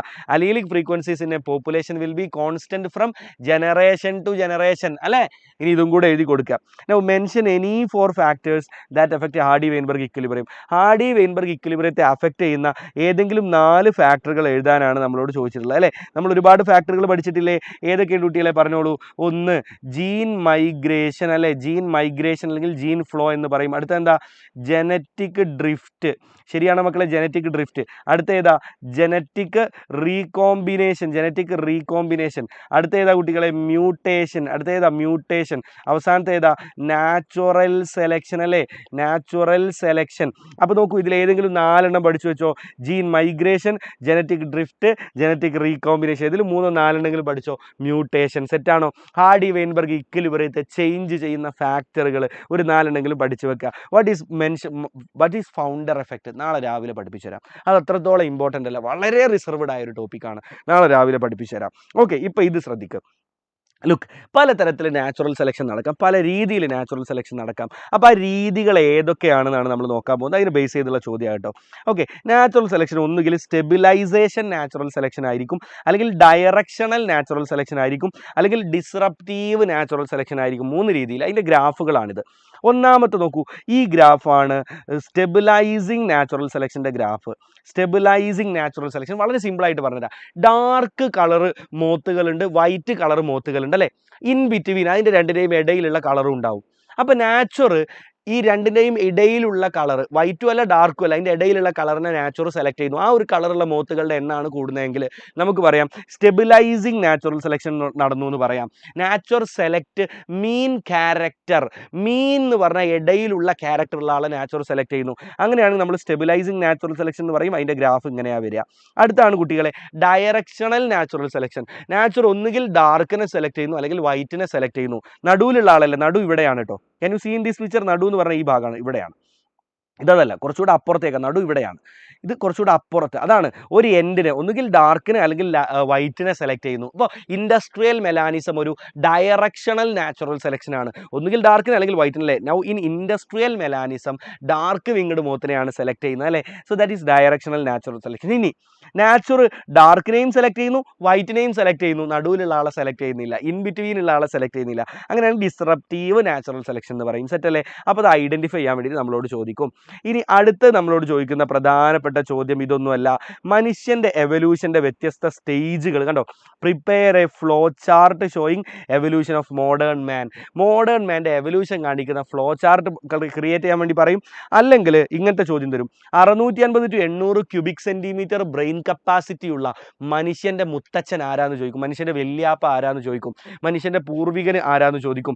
അതുപോലെ 1400 ക്യൂബിക് സെൻറ്റിമീറ്റർ ബ്രെയിൻ കപ്പാസിറ്റി ഉള്ള മനുഷ്യൻ്റെ മുത്തച്ഛൻ ആരാന്നൊക്കെ ചോദ്യം ചോദിക്കുക. അപ്പോൾ രണ്ട് ചോദിച്ചാലും നമ്മൾ ഇത് എഴുതിയാൽ മതി. ആദ്യത്തെ പൂർവികനാണ് ഡ്രയോപിത്തേക്കസ്. ആരാടാ? ഡ്രയോപിത്തേക്കസ്. അടുത്ത ആളാണ് റാമാപിത്തേക്കസ്. ആരാണ്? റാമാപിത്തേക്കസ്. നമ്മുടെയും കുരങ്ങുകളുടെയും കോമൺ ആയിട്ടുള്ള മുത്തച്ഛനാണ് ഡ്രയോപിത്തേക്കസ്. ഇയാൾ കൂടുതൽ കുരങ്ങിനെ പോലെയുള്ള ആളായിരുന്നു, അതും ചോദിക്കാം. കുരങ്ങിനെ പോലെയുള്ള നമ്മുടെ മുത്തച്ഛൻ ആരാന്ന്. അതുപോലെ അടുത്താണ് റാമാപിത്തേക്കസ്, മോർ മാൻ ലൈക്ക് കേട്ടോ. അപ്പോൾ ആദ്യം ഡ്രയോപിത്തേക്കസ്, അത് കഴിഞ്ഞാൽ റാമാപിത്തേക്കസ്, അത് കഴിഞ്ഞാൽ വരുന്ന ആളാണ് ഓസ്ട്രലോപിത്തേക്കസ്. ആരാണ്? ഓസ്ട്രലോപിത്തേക്കസ്. പറഞ്ഞേ, ഓസ്ട്രലോപിത്തേക്കസ്. അത് കഴിഞ്ഞാൽ വരുന്ന ആളാണ് homo habilis. Okay, homo habilis. അയാളുടെ ബ്രെയിൻ കപ്പാസിറ്റി ഉണ്ടോ? 650 to 800 cc. അടുത്ത ആളാണ് ഹോമോ ഇറക്റ്റസ്. ആരാണ്? Homo erectus, 900 cc brain capacity. അടുത്താണ് നിയാൻഡർതാൽ മാൻ, 1400 ക്യൂബിക് സെൻറ്റിമീറ്റർ. അവസാനത്താണ് നമ്മൾ തന്നെ, ഹോമോ സാപ്പിയൻസ്. ഒന്ന് പറഞ്ഞു നോക്കിയേ, ഡ്രയോപിത്തേക്കസ്, റാമാപിത്തേക്കസ്, ഓസ്ട്രലോപിത്തേക്കസ്, ഹോമോ ഹബിലിസ്, ഇബിലിസ് അല്ല കേട്ടോ, Homo habilis, Homo erectus, Neanderthal man, പിന്നെ നമ്മൾ ഹോമോ സാപ്പിയൻസ്. സെറ്റല്ലേ. Dryopithecus, Ramapithecus, Australopithecus, Homo habilis, Homo erectus, Neanderthal man and Homo sapiens. So the chapter is over. So shall we take the next chapter, Principles of Inheritance and Variation. The time is 10:59. Okay, set അല്ലേ? Set ആണെങ്കിൽ ഒന്ന് comment ചെയ്തേക്ക് മക്കളെ, set ആണെങ്കിൽ ഒന്ന് comment ചെയ്തേക്ക്. ഇവിടെ വെള്ളം കുപ്പി ഉണ്ടായിരുന്നല്ലോ. എടാ നന്ദുവോ, വെള്ളം കൊണ്ടുവാ. നന്ദു അല്ലെങ്കിൽ പേരിയ, വെള്ളം കൊണ്ടുവരൂ. I need vellam. സെറ്റ് അല്ലേ? റെഡി അല്ലേ? Okay, good. മക്കൾസ്, പ്രിൻസിപ്പിൾസ് ഓഫ് ഇൻഹെറിറ്റൻസ്. ഇതിന് എത്ര സമയം വേണം? നിങ്ങളെ കമൻറ്റ് ചെയ്യും. എത്ര സമയം വേണം? കമൻറ്റ് ചെയ്തോ. എത്ര സമയത്തിനുള്ളിൽ തീർക്കണം? 11 മണി ആയിട്ടില്ല, 59 തീർത്തിട്ടുണ്ട്. പിന്നെ അതിൻ്റെ ഇടയിൽ 3 മിനിറ്റ് എൻ്റെ പോയിട്ടുണ്ട്, സാധനം കേട് വന്നിട്ട്, കമ്പ്യൂട്ടർ പ്രശ്നമായിട്ട്. അതുകൊണ്ട് നിങ്ങൾ കുറക്കണം. അപ്പോൾ കറക്റ്റ് ഞാൻ ആദ്യം പറഞ്ഞിട്ടുണ്ടായിരുന്നു 11 ആവുന്നുള്ളൂ അല്ലേ. എന്നിട്ട് 10:59 തീർത്തു. 200 മിനിറ്റ് അപ്പോൾ അവിടെ 20 മിനിറ്റിൽ പ്രിൻസിപ്പിൾസ് തീർക്കണം. 5 മിനിറ്റ് നടക്കൂല. ഞാൻ മറ്റേ ചിട്ടി റോബോട്ട് എങ്ങാണ്ട് ആണോ? 11:30. ഓക്കെ, ശരി. 20, 30 മിനിറ്റ്. വലിയ ചാപ്റ്റർ അല്ലേ. അടുത്ത രണ്ടും കൂടി നമുക്ക് പെട്ടെന്ന് തീർക്കാം. അപ്പോൾ 11:30 ഇത്, പിന്നെ മറ്റേ രണ്ടും കൂടി 30 മിനിറ്റ്. ലൈക്ക് ഹ്യൂമൻ റീപ്രൊഡക്ഷനും റീപ്രൊഡക്റ്റീവ് ഹെൽത്തും കൂടെ 30 മിനിറ്റ്, ഇത് 30 മിനിറ്റ്. അതെങ്ങനെ ഉണ്ടാവും? വേഗം പറ, ഒരു തീരുമാനമാവ്. നിങ്ങൾ തന്നെ 20 to 25 നടക്കൂല. മാക്സിമം 30 മിനിറ്റിൽ ഇത്, പിന്നെ മറ്റേ രണ്ടും കൂടെ 30 മിനിറ്റ് കേട്ടോ. ഓക്കെ, ശരി, ഉറപ്പിച്ചു. അപ്പോൾ നമ്മൾ 12 അങ്ങ് നിർത്തും. റെഡിയല്ലേ? എനിക്ക് വെള്ളം കുടിക്കാനൊക്കെ സമയം വേണേ സാർ. കൈലി അല്ലടാ, ഇതാ തുണിയാ, വെള്ളത്തുണി. ഓക്കെ, നിങ്ങൾ തുണി എന്നല്ലേ പറയാം, നിങ്ങൾ മുണ്ട് എന്നാവും പറയാം. ഞങ്ങൾ മലപ്പുറത്തുകാരെല്ലാത്തിനും തുണി എന്നാണ് പറയാം. ഓക്കെ, എനിവേ തുടങ്ങും. ഒരു മിനിറ്റ്, വെള്ളം കുടിക്കട്ടെ, മനുഷ്യൻ്റെ കുട്ടിയല്ലേ, ദാഹിക്കുന്നു. Okay, set. ലുങ്കി എന്ന് പറഞ്ഞ മറ്റേ സാധനമല്ലേ? ഓക്കെ, ശരി.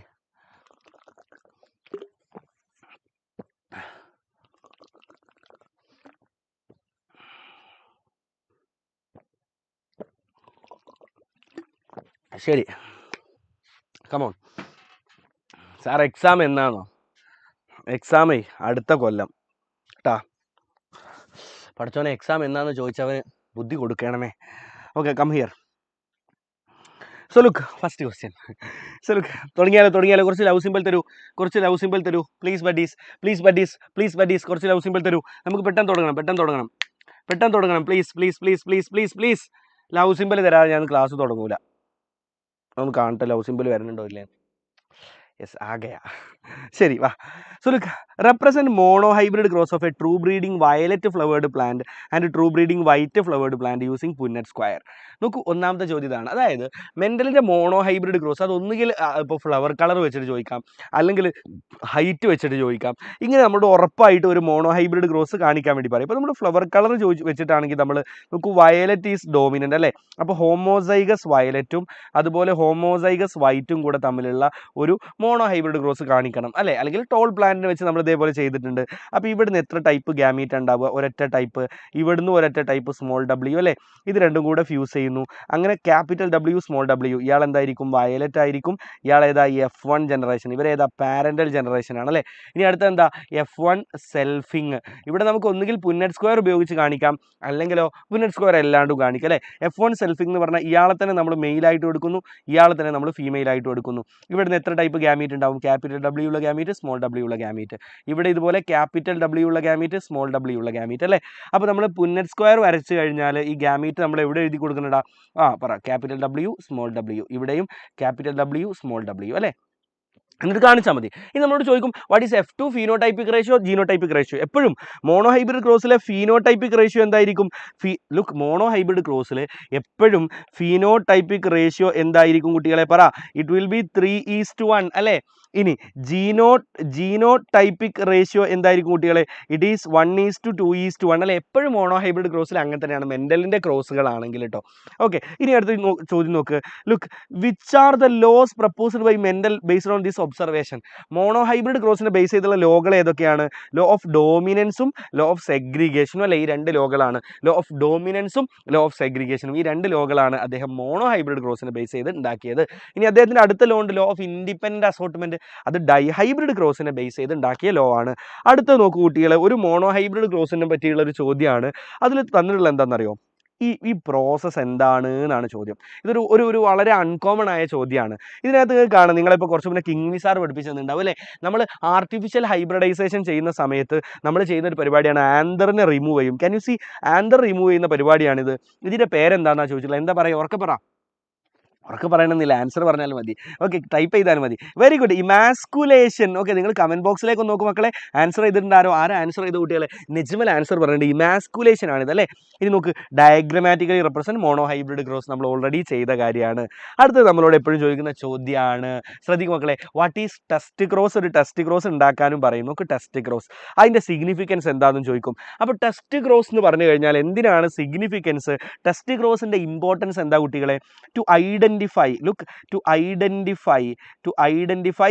Genotype of an unknown plant. ഒരു അൺനോൺ പ്ലാന്റിൻ്റെ ജീനോടൈപ്പ് മനസ്സിലാക്കാൻ വേണ്ടിയിട്ടാണ് നമ്മൾ എന്ത് ചെയ്യുന്നത്? ടെസ്റ്റ് ക്രോസ് ചെയ്യുന്നത് അല്ലേ. ടെസ്റ്റ് ക്രോസിൽ നമ്മൾ എന്താ ചെയ്യുക? നമുക്ക് ഏത് പ്ലാന്റിൻ്റെ ജീനോടൈപ്പ് ആണോ അറിയേണ്ടത്, അയാളെ റെസസീവ് പാരൻറ്റുമായിട്ട് കണ്ടോ നമുക്ക് അറിയേണ്ടത് ഇയാളുടെ ജീനോടൈപ്പ്. ലുക്ക്, ശ്രദ്ധിക്കണം, ഞാൻ വൃത്തിക്ക് പറഞ്ഞുതരാം. ഇതാണ് നമ്മുടെ ടെസ്റ്റ് പ്ലാന്റ്, വയലറ്റ് പ്ലാന്റ് ആണ്. ഇറ്റ് ക്യാൻ ബി ഒന്നുകിൽ അയാൾ ഡോമിനൻ്റ് ആയിട്ടുള്ള ക്യാപിറ്റൽ ഡബ്ല്യു ആയിരിക്കാം, അല്ലെങ്കിൽ അയാൾ ക്യാപിറ്റൽ ഡബ്ല്യു സ്മോൾ ഡബ്ല്യു ആയിരിക്കാം. നമുക്കൊരു വയലറ്റ് പ്ലാന്റ് ഉണ്ട്, അത് ഈ രണ്ട് ജീനോടൈപ്പ് ആവാനുള്ള സാധ്യത ഉണ്ട്. അപ്പോൾ നമ്മൾ എന്താ ചെയ്യേണ്ടത്? അതിന് നിങ്ങൾ റെസസീവ് പാരൻറ്റുമായിട്ട് ക്രോസ് നടത്തുക. ആ ക്രോസിൻ്റെ റിസൾട്ട് ബേസ് ചെയ്തുകൊണ്ട് നമുക്ക് എന്ത് ചെയ്യാൻ പറ്റും കുട്ടികളെ? നമുക്ക് ഇയാളുടെ ജീനോടൈപ്പ് മനസ്സിലാക്കാൻ പറ്റും. അപ്പോൾ ടെസ്റ്റ് ക്രോസ് ഉണ്ടാക്കാൻ പറഞ്ഞാൽ നിങ്ങൾ ചെയ്യേണ്ടത് റെസസീവ് പാരൻറ്റുമായിട്ട് ക്രോസ് ഉണ്ടാക്കിയാൽ മതി. അപ്പോൾ ടെസ്റ്റ് ക്രോസ് ആയി. അതിൻ്റെ സിഗ്നിഫിക്കൻസ് നമ്മൾ പഠിച്ചു. സെറ്റ് അല്ലേ മക്കളെ? I hope it is clear. അടുത്തത് ലുക്ക്, എഗെയിൻ ടെസ്റ്റ് ക്രോസ് ആണ്. നൗ മെൻ്റലിൻ്റെ ഡൈഹൈബ്രിഡ് ക്രോസുമായി ബന്ധപ്പെട്ട ഒരു ചോദ്യം നോക്ക്. From the above given example, മുകളിൽ തന്നതിൽ നിന്ന് give an example. Okay, that's it. Okay, give an example of genotype and phenotype. എന്താണ് ജീനോടൈപ്പ്, എന്താണ് ഫീനോടൈപ്പ്? അറിയാലോ. What is genotype? The genetic composition of an organism, അല്ലെങ്കിൽ the arrangement of genes of an organism. No, what is phenotype? The observable feature. നിങ്ങൾ എന്നെ കാണുന്നു, I am tall or I am dwarf, I am white or I am black, I am in between. Okay, my hair black or other colour. So that is your observable feature അല്ലേ. observable feature of any organism is called phenotype and the genetic composition is called genotype. അടുത്തത് അടുത്ത് നോക്ക്, complete the work using Punnett square and find out the phenotypic ratio of F2 generation. മെൻ്റലിൻ്റെ dihybrid ക്രോസിലെ F2 ജനറേഷനിലെ phenotypic ratio എത്രയാണ്? 9:3:3:1 അല്ലേ? Set അല്ലേ മക്കളെ? 9:3:3:1. അടുത്തത് ചോദിക്കുന്ന ചോദ്യമാണ്, ഈ plant capital R small R capital Y small Y, ഇവിടെ നിന്ന് എത്ര ടൈപ്പ് ഗാമീറ്റ് ഉണ്ടാവും എന്നുള്ള ഒരു ചോദ്യം കേട്ടോ. 1 മാർക്ക് ചോദ്യമാണ്. Capital R capital Y, small R capital Y, അടുത്തത് വേഗം പറ. Yes, capital R small Y, small R small Y. Set അല്ലേ മക്കളെ? So these are the possible gametes. ഇവിടെ നിന്നുള്ള ഗാമീറ്റ് ഏതൊക്കെയാണ്? ഇനി പുന്നറ്റ് സ്ക്വയർ വെച്ചുകൊണ്ട് ഈ ഒരു ഡൈഹൈബ്രിഡ് ക്രോസ് കംപ്ലീറ്റ് ആക്കാനും ചിലപ്പോൾ പറയും. ഓക്കെ, അപ്പോൾ നമ്മൾ പുന്നറ്റ് സ്ക്വയർ വരച്ച് ഡൈഹൈബ്രിഡ് ക്രോസ് കംപ്ലീറ്റ് ആക്കിയിട്ടുള്ള ഈ ഒരു പിക്ചർ, ഇത് NCERT തന്ന പിക്ചറാണ്. ഇതിൻ്റെ ആവശ്യമില്ല, ഇത് ഭയങ്കര സിമ്പിളാണ്. നോക്കൂ, ഡൈഹൈബ്രിഡ് ക്രോസ് കംപ്ലീറ്റ് ആക്കണമെങ്കിൽ നമ്മൾ പുന്നറ്റ് സ്ക്വയർ വരയ്ക്കുക. പുന്നറ്റ് സ്ക്വയർ വരച്ചിട്ട് രണ്ട് സൈഡിലും ഈ ഗാമീറ്റ് ഇട്ട് കൊടുക്കുക. Capital R capital Y, capital R small Y, small R capital Y, small R small Y. ഈ സൈഡിലും capital R capital Y, then capital R small Y, small R capital Y, ഇങ്ങനെ വരയ്ക്കുക. എന്നിട്ട് പുന്നറ്റ് സ്ക്വയർ ആക്കിയിട്ട് വരച്ചു കൊടുക്കുക. ഓക്കെ, അത് കാണിച്ചു കഴിഞ്ഞാൽ നിങ്ങൾക്ക് എന്തായി? ആ ഒരു 2 മാർക്കും നിങ്ങൾക്ക് കിട്ടി. സെറ്റ് അല്ലേ? അടുത്ത് നോക്കൂ കുട്ടികളെ, ശ്രദ്ധിക്കും മക്കളെ. അടുത്ത ചോദ്യം നോക്കിക്കോ, നിങ്ങൾ തന്നെ ഉത്തരം പറയും. In A cross between true breeding red plant and true breeding white plant, ഒരു ട്രൂ ബ്രീഡിംഗ് റെഡും വൈറ്റും കൂടെ ക്രോസ് ചെയ്തു. And F1 was pink, F1 pink ആയിരുന്നു. റെഡും വൈറ്റും ക്രോസ് ചെയ്തിട്ട്, ശ്രദ്ധിക്കുക, ഇമ്പോർട്ടൻറ്റ് ചോദ്യമാണ്. റെഡ് പ്ലാന്റും വൈറ്റ് പ്ലാന്റും കൂടെ ക്രോസ് ചെയ്തു. അങ്ങനെ F1 കിട്ടി. F1 was pink. Which cross is this? ഇത് ഏത് ക്രോസ് ആടാ? Identify the inheritance. Very good, incomplete dominance ആണല്ലേ? ഇൻകംപ്ലീറ്റ് ഡോമിനൻസ് ആണിത്. Very good. അടുത്തത്, give an example of this type of inheritance. ഇതിൻ്റെ ഒരു example, that is flower colour in antirrhinum. Very good, antirrhinum ചെടിയിലെ flower കളറാണ് example. Now write the F2 phenotypic and genotypic ratio. F2ലെ phenotypic റേഷ്യോയും genotypic ratio എഴുതാനാണ് പറഞ്ഞത്. നമുക്കറിയാം, in incomplete dominance phenotypic ratio ആയാലും ജീനോടൈപ്പിക് റേഷ്യോ ആയാലും എന്താണ്? 1:2:1 ആണ്. രണ്ടും 1:2:1 തന്നെയാണ്. സെറ്റല്ലേ മക്കളെ? Okay, very good, very good. അതിൻ്റെ ഒരു ഡയഗ്രാം NCERT തന്ന ഒരു ഡയഗ്രാം ജസ്റ്റ് കാണിച്ചോളൂ. ഭയങ്കര സിമ്പിൾ അല്ലേ? അതിലേക്ക് നമ്മൾ പോകണ്ട. ഇതാണ് പോസിബിൾ ക്വസ്റ്റ്യൻസ്. അടുത്ത ചോദ്യം വളരെ ഇമ്പോർട്ടൻ്റാണ്. കോഡോമിനൻസുമായി ബന്ധപ്പെട്ട ചോദ്യമാണ്. The blood group of a child is O. ചൈൽഡിൻ്റെ ബ്ലഡ് ഗ്രൂപ്പ് O ആണ്. ശരി, അങ്ങനെയാണെങ്കിൽ സ്മോൾ ഐ ആയിരിക്കും അല്ലേ child? Now his father is with A blood group. അച്ഛൻ A ഗ്രൂപ്പ് ആണ് അത്രേ. ശരി, അച്ഛൻ A ഗ്രൂപ്പാണ്, ദെൻ അമ്മ B ഗ്രൂപ്പുമാണ്, കുട്ടി O ആണ്. അങ്ങനെയാണെങ്കിൽ അച്ഛൻ്റെയും അമ്മയുടെയും ജീനോടൈപ്പുകൾ എന്താവുന്നാണ് ചോദിച്ചത്. എടാ, ഈ കുട്ടിക്ക് 2 സ്മോൾ ഐ കിട്ടുമ്പോഴല്ലേ കുട്ടി O ആവുക? അങ്ങനെയാണെങ്കിൽ കുട്ടിയുടെ ഒരു സ്മോൾ ഐ അമ്മയിൽ നിന്നാവൂലേ? കുട്ടിയുടെ ഒരു സ്മോൾ ഐ അച്ഛനിൽ നിന്നാവൂലേ? അച്ഛൻ A ആണ്, അമ്മ B ആണ്, കുട്ടി O ആണ് എന്നാണ് നമ്മുടെ ചോദ്യത്തിൽ തന്നത്. കുട്ടി O ആണെങ്കിൽ സ്മോൾ ഐ ആണ്. സ്മോൾ ഐ ആണെങ്കിൽ ഒരു സ്മോൾ ഐ അച്ഛനിൽ നിന്ന്, ഒരു സ്മോൾ ഐ അമ്മയിൽ നിന്ന്. പക്ഷെ അച്ഛൻ A ഗ്രൂപ്പ് ആണല്ലോ, അതുകൊണ്ട് അച്ഛൻ A ആവണമെങ്കിൽ അച്ഛൻ IA സ്മോൾ ഐ ആയിരിക്കും. അമ്മ B അല്ലേ, അമ്മ B ആവണമെങ്കിൽ IB സ്മോൾ ഐ ആയിരിക്കും. അപ്പോൾ എല്ലാവരുടെയും ജീനോടൈപ്പ് കിട്ടിയില്ലേ? കിടിലൻ ചോദ്യം അല്ലേ? അടുത്ത ചോദ്യം നോക്ക്, വീണ്ടും ഇതേ ചോദ്യമാണ്. Write the genotype of father mother son O group, അച്ഛൻ A, അമ്മ B. കണ്ടോ, ഈ ചോദ്യം നാളെ വരാനുള്ള സാധ്യത വളരെ കൂടുതലാണ്. ക്ലിയർ ആണോ മക്കളെ? ക്ലിയർ ആണെങ്കിൽ ഒന്ന് കമൻറ്റ് ചെയ്തേ. ഓക്കെ, നല്ല തൊണ്ടവേദന ഉണ്ട് കേട്ടോ. തൊണ്ടവേദന ആയിട്ടേ ഒരു വൈക്കായി.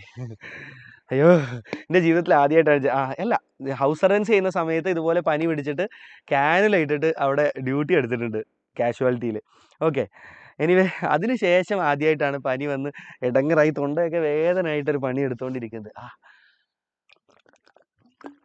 നല്ല ചൂട് കട്ടൻ ചായയും നല്ല ചൂടുള്ള ബട്ടറിൽ മുക്കിയ ബന്നും കൂട്ടി ഒരു സിനിമ എന്തെങ്കിലുമൊക്കെ കണ്ടിങ്ങനെ ഇരിക്കേണ്ട സമയമാണിപ്പോൾ.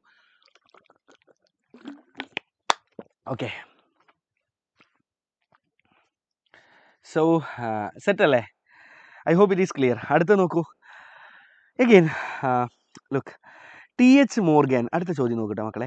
TH Morgan selected Drosophila melanogaster as a suitable experimental organism.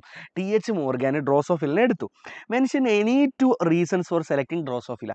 ഡ്രോസോഫിലിനെ select ചെയ്യാൻ ഏതെങ്കിലും 2 റീസണാണ് പറയാൻ പറഞ്ഞു. ഒന്നെന്താ, ഷോർട്ട് ലൈഫ് സൈക്കിൾ അല്ലേ? എപ്പോഴും ചോദിക്കുന്ന ചോദ്യം കേട്ടോ അത്, ലൈഫ് സൈക്കിൾ ഷോർട്ടാണ് എന്നുള്ളത്. രണ്ടാമത്തെ കാര്യം എന്താ കുട്ടികളെ, സിംഗിൾ മെയ്റ്റിംഗ്. ഒരൊറ്റ മെയ്റ്റിംഗ് നടന്നാൽ തന്നെ single mating produce large number of of springs. Single mating ഒരുപാട് കുട്ടികളുണ്ടാവും. അതാണ് രണ്ടാമത്തെ അഡ്വാൻറ്റേജ്. ഈ 2 അഡ്വാൻറ്റേജ് കാരണമാണ് ഡ്രോസോഫിലിനെ എക്സ്പെരിമെൻറ്റിന് വേണ്ടി സെലക്ട് ചെയ്തത്. അടുത്ത ചോദ്യം നോക്ക്, diagrammatic representation of chromosome map is given below. ശരി, ക്രോമസോം മാപ്പ് തന്നിട്ടുണ്ട്. എടാ ആരാണ് ആദ്യമായിട്ട് ക്രോമസോം മാപ്പിംഗ് നടത്തിയത്? ആൽഫ്രഡ് സ്റ്റുർട്ടിവൻ്റ് അല്ലേ? ആൽഫ്രഡ് സ്റ്റുർട്ടിവൻ്റ് അല്ലേ? ഇത് ചിലപ്പോൾ നാളെ ചോദിക്കുക. സ്പെല്ലിംഗ് നോക്ക്, സ്റ്റുർട്ടവൻ്റ് എന്നാണ് എഴുതുക കേട്ടോ. ആൽഫ്രഡ് സ്റ്റുർട്ടിവൻ്റ് ആണ് ആദ്യമായിട്ട് ക്രോമസോം മാപ്പിംഗ് നടത്തുന്നത്. അടുത്ത ചോദ്യം നോക്ക്, ഏത് ജീനാണ് YWM 3 ജീനുണ്ട്, ആരാണ് ക്ലോസ്ലി ലിങ്ക്ഡ് ജീന്? ആരാണോ കൂടുതൽ അടുത്ത് അയാളാണ് ക്ലോസ്ലി ലിങ്ക്ഡ് ജീൻ. അതാ ചോദിച്ചത്. Which genes are more linked? Who mapped chromosome first? Alfred Sturtevant. ഈ 2 ചോദ്യം നോക്കിയാൽ മതി. അടുത്തത്, select a female heterogametic animal from the following. Female heterogametic animal ഏതാണ്? നോക്ക് മക്കളെ, നമ്മൾ 3 തരം സെക്സ് ഡിറ്റർമിനേഷനിൽ മെയിൻലി പഠിച്ചത് XX-X0 mechanism, XX-XY mechanism, ZZ-ZW mechanism. അതിലെ ZZ-ZW മാത്രമല്ലേ ഫീമെയിൽ ഹെറ്റിറോഗാമിറ്റിയുടെ ഉദാഹരണം? അതാരാ കുട്ടികളെ? ബേർഡാണ് അല്ലേ? മനുഷ്യൻ ഏതാ? XX-XY മെക്കാനിസാണ്. ആര്? നമ്മൾ മനുഷ്യരല്ലേ? നമ്മൾ മനുഷ്യർ XX-XY മെക്കാനിസാണ്. ഇനി XX-X0 മെക്കാനിസം ആരാ കുട്ടികളെ? പുൽച്ചാടിയെല്ലാം ഗ്രാസ് ഹോപ്പർ അല്ലേ? പുൽച്ചാടിയെല്ലാം ഉൾപ്പെടുന്ന ടീമാണ് പുൽച്ചാടി. ഓക്കെ, പുൽച്ചാടികൾ ഗ്രാസ് ഹോപ്പറുകൾ ഉൾപ്പെടുന്ന ടീമാണ് XX-X0 മെക്കാനിസം. ഈ XX-XYയും XX-X0യുടെയും പ്രത്യേകത എന്താ? മെയിൽ ഹെറ്റിറോഗാമിറ്റി ആണ്. What is male heterogamety? Male 2 തരം ഗാമീറ്റ് ഉണ്ടാക്കും അല്ലേ? സോ ഈ കേസിൽ sex of offspring is determined by male അല്ലേ? മെയിലാണ് ഓഫ് സ്പ്രിങ്ങിൻ്റെ സെക്സ്. ഇത് മീശയാണ് കേട്ടോ, മെയിൽ. ഇവിടെ മെയിലാണ് സ്ട്രോങ്ങർ അല്ലേ? മെയിലാണ് ഓഫ് സ്പ്രിങ്ങിൻ്റെ സെക്സ് തീരുമാനിക്കുന്നത്. But in ZZ-ZW mechanism who is stronger? In ZZ-ZW mechanism who is stronger? Tell me guys, who is stronger? Females അല്ലേ? Females are more stronger. That is stronger എന്നൊന്നും ഞാൻ പറയുന്നില്ല. The sex of offspring is determined by female in ZZ-ZW mechanism. That's it അല്ലേ? Now look, the sex of offspring is determined by father and not mother. Do you agree with this statement? Yes, നമ്മൾ എന്താണ്? XX-XY mechanism ആണ്, mail heterogamety ആണ്. So നമ്മുടെ കേസിൽ it is by father അല്ലേ, not by mother. അടുത്തത്, a poultry farm manager was cursing his hen. Hen എന്ന് പറഞ്ഞാൽ പിടക്കോഴികളെ ഹെന്ന് ചെയ്യുന്നുണ്ടായിരുന്നു, പിടക്കോഴികളെ ശപിക്കുന്നുണ്ടായിരുന്നു. For producing lion share of cocks. Cock എന്ന് പറഞ്ഞാൽ പൂവൻകോഴി. Lion share of cock. Lion share എന്ന് പറഞ്ഞാൽ സിംഹഭാഗം കോക്കുകൾ. അതായത് ഒരു പൗൾട്രി ഫാമിൽ, കോഴി ഫാമിൽ ഉണ്ടായ കുട്ടികളൊക്കെ പൂവൻകോഴികളാണ്. പൂവൻകോഴികൾ ഉണ്ടായിട്ട് വലിയ കാര്യമില്ല, അതിൽ നിന്ന് അടുത്ത ജനറേഷൻ ഉണ്ടാക്കാൻ പറ്റൂല. അപ്പോൾ അവിടുത്തെ മാനേജർ അവിടുത്തെ പിടക്കോഴികളെ കുറ്റം പറയും. ഈ പണ്ടാരങ്ങളിട്ട മുട്ടയെല്ലാം പ്രശ്നമാണല്ലോ, ഇതിൽ നിന്നുണ്ടായ കുട്ടികളെല്ലാം പൂവൻകോഴികളാണല്ലോ എന്ന് കുറ്റം പറയുന്നുണ്ട്. നൗ ഹിയറിംഗ് ദിസ്, ഇത് കേട്ടുകൊണ്ട് കുമാർ എന്ന് പറഞ്ഞ ചങ്ങാതി, ഫാം അറ്റൻഡന്റ്, ഫാമിൽ വെറുതെ പണിയെടുക്കുന്ന ആളാണ്. ഈ സ്റ്റാർട്ട് ടു ബ്ലെയിം ഹിസ് വൈഫിനെ കുറ്റം പറയാൻ തുടങ്ങി. For delivering consecutive girl children. അവർക്ക് ഉണ്ടായതൊക്കെ പെൺകുട്ടികളായത് കാരണം അതിൻ്റെ വൈഫിനെ കുറ്റം പറയാൻ തുടങ്ങി.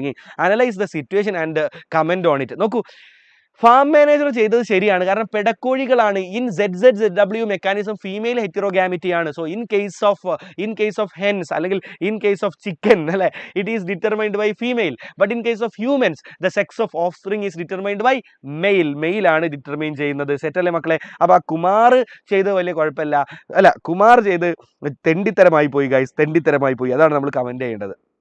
Manager was right but Kumar was completely wrong അല്ലേ? അടുത്ത ചോദ്യം നോക്ക്, haemophilia, sickle cell anaemia and phenylketonuria are Mendelian disorders. What do you mean by Mendelian disorders? എന്താ Mendelian disorders? These are genetic disorders due to mutation of a single gene അല്ലേ? നമുക്ക് 2 തരം ജനിതക രോഗങ്ങളാണുള്ളത്.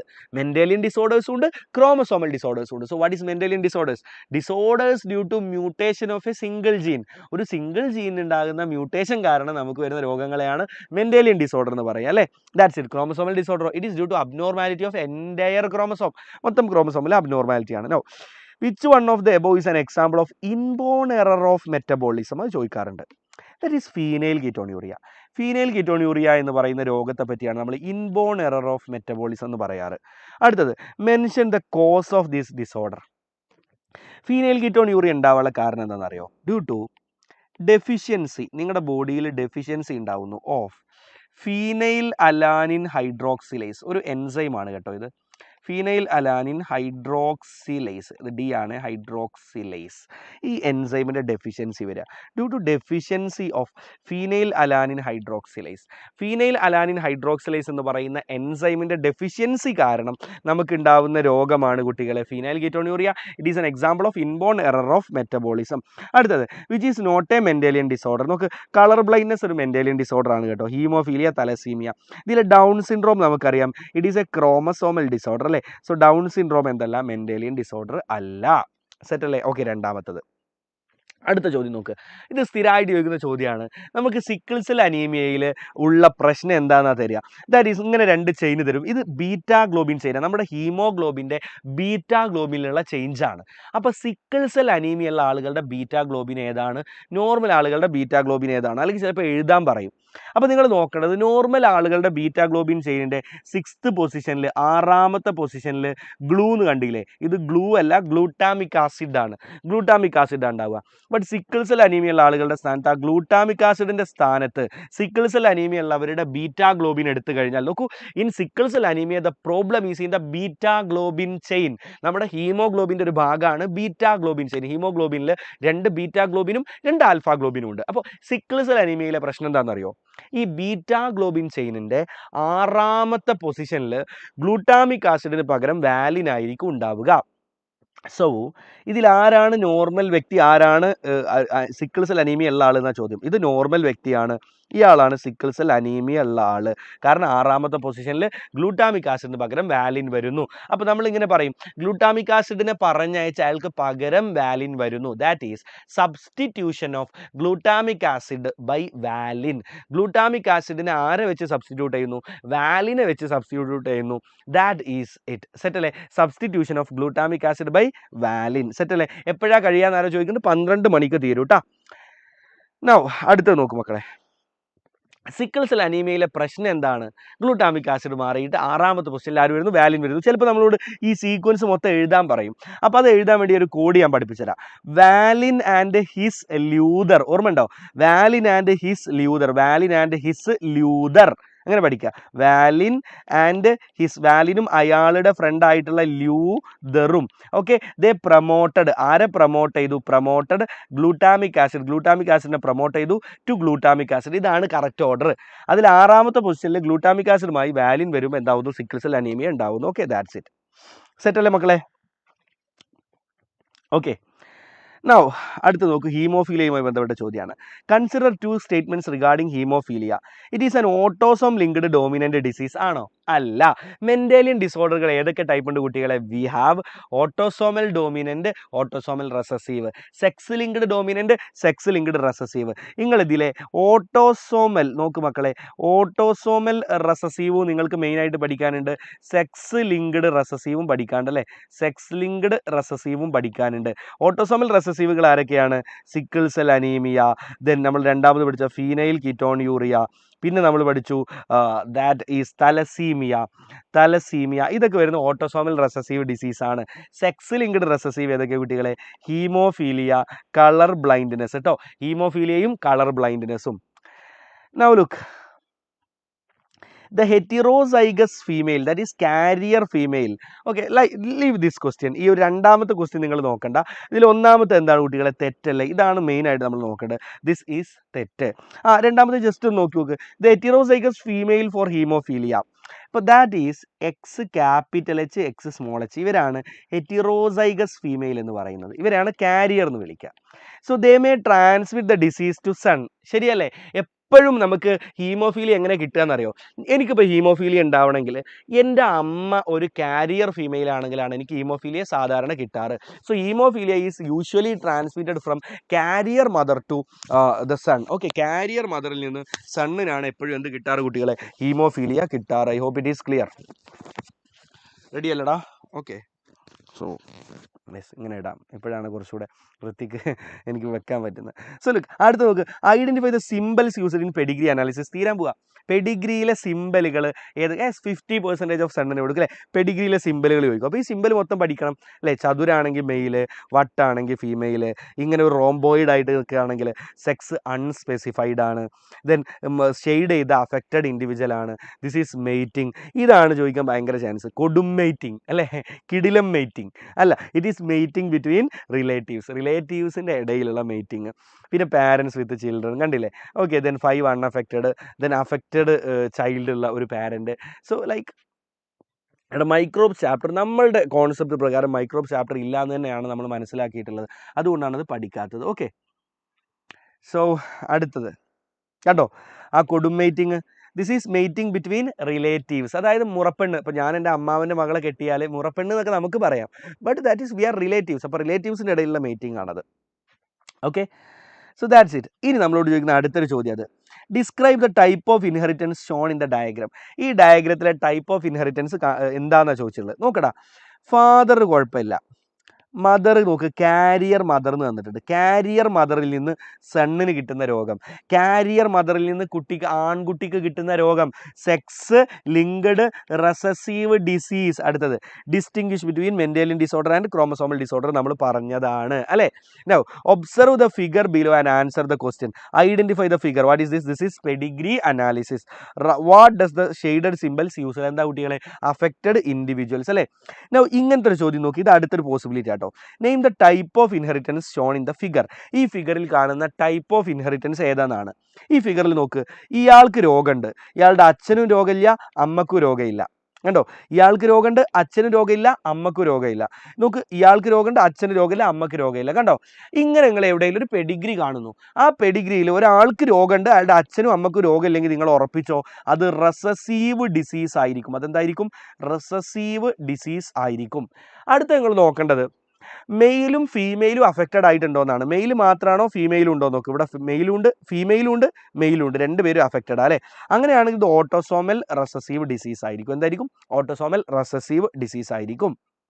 Okay, ഇനി look at this picture. നോക്കട്ടെ മക്കളെ, ഇവർക്ക് എല്ലാവർക്കും രോഗമുണ്ടേ. നോക്കിട്ടോ, ഇയാൾക്ക് രോഗമുണ്ട്, ഇയാൾക്ക് രോഗമുണ്ട്, ഇയാൾക്കൊക്കെ ആൺകുട്ടികളാണ്. ഓക്കെ, ശരി, രോഗമുണ്ട്, അച്ഛനും അമ്മക്കും രോഗമില്ല. അങ്ങനെ നിങ്ങളൊരു പെഡിഗ്രിയിൽ കാണുന്നു, പക്ഷെ ആണുങ്ങൾ മാത്രമാണ് അഫക്റ്റഡ്. കണ്ടോ, രോഗമുണ്ട്, അച്ഛനും അമ്മക്കും ഇല്ലെങ്കിൽ റെസസീവ് ആണ്, പക്ഷേ ഇവിടെ ആണുങ്ങൾ മാത്രമാണ് അഫക്റ്റഡ്. അങ്ങനെയാണെങ്കിൽ ഇത് എന്ത് ഡിസീസാണ് മക്കളെ? പറഞ്ഞോളൂ. Very good, this is sex linked recessive disease. ഇതെന്താണ്? സെക്സ് ലിങ്ക്ഡ് റെസസീവ് ഡിസീസ് ആണ്. സെറ്റല്ലേ മക്കളെ? That's it. ഓക്കെ, അപ്പോൾ ഇങ്ങനെയാണ് നമ്മൾ പെഡിഗ്രി കണ്ടാൽ മനസ്സിലാക്കാൻ പറ്റുക. അവസാനത്തെ ഭാഗമാണ്. നമ്മൾ 11 ആയിട്ടില്ല, 11:20 തന്നെ തീർത്തിട്ടുണ്ട്. Complete the table using appropriate terms. ആ ടേംസ് എന്തോ ആവട്ടെ, നമ്മൾ ഒരുപാട് ജനിതക രോഗങ്ങൾ, ക്രോമസോമൽ ഡിസോർഡറുകളൊന്നും പഠിക്കാനില്ല, 3 ഉള്ളൂ, ഒരുപാടൊന്നും ഇല്ലല്ലോ, 3 ഉള്ളൂ. ഏതൊക്കെയാണ് കുട്ടികളെ? വി ഹാവ് ഡൗൺസ് സിൻഡ്രോം അല്ലേ, ഡൗൺസ് സിൻഡ്രോം ഉണ്ട്. I'm sorry we have down syndrome അല്ലേ, ഡൗൺസ് സിൻഡ്രോമിലെ പ്രശ്നം എന്താടാ? ട്രൈസോമി 21, 21ാമത്തെ ക്രോമസോമിൽ ഒരെണ്ണം എക്സ്ട്രാ ഉണ്ട്. അതായത് ഒരു ഓട്ടോസോം എക്സ്ട്രാ ഉണ്ട്. ദാറ്റ് ഈസ് 45 ഓട്ടോസോം ഉണ്ടാവും. പ്ലസ് ഫീമെയിൽ ആണെങ്കിൽ XX, അല്ലെങ്കിലോ 45 ഓട്ടോസോം പ്ലസ് XY ഉള്ള മെയിൽ ഡൗൺ സിൻഡ്രോം ഉള്ള കുട്ടിയാവാനും സാധ്യതയുണ്ട്. ഇതിൻ്റെ മെയിൻ ഫീച്ചർ എന്താ കുട്ടികളെ? മെയിൻ പ്രശ്നം എന്താ? മെൻ്റൽ റിട്ടാർഡേഷൻ, ബുദ്ധി വളർച്ചയൊന്നും ഉണ്ടാവില്ല. പിന്നെന്താ? റിങ്കിൾഡ് ടങ്ക് നമ്മൾ പഠിച്ചിട്ടുണ്ട്. ഫറോവ്ഡ് ടങ്ക്, ഫ്ലാറ്റ് ഫേസ് അല്ലേ. അതുപോലെ ക്യാരക്ടറിസ്റ്റിക് പാം ക്രീസ്, ഓർമ്മ ഉണ്ടോ? അവർക്കൊരു നമുക്കിപ്പോൾ എൻ്റെയൊക്കെ പാമ്പിൻ്റെ ക്രീസ് നിങ്ങൾ കാണുന്നില്ല, അത്യാവശ്യം നന്നായിട്ട് തന്നെ. പക്ഷെ അവർക്ക് ഇങ്ങനെ ആവില്ല, അവർക്കൊരു ഇങ്ങനൊരു ക്രീസ് ഉണ്ടാവുക, ഒരു ക്യാരക്ടറിസ്റ്റിക് പാം ക്രീസ് ഉണ്ടാകും. പാം ക്രീസ് എന്താണ്? പാം ക്രീസ് ട്ടാ. They have a special palm crease. Then congenital heart disease, ജന്മനാലുള്ള ഹാർട്ടിൻ്റെ തകരാറുകൾ കൂടുതലായിരിക്കും. പിന്നെ ഇതുകൂടെ പഠിച്ചോ, മെൻ്റൽ റിട്ടാർഡേഷൻ ഉണ്ടാകും. സെറ്റല്ലേ? അടുത്തത് 44A, ഓട്ടോസോമിൻ്റെ എണ്ണം കറക്റ്റാണ്. നമുക്കൊക്കെ 44 ഓട്ടോസോമും ഒരു എന്താ പറയുക, സെക്സ് ക്രോമസോം ഒരു പെയറുമാണ് ഉണ്ടാവും അല്ലേ. ഇപ്പം ഞാൻ XY ആയതുകൊണ്ട് മെയിലാണ്, പക്ഷെ ഒരാൾക്ക് ഒരു X ക്രോമസോമേ ഉള്ളൂ, ഒരെണ്ണം കാണാനില്ല. Monosomy of sex chromosome. എന്താ മോണോസോമി? ഒരെണ്ണം മിസ്സാവുക. ട്രൈസോമി എന്ന് പറഞ്ഞാൽ ഒരെണ്ണം എക്സ്ട്രാ വരിക. ഇതേതാ കണ്ടീഷൻ കുട്ടികളെ? വേഗം പറ. വെരി ഗുഡ്, ടെർണർ സിൻഡ്രോം അല്ലേ. Turner syndrome. അപ്പോൾ ഇതിലെന്തായിരിക്കും കുട്ടികളെ? സ്റ്റെറൈൽ ഫീമെയിൽ ആയിരിക്കും. ഇതിൽ നോക്ക്, സ്റ്റെറൈൽ ഫീമെയിൽ ആയിരിക്കും. സ്റ്റെറൈൽ എന്ന് പറഞ്ഞാൽ കുട്ടീനെ ഉണ്ടാക്കാൻ കപ്പാസിറ്റി ഇല്ലാത്ത ഫീമെയിൽ ആയിരിക്കും. ഇവരുടെ വേറെയും കുറച്ച് ഫീച്ചർ ഉണ്ടല്ലോ, അതുകൂടെ പഠിച്ചാൽ വളരെ നന്നായിടാ. റുഡിമെൻ്ററി ഓവറി ആയിരിക്കും. പൂർണ്ണ വളർച്ച എത്താത്ത ഓവറി ആയിരിക്കും ഇവർക്ക്. അതുപോലെ തന്നെ സെക്കൻഡറി സെക്ഷൽ, ബ്രസ്റ്റ് വളരുക, അതൊക്കെ ഫീമെയിലിൻ്റെ. നമുക്കൊരു ഫീമെയിൽ, ഒരു കുട്ടി എന്നുള്ളിടത്ത് നിന്ന് ഒരു ഫീമെയിൽ, ഞാനൊരു സ്ത്രീ ആയി എന്ന് തോന്നുന്ന ചെയ്യുന്നത് എപ്പോഴാണ്? ദ ബ്രസ്റ്റ് ഡെവലപ്പ് ചെയ്യുന്നു, അതുപോലെ സൗണ്ടിലൊക്കെ മാറ്റങ്ങൾ വരുന്നു അല്ലേ. സോ അതാണ് സെക്കൻഡറി സെക്ഷുവൽ ക്യാരക്ടർ. അതൊന്നും ഇവർക്ക് ഉണ്ടാവില്ല. സെക്കൻഡറി സെക്ഷുവൽ ക്യാരക്ടർ ആബ്സെൻ്റ് ആയിരിക്കും. ബ്രസ്റ്റ് വളരുന്നൊക്കെയാണ് സെക്കൻഡറി സെക്ഷുവൽ ക്യാരക്ടർ, അത് ആബ്സെൻ്റ് ആയിരിക്കും. ഓവറി ഒന്നും വളരില്ല, റുഡിമെൻ്ററി ഓവറി ആയിരിക്കും അല്ലേ. അടുത്താണ് ക്ലിൻഫെൽറ്റർ സിൻഡ്രോം. ക്ലിൻഫെൽറ്റർ സിൻഡ്രോമിലെ പ്രശ്നം എന്താ കുട്ടികളെ പറഞ്ഞേ? യെസ്, 44 ഓട്ടോസോമാണ്, പ്രശ്നമൊന്നുമില്ല. ഒരു എക്സ് ക്രോമസോം എക്സ്ട്രാ ഉണ്ടാവും, XXY അല്ലേ. അതിലുള്ള പ്രശ്നം എന്താ? സ്റ്റെറൈൽ മെയിലായിരിക്കും, കുട്ടീനെ ഉണ്ടാക്കാൻ കഴിവില്ലാത്ത മെയിലായിരിക്കും. വേറെയും ചില ഫീച്ചറുകൾ ഉണ്ടല്ലോ ഇവന്മാർക്ക്. വേറെ ചില ഫീച്ചറുകൾ എന്നൊക്കെയാ മക്കളെ പറഞ്ഞേ? വേറെ ഇവർക്ക് ഉണ്ടാവുന്ന ഫീച്ചറുകൾ എന്തൊക്കെയാ? 1 second. Yes, okay, I'm really sorry. വേറെ feature, I'm sorry. Yes,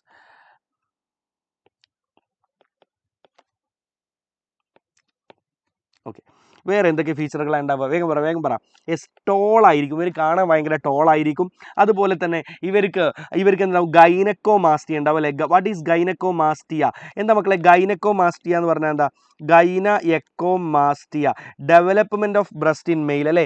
മെയിൽസിൽ breast develop ചെയ്യുന്ന അവസ്ഥയാണ് ഗൈനക്കോമാസ്റ്റിയ എന്ന് പറയാം. It will be present in this Klinefelter syndrome അല്ലേ. ക്ലിൻഫെൽറ്റർ സിൻഡ്രോം ഉള്ള മെയിലിൽ അതും ഉണ്ടാവും. ക്ലിയർ ആണോ മക്കളെ? ഇനി ഡൗൺ സിൻഡ്രോമിൻ്റെ ഒരു ചിത്രം തന്നിട്ടുണ്ട്, കണ്ടോ? Can you see this picture? Identify the syndrome. ഏതാ? Down syndrome. ജീനോടൈപ്പ് പറഞ്ഞിട്ടുണ്ട്, ജീനോടൈപ്പ് നമുക്ക് അറിയാം. It occurs in both sex.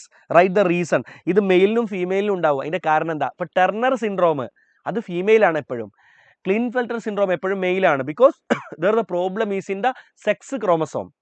പക്ഷേ ഡൗൺസ് 2 പേർക്കും വരാം. Because the problem is in autosome അല്ലേ. അപ്പോൾ 45 ഓട്ടോസോം അവിടെയാണ് പ്രശ്നം.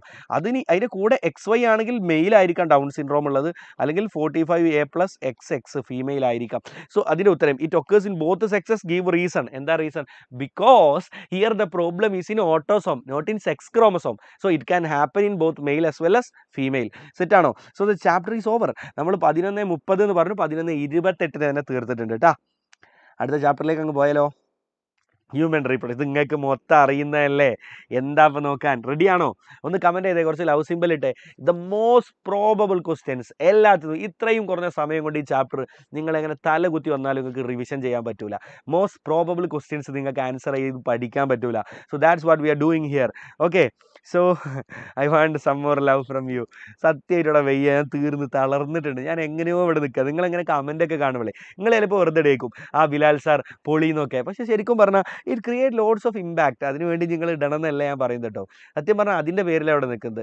ഞാൻ ഇപ്പോഴും ഇങ്ങനെ മറ്റേ നമ്മൾ അജാസ് ഖാനൊക്കെ പറയില്ല, I'm not at all motivated by money to an extent. ഒരു പരിധി വരെ നമുക്ക് എല്ലാം വേണം, but still it's more I'm getting more motivation from this. Okay, that's it. So anyway camera, Bilal sir ഉയർന്നിട്ടുണ്ട്, ഇനി മതി, ഇനി ഉയർന്നൊന്നും ഇടണമെന്നില്ല.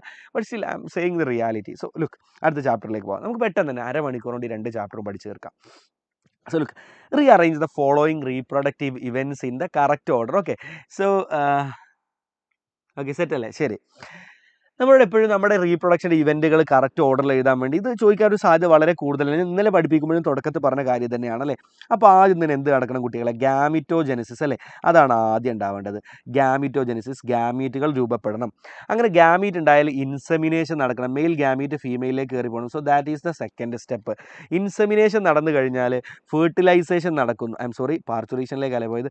ഫേർട്ടിലൈസേഷൻ നടക്കണം, ഗാമീറ്റുകൾ കൂടിച്ചേരണം. അങ്ങനെയാണ് എന്തുണ്ടാവുക? സൈഗോട്ട് ഉണ്ടാവുക. Formation of zygote. Can you C? Formation of zygote അല്ലേ. ഓക്കെ, നൗ സൈഗോട്ട് ഉണ്ടായിക്കഴിഞ്ഞാൽ സൈഗോട്ട് പിന്നീട് മോറുലയായിട്ട് മാറുന്നു, അയാൾ പിന്നീട് ബ്ലാസ്റ്റോസിസ്റ്റ് ആയിട്ട് മാറുന്നു അല്ലേ. ദാറ്റ് ഈസ് ക്ലീവേജ് നടന്നുകൊണ്ട് മോറുലയാവുന്നു, ബ്ലാസ്റ്റോസിസ്റ്റ് ആവുന്നു. അവസാനം അയാൾ പോയിട്ട് ഇംപ്ലാന്റ് ചെയ്യുന്നു. So that is implantation. ഇംപ്ലാന്റേഷന് ശേഷമുള്ള സമയത്തെയാണ് നമ്മൾ എന്ത് വിളിക്കുക? ജസ്റ്റേഷൻ എന്ന് വിളിക്കുക അല്ലേ. ജസ്റ്റേഷന് ശേഷമാണ് പാർച്ചുറേഷൻ, ഡെലിവറി നടക്കുന്നത്. അതിനുശേഷമാണ് അവസാനം ലാക്ടേഷൻ നടക്കുന്നത്.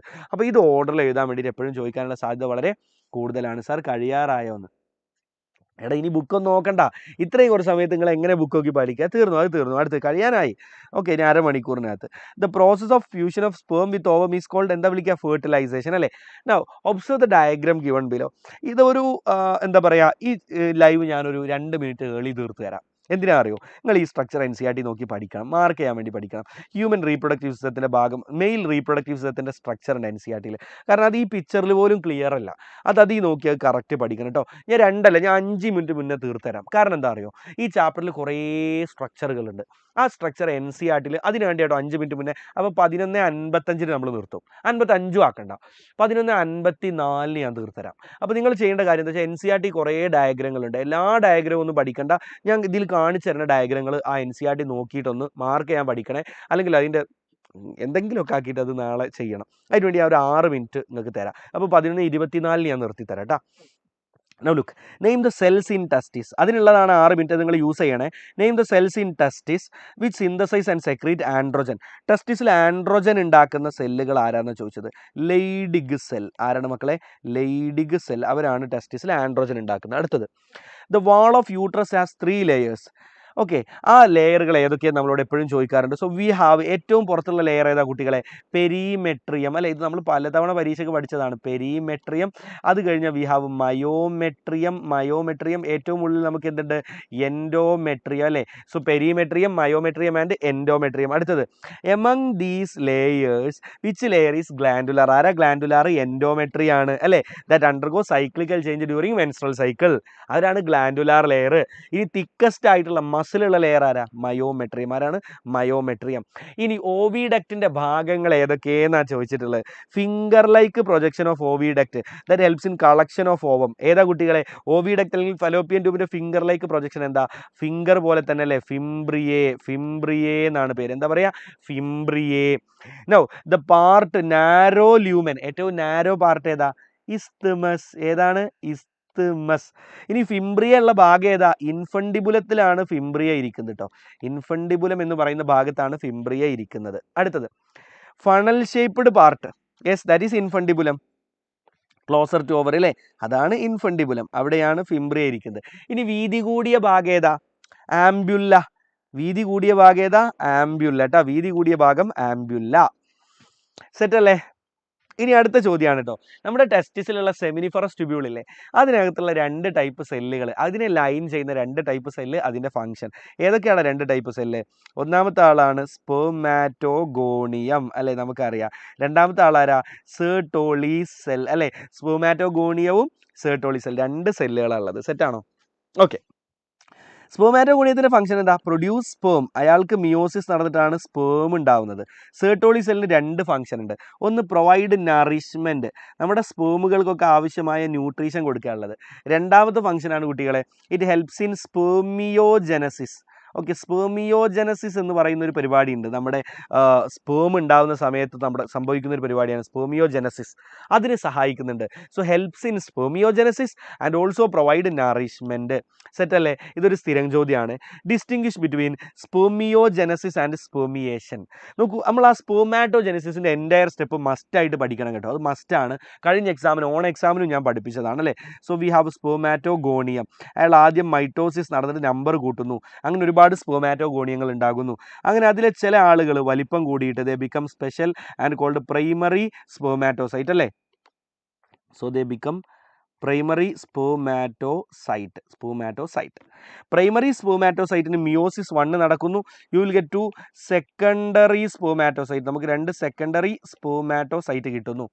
സെക്കൻഡറി സ്പെർമാറ്റോസൈറ്റുകൾക്ക് മിയോസിസ് 2 നടക്കുന്നു. വി ആർ ഗെറ്റിംഗ് 4 സ്പെർമാറ്റിഡ്സ് അല്ലേ? 4 സ്പെർമാറ്റിഡ്സ് കിട്ടുന്നു. ഇനി ഓരോ സ്പെർമാറ്റിഡുകളും 4 സ്പെർമാറ്റിഡ് കിട്ടിയാണ്ട് 1 2 3 4 ഓരോ സ്പെർമാറ്റിഡുകളും എന്തായിട്ട് മാറുന്നു? സ്പേമായിട്ട് മാറുന്നു. ഷേപ്പ് മാറ്റം വരുത്തിയിട്ട് സ്പേമായിട്ട് മാറുന്നു. സോ ഈ പ്രോസസ്സിനെയാണ് നമ്മൾ സ്പെർമിയോജനസിസ് എന്ന് വിളിക്കുന്നത്. So what is spermiogenesis? Spermiogenesis എന്ന് പറഞ്ഞു കഴിഞ്ഞാൽ ട്രാൻസ്ഫോം ചെയ്യപ്പെടുന്നു. ആര്? Spermatid to spermatozoa. That is called spermiogenesis. Okay. Now spermiation എന്ന് പറഞ്ഞാലോ, the process by which sperms are released from seminiferous tubule. സ്പേമുകൾ സെമിനിഫറസ് ട്യൂബ്യൂളിനകത്താണ് ഉണ്ടാവുക. ആ സെമിനിഫറസ് ട്യൂബ്യൂളിൽ നിന്ന് സ്പേമുകൾ റിലീസ് ചെയ്യപ്പെടുന്ന, ടെസ്റ്റിസിലെ സെമിനിഫറസ് ട്യൂബ്യൂളിൽ നിന്ന് പുറത്തോട്ട് റിലീസ് ചെയ്യപ്പെടുന്ന, അതിനെ പുറത്തോട്ട് മീൻസ് ടെസ്റ്റിസിൽ നിന്ന് ജസ്റ്റ് സെമിനിഫറസ് ട്യൂബ്യൂളിൽ നിന്ന് ആ ഒരു ട്യൂബുകളിലേക്ക് വരുന്ന, അതിനെയാണ് സ്പെർമിയേഷൻ എന്ന് പറയുന്നത്. അടുത്തത്, number of spermatids produced from 25 primary spermatocyte. നോക്കടാ, ഒരു പ്രൈമറി സ്പെർമാറ്റോസൈറ്റിൽ നിന്ന് എത്ര സ്പെർമാറ്റിഡാണ് കിട്ടുന്നത്? 4 എണ്ണം. അങ്ങനെയാണെങ്കിൽ 25 എണ്ണത്തിന് എത്ര സ്പെർമാറ്റിഡ് കിട്ടും? 100 എണ്ണം കിട്ടൂലേ? യെസ്, കിട്ടും. Complete flow chart showing spermatogenesis by filling A and B. നമ്മളിപ്പോൾ പറഞ്ഞ കാര്യം അല്ലേ? Spermatogonium, primary spermatocyte, secondary spermatocyte, then spermatid, spermatozoa. Set അല്ലേ? That's it. നൗ സ്പേമിൻ്റെ ഡയഗ്രം ഐഡൻറ്റിഫൈ പാർട്സ് ഞാൻ പറഞ്ഞു, നിങ്ങൾ പോയി നോക്കണം. അതിനാണ് 6 മിനിറ്റ് ഞാൻ തരുന്നത്. 54-ന് 54-ന് നിർത്തി തരുന്നത് അതിന് വേണ്ടിയിട്ടാണ്. Now observe the diagram, identify A and B. Again diagram ആണ്. What is the function of CC? Sertoli സെല്ലാണ് കേട്ടോ. ഓക്കെ, സോ ഇനി ഒരു ചോദ്യമാണ്, എന്താണ് what is the significance of reduction division, that is meiosis? Gametogenesis, അത് സ്പെർമാറ്റോജെനിസിസ് ആയിക്കോട്ടെ oogenesis ആയിക്കോട്ടെ, ഇതിൽ റിഡക്ഷൻ ഡിവിഷൻ്റെ ഇമ്പോർട്ടൻസ് എന്താണെന്നുള്ള ചോദ്യമാണ്. അതാണ് significance of reduction division. That is to maintain chromosome number. ജീവികളുടെ ക്രോമസോം നമ്പർ മെയിൻറ്റെയിൻ ചെയ്യപ്പെടണമെങ്കിൽ റിഡക്ഷൻ ഡിവിഷൻ അല്ലെങ്കിൽ മിയോസിസ് നടക്കണം ഗാമിറ്റോജെനിസിസിന്റെ സമയത്ത്. സ്പെർമാറ്റോജെനിസിസ് ആയിക്കോട്ടെ ഊജെനിസിസ് ആയിക്കോട്ടെ, during gametogenesis there should be reduction division to maintain what? Chromosome number of organism. Set അല്ലേ? No, LH and FSH play significant role. എന്തെങ്കിലും ആവട്ടെ, LHൻ്റെയും FSHൻ്റെയും ഫംഗ്ഷൻ ഇൻ സ്പെർമാറ്റോജെനിസിസ്. സ്പെർമാറ്റോജെനിസിസിൽ LHൻ്റെയും FSHൻ്റെയും ഫംഗ്ഷൻ എഴുതാനാണ് പറഞ്ഞിട്ടുള്ളത്. ലുക്ക്, LH എന്താ ചെയ്യാന്നറിയോ? It act on Leydig cell. Leydig സെല്ലിൽ പോയിട്ട് ആക്ട് ചെയ്യും. So Leydig cell produce androgens. Leydig cell androgen ഉണ്ടാക്കും. Androgen is responsible for starting of spermatogenesis. Spermatogenesis തുടങ്ങാൻ ആൻഡ്രോജൻ കാരണമാകും. Now FSH act on Sertoli cell. FSH Sertoli സെല്ലിൽ പോയിട്ട് act ചെയ്യും. അങ്ങനെ ആക്ട് ചെയ്താൽ Sertoli cell produce some factors, ചില factors ഉണ്ടാക്കും. Those factors are needed for spermiogenesis. ഞാൻ നേരത്തെ പറഞ്ഞിട്ടുണ്ടായിരുന്നില്ലേ, സെർട്ടോളി സെല്ല് സ്പെർമിയോജെനസിസിന് സഹായിക്കുന്നുണ്ട്. എങ്ങനെയാ? FSH പോയിട്ട് സെർട്ടോളി സെല്ലിൽ ആക്ട് ചെയ്യും. അപ്പോൾ സെർട്ടോളി സെല്ലിൽ ചില ഫാക്ടറുകൾ ഉണ്ടാക്കും. ആ ഫാക്ടറുകളാണ് സ്പെർമിയോജെനസിസിന് കാരണമാവുന്നത്. സെറ്റ് അല്ലേ? നൗ ലുക്ക്, അടുത്ത ചോദ്യം നോക്ക്. Write a single term used to denote FSH and LH together. FSHനെയും LHനെയും ഒന്നിച്ച് കാണിക്കാൻ വേണ്ടി പറയുന്ന ടേം ഏതാണ്? So that is gonadotrophins. എന്താ പറയുക? ഗൊണാഡോട്രോഫിൻസ്. ഗൊണാഡോട്രോഫിൻസ് ആണ് രണ്ടുപേരെയും കോമൺ ആയിട്ട് നമ്മൾ പറയാം. സെറ്റ് അല്ലേ? Now how many spermatozoa and ova are produced from 25 primary spermatocyte and 25 oocyte? എപ്പോഴും നമുക്ക് ഒരു പ്രൈമറി സ്പെർമാറ്റോസൈറ്റിൽ നിന്ന് 4 സ്പേം കിട്ടും. അതേസമയത്ത് ഒരു പ്രൈമറി ഊസൈറ്റിൽ നിന്ന് ഒരു ഓവമേ കിട്ടുള്ളൂ. അപ്പോൾ 25 പ്രൈമറി ഊസൈറ്റിൽ നിന്നോ 25 ഓവം മാത്രമേ കിട്ടുള്ളൂ. അപ്പോൾ ഇത് തന്നിട്ട് ഇതിൽ ഏതാണ് ഏതാണ് എന്താ പറയുക ഊജെനസിസ് എന്ന് ചോദിക്കും. ഊജെനസിസ് എന്ന് പറഞ്ഞാൽ ഓവ ഉണ്ടാവുന്ന പരിപാടിയാണ്. സ്പെർമാറ്റോജെനസിസ് എന്ന് പറഞ്ഞാലോ സ്പേം ഉണ്ടാവുന്ന പരിപാടി. നോക്ക്, ഇതിലെ വ്യത്യാസം എന്താണെന്നറിയോ? ഊജെനസിസിൽ നോക്കൂ, ഇങ്ങനെ ഒരു ഡാർക്ക് ഷെയ്ഡ് കാണാൻ പറ്റും. ആ ഡാർക്കിനെ നമ്മൾ പോളാർ ബോഡി എന്നാണ് വിളിക്കുക. അയാൾ ശരിക്കും ഓവല്ല. ഇവിടെ ആക്ച്വലി നമുക്ക് ഒരൊറ്റ ഓവമേ, അവസാനം you are getting A single ovum. കണ്ടോ, ഇവിടെ യു ആർ ഗെറ്റിംഗ് 4 സ്പേംസ്. അതാണ് ഞാൻ നേരത്തെ പറഞ്ഞല്ലേ, this is called primary oocyte. ഇയാളാണ് പ്രൈമറി സ്പെർമാറ്റോസൈറ്റ്. അപ്പോൾ if you are considering primary oocyte and primary spermatocyte, ഒരു ഊസൈറ്റിൽ നിന്ന് ഒരൊറ്റ ഓവേ കിട്ടുന്നുള്ളൂ, ഒരു സ്പെർമാറ്റോസൈറ്റിൽ നിന്ന് 4 സ്പേം കിട്ടുന്നുണ്ട്. സെറ്റ് അല്ലേ? വീണ്ടും സെയിം കാര്യമാണ്. Is it spermatogenesis or oogenesis? കണ്ടോ, ഒരു ഓവേ കിട്ടുന്നുള്ളൂ, മറ്റേ ഒരു കുത്താണ് അല്ലേ. സോ ദാറ്റ് ഈസ് ഊജെനിസിസ് ആണ്. Now what does the smaller shaded circle represent? ഇതെന്താന്ന് ചോദിച്ചിട്ടുണ്ട് അല്ലേ. So what is this? ഇതെന്താ കുട്ടികളെ? ദീസ് ആർ, ആദ്യം കാണിച്ചത് ഫസ്റ്റ് പോളാർ ബോഡി, രണ്ടാമത് കാണിച്ചത് second polar body. First and second polar bodies. Set അല്ലേ? ഓക്കെ, നൗ റെഡിയാണോ? റെഡിയാണെങ്കിൽ ഒന്ന് കമൻറ്റ് ചെയ്തേ മക്കളെ. ഓക്കെ, റെഡി അല്ലേ? അടുത്ത ചോദ്യം നോക്ക്. ഈ ഡയഗ്രാം ഞാൻ പറഞ്ഞു, ഡയഗ്രാമുകൾ പഠിക്കണം കേട്ടോ. അത് മാർക്ക് ചെയ്യാൻ, ഈ ഡയഗ്രാമും മാർക്ക് ചെയ്യാൻ വേണ്ടി പഠിക്കണേ. അതിൽ ഒരു ചോദ്യം ഇതാണ്, ഇത് ഏതാ സ്ട്രക്ചർ എന്ന്. അപ്പോൾ ഡയഗ്രാം ഐഡൻറ്റിഫൈ ചെയ്യാൻ വേണ്ടി പഠിക്കുമ്പോൾ നിങ്ങൾക്ക് ഇത് മനസ്സിലാവും. This is corpus luteum. Corpus ലൂട്ടിയത്തിൻ്റെ ഫംഗ്ഷൻ എന്താണെന്ന് ചോദിച്ചിട്ടുണ്ട്. So what is function of corpus luteum? It produce progesterone. ഇയാൾ പ്രൊജസ്റ്റിറോണിനെ ഉണ്ടാക്കുക എന്നുള്ളതാണ് ഇയാളുടെ ഫംഗ്ഷൻ. ലേബൽ ചെയ്യാൻ നിങ്ങൾക്ക് ഞാൻ 6 മിനിറ്റ് അതിനകത്ത് തരണം കേട്ടോ. ഈ നാളത്തെ പരീക്ഷയ്ക്ക് ലേബൽ ചെയ്യാതൊക്കെ ചോദിക്കും. അപ്പോൾ പറഞ്ഞു വരണം കേട്ടോ, ബിലാൽ സാർ പഠിപ്പിച്ചില്ല എന്ന് ഒക്കെ ഞാൻ കണ്ട വഴി ഓടിക്കും. 6 മിനിറ്റ് സമയം ഞാൻ തരുന്നുണ്ട് ലേബൽ ചെയ്യാൻ പഠിക്കാൻ വേണ്ടിയിട്ട്. ഓക്കെ, അടുത്തത് the graph given below shows level of ovarian hormones in normally menstruating woman during the follicular phase. Okay, name A and B, reconstruct the graph showing the level of hormones in the luteal phase. ഈ ചോദ്യം മസ്റ്റായിട്ട് menstrual സൈക്കിളിൻ്റെ ഒരു diagram ഉണ്ട്, ആ diagram ഇതേപോലെ പഠിക്കുക. അതിൽ ഹോർമോൺ ഏതൊക്കെയെന്ന് പഠിച്ചാൽ മതി. അതിന് ഞാൻ ഒരു ഐഡിയയും കൂടി പഠിപ്പിച്ചു തരാം. ഓക്കെ, ഇനി ഒരു ഐഡിയയും കൂടി പറഞ്ഞുതരാം. അതിന് 6 മിനിറ്റ് സമയത്തിലുള്ളതാണ് കേട്ടോ. അതിൽ 2 ഹോർമോൺ കാണിക്കുന്നുണ്ട്. ഒന്ന് പിറ്റ്യൂറ്ററി ഹോർമോണുകളുടെ ലെവൽ ഇങ്ങനെ കാണിക്കുന്നുണ്ട്. ഓക്കെ, സോ അതിനകത്ത് യു ക്യാൻ സീ ദാറ്റ് 2 ഹോർമോണുകൾ ഇങ്ങനെ വരുന്നുണ്ട്. സോറി,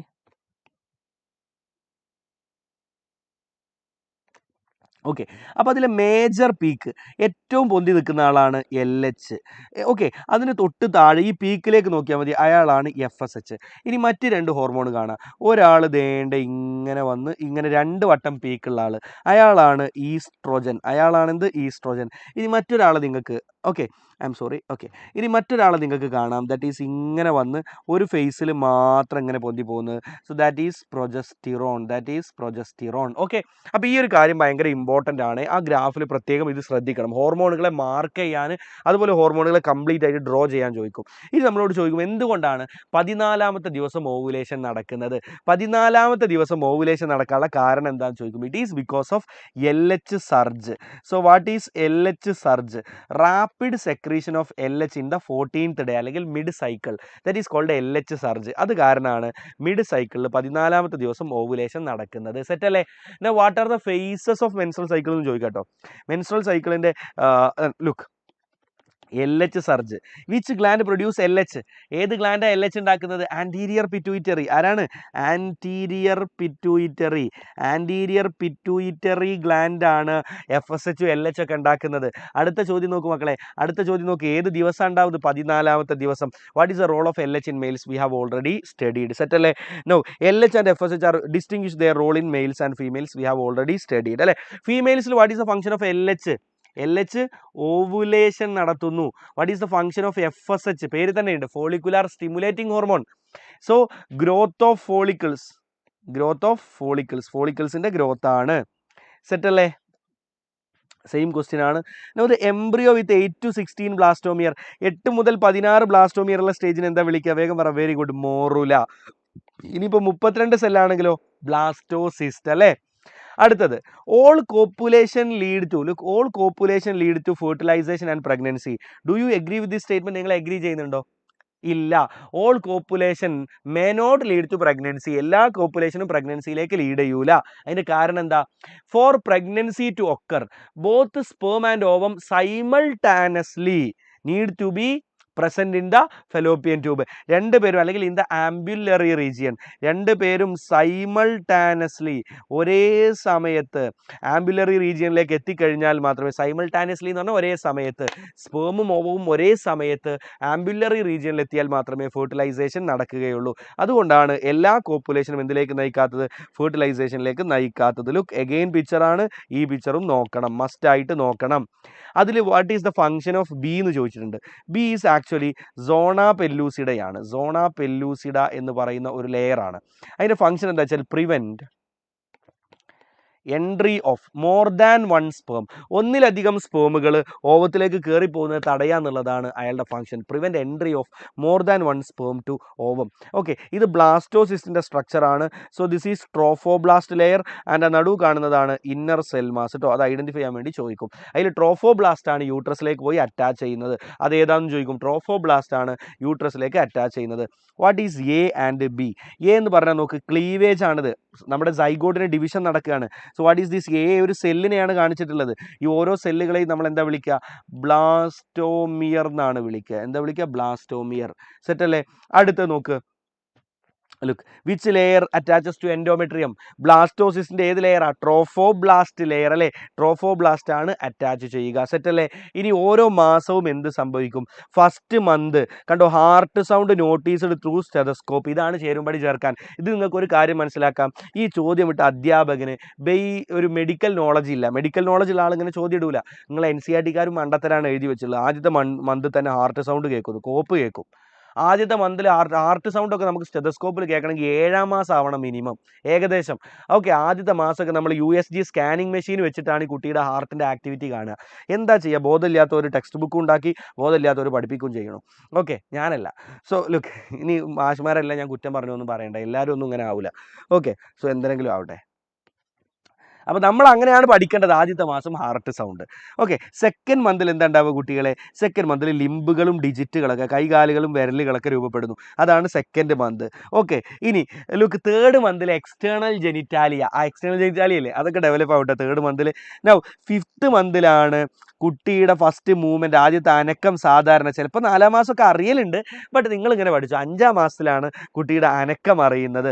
6ാം മാസം ആകുമ്പോൾ കുട്ടിയുടെ ഐലിഡ് സെപ്പറേറ്റ് ആവും. നോക്കൂ, കൺപോളകൾ സെപ്പറേറ്റ് ആവും, ഐലാഷസ് കൺപീലികളൊക്കെ ഉണ്ടാവും. Okay, so that is in the 6th month. സെറ്റല്ലേ മക്കളെ? സെറ്റാണോ? Okay, now choose the odd one from following and write the common of others. Estrogen, relaxing, progesterone, ഇതൊക്കെ ഫീമെയിൽ ഉള്ളതല്ലേ. ആൻഡ്രോജൻ എവിടെ ഉള്ളതാ? മെയിൽ ഉള്ളതാണല്ലേ. അടുത്തത് നോക്കൂ കുട്ടികളെ, which is the source of HCG? HCG എന്താ കുട്ടികളെ? Human chorionic gonadotrophin. ആരുണ്ടാക്കുന്ന? പ്ലാസൻഡ ഉണ്ടാക്കുന്ന ഏതെങ്കിലും 2 ഹോർമോൺ എഴുതാൻ പറയും. HCG, HPL അല്ലേ. Human placental lactogen, human chorionic gonadotrophin. What is the presence of HCG? നിങ്ങളുടെ ബോഡിയിൽ HCG ഉണ്ട് എന്ന് പറഞ്ഞാൽ നിങ്ങളുടെ ബോഡിയിൽ പ്ലാസൻഡ ഉണ്ട് എന്നാണ് അർത്ഥം. That means you are pregnant. Okay, now milk produced during initial few days of lactation ഏതാ കുട്ടികളെ? കൊളസ്ട്രം അല്ലേ, colostrum. So that chapter is over. Now reproductive health എടുക്കാൻ വേണ്ടി 9 മിനിറ്റാണ് എൻ്റെ മുന്നിൽ. ഞാൻ 5 മിനിറ്റാണ് എൻ്റെ മുന്നിലുള്ളത്. നമുക്ക് നോക്കി നോക്കാം. What is amniocentesis? So it is a technique in which amniotic fluid is collected and examined for fetal chromosome അല്ലേ. നമുക്ക് ലൈക്ക് നമ്മൾ ആംനയോട്ടിക് ഫ്ലൂയിഡ് കളക്ട് ചെയ്യുന്നു and examined for the fetal chromosomes. ഫീറ്റസിൻ്റെ ക്രോമസോമുകൾ എവിടെ ഉണ്ടാവും കുട്ടികളെ? ആംനയോട്ടിക് ഫ്ലൂയിഡിൽ ഉണ്ടാകും. അത് കളക്ട് ചെയ്തിട്ട് നമ്മൾ നോക്കുന്നു എന്തൊക്കെ നമുക്ക് ചെയ്യാൻ പറ്റും ഇത് യൂസ് ചെയ്തുകൊണ്ട്. സെക്സ് ഡിറ്റക്ഷൻ ചെയ്യാൻ പറ്റും. അതുപോലെ ജനറ്റിക് ഡിസോർഡറുകൾ ഉണ്ടോ എന്ന് അറിയാൻ പറ്റൂലേ. Yes, it can be done for sex detection and genetic disorders. Why it is band? ഇത് എന്തുകൊണ്ടാണ് ബാൻ ചെയ്തത്? പണ്ടൊക്കെ ആളുകൾ സെക്സ് അറിയാൻ വേണ്ടിയിട്ട് ഇത് യൂസ് ചെയ്യും. എന്നിട്ട് പെൺകുട്ടിയാണെന്ന് പറഞ്ഞാൽ ഫീറ്റിസൈഡ് എന്ന് പറഞ്ഞാൽ ഫീറ്റസിനെ കൊല്ലുക, അബോർഷൻ ചെയ്ത് കൊല്ലുക, അത് ചെയ്യുമായിരുന്നു. So to prevent female feticide okay, female feticide prevent ചെയ്യാൻ വേണ്ടിയിട്ടാണ് എന്ത് ചെയ്ത് കുട്ടികളെ? ആംനിയോസെൻറ്റസിസ് ബാൻ ചെയ്തത്. To prevent female feticide. സെറ്റല്ലേ? അടുത്ത് നോക്കൂ, mention 2 programmes implemented by government of India to attain reproductive health. ഏതൊക്കെ കുട്ടികളെ? Family planning programme, reproductive and child health care programme. രണ്ടെണ്ണം അല്ലേ? Family planning programme, reproductive and child health care programme. Expand the following. What is MMR? പറഞ്ഞേ. Maternal mortality rate. What is IMR? Infant mortality rate. Maternal mortality rate and infant mortality rate. Expand the term IUD. What is IUD? Intrauterine device അല്ലേ. Look, explain different types of IUDs with their examples. എപ്പോഴും IUDകളുടെ classification ചോദിക്കാറുണ്ട്. So we have non-medicated, copper releasing and hormone releasing അല്ലേ. Non medicated ആരാ? Lippes loop. Copper റിലീസിങ്ങോ? Copper T, copper 7, multiload 375. Hormone റിലീസിങ്ങോ? വേഗം പറഞ്ഞേ. ഹോർമോൺ റിലീസിങ് ഏതൊക്കെയാണ് കുട്ടികളെ? വേഗം പറ. Very good. LNG-20, പ്രൊജസ്റ്റാസേർട്ട് അല്ലേ. പ്രൊജസ്റ്റാസേർട്ട്. ഇത് വായിക്കാൻ കിട്ടിയില്ല എന്ന് ആരും പറയേണ്ടത്, നിങ്ങൾ പലതവണ പഠിച്ചതാണ്. Lippes loop non medicated, copper releasing copper T, copper 7, multiload 375, hormone releasing LNG-20, Progestasert. അടുത്തത് ഈ ചിത്രം തരും. ഈ ചിത്രം നോക്കാൻ ഞാൻ സമയം തന്നിട്ടുണ്ട് 6 മിനിറ്റ്. ഈ ചിത്രം തന്നിട്ട് ഐഡന്റിഫൈ ചെയ്യാൻ വേണ്ടിയിട്ട് പറയൂ കേട്ടോ. ഓക്കെ, നൗ ഈ ചിത്രവും തന്നിട്ട് ഐഡന്റിഫൈ ചെയ്യാൻ വേണ്ടിയിട്ട് പറയും. So this is tubectomy in female, vasectomy in male. ഇതിനെ കോമൺ ആയിട്ട് വിളിക്കുന്ന പേരെന്താ? രണ്ടിനെയും കൂടി കോമൺ ആയിട്ട് വിളിക്കുന്ന പേരാണ്, രണ്ടിനും കൂടി ഒന്നിച്ച് പറയുന്ന പേരാണ് സ്റ്റെറിലൈസേഷൻ അല്ലേ. രണ്ടിനും ഒന്നിച്ച് പറയുന്ന പേരാണ് സ്റ്റെറിലൈസേഷൻ. സെറ്റല്ലേ മക്കളെ? അടുത്തത് നോക്കൂ കേട്ടോ. ഇത് ചേരുംപടി ചേർക്കാൻ വേണ്ടി ചോദിച്ചിട്ടുണ്ട്. ട്യൂബെക്ടമി സർജിക്കൽ മെത്തേഡ് അല്ലേ. പിൽസ് എന്ന് പറഞ്ഞാൽ നമ്മൾ ഓറൽ മെഡിക്കേഷൻ, വായിലൂടെ എടുക്കുന്ന മെഡിക്കേഷനാണ് പില്ല്. വോൾട്ട് എന്ന് പറഞ്ഞു കഴിഞ്ഞാൽ ഒരു ബാരിയർ മെത്തേഡാണ്. കോണ്ടത്തിൻ്റെ ഇമ്പോർട്ടൻസ് ചോദിക്കും. കോണ്ടം കോൺട്രാസെപ്ഷൻ നൽകുന്നു. It also prevent STD transmission, STI transmission, sexually transmitted ഡിസീസുകളുടെ ട്രാൻസ്മിഷനും തടയും കേട്ടോ കോണ്ടം. ലിപ്പീസ് ലൂപ്പ് നമ്മൾ ഓൾറെഡി പഠിച്ചതാണ്. ലാക്ടേഷണൽ അമനോറി എന്താണ് കുട്ടികളെ? It is a natural method. Set അല്ലേ? കോപ്പർ ടി എന്താ? കോപ്പർ റിലീസിങ് IUD ആണ്. Lippes loop non medicated IUD ആണ്. ഓക്കെ, അതേ കാര്യമാണ്. അതിന് ഒരു ബ്രാക്കറ്റിൽ എഴുതുക എന്ന് പറഞ്ഞ് കൊടുത്തതാണ്. അഗെയിൻ കോൺട്രാസെപ്റ്റീവ് മെത്തേഡ് നോക്കൂ. Name the contraceptive method having least side effect. ഏറ്റവും കുറവ് സൈഡ് എഫക്റ്റ് ഏതാണെന്ന് അറിയോ? നാച്ചുറൽ മെത്തേഡാണ്. അതിന് സൈഡ് എഫക്റ്റും കുറവാണ്, എഫക്റ്റും കുറവാണ്. അതാണ്, ഒരു വസ്തുവിന് എഫക്റ്റ് ഉണ്ടെങ്കിൽ സൈഡ് എഫക്റ്റ് കൂടുതലാവും. എഫക്റ്റ് കുറവാണോ? സൈഡ് എഫക്റ്റും കുറവായിരിക്കും കേട്ടോ. Natural method. അടുത്തത് അതുപോലെ കോണ്ടം ബാരിയർ മെത്തേഡും side effect കുറവാണേ.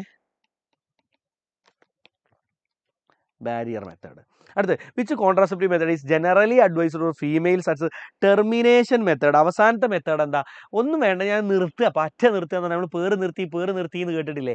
What is that? That is tubectomy and vasectomy in male. List out any two ill effect. Ill effect എന്ന് പറഞ്ഞാൽ side effect of contraceptive methods. ഒന്ന് നോസിയ, അബ്ഡോമിനൽ പെയിൻ, വയറുവേദന ചിലർക്ക് ഉണ്ടാവാം, ചിലർക്ക് ഛർദ്ദിക്കാൻ വരും, നോസിയ കേട്ടോ. ചിലർക്ക് ബ്രേക്ക് ത്രൂ ബ്ലീഡിങ്, ഇടയ്ക്കിടയ്ക്ക് ബ്ലീഡിങ് ഒക്കെ വരാം. അതാണ് ബ്രേക്ക് ത്രൂ ബ്ലീഡിങ് കേട്ടോ. ബ്രേക്ക് ത്രൂ ബ്ലീഡിങ് OUGH കേട്ടോ, THROUGH. Okay, breakthrough bleeding, abdominal pain, nausea. Set അല്ലേ? അടുത്തത് ഇതിൽ ഏത് STD ആണ് കംപ്ലീറ്റ്ലി ക്യൂറബിൾ എന്നാണ് ചോദിച്ചത്. അപ്പോൾ ക്യൂറബിൾ അല്ലാത്ത ഏതൊക്കെയെന്ന് പഠിച്ചോ?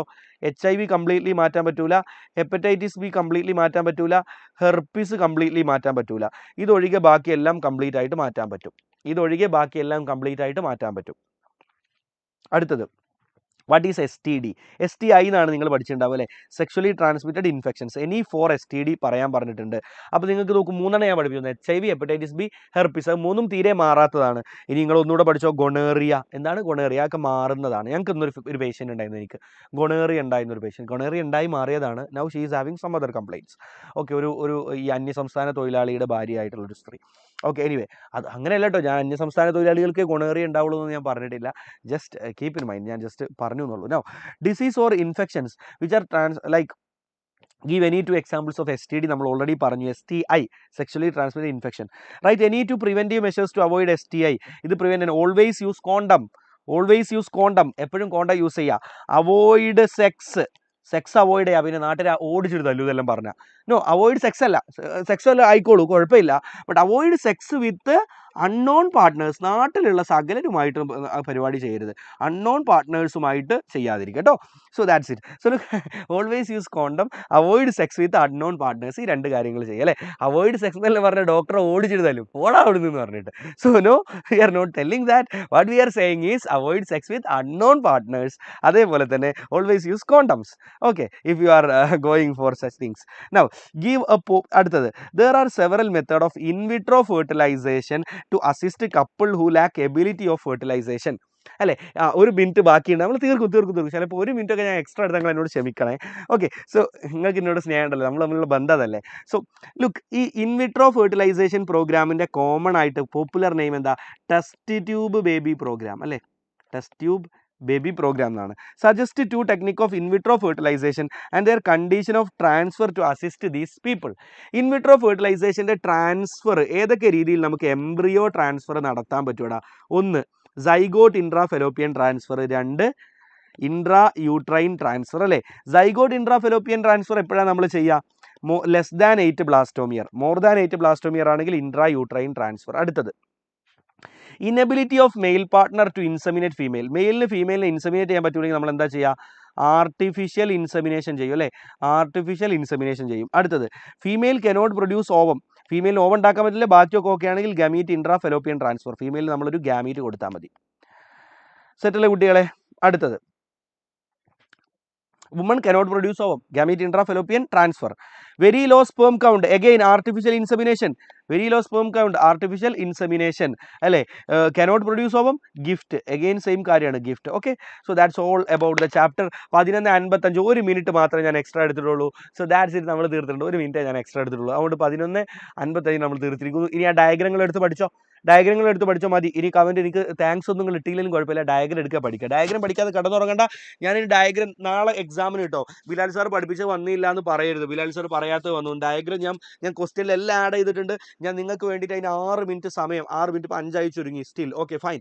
ആ സമയം കൊണ്ട് ഡയഗ്രങ്ങൾ എടുത്ത് പഠിച്ചോ, കംപ്ലീറ്റ് ഡയഗ്രങ്ങൾ എടുത്ത് പഠിച്ചോ. That's it. നാളേക്ക് ഇത് മതി. ഇനി നാളെ രാവിലെ നമുക്ക് ഒന്നുകൂടെ ഒന്ന് കറക്കാം. ഓക്കെ, സോ അതോടുകൂടി കോണ്ടം എവിടെ കിട്ടുന്നോ?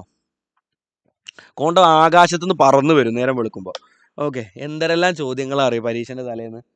So but is thanks a lot for being here and like നന്നായിട്ട് പോയിട്ട് ഒന്നുകൂടെ വേഗം മൊത്തം ഇനി നോക്കൊന്നും വേണ്ട, പക്ഷേ ആ ഡയഗ്രങ്ങളൊന്ന് നോക്കിയിട്ട് കിടന്നുറങ്ങിക്കോ. നമുക്ക് മോർണിംഗ് ഞാൻ ഈ പറഞ്ഞ ക്വസ്റ്റ്യൻസ് അല്ലാത്ത മോർണിംഗ് എന്താ ചെയ്യേണ്ടത്? നമ്മൾ ഈ ക്വസ്റ്റ്യൻസ് തന്നെ ഒന്നുകൂടെ സ്പീഡിൽ കവറപ്പ് ചെയ്യണോ, അതോ ലൈക്ക് ഞാൻ മോസ്റ്റ് പ്രോബബിൾ കാര്യങ്ങളായിട്ട് നിങ്ങൾക്ക് തന്നെ അറിയാം. ഓരോ ഭാഗവും അങ്ങനെ അനുസരിച്ച് നമ്മളിങ്ങനെ പറഞ്ഞു പോവുക ചെയ്ത് അല്ലേ.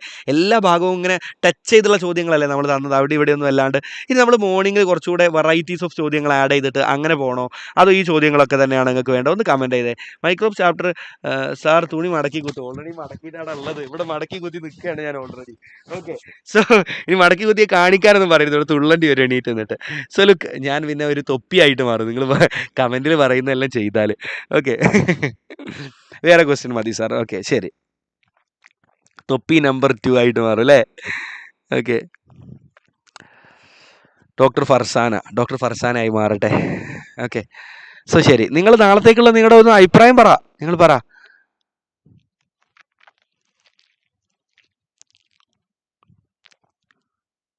Okay, thank you buddies, thank you. Microbes നമ്മൾ പറഞ്ഞില്ല, അത് ഓൾറെഡി നമ്മൾ ഇന്നലെ പറഞ്ഞിട്ടുണ്ടായിരുന്നു. മൈക്രോബ്സ് നമ്മൾ എക്സ്പെക്ട് ചെയ്യുന്നില്ല ഈ ചാപ്റ്ററിന്. നാളെ വെറൈറ്റി മതി അല്ലേ, വെറൈറ്റി. ഈ ക്വസ്റ്റ്യൻസ് ചിലർ പറയുന്നുണ്ട് നാളെ ന്യൂ ക്വസ്റ്റ്യൻസ് വേണം. ശരി, ഓക്കെ, വെറൈറ്റി ക്വസ്റ്റ്യൻ.